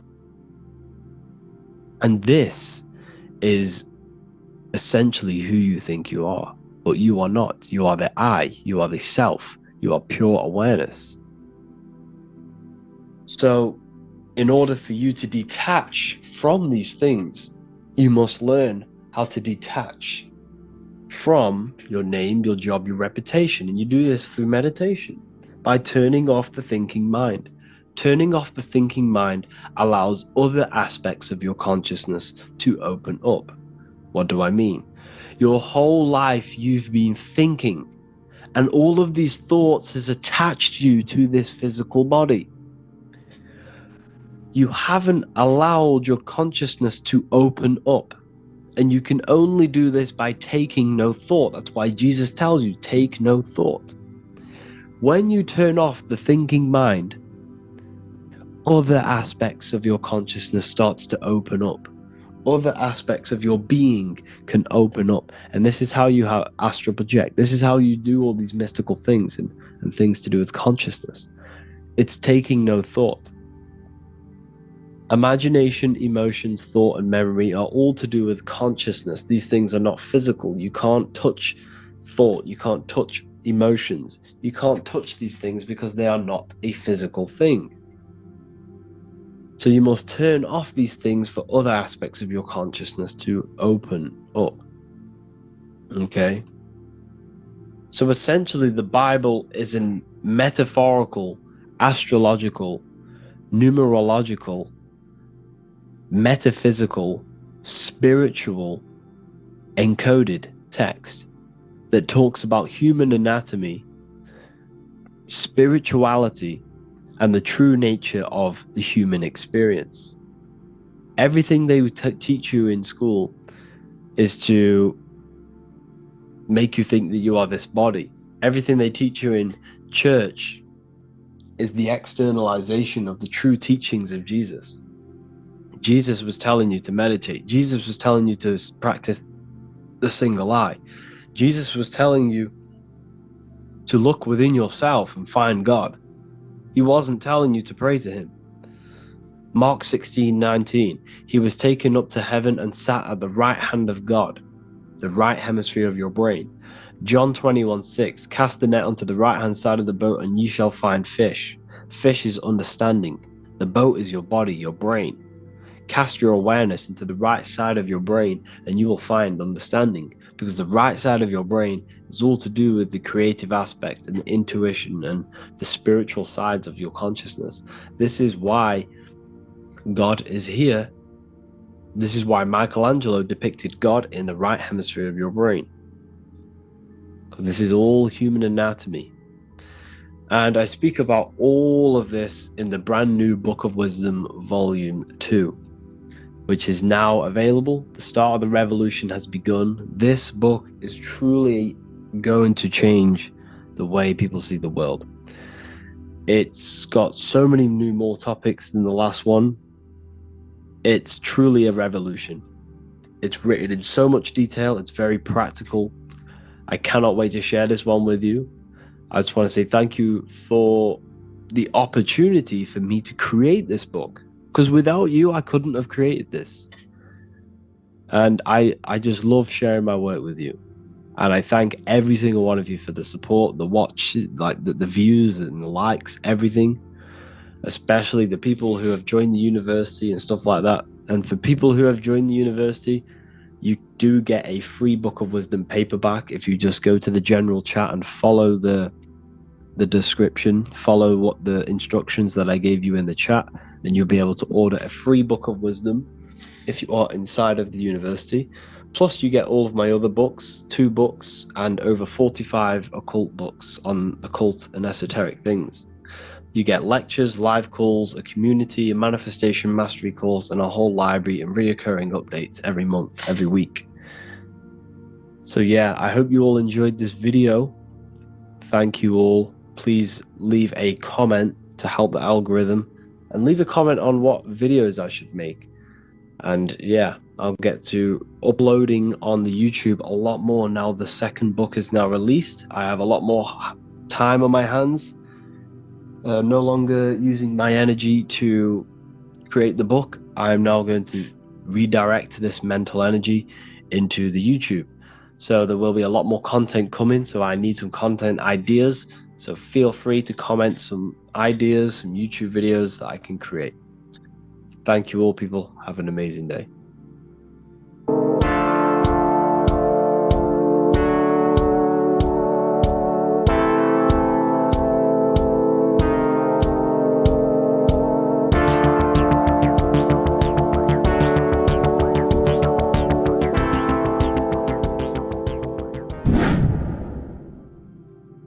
What is good, people? It's Revival of Wisdom. I hope you're all doing well.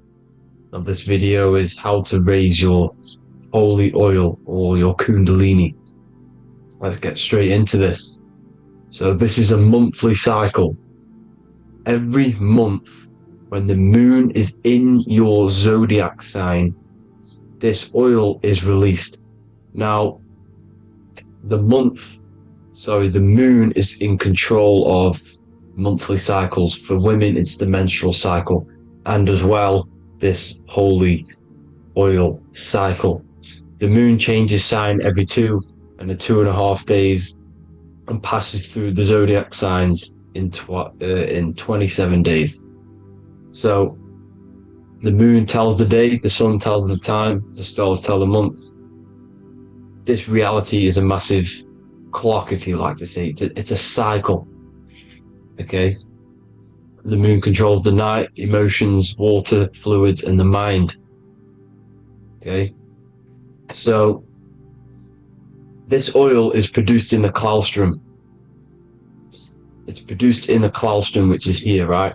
This is where you get Santa Claus from. Now, the claustrum is at the center of the brain, and it is next to the pineal gland and the pituitary gland. Once it starts in the claustrum, this is the holy present. This is the present that Santa gives to us, Santa Claus. And it goes to the pituitary gland and the pineal gland. And what's connected to the pituitary gland and the pineal gland is the Ida and the Pingala. The Pingala is the pineal gland's nerve, which is the honey, which is the positive charge, electric. And the pituitary is the Ida nerve, which is the magnetic charge. This is the milk, the land flowing with milk and honey. This is the brain, the heaven, okay? And it travels down the spine using these two nerves, these electromagnetic charge. And this is what the ancients symbolized with the two serpents wrapped around the spinal cord, the Ida and the Pingala. And this travels down to the sacrum or the solar plexus. Okay, so once it's here, okay, the spine is an elongation of the brain. So the spine is pretty much the brain. It's an extension of it. And it's kind of a microcosm of how we descended from heaven to physical reality, to physical matter, which is our consciousness has done. Our consciousness has descended from heaven into physical matter, and this is a microcosm of it. Okay, so once we're in the sacrum bone, this holy oil, like I've just explained, this holy oil starts in the Santa Claustrum, goes down the chimney to the sacrum. This is the sacrum, the solar plexus, and drops the present off at the sacrum. Now, once we're at the sacrum, we need to raise our vibration to take this oil back up the spine. Okay, and The River Jordan symbolizes this in the Bible. King Herod wants to kill Jesus in Nazareth, which is here, this is the River Jordan, is Nazareth. He goes to be born in Bethlehem and then goes back up to Nazareth to Joseph and Mary. Joseph and Mary, the pineal gland and the pituitary gland. The Bible is huge symbolism. It's all metaphors for this sacred process which goes on inside of your body. You are the Temple of Solomon. You are the Holy Land. The Holy Land is your brain. Once this oil is at the sacrum, you need to raise your vibration in order to take it back up. Once this oil has gone back up to the pineal gland, it activates the crystals which are wrapped around your pineal gland. Your pineal gland is this tiny little beam here. This is the claustrum. This is the pineal gland. And it's wrapped in crystals.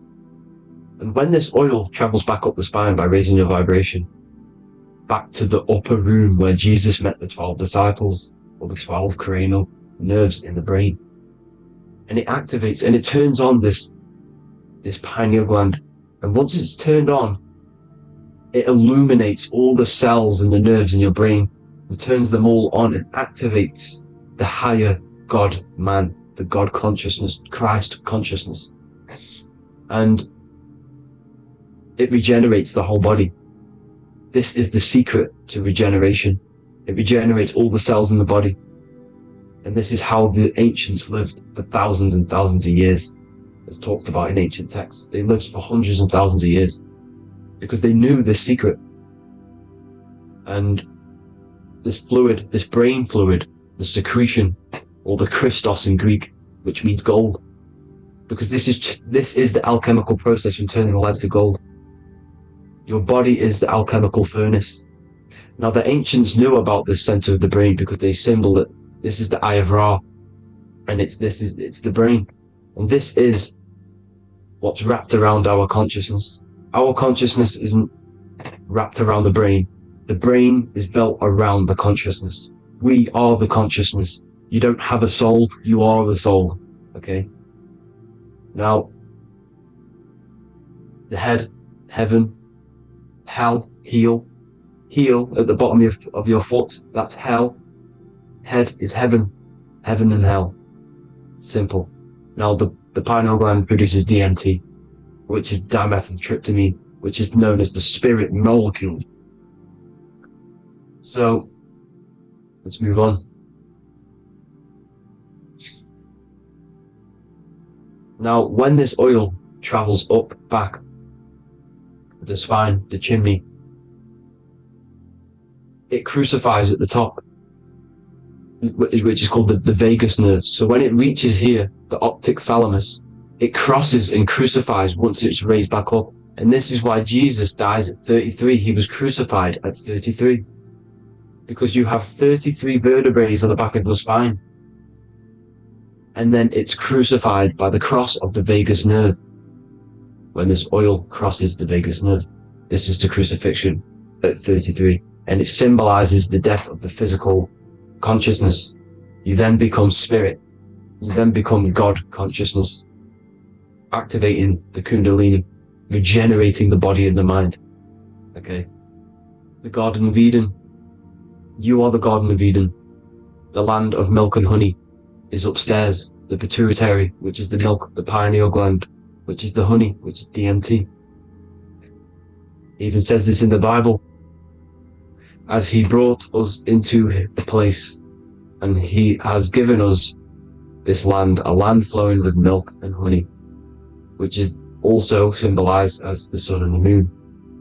The Bible also says, the light of the body is the eye, not the eyes, the eye. If therefore thine eye be single, thy whole body shall be full of light. This is the activation of the pineal gland by raising this oil back up to the pineal gland, to the center of the brain. Neither shall they say, see that here, or see there, for behold, the kingdom of God is within you. So he's saying, don't look out there, Nothing is out there. It's all inside of you. Everything's inside of you. You're the universe. Now, how to raise this oil back up to the pineal gland? Every month, like I said. The moon controls the cycle. The moon controls monthly cycles. When the moon is going into your zodiac sign every month, this oil goes down the spine, and you must raise your frequency to get it back up.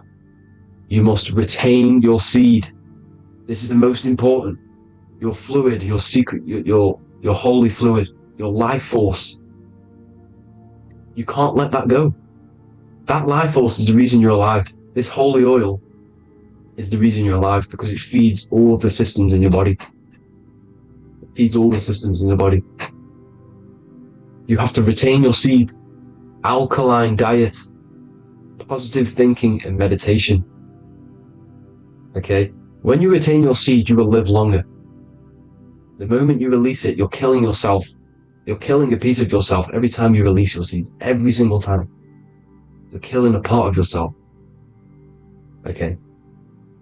Now, this could be why this could be the illumination, the single eye on the Illuminati's symbol, the Freemasonic symbol, the illuminated eye, the triangle, which could symbolize the body, mind, and spirit, but the eye illuminated. Now, in the Bible, it talks about the two trees, the tree of knowledge and the tree of life. The tree of knowledge is the tree of good and evil, which is the most important system in your body, which is the nervous system. The nervous system, the most important. The tree of good and evil. And the tree of life, which is the cardiovascular system. Now, this oil, when it's released every month, feeds these two systems, and these two systems feed everything. Now, it's important you understand that. Okay? The ancients knew all of this knowledge. The Bible's telling you this knowledge.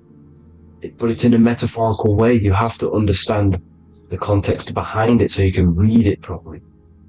Now, eating of the tree of life, which is when it talks about in the Bible, eating from the tree of life is actually symbolizing a bad diet, ejaculation. Because you're eating from these two systems, you're killing yourself with a bad diet. You're killing yourself with an ejaculation. Okay? So, that's important to understand. Now, this is Jacob's ladder in the Freemasons. Jacob's ladder, which is the spinal cord, it's the stairway to heavens. And this is Jack and the Beanstalk when he goes up the beanstalk and finds the golden egg in the grey clouds. The grey clouds symbolize the grey matter in your brain. Now, the Garden of Eden talks about the 4 different rivers in Garden of Eden. As we see here, the North Pole map, the ancient North Pole map. Because the center of the earth is the center of the torus field. Everything's the torus field. Atoms are torus fields. Everything's torus fields. You are the universe. Everything is within you. The North Pole is your spinal cord. This is why they say Santa Claustrum comes from the North Pole. This is the North Pole.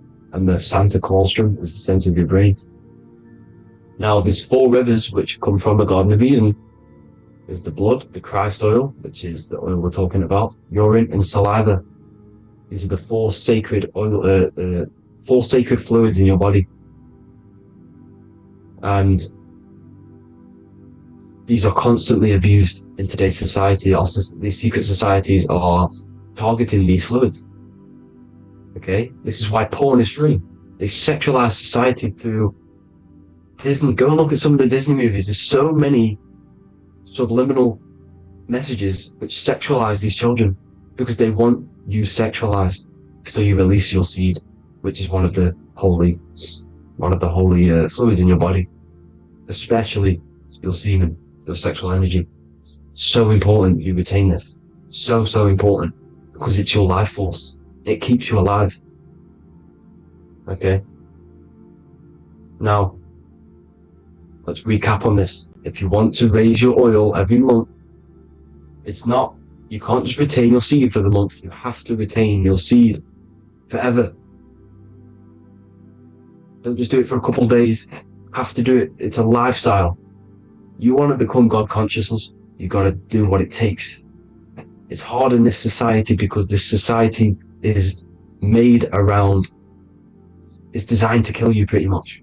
It's designed to keep you in these lower states of consciousness with all the bad food, the chemicals in the food, the chemicals in the water, the sexualized TV programs, sexualized adverts, sexualized TikTok and apps, videos, subliminally stimulating you. Because that is your weakness, sex. It's your weakness. Now, you have to retain your seed, meditation, and an alkaline diet. Why alkaline? Because acidic is low vibrational. This is the color spectrum. And what's the highest vibrational color? Violet. It's the lowest, red. You have to have an alkaline body in order to raise this oil. When you drink, when you have a bad diet, when you drink alcohol, when you smoke, this destroys the oil. It destroys the oil in your sacrum, and it can't be raised again, can't be raised up. This is why it's so important. Without that oil, you don't live. That oil makes you live. It feeds everything in your body. It's crazy how we're not taught this. It's insane. But that is how you raise the oil, people. I hope you all gain some knowledge out of this video. And I hope this assists you on your journey, your spiritual journey. And please like and share this video. We need this knowledge out to the public to wake up humanity. Thank you all, people. God bless.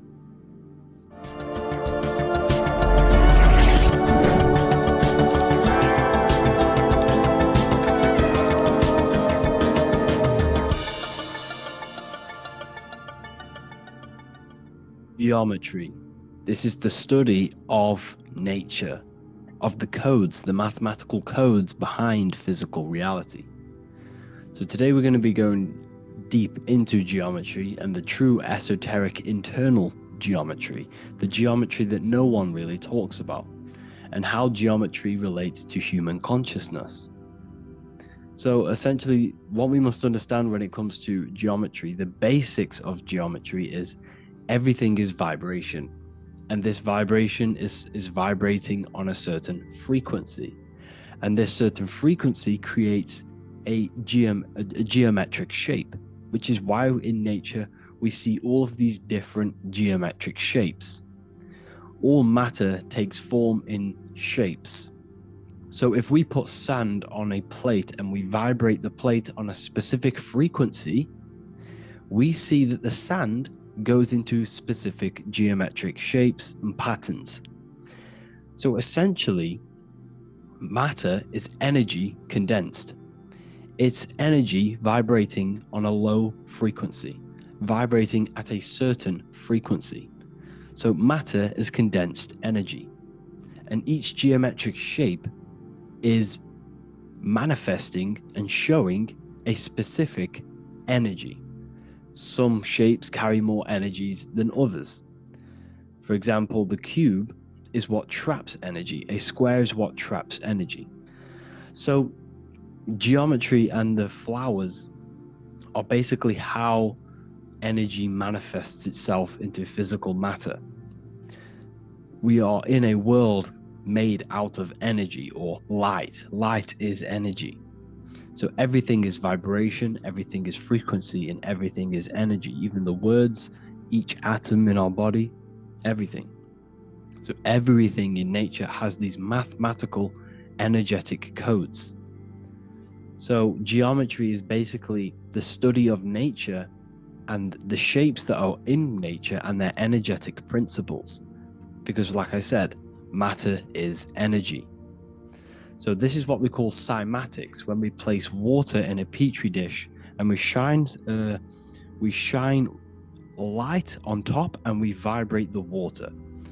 And we can capture, this creates certain patterns. Each frequency, like you see here, has its own pattern. So what we are seeing here in the physical plane is essentially energy condensed into physical reality. We see it in the turtle. We see it in every single form in nature. Now, external geometry and normal geometry, we normally get taught that this is God's way of creating physical reality, which is essentially true. However, it's far more deeper than that. Far, far, far more deeper. Okay, so what geometry truly is, it's not God's codes to reality. What we must understand is what the brain truly is. And what we must understand is that we are not in the world. We are not in the universe. The universe is us ourselves, and the world is produced by our brain itself. Okay? So the way you must understand how the brain works, so what you visually see, so geometry is to do with what we visually see. And what we visually see is heavily connected with our eyes, which are an extension of the brain. The eyes are the brain. And essentially how we see is energy enters the eyes, and each eye goes to the optic nerve, and this energy is transferred into electricity, which travels to the back of the brain, to the visual cortex of our brain. And this is where the image is produced, what we see. Therefore, the world outside of us is truly inside of us. It's a projection from within the brain. The brain is an energy condenser, a decelerator, an energy decelerator. Everything outside of us is basically formless energy. It is formless energy vibrating at a certain frequency. So what the brain is, it's sucking in this energy, this light, and turning that frequency, that code, that light code, into a physical reality. It's condensing the energy and turning it into a visual image inside of the brain. Therefore, everything outside of you is not what it looks like. Everything outside of you is basically energy, infinite energy. And our brain is condensing this into a physical reality and projecting it outwardly, which you experience your visual field. Okay? And the ancients knew this. So this is basically called the sigil of Lucifer. Lucifer is known as the light bringer. Lucifer in Latin means to bring the light. This is the sigil of Lucifer, which shows the visual field and the brain. We also see this in the Google Play symbol. It's a powerful symbol showing you the visual field, which is basically a symbol that tells you that reality is inside of the brain. The brain is what produces reality, but consciousness is not produced in the brain. The brain is essentially a consciousness downloader. It's a computer, and it's a reality simulator. The body is a simulation of physical reality. You are inside of the body experiencing the body simulation. The body produces this reality. It's a piece of technology. So Lucifer is to bring the light. Lucifer is the light being produced in our brains. Okay? So this is why they say Lucifer can tempt you. Lucifer can be the devil, because it represents physicality. It represents the false light. Lucifer can trick you because it represents the physical world can trick who you truly are. So now that you understand how the brain is basically an energy decelerator and it creates and simulates a reality to your consciousness, you are no longer a person in a universe. You are the universe itself experiencing itself. Therefore, geometry is heavily linked in with the brain. Geometry is essentially how your brain and how your eyes decode energy. So what you are seeing is the mathematical codes of your brain creating reality.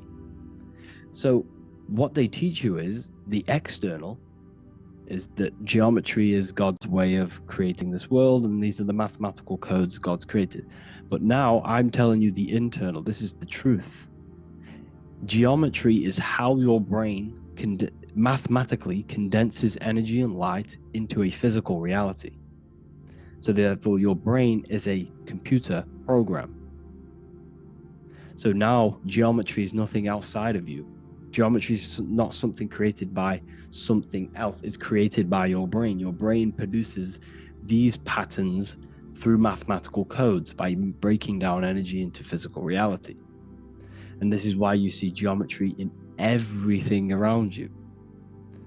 This completely changes your view on geometry.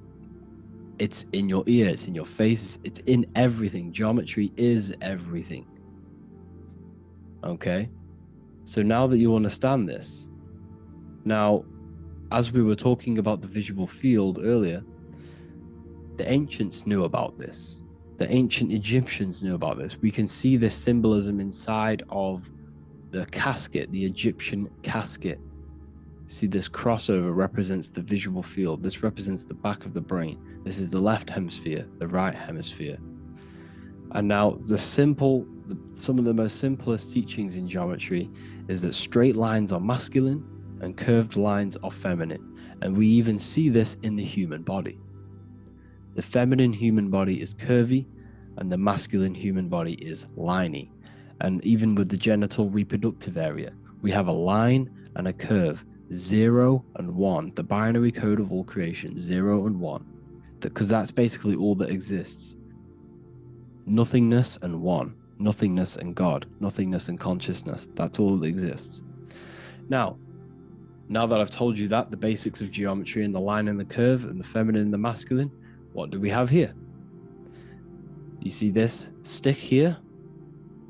This is a curve. And what's the right hemisphere? The right hemisphere is the feminine, the feminine energy, the feminine aspect of our brain. Then we have a straight line. This is straight lines. Now this represents the left brain.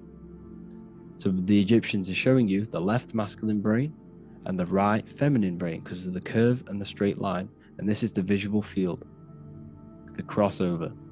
So there's a crossover in the brain. The left eye is connected to the right brain. The right eye is connected to the left brain. Okay, so the left eye is connected to the right brain, the right eye is connected to the left brain, the solar and the lunar.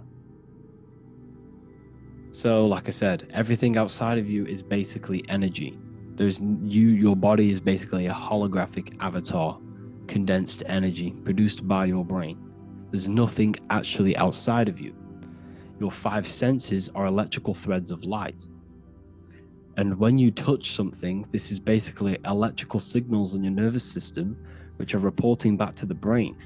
Therefore, what you touch is actually, you're not touching. The feeling that you feel when you touch something is not the true feeling. That's your nervous system you're feeling. You're feeling your nervous system in the brain. It's electrical signals to your brain. So the 5 senses do not decode, well, what you're experiencing as the 5 senses is not outside of you. This is your brain interpreting electrical signals. You don't experience the world, you experience your nervous system and your brain. The nervous system is an extension of the brain. So this is the truth. This is not woo-woo spirituality. This is true consciousness science that I'm teaching you here. Okay? So nothing is truly outside of you. It is a universe. You yourself are the universe, the fabric of the universe itself. The only thing that exists outside of you is essentially energy. That is it. And your body and your brain condenses this energy into reality. So when we look into architecture, why is architecture, the ancient architecture, so important? Because what did I tell you at the beginning? Shapes and physical matter is condensed energy. Each shape holds specific energy. Some shapes hold more energy, emit more energy. Some shapes condense energy. Some shapes transfer energy. Each shape, each geometric shape has an energetic principle because matter is essentially energy. So when we look into cathedrals and the ancient buildings, they were filled with geometric patterns, geometric shapes, because they understood the energy principle. architecture is basically solid energy. It's physical energy. If we create this pattern here is an energy code, and if you stand next to it, you're going to gain that energy. It's going to be imprinted on your body.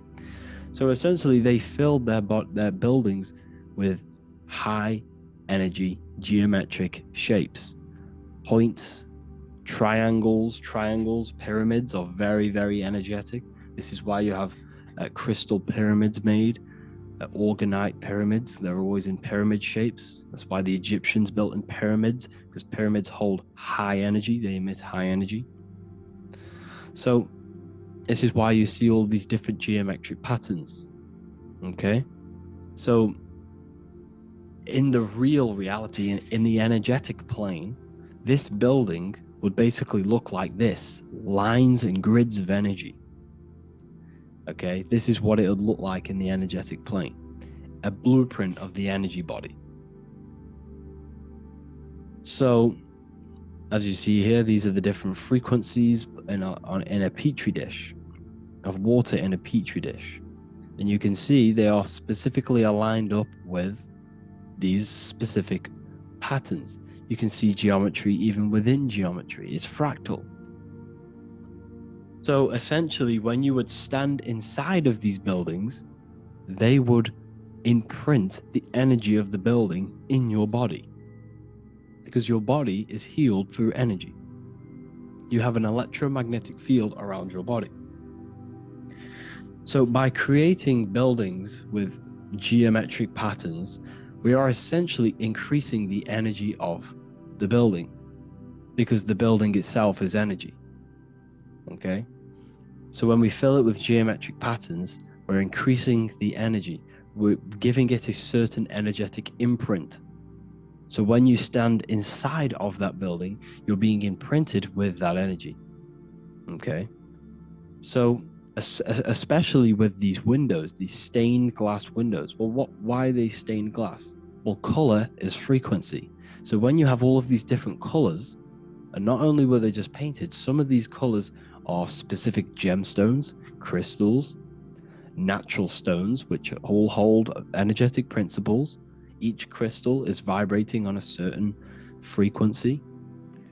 Wood has its own frequency. Metal has its own frequency.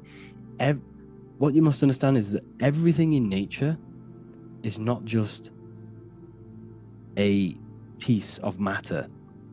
It's vibrating. The atoms of wood are vibrating on a certain level, which give it a certain energetic principle. Each crystal is vibrating. The atoms of the crystal are vibrating on a certain frequency, which give it a certain energetic principle, quality. So each thing, this is why the ancients were obsessed with natural stones, natural things, crystals, natural metals, and they wore different metals, different things like copper on their bodies, because they understood the atoms of these natural things are vibrating, which give certain qualities to you if you wear them. So you're not wearing it, you're basically putting that frequency onto your body, because they understood this is energy. If I put copper on my body, I'm not putting copper on the body, I'm putting the frequency and the energy of the atoms onto my skin, and that frequency of them atoms are going to vibrate my skin with that frequency and heal my body. So this is why this is so important. So each building is an energetic code. Okay, so when you stand in these buildings, it can heal your body. This is why when people walk into these ancient churches, they feel like they've met God. They feel a certain way. They feel so amazing when they enter these churches. They feel holy, for example. It's not because God's there. It's not because these man in the sky dwells in these holy places. It's because the energy of these buildings affect our consciousness. They increase your energy. They raise your vibration. They heal your body, they heal your cells, they imprint the water in your body, especially with these stained glass windows. Like I went a bit on a tangent there, but these stained glass windows were encoded, well, they use different gemstones, different lights, different colors. And when the sun would shine through this window, well, what's the sun? The sun is light. Light is energy. The sun's light would go through this filter of the window of the crystals and the different gemstones and the different colors, and the sun's light would be encoded, imprinted with these crystals, with these colors and these natural glasses which have healing energetic principles. And when you are inside that building, the sun's encoded energy of the window would be imprinted into your body, into your energy field, and it will heal your energy field, and it would heal your body, your cells on a cellular level. Because your body is what? 60 to 70 to 80, some people say 80% water. And water is encoded with vibration. If you say certain things into water, it gives it a specific geometric pattern, like I broke down in the beginning. If you say love to a water and then freeze it, it will go to this. If you say hate, it will go to a distorted pattern. So when you are in these buildings, you're being imprinted by the energetic codes of these buildings, the energetic principles of the windows, of the structure itself. The ancients never used to build in squares. Their buildings, their insides were never square rooms, because they understood squares trap energy. They always had pointed roofs so energy can escape. So there's many little things that we need to look into geometry. For example, when you see magicians, when you look at ancient magic, why do they stand in circles with different geometric patterns? They use different geometric shapes. Why? Because shapes are energy. They hold specific energy. So when the magician stands in a circle with a pentacle, they're working with the energy of that pentacle. You can work with different energies based upon the different geometric shapes that you draw. And you can use this in your structure, in your architecture, in your work, and it can influence everything. So this is the true geometry.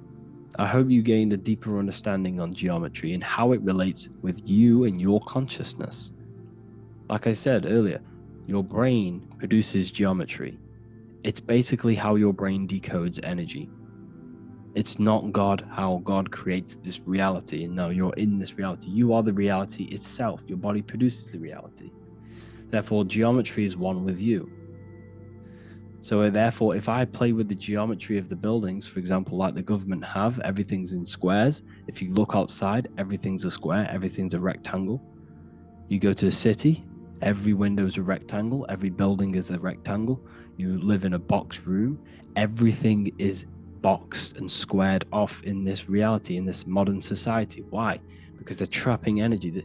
The box is the cube is the most simple geometric shape, which basically condenses energy and it traps energy. And if you subconsciously see squares all the time, your phone's a square, your TV screen, everything's a square, your keyboard, your desk. Go and look at the ancients. They never used to build in squares and cubes. And if you go into nature, you'll never see squares and cubes. Nature doesn't create squares and cubes.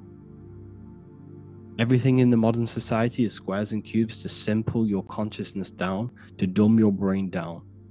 So the ancients built very, very complex structures. Why? Because they understood what we see affects our brains, because our brains decodes reality and creates reality. If you see a sophisticated building, this is going to give you a sophisticated mind and raise your IQ levels over time, subconsciously. I'm not saying if you look at this building, you're going to become smart. I'm saying if every single building in your environment, ment is mind, mental, every single building in your environment was this complex and complicated, it would increase your IQ on a subconscious level. It'd make you more complex, make you more intelligent. So they've dumbed everything down. They've dulled everything down. Look at everything. Everything is being dulled down. So anyways, I hope you all gained a better understanding on this. If you want to gain more occult knowledge and esoteric knowledge, make sure to read the Book of Wisdom Volume 2. If you're inside the university, you can get this book for free. Go to the general chat area and follow the instructions and you can order yours for free. Truly life-changing stuff. Because the issue is with the world is that no one really understands who they are, what they are, and why we are here. That is the issue for people's depression, for people's wrongdoings. They don't understand who they are, what their emotions are, what their mind is, what their body is, what reality is. This book gives you that. This book gives you the sense of understanding, the sense of well-being that will give you a better life because you understand life and what life is. And if you truly want to take your studies to the next level, we have the Ethereal University. This is the place for truth seekers where you can connect with like-minded people so you don't have to feel insane, because not many people think this way. I've been there when you wake up and not many people around you are thinking the same way, and you start to feel a bit insane and you can't really talk to people about these things. That's why I created this, so you can connect with people and learn at the same time and become the best version of yourself by understanding truth and knowledge. If you join, you'll gain access to free live calls every single week, every single Saturday morning. We do live calls. You can ask me questions and all sorts. So make sure to leave a like and a comment, and thank you all for tapping in.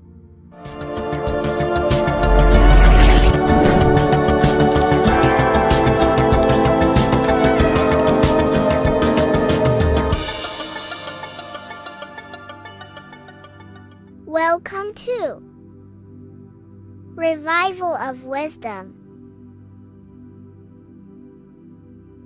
Today we're going to be breaking down Saturn worship and how the occult are linked in with Saturn. Okay, so first of all, let's start with the celebrities. All these celebrities are doing 666. Okay, covering the one eye, which also symbolizes the all-seeing eye, which is another occult symbol. But we're focusing on the 666, the 6 with the 3 fingers. Also, we have CERN with the 666 within their logo. Also Disney, okay, as you can see here, 666 within their logo. Pepsi, Coca-Cola, and even Cadbury's. Monster Energy with the 666 in Hebrew numerals. Unleash the beast. So what is 666 to do with Saturn? Because on Saturn, on their north pole of Saturn, there is a 6-sided hexagon, okay? So Saturday is named after Saturn Day, the 6th planet. It is also the 6th day of the week, and has a 6-sided polygon on its north pole, 666. And not only that, when you create a star out of the hexagon, you will create a 6-pointed star, okay? With 6 triangles within the star, and a 6-sided hexagon, which all adds up to 666. Okay, so this is why all these symbols contain 666. So why do they worship 666? Saturn. Because Saturn is the god of time and death, okay, and order and lessons.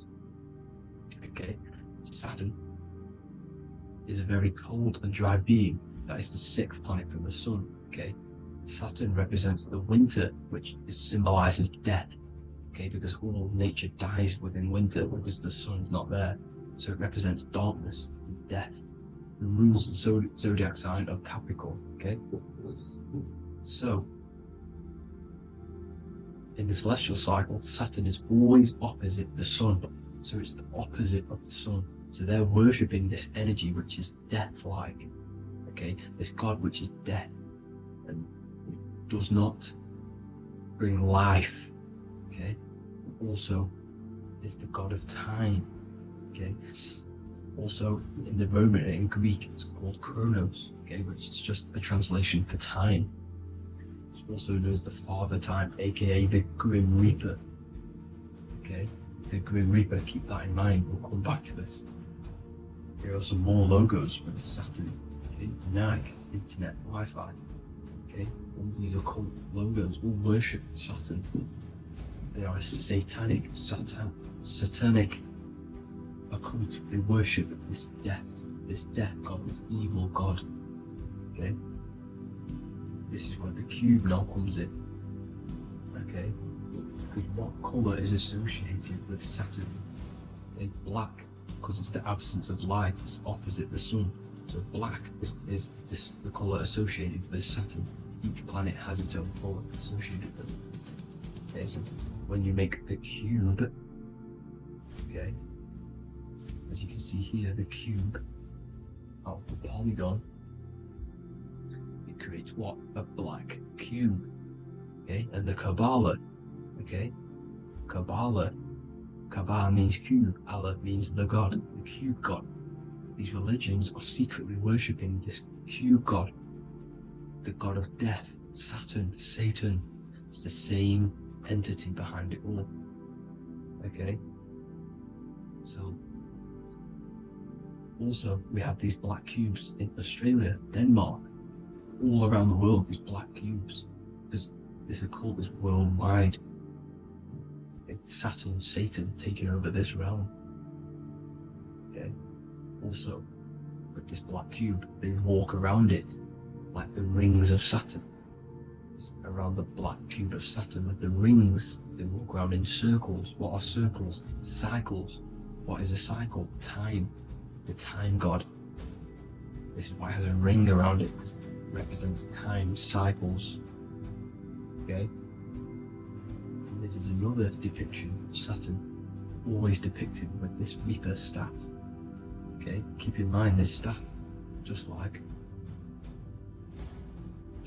we associated, aka the Grim Reaper. The Grim Reaper also wears a black robe, representing Saturn with the same staff. Can you see it? This is where it comes in. Okay? It's the same thing, look, the same staff with the black robe. Black representing Saturn, the god of death. Okay, the Grim Reaper, Satan. Okay? Also, when you graduate from university, what do? You wear a cube on your head, a black cube with a black robe. This is Saturn worship. See, this is how Saturn, Satan, has tricked the world into worshipping him, not God, the sun, which represents God. So what is a corona? Because a corona is a crown, a circle, okay? A set of concentric circles of light seen around a luminous body. So Saturn, so this is why they used to worship Saturn by wearing crowns in ancient days, and we still do to this day. The king or queen has a crown, a corona. Also, corona, the drink. Corona adds up to 666, just like Saturn is 666. But like you see in the corona, you see the staff. You see this staff, just like the staff of Saturn, the Saturn god, like the Grim Reaper, with the black robe and the staff, just like the Saturn god. What is the Grim Reaper? It's a killer. It represents death, just like Saturn, the god of death and time. So all these occults and secret societies all worship the 666 god, which is Saturn, Satan. All of our energy is being put into Saturn, okay? And Saturn, Satan, is harnessing all of this energy. So gradually, this is what the mark of the beast is. Like it says in the Bible, the mark of the beast, or the name of the beast. Here is wisdom, let him know that he hath understand and count the number of the beast, for it is 6. It is the number 6 of a man, and is 600, 666, 666. So this is what the mark of the beast is. They are going to eventually put green chips, just like Neuralink, which is what Elon Musk is pushing. Okay, so this chip is the mark of the beast, and it's going to be implanted to our hands or brains. Okay, and they will manipulate our consciousness, and it will manipulate our DNA, and it will directly connect us to AI, and AI is linked in with Saturn, Satan, as the demons and the people who rule this world are in love with AI. They want to connect humans to AI. And this will control our consciousness completely and give all of our energy back to Saturn, Satan, this deity that they worship. Just like when you get married, you wear a wedding ring, the rings of Saturn, over the finger, which represents the sun. So you're basically seeing Saturn over the sun. The sun is the son of God. It represents the sun, represents God. So you're putting Saturn over the sun. So thank you guys all for tuning in. I'm going to leave you guys here. Please leave a like, comment some topics that you want me to talk about. And please subscribe for more amazing content. God bless.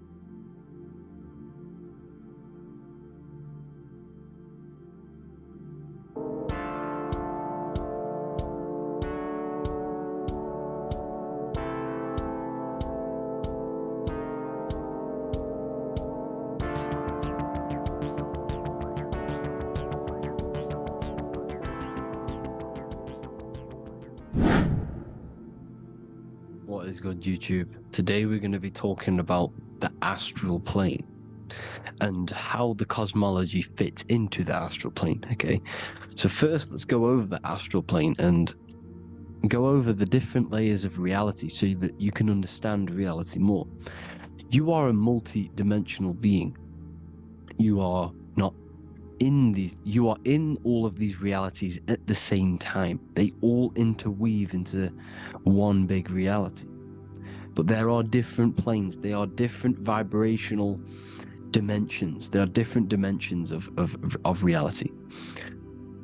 The mind is the root cause of reality. We're living in the mind of God. Everything is being thought into existence from the root cause, from the universal mind. This is why the ancient Egyptians said, all is mind. We're living in the mind of God. And we are a microcosm of this mind. This is why we all have the same mind. This mind is the world of thoughts. Now, this world of thoughts is just the thought alone. For example, it is the thought of a chair. But then when you start to imagine this chair and you start to mentally see the chair, you're now manifesting the thought, the singular thought, into some sort of form. So now you're imagining the chair.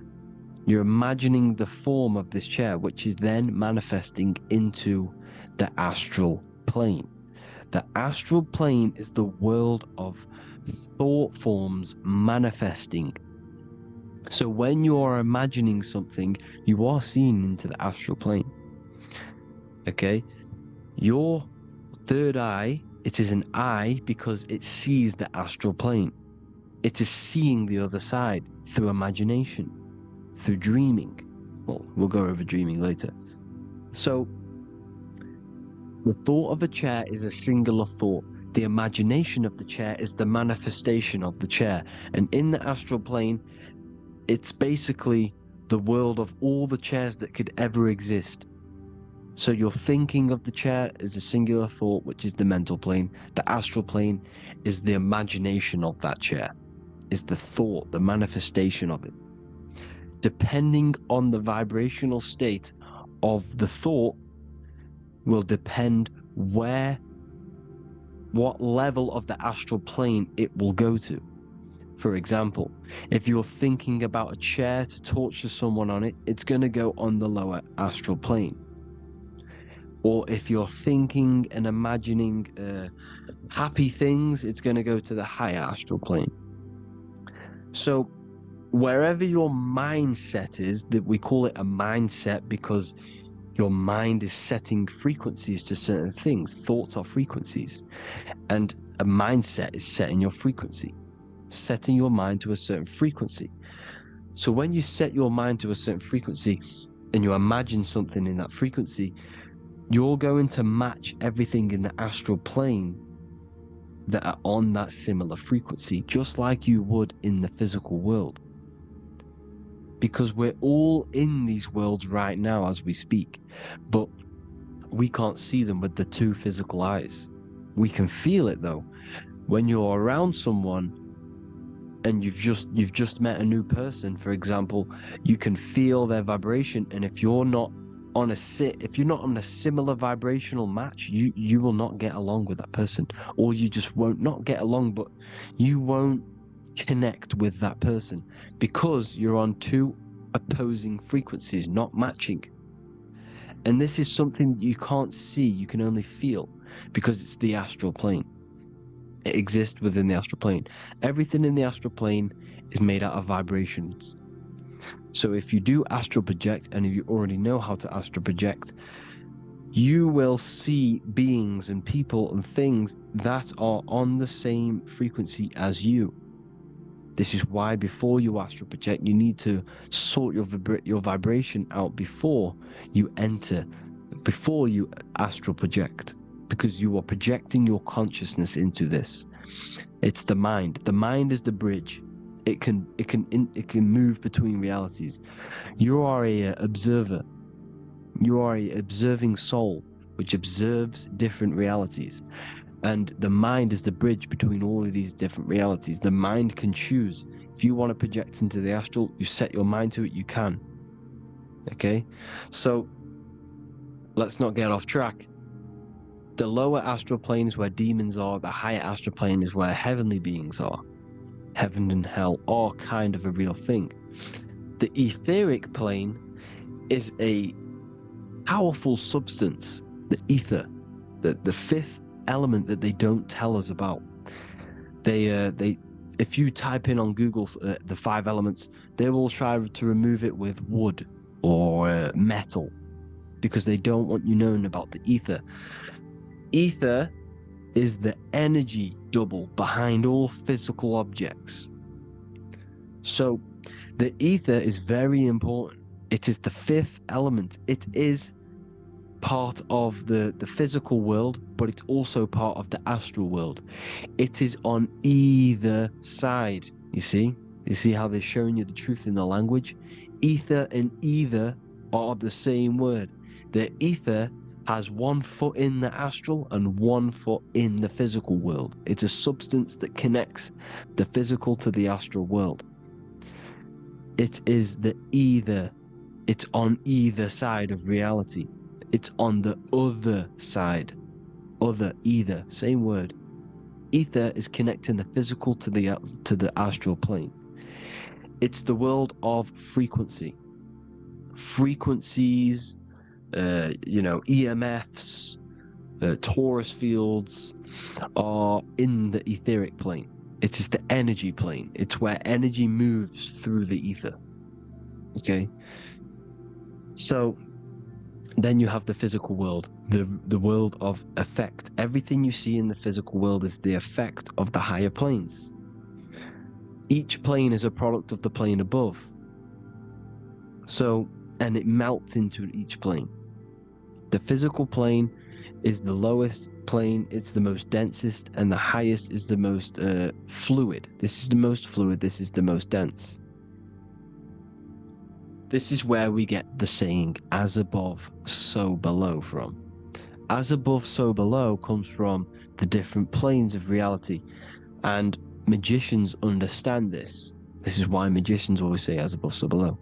Because they understand if you manipulate the higher planes of reality, you manipulate the lower planes. Because the astral plane is a direct copy of the physical world, but in the astral plane.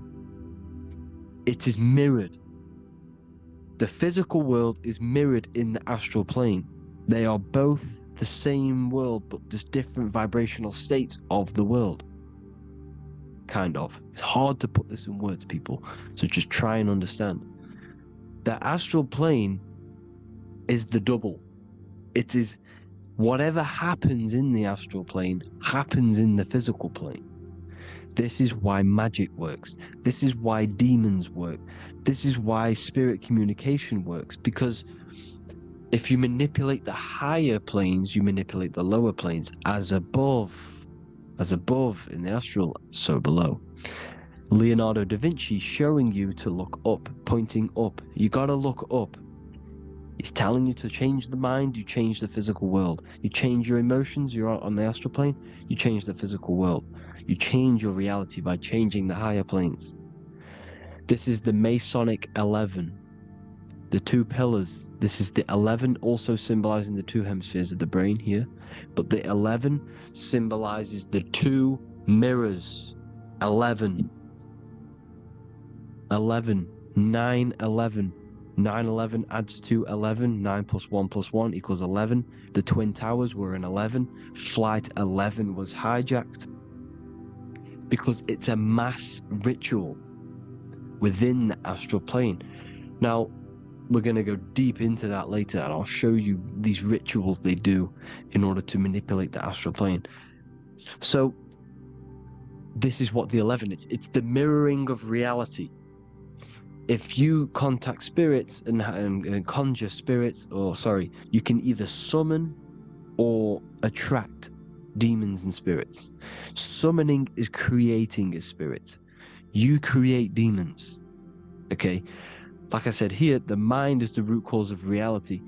If you think of if you think of a traumatic event that happened in your life over and over and over and over again for years and years and years, where attention goes, energy flows. The mind is the director of energy. If you are directing energy into the specific emotion, the specific thing that is torturing you in your mind, that will manifest as some sort of being in the astral plane, which is called an elemental. And this elemental being that you have created through your thought forms and emotions will latch onto you and feed off this energy. So it's important that you get your mind right, okay? It's important you sort that you file the mind and you discipline the mind. Make sure it's only entertaining positive things, because you are quite literally creating your own demons. The word demon has the word mon in it, and if you've watched my videos to know mon means moon. The moon is your mind, the sun is your soul, the earth is your physical body. Demon is mon means mind, moon is mind. You create demons with your mind. Summoning. Now, this is where the rituals come in. 9/11 was a ritual because everyone was thinking about this big fearing, the death of 9/11. Everyone was thinking about it. And all of their minds thinking about this horrific thing will manifest and summon a negative energy spirit elemental within the astral plane. That's how all of this works. This is why it was a mass ritual. Okay, Chris Brown, new album name 11/11, release date on the 11/11. This will be my 11th album and contain 11 songs. All of these people know the occult. This is Hermes Trismegistus with the star of Saturn, the six-pointed star, as above, so below. The mirroring of reality, physical and astral, the two Masonic pillars. So as above, so below. What's above us? The stars. The stars are connected to the astral plane. This is why we call them stargates. When we dream, we are experiencing these different realities. And what are stars? They tell in the Bible, it says Genesis 1:14. And God said, "Let there be lights in the firmament of the heaven to divide the day from the night, and let them be for signs." Signs translates to things to come. Why things to come? The stars tell the future. Why? And why do we say as above, so below? As above us is the astral plane and the etheric plane. As above, so below. Whatever happens in the stars happens on Earth. The stars are connected to the astral plane. Above us is the astral plane. We are a star in a physical body. This is why we say Mr., Sister, stir equals star. The E and the A are interchangeable. We are stars, and the stars are the start of our incarnation. We start in the stars, same root word, and we descend through the 7 energies, which are our 7 chakras. Then we enter the heart of the soul system. The heart rearranged spells earth. And this is the true cosmology. Here's the Masonic cosmology. This is Masonic now. Here's the firmament. Let there be a firmament in the midst of the waters to divide the waters from above, from the waters that below. Genesis 1:6. The firmament, firmament comes from the word firma, Latin, I'm pretty sure, which means firm. When something is firm, meaning it's stable, it does not move, it is firm. The firmament is firm. So, is the firmament. Genesis 1:6. What does he say? Genesis 1:3, sorry. Let there be light. This is before the sun and the moon was created. Let there be light. Before the sun and the moon was created, light was appeared. So what's that tell you? This is a holographic projection from some sort of light being, some sort of projector. And that projector is the all-seeing eye you see in the Masonic cosmology. This is the all-seeing eye projecting the light beams. Let there be light. Everything is made out of light. The universe is created out of light waves. The torus field is one unit of light. The light projecting this reality is Polaris. Okay, the famous all-seeing eye. Now, what else? Then we have after let there be light in Genesis 1:16, and God made the 2 great lights. This is the sun and the moon, electric, magnetic, male and female. Then we have the Masonic checkerboard, the black and white symbolizing dualities within the dualistic reality we're in, spirit and matter, light and matter, rest and motion, positive and negative, good and evil. Everything's dualistic here. Okay? And it's a dance. The universe is a dance between flickering of white and black light, which is the torus field. We're not going to go over that, but this is all connected to the astral plane. This is the true cosmology. The astral plane cannot work on a spinning monkey ball in the middle of space. Does not work. Cannot work. It's impossible. Okay? Impossible. So, even in the Quran, it says, Allah has made the earth for you as a carpet, flat. Quran 15:19. And the earth we have spread out like a carpet, set there on mountains, firm and immovable. It is immovable. In the Quran, it also says 65:12, it is Allah who has created the 7 heavens of the earth. The 7 heavens meaning the 7 layers of heaven, the 7 planets. And Psalms 104:5, he set the earth on its foundations and it can never be moved. Never. So here you see in Isaiah 40:22, he sits enthroned above the circle of the earth and its people are like grasshoppers. He stretches out the heavens like a canopy and spreads them out like a tent to live in. We live in a tent. This is the tent. The projection of light. Here you see an ancient picture here. Here you see the ethereal barrier, meaning the firmament, the etheric barrier. And here you see his head popping out. Why is his head popping out? Because your head is heaven. Your heel is hell. Your head has access to the astral plane. This is why your head is heaven. The pineal gland, when stimulated, has access to project itself, project consciousness into the astral plane. Here you see another ancient picture here with the Masonic Royal Arch, with the zodiac here, the zodiac on the top, arching, because there's a firmament above us. Here's God in the brain. Consciousness is God. Here you see the Masonic Royal Arch, symbolizing the firmament. George Washington above the Masonic Royal Arch. These are the stars. This is Polaris projecting reality.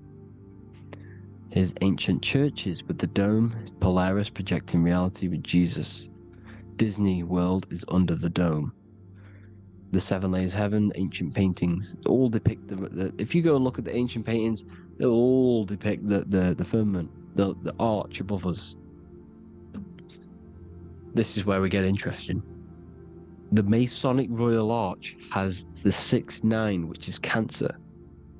The constellation Cancer, which is 6-9 is associated with portals because CERN is the 6-9. Okay, CERN is opening portals. They're trying to create a portal to the other side.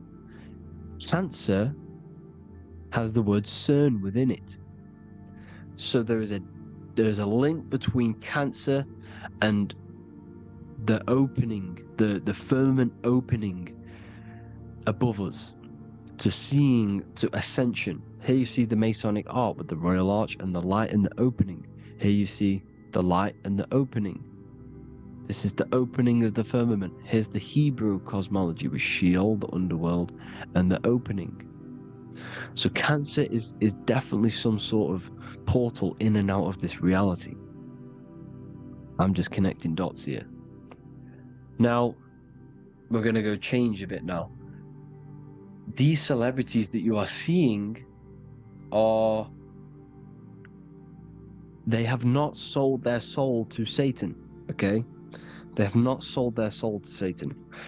Satan is a demonic, low vibrational energy that has been summoned over the thousands and thousands and thousands of years of evil occult arts. So since Babylon was summoning this demonic energy, and this demonic energy in the astral plane will grow and grow and grow. It has no form. It has no physical form. Okay? But you can see it in the rappers. If your third eye is open, you can see clearly that these people are demonic. You can sense the energy that they're manifesting. Selling your soul is not what you've been told. It is gaining, because your soul is pure love, okay? Your soul does not want to do anything bad. So when you sell your soul, you're gaining physical gain, you're gaining physical wealth, for example, like for these rappers, they will be given millions of pounds because the people in control of the music industry, which is the dark occultists trying to brainwash the masses, the people in charge, they're dark occultists. They understand Satan and the energy. They are satanic energy, which has been summoned in the astral plane. They see that they have influence over the masses, so they will go to them and say, I will give you this amount of money forever if you manifest this satanic demonic energy through the music and through social media to blind the masses, to brainwash the masses into this demonic energy. Because when you listen to music is frequency. Whatever you listen to, you become that frequency. So if you're listening to these people, they're throwing energy, this demonic satanic energy that they sold out to. Soul, same word. When you sold something, you've got your soul involved. They have exchanged money, physical gain, so that they manifest this satanic energy within the astral plane and through the music, through the videos, through social media, to keep us in this vibrational frequency, in this low state of consciousness. This is what it actually is. It's not, you're not selling your soul to some sort of devil. This satanic energy has no physical form it is formless in the astral plane. It's a summoned energy. Now, the root chakra is red. This is why the devil is red, because it symbolizes the animal nature of man. When you are operating off your root chakra, you will kill, you will fight, you will do anything to survive, because it's all about survival mode in the root chakra. They want you keeping in that fighting mode, that surviving mode, so that you are manifesting this low vibrational frequency, this satanic energy, this demonic red energy. This is why the devil is red. And the devil has a tail with the red arrow pointing down because it symbolizes your light body. This is your Merkaba. Your Merkaba is your light body. Mer equals light, Ka equals spirit, Ba equals body. Merkaba, this is the devil's tail pointing down, the descension, your heel, up to your heel, hell. Ascension to heaven, head. You see? This is the all-seeing eye with the illumination coming off it, your head, when you're illuminated. The Merkaba is your celestial sphere to portray different planes of reality. It is the vehicle of ascension. It's your light body. It's in the word Kabbalah, Kabbalah, Ka, spirit, Ba, body, La, light. Same thing, Kabbalah, Merkaba. Same thing, it's all about the light body. This light body sees different realities. So when you see the goat in the music industry, it's this satanic summoned energy that's been summoning for thousands of years within the astral plane. When it becomes to the physical plane, it will manifest through different things. A goat, an owl, Satan, Moloch, Baal, same deity, same demonic energy that's been summoning in the astral plane. And this is why the Baphomet has a goat head. Drake's new album is the goat. The Polo G, the Masonic G, with the goat.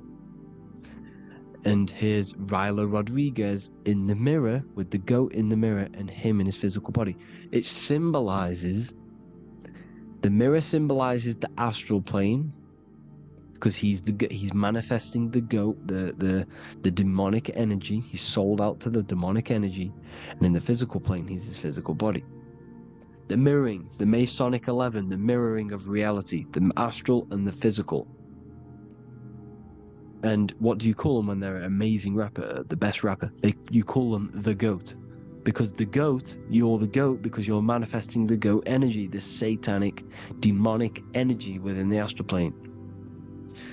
So Baal, Moloch, all the same thing. Because in the astral plane, if you want to gain spirits to come to you and communicate you, in the physical world, if you want to communicate with spirits, you have to gain their attention. You can either gain their attention or come together and agree to create some sort of being, which is Satan. Okay? You can, like I said earlier, you can create these beings, you can summon them or attract them. One way to attract them is sacrificing. In order for you to become God, man, to turn to God, you have to sacrifice your life. You have to sacrifice, not drinking, not doing things, not doing anything demonic, not doing anything bad, not eating meat. You have to sacrifice yourself to become the light.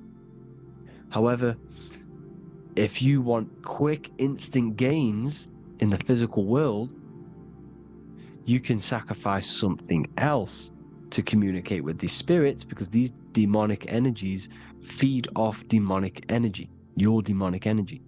So these dark occultists will give away babies, they'll sacrifice, torture babies so that they gain, so that they can communicate with these spirits for physical exchange.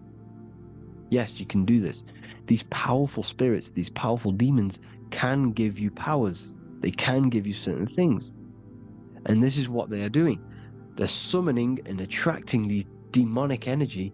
This is why, trafficking is one of the most, Balenciaga. Baal is the demonic energy in the astral plane, which requires child sacrifice for his presence. Balenciaga, and they were trafficking children. They were trafficking, killing them, and offering them to the spirits. This is what they are doing. Balenciaga. It's in the name.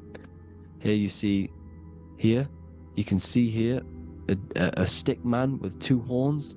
The goat, obviously, it's all the same deity. Baal, the goat, Moloch, is Moloch the owl, the Egyptian owl, because it comes from the owl of Moloch, which is Baal, which is Satan, all the same demonic energy. And it's on the dollar bill, a tiny dollar bill, tiny, on the $1 bill. All the same thing. Bohemian Grove, they worship the big owl, Moloch. It's all the same thing. It's all one big demonic energy which has been summoning in the astral plane. And it's trying to take over Earth, the physical plane. That's what it's doing. So I hope you all gained a deeper understanding of the astral plane and what's actually going on in the world. Please leave a comment if you can to help the algorithm. Drop a like if you like this content. And hope you all learned something today. And God bless you all. Thank you all.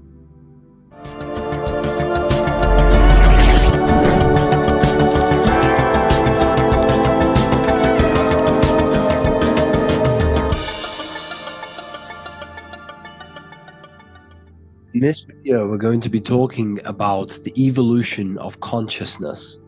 You are born human, however you possess consciousness, which is the awareness behind your being, the awareness behind your thoughts, the experiencer behind your 5 senses, the experiencer, the observer behind your thought, emotions, and senses. You are an eye, an invisible consciousness looking through a lens which is your body. Your body produces this physical world that you experience. Your brain produces this world. Your brain and body is a technological computer. However, you are an infinite, ever-expanding consciousness behind this physical body. And there is an evolution of a consciousness, a cosmic journey of expansion. And this is why we see so much pyramid symbolism in the occult and esoteric world, and especially within Freemasonry. Because the pyramid represents climbing, an evolution, a raising state of consciousness, a journey. Steps symbolize a journey upwards. This is the raising and the evolution of consciousness, our inner world. The transmutation of our inner selves, of our souls and consciousness and our minds.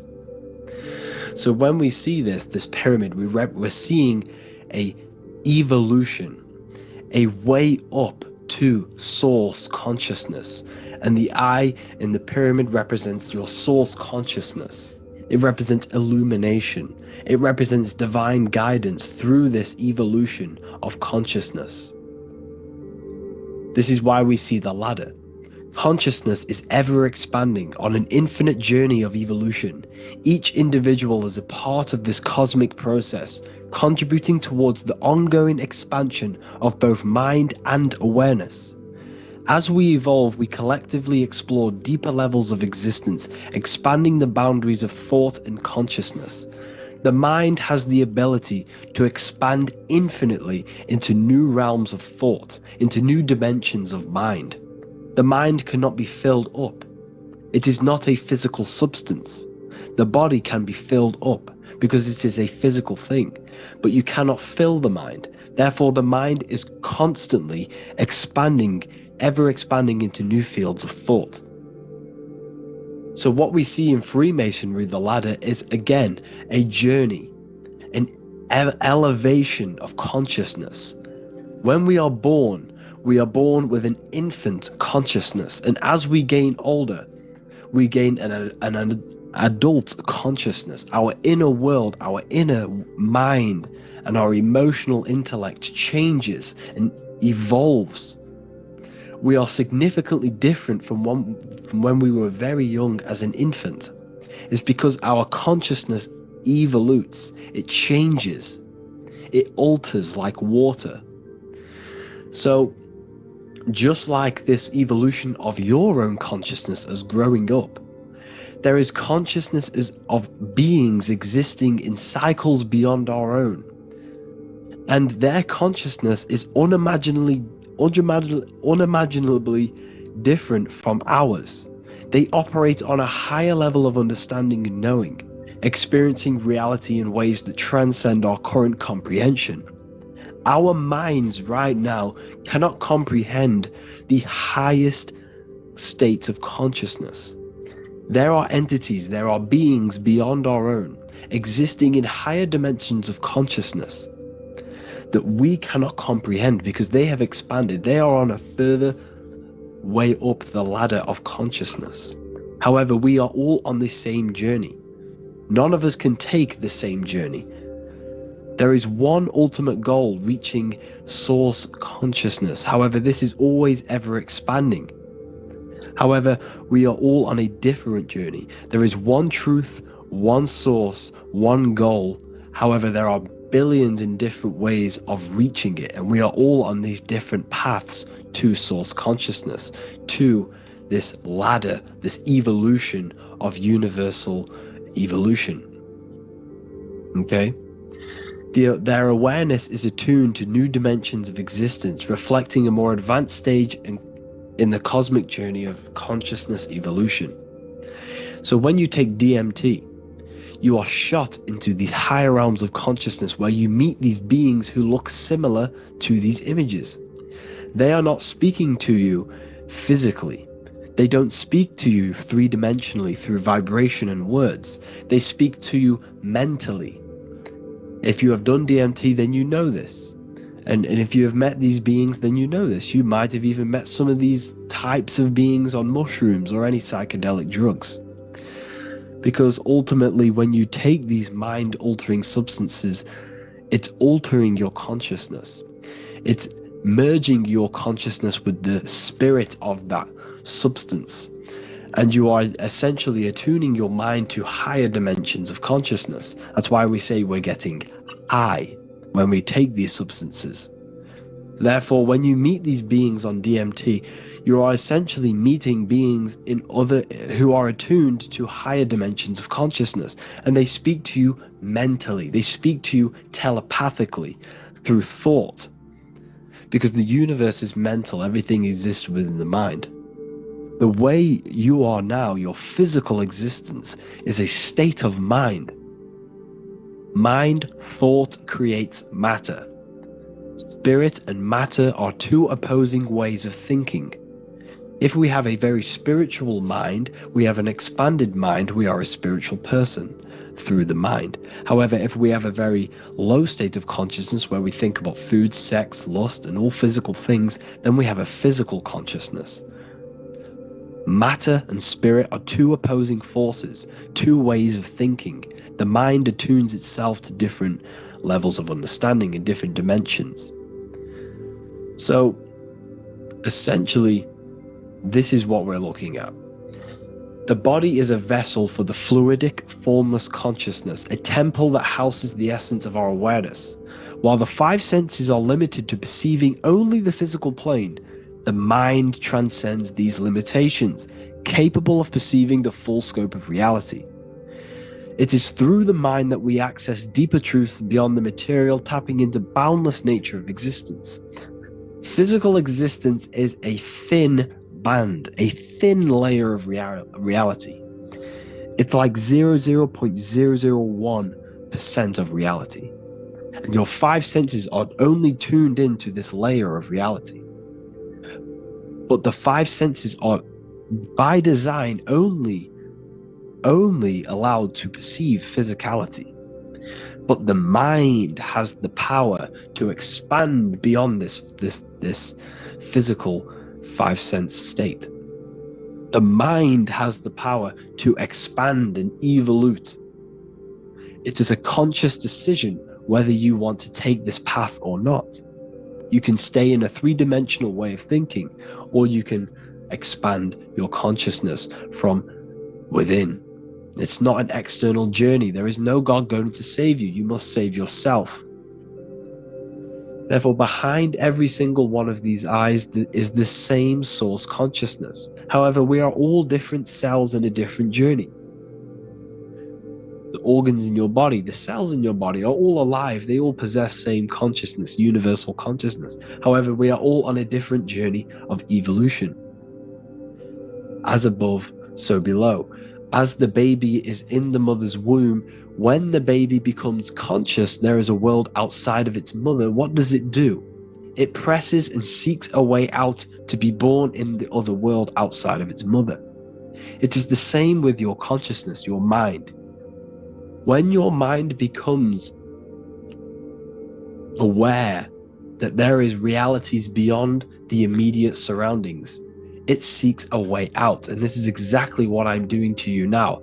I am now expanding your mind and telling you there is other ways of reality. There is other dimensions of consciousness which you can access through inner transmutation, through different ways of thinking, spiritualism, and meditating and connecting with yourself and detaching from external things. We can upgrade our consciousness. Your body is a womb. Why Jesus says you must be born again to see the kingdom of God, because you are born physically and then you must be born again spiritually, awakening your inner consciousness. So like I said, as the baby is in the womb, it's the same principle. As above, so below. You were a baby, you were in your mother's womb, and you figured out there is a world outside of your mother, so you seek to weigh out your mother to be born in another world. It's the same now. You must do this now. This is your spiritual evolution. This is the evolution of consciousness. It's ever expanding. When you die, this is a transition. You must learn to not fear death. This is another part of your spiritual journey. You must master death. Therefore, like I said before, the mind has limitless capacity to expand into new realms of thought, continuously exploring uncharted ideas and concepts without boundaries. The mind can ever expand. It can never be filled. It can never ever know everything. There is infinite fields of knowledge, infinite fields of thought. Your current state is just one stage on an infinite pathway. You won't remain human forever. The human experience is a crucial phase where we learn to balance polarities, master the fundamental laws of the cosmos. It is a period of growth and transformation, preparing us for the next stages in our cosmic evolution. The goal is to strive for perfection, yet the true perfection is unattainable. It's like a tunnel, and there is a light at the end of the tunnel. And as you walk through this tunnel, the light is ever moving backwards. You should forever seek to meet that light, but you will never meet that light because consciousness is ever expanding.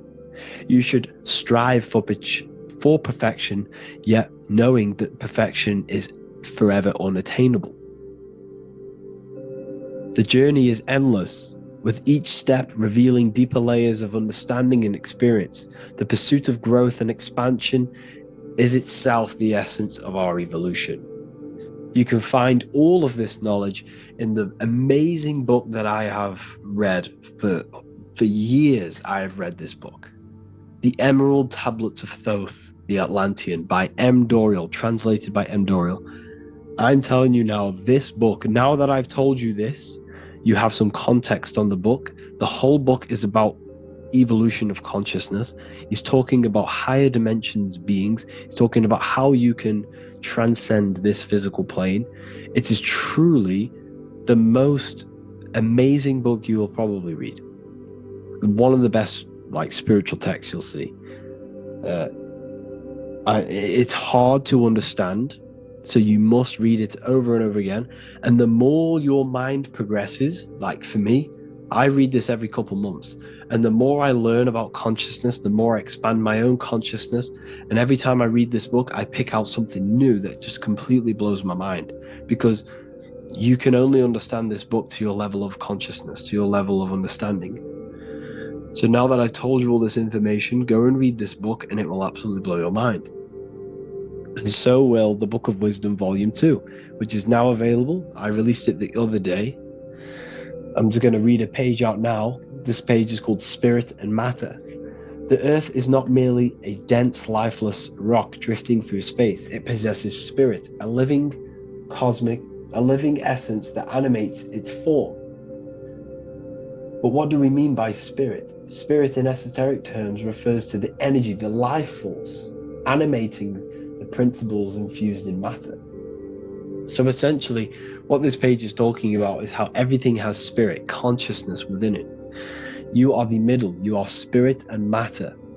You have the ability to expand your mind to the God self and raise above our animal instinct, our material self, and know the divine and expand.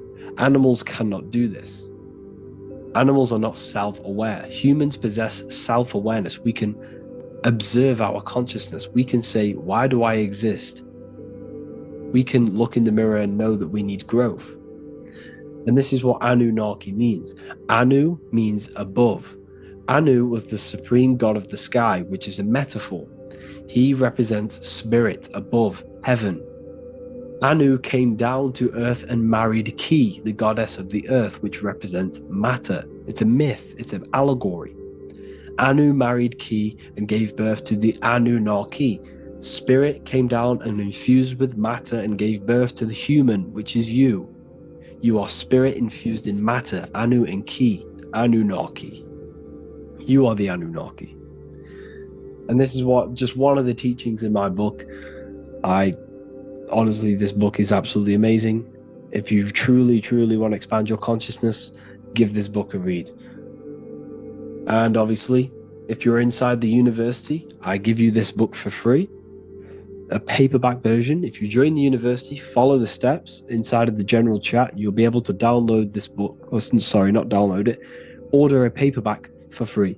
All you have to do is pay for the shipping. You'll also gain amazing knowledge inside of my library, where your mind will just be overblown with the amount of esoteric books. There's over 45 rare occult books, plus you get a PDF of the Volume 1 and Human Health Guide. You get reoccurring updates where I expand on symbolism, occultism, where you will just feel absolutely amazing once you understand esotericism in yourself.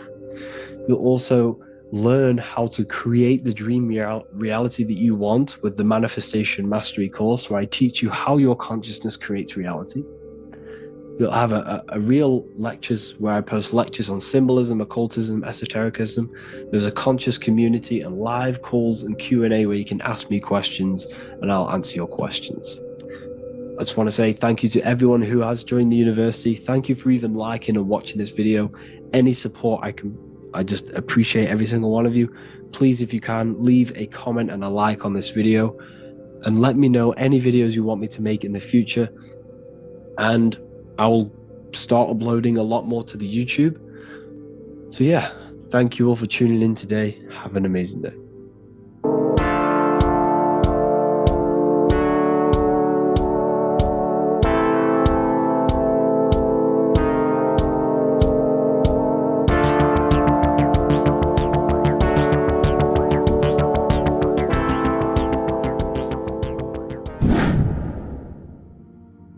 What is good, people? We're back with another video, and today we're talking about the chakras. Let's jump straight into this because I know there's been a lot of requests for this video. So let's jump straight into this. So you have 7 chakras, right? 7 chakras, and these chakras are feeding off your electromagnetic field, known as your aura. This is both positive and a negative pole, male and female, right? This electromagnetic field is made out of electric and magnetism, and together they come as electromagnetic. Now, your chakras, the word chakra just means wheel, spinning wheel, because that's what they are. They are spinning wheels of energy. They do not exist on this physical plane. They exist on the etheric plane. Okay? Now, these energy centers are known to regulate your emotions, and each energy center controls the organs and cells in that particular area of the body. So for example, your sacral chakra will control the cells and organs of your sexual reproduction area. Okay, the navel chakra or solar plexus will control the digestion in your body. Same with the heart, same with the throat, right? So they are like mini brains for each center of your body. They run along up the spine, but notice the crown chakra exists outside the body. It's just above the head. Now, this process of the chakras is obviously the 7 colors of the rainbow, starting from red, which is the lowest vibrational color, all the way to violet, which is the highest vibrational color. This, like I said, these energy centers are feeding off your electromagnetic field. So if these chakras are unbalanced, they are taking too much energy from your electromagnetic field, making it weaker. Now, this is the North Pole. As you all know, the Earth is flat, and we live inside of a giant torus field, and the North Pole is the Earth's heart chakra. And this is why the aurora borealis, or the northern lights, whatever you want to call them, that's why they are green, and they are being emitted from this center point of the Earth, because it's symbolizing the heart chakra, which is green, right? Now, you do work your way up to these. However, this is a torus field. You are a torus field. You have different layers of this torus field, right? And you need to balance all of these chakras, but you can't move up these chakras until you open the one below it. So it's like a stairway. You can't go to your solar plexus without going through your sacral. You see? So you have to work up these. However, you have to work up these and then live from the heart, because the heart is the center of the torus field. It's the balance between male and female poles, positive and negative poles. So you have to balance all of these chakras and then bring them all into one, which is the heart chakra. Now, they exist on the etheric plane. They exist on the etheric plane, and the etheric plane is a layer of the material plane. It's the one higher than the material plane, and then after the etheric plane, it melts into the astral plane. So they exist just between the physical and the astral aspect. Now, this is the yin and yang matter, which is the lowest root chakra, physical matter, and then to spirit, because high vibrational matter turns into spirit, low vibrational spirit turns into matter. So they're interchangeable. This is the yin and yang. Now, when you see ancient paintings with the halos, you see this is like a toroidal field coming out the top of his head, you see, with a halo. This was symbolizing in the old days, in the ancient days, that they've aligned their chakra, they've reached Christ consciousness, which is God consciousness, right? Now, this electromagnetic field is the apple that we bit out of in the Bible, because you see that apple is a torus field. So they were metaphorically or personifying the torus field. That's what the Bible is. It's a massive personification. It's all metaphors. You have to read it properly. It's got a greater meaning behind it. Now, when we bit from the apple, we ate from the tree of knowledge, which is good and evil. Our lower mind took over, so we materialized to feed our physical bodies. We materialized through Saturn. That's what Saturn does. Now, if you don't understand that, go and watch the video previous to this one called Occult Secrets of Saturn, and that will show you how Saturn is the materializer. Now, this is one of the secrets behind the Masonic compass: electric and magnetic, male and female, duality, positive and negative. Now, like I said, they teach you about the torus field, about a magnet in school, but they don't teach you about your electromagnetic field. Everything alive has a torus field. It is the building block of this creation. Absolutely everything has a torus field. There's not one thing without it. And as you can see here at the center of the apple, that's where the seed is. That's where the life is. The reproduction of that organism. As you see, this is where the most electromagnetic energy is stored, in the center, because this is where the two duality, this is where the field meets at the very center. This is why the seed is at the very center. Now, your spine Your spine is a elongation of the brain. The brain is heaven, and the bottom of the spine is hell. So this is Saturn, which is the root chakra. The 7 planets are associated with each chakra. Moon equals mind. Okay, now Saturn is physical matter, as I've just explained.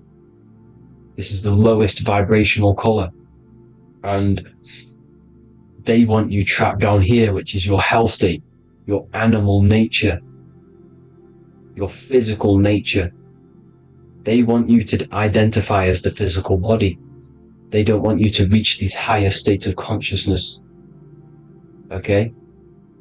Now, in the brain, you have 12 convolutions. Now, this is what they were symbolizing in the Bible with the 12 disciples. And obviously in the Bible, it says the upper room where Jesus met with his disciples. This is heaven, the brain, the higher states of consciousness. Now, this is your North Pole. This is Jacob's ladder. Okay? This is why you have 33 levels of Freemasonry, because it's symbolizing the 33 vertebrae, which are these little things here on the back of your spine. Because once the Kundalini energy from the bottom of your spine rises to the top, this is when you get enlightenment and opens your third eye. Spiritual enlightenment. As you can see here, this is Jacob's ladder.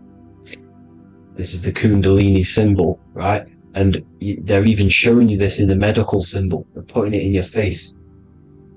But the serpents are wrapped around the spine. Now, the serpents symbolize how the energy moves around the spine, because it's a torus field, you see? At the center of the torus field, it wraps around the center pole.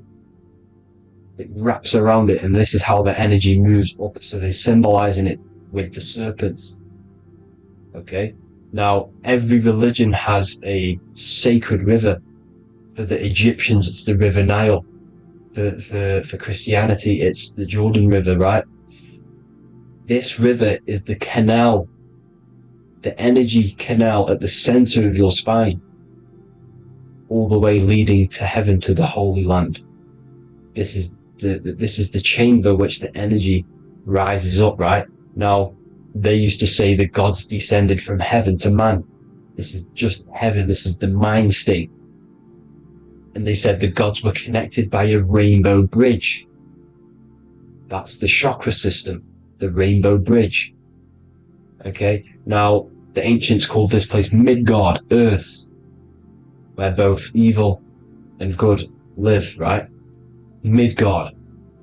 But you can go to heaven, which is a pure mind state, because once you're in heaven, nothing negative can ever bother you. That's completeness, pure Christ consciousness. Now, this is why Jesus dies at 33. He didn't actually die, but it's symbolizing the death of the physical body. Not the death of the physical body, but his consciousness rising above the physical body to, as I said here, matter to spirit. Matter died off and he came spirit consciousness. This is symbolized by the 33 vertebrae, which is obviously the 33 levels of Freemasonry. And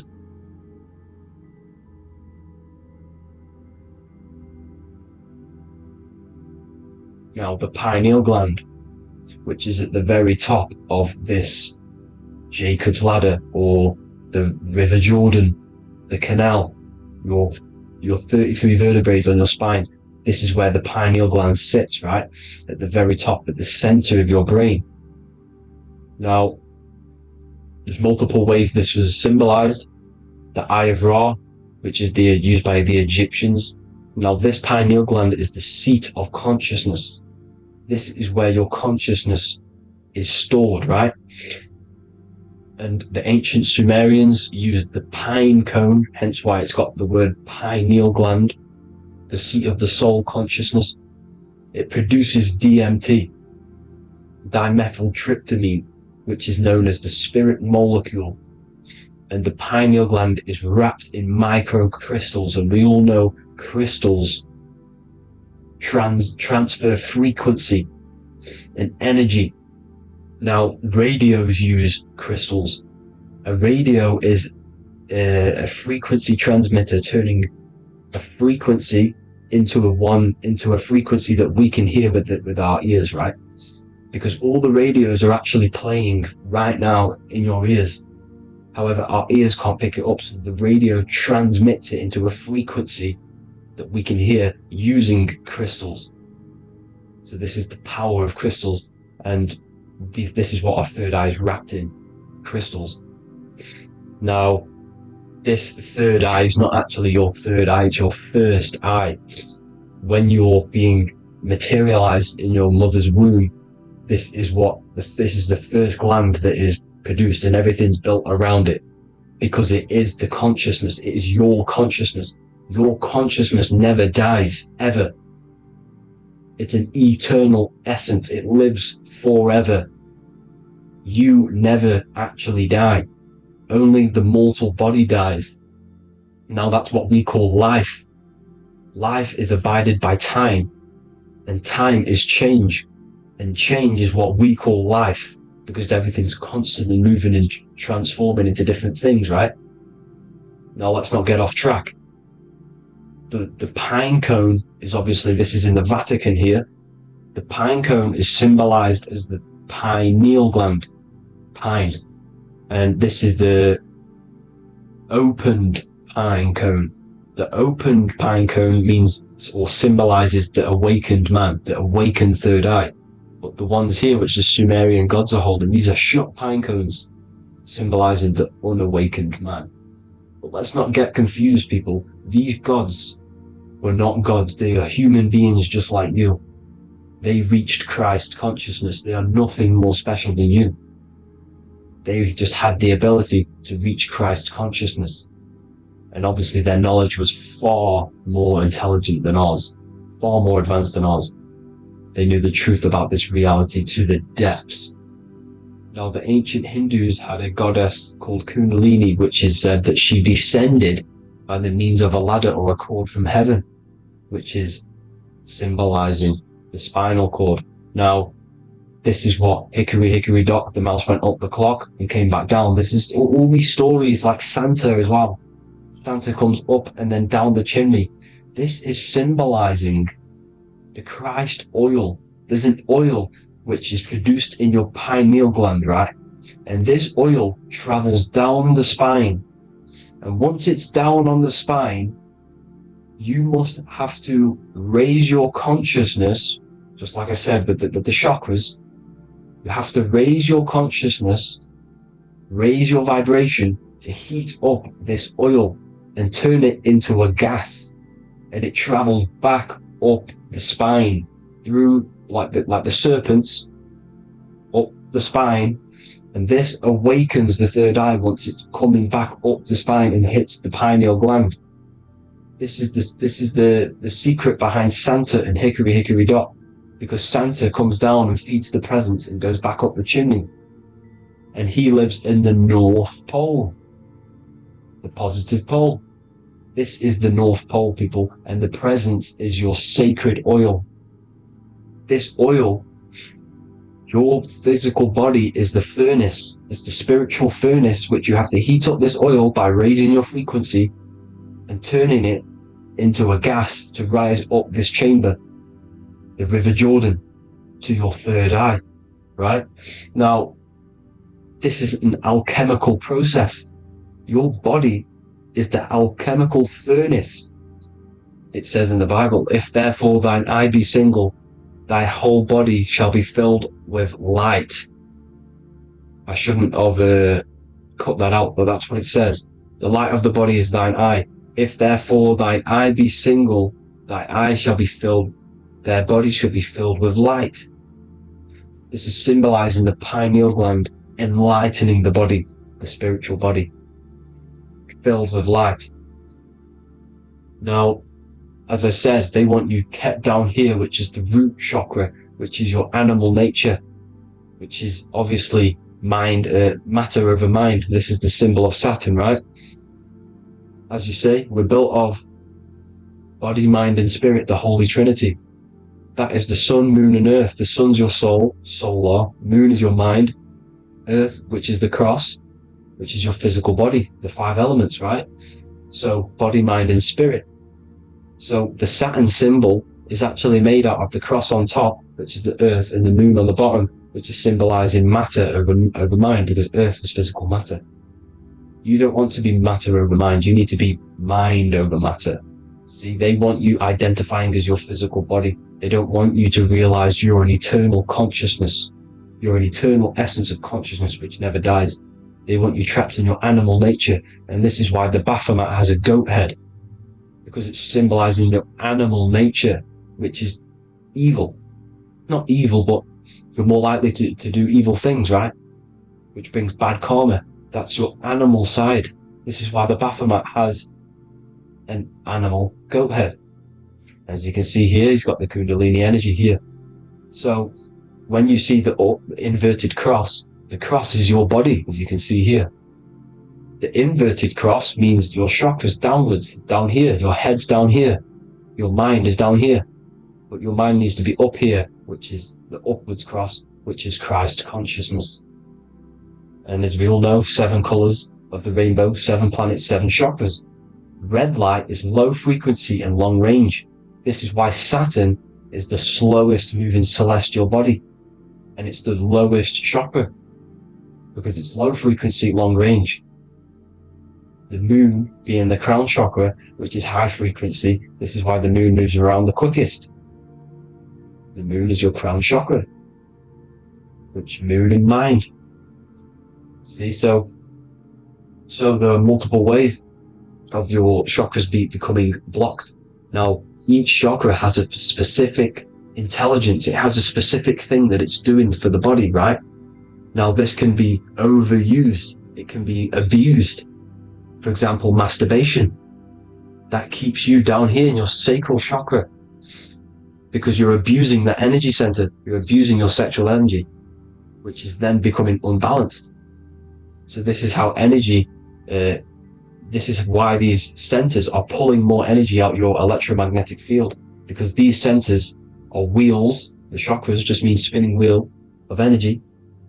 So when you're abusing these certain centers, you're pulling energy out of your electromagnetic field, which is making your field weaker, which is making your frequency lower, which makes you prone to diseases, prone to lower negative energy, right?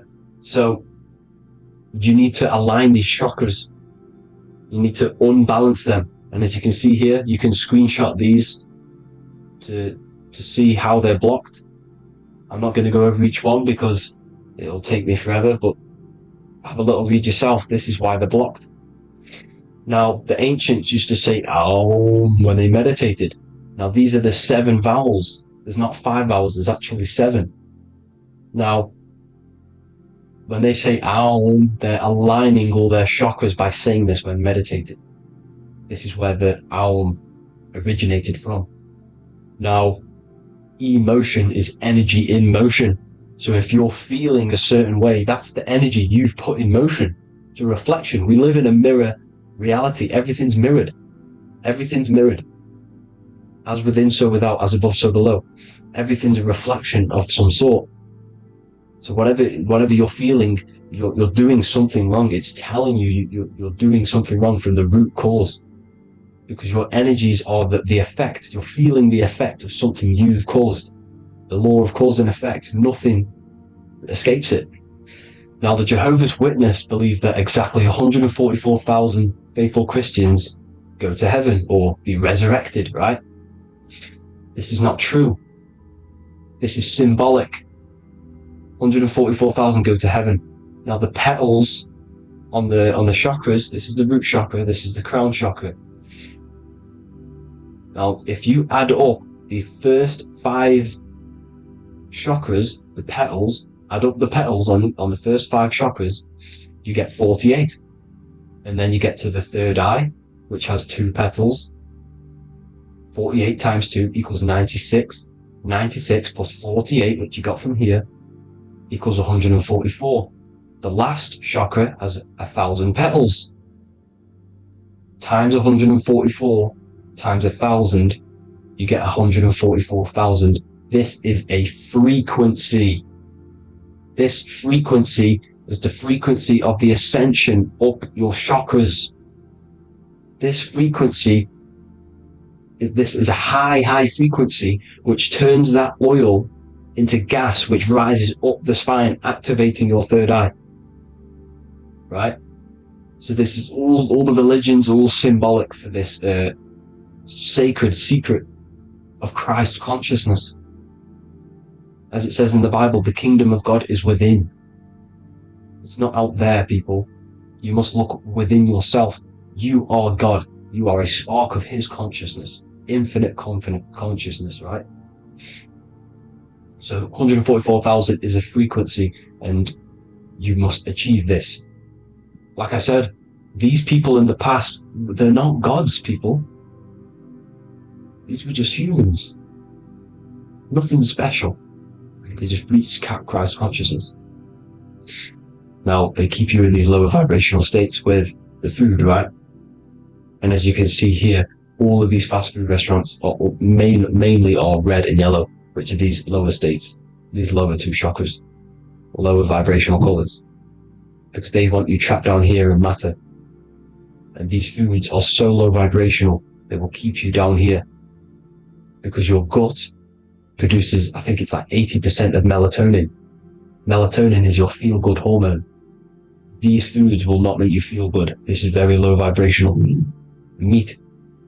It's not meat, it's raw flesh. These animals are stripped from their family, put on a conveyor belt, watch their friends be tortured, and then get slaughtered in a slaughterhouse. Think of all the fear that's running through their blood, all the hormones, all the fear, and you're going to go and eat that very low vibrational energy. As you can see here, this is the light photons within fruit. You can see the light, the life force in this fruit. You must think, feel, and do positive to raise your vibration. As you can see, earth equals heart. If you rearrange it, everything in nature is green, right? The aurora borealis is green. You must align all these chakras and then live from the heart, because the heart's the center of the Taurus field. You must become the consciousness in the center. So that's it for this video, people. Thank you all. God bless.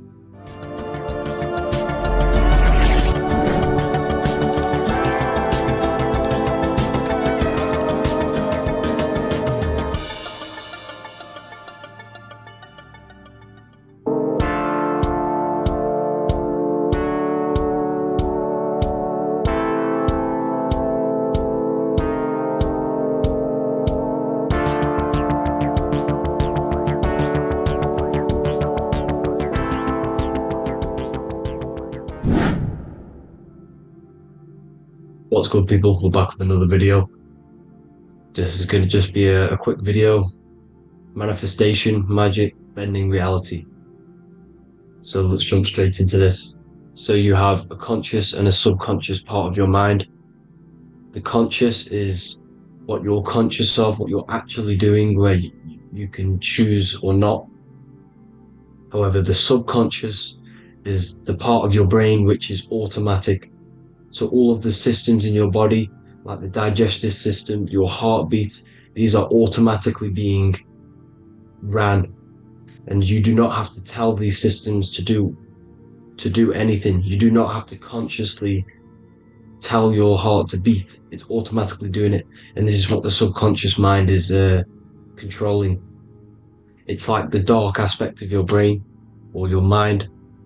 It is the way bigger aspect of your mind. Okay, it controls all the systems in your body. Okay, and this is where all of your programs are. So when you're in it, from your childhood, what you've learned in school, all of these things are being kept in your subconscious. Maybe traumas and stuff like that. So the subconscious is the female aspect, and the conscious is the male aspect, because the male is all about action and doing, and the female is more about creation, creativity, intuition. So you have a right and a left hemisphere of your brain, and these are obviously male and female. The right side of your brain is your female. It's to do with creativity, imagination, intuition, insight. Okay, and this is one of the most important sides of the brain. This side of the brain is the most attacked by the elites, whatever you want to call them. This side is one of the most important, because obviously your intuition is a massive part of reality.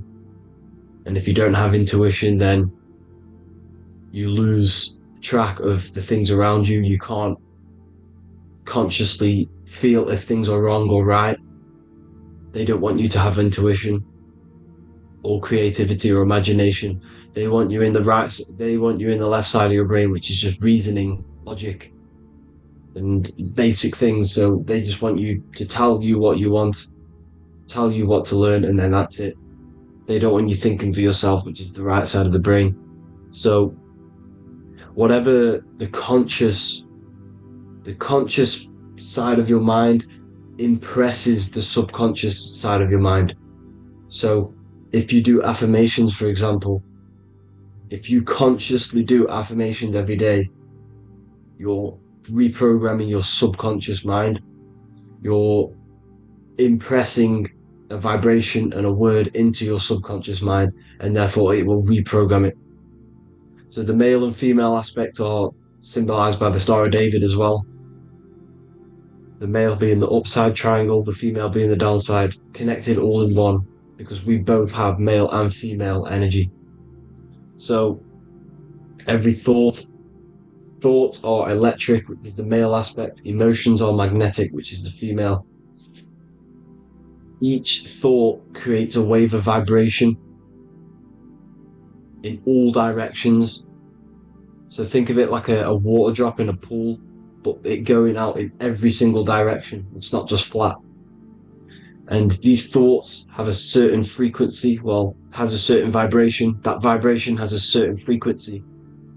And this affects your aura.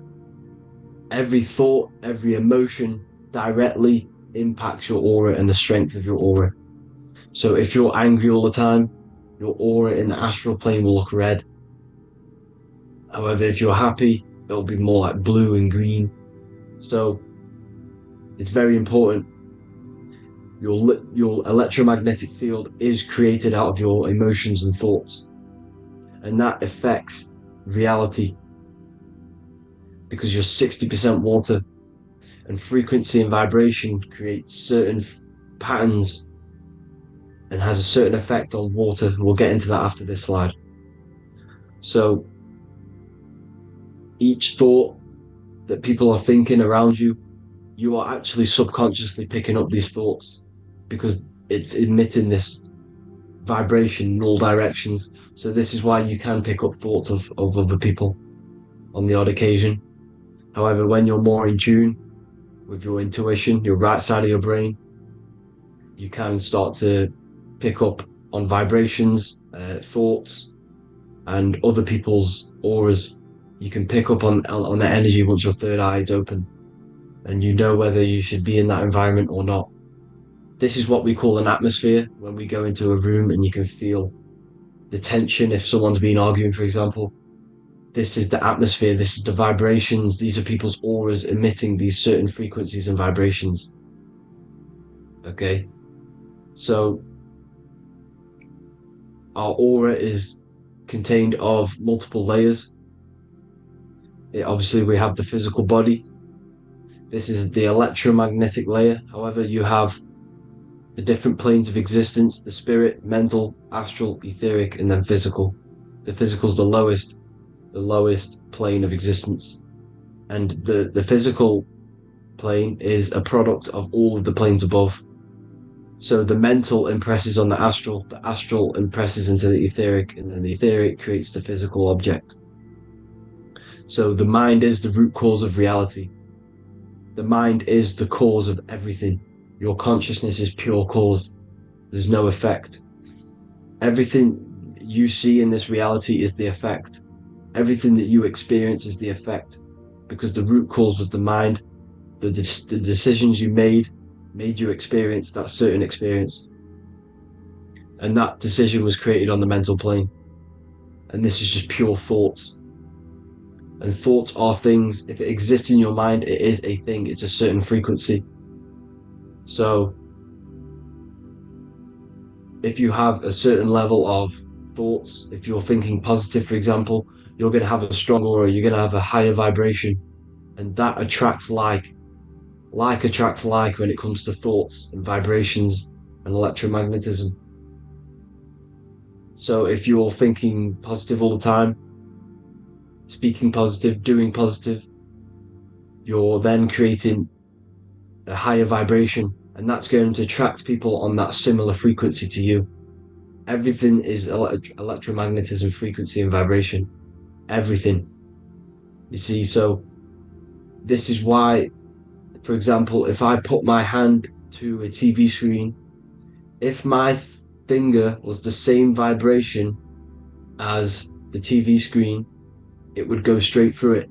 However, the particles in my hand and the particles on the TV screen are two separate vibrations, and this is what causes the friction to stop, and not my finger to go straight through it. So like I said, when you don't feel the vibe of someone, when you don't feel right, you don't really get along with someone, this is a vibration. Your vibrations are not matching, they're not similar, they're two complete different vibrations, and they're not aligning properly. So music has a massive part on this. Music is a massive, massive tool for the elites because music is frequency.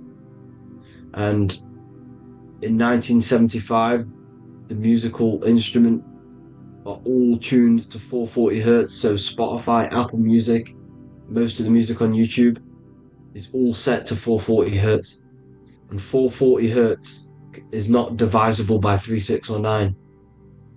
And when you can't divide a frequency by 3, 6, or 9, it's not a natural frequency. As you can see here, this is 432 hertz. This makes a nice geometric pattern. However, 440 hertz is a distorted pattern. So when you listen to this, this actually shuts off the whole right side of your brain. Like I said at the start, this is the most attacked side of your brain. It's to do with creativity, imagination, intuition. When you listen to 440 hertz, it shuts off the whole right side of your brain. And obviously shutting off all of these forms of your brain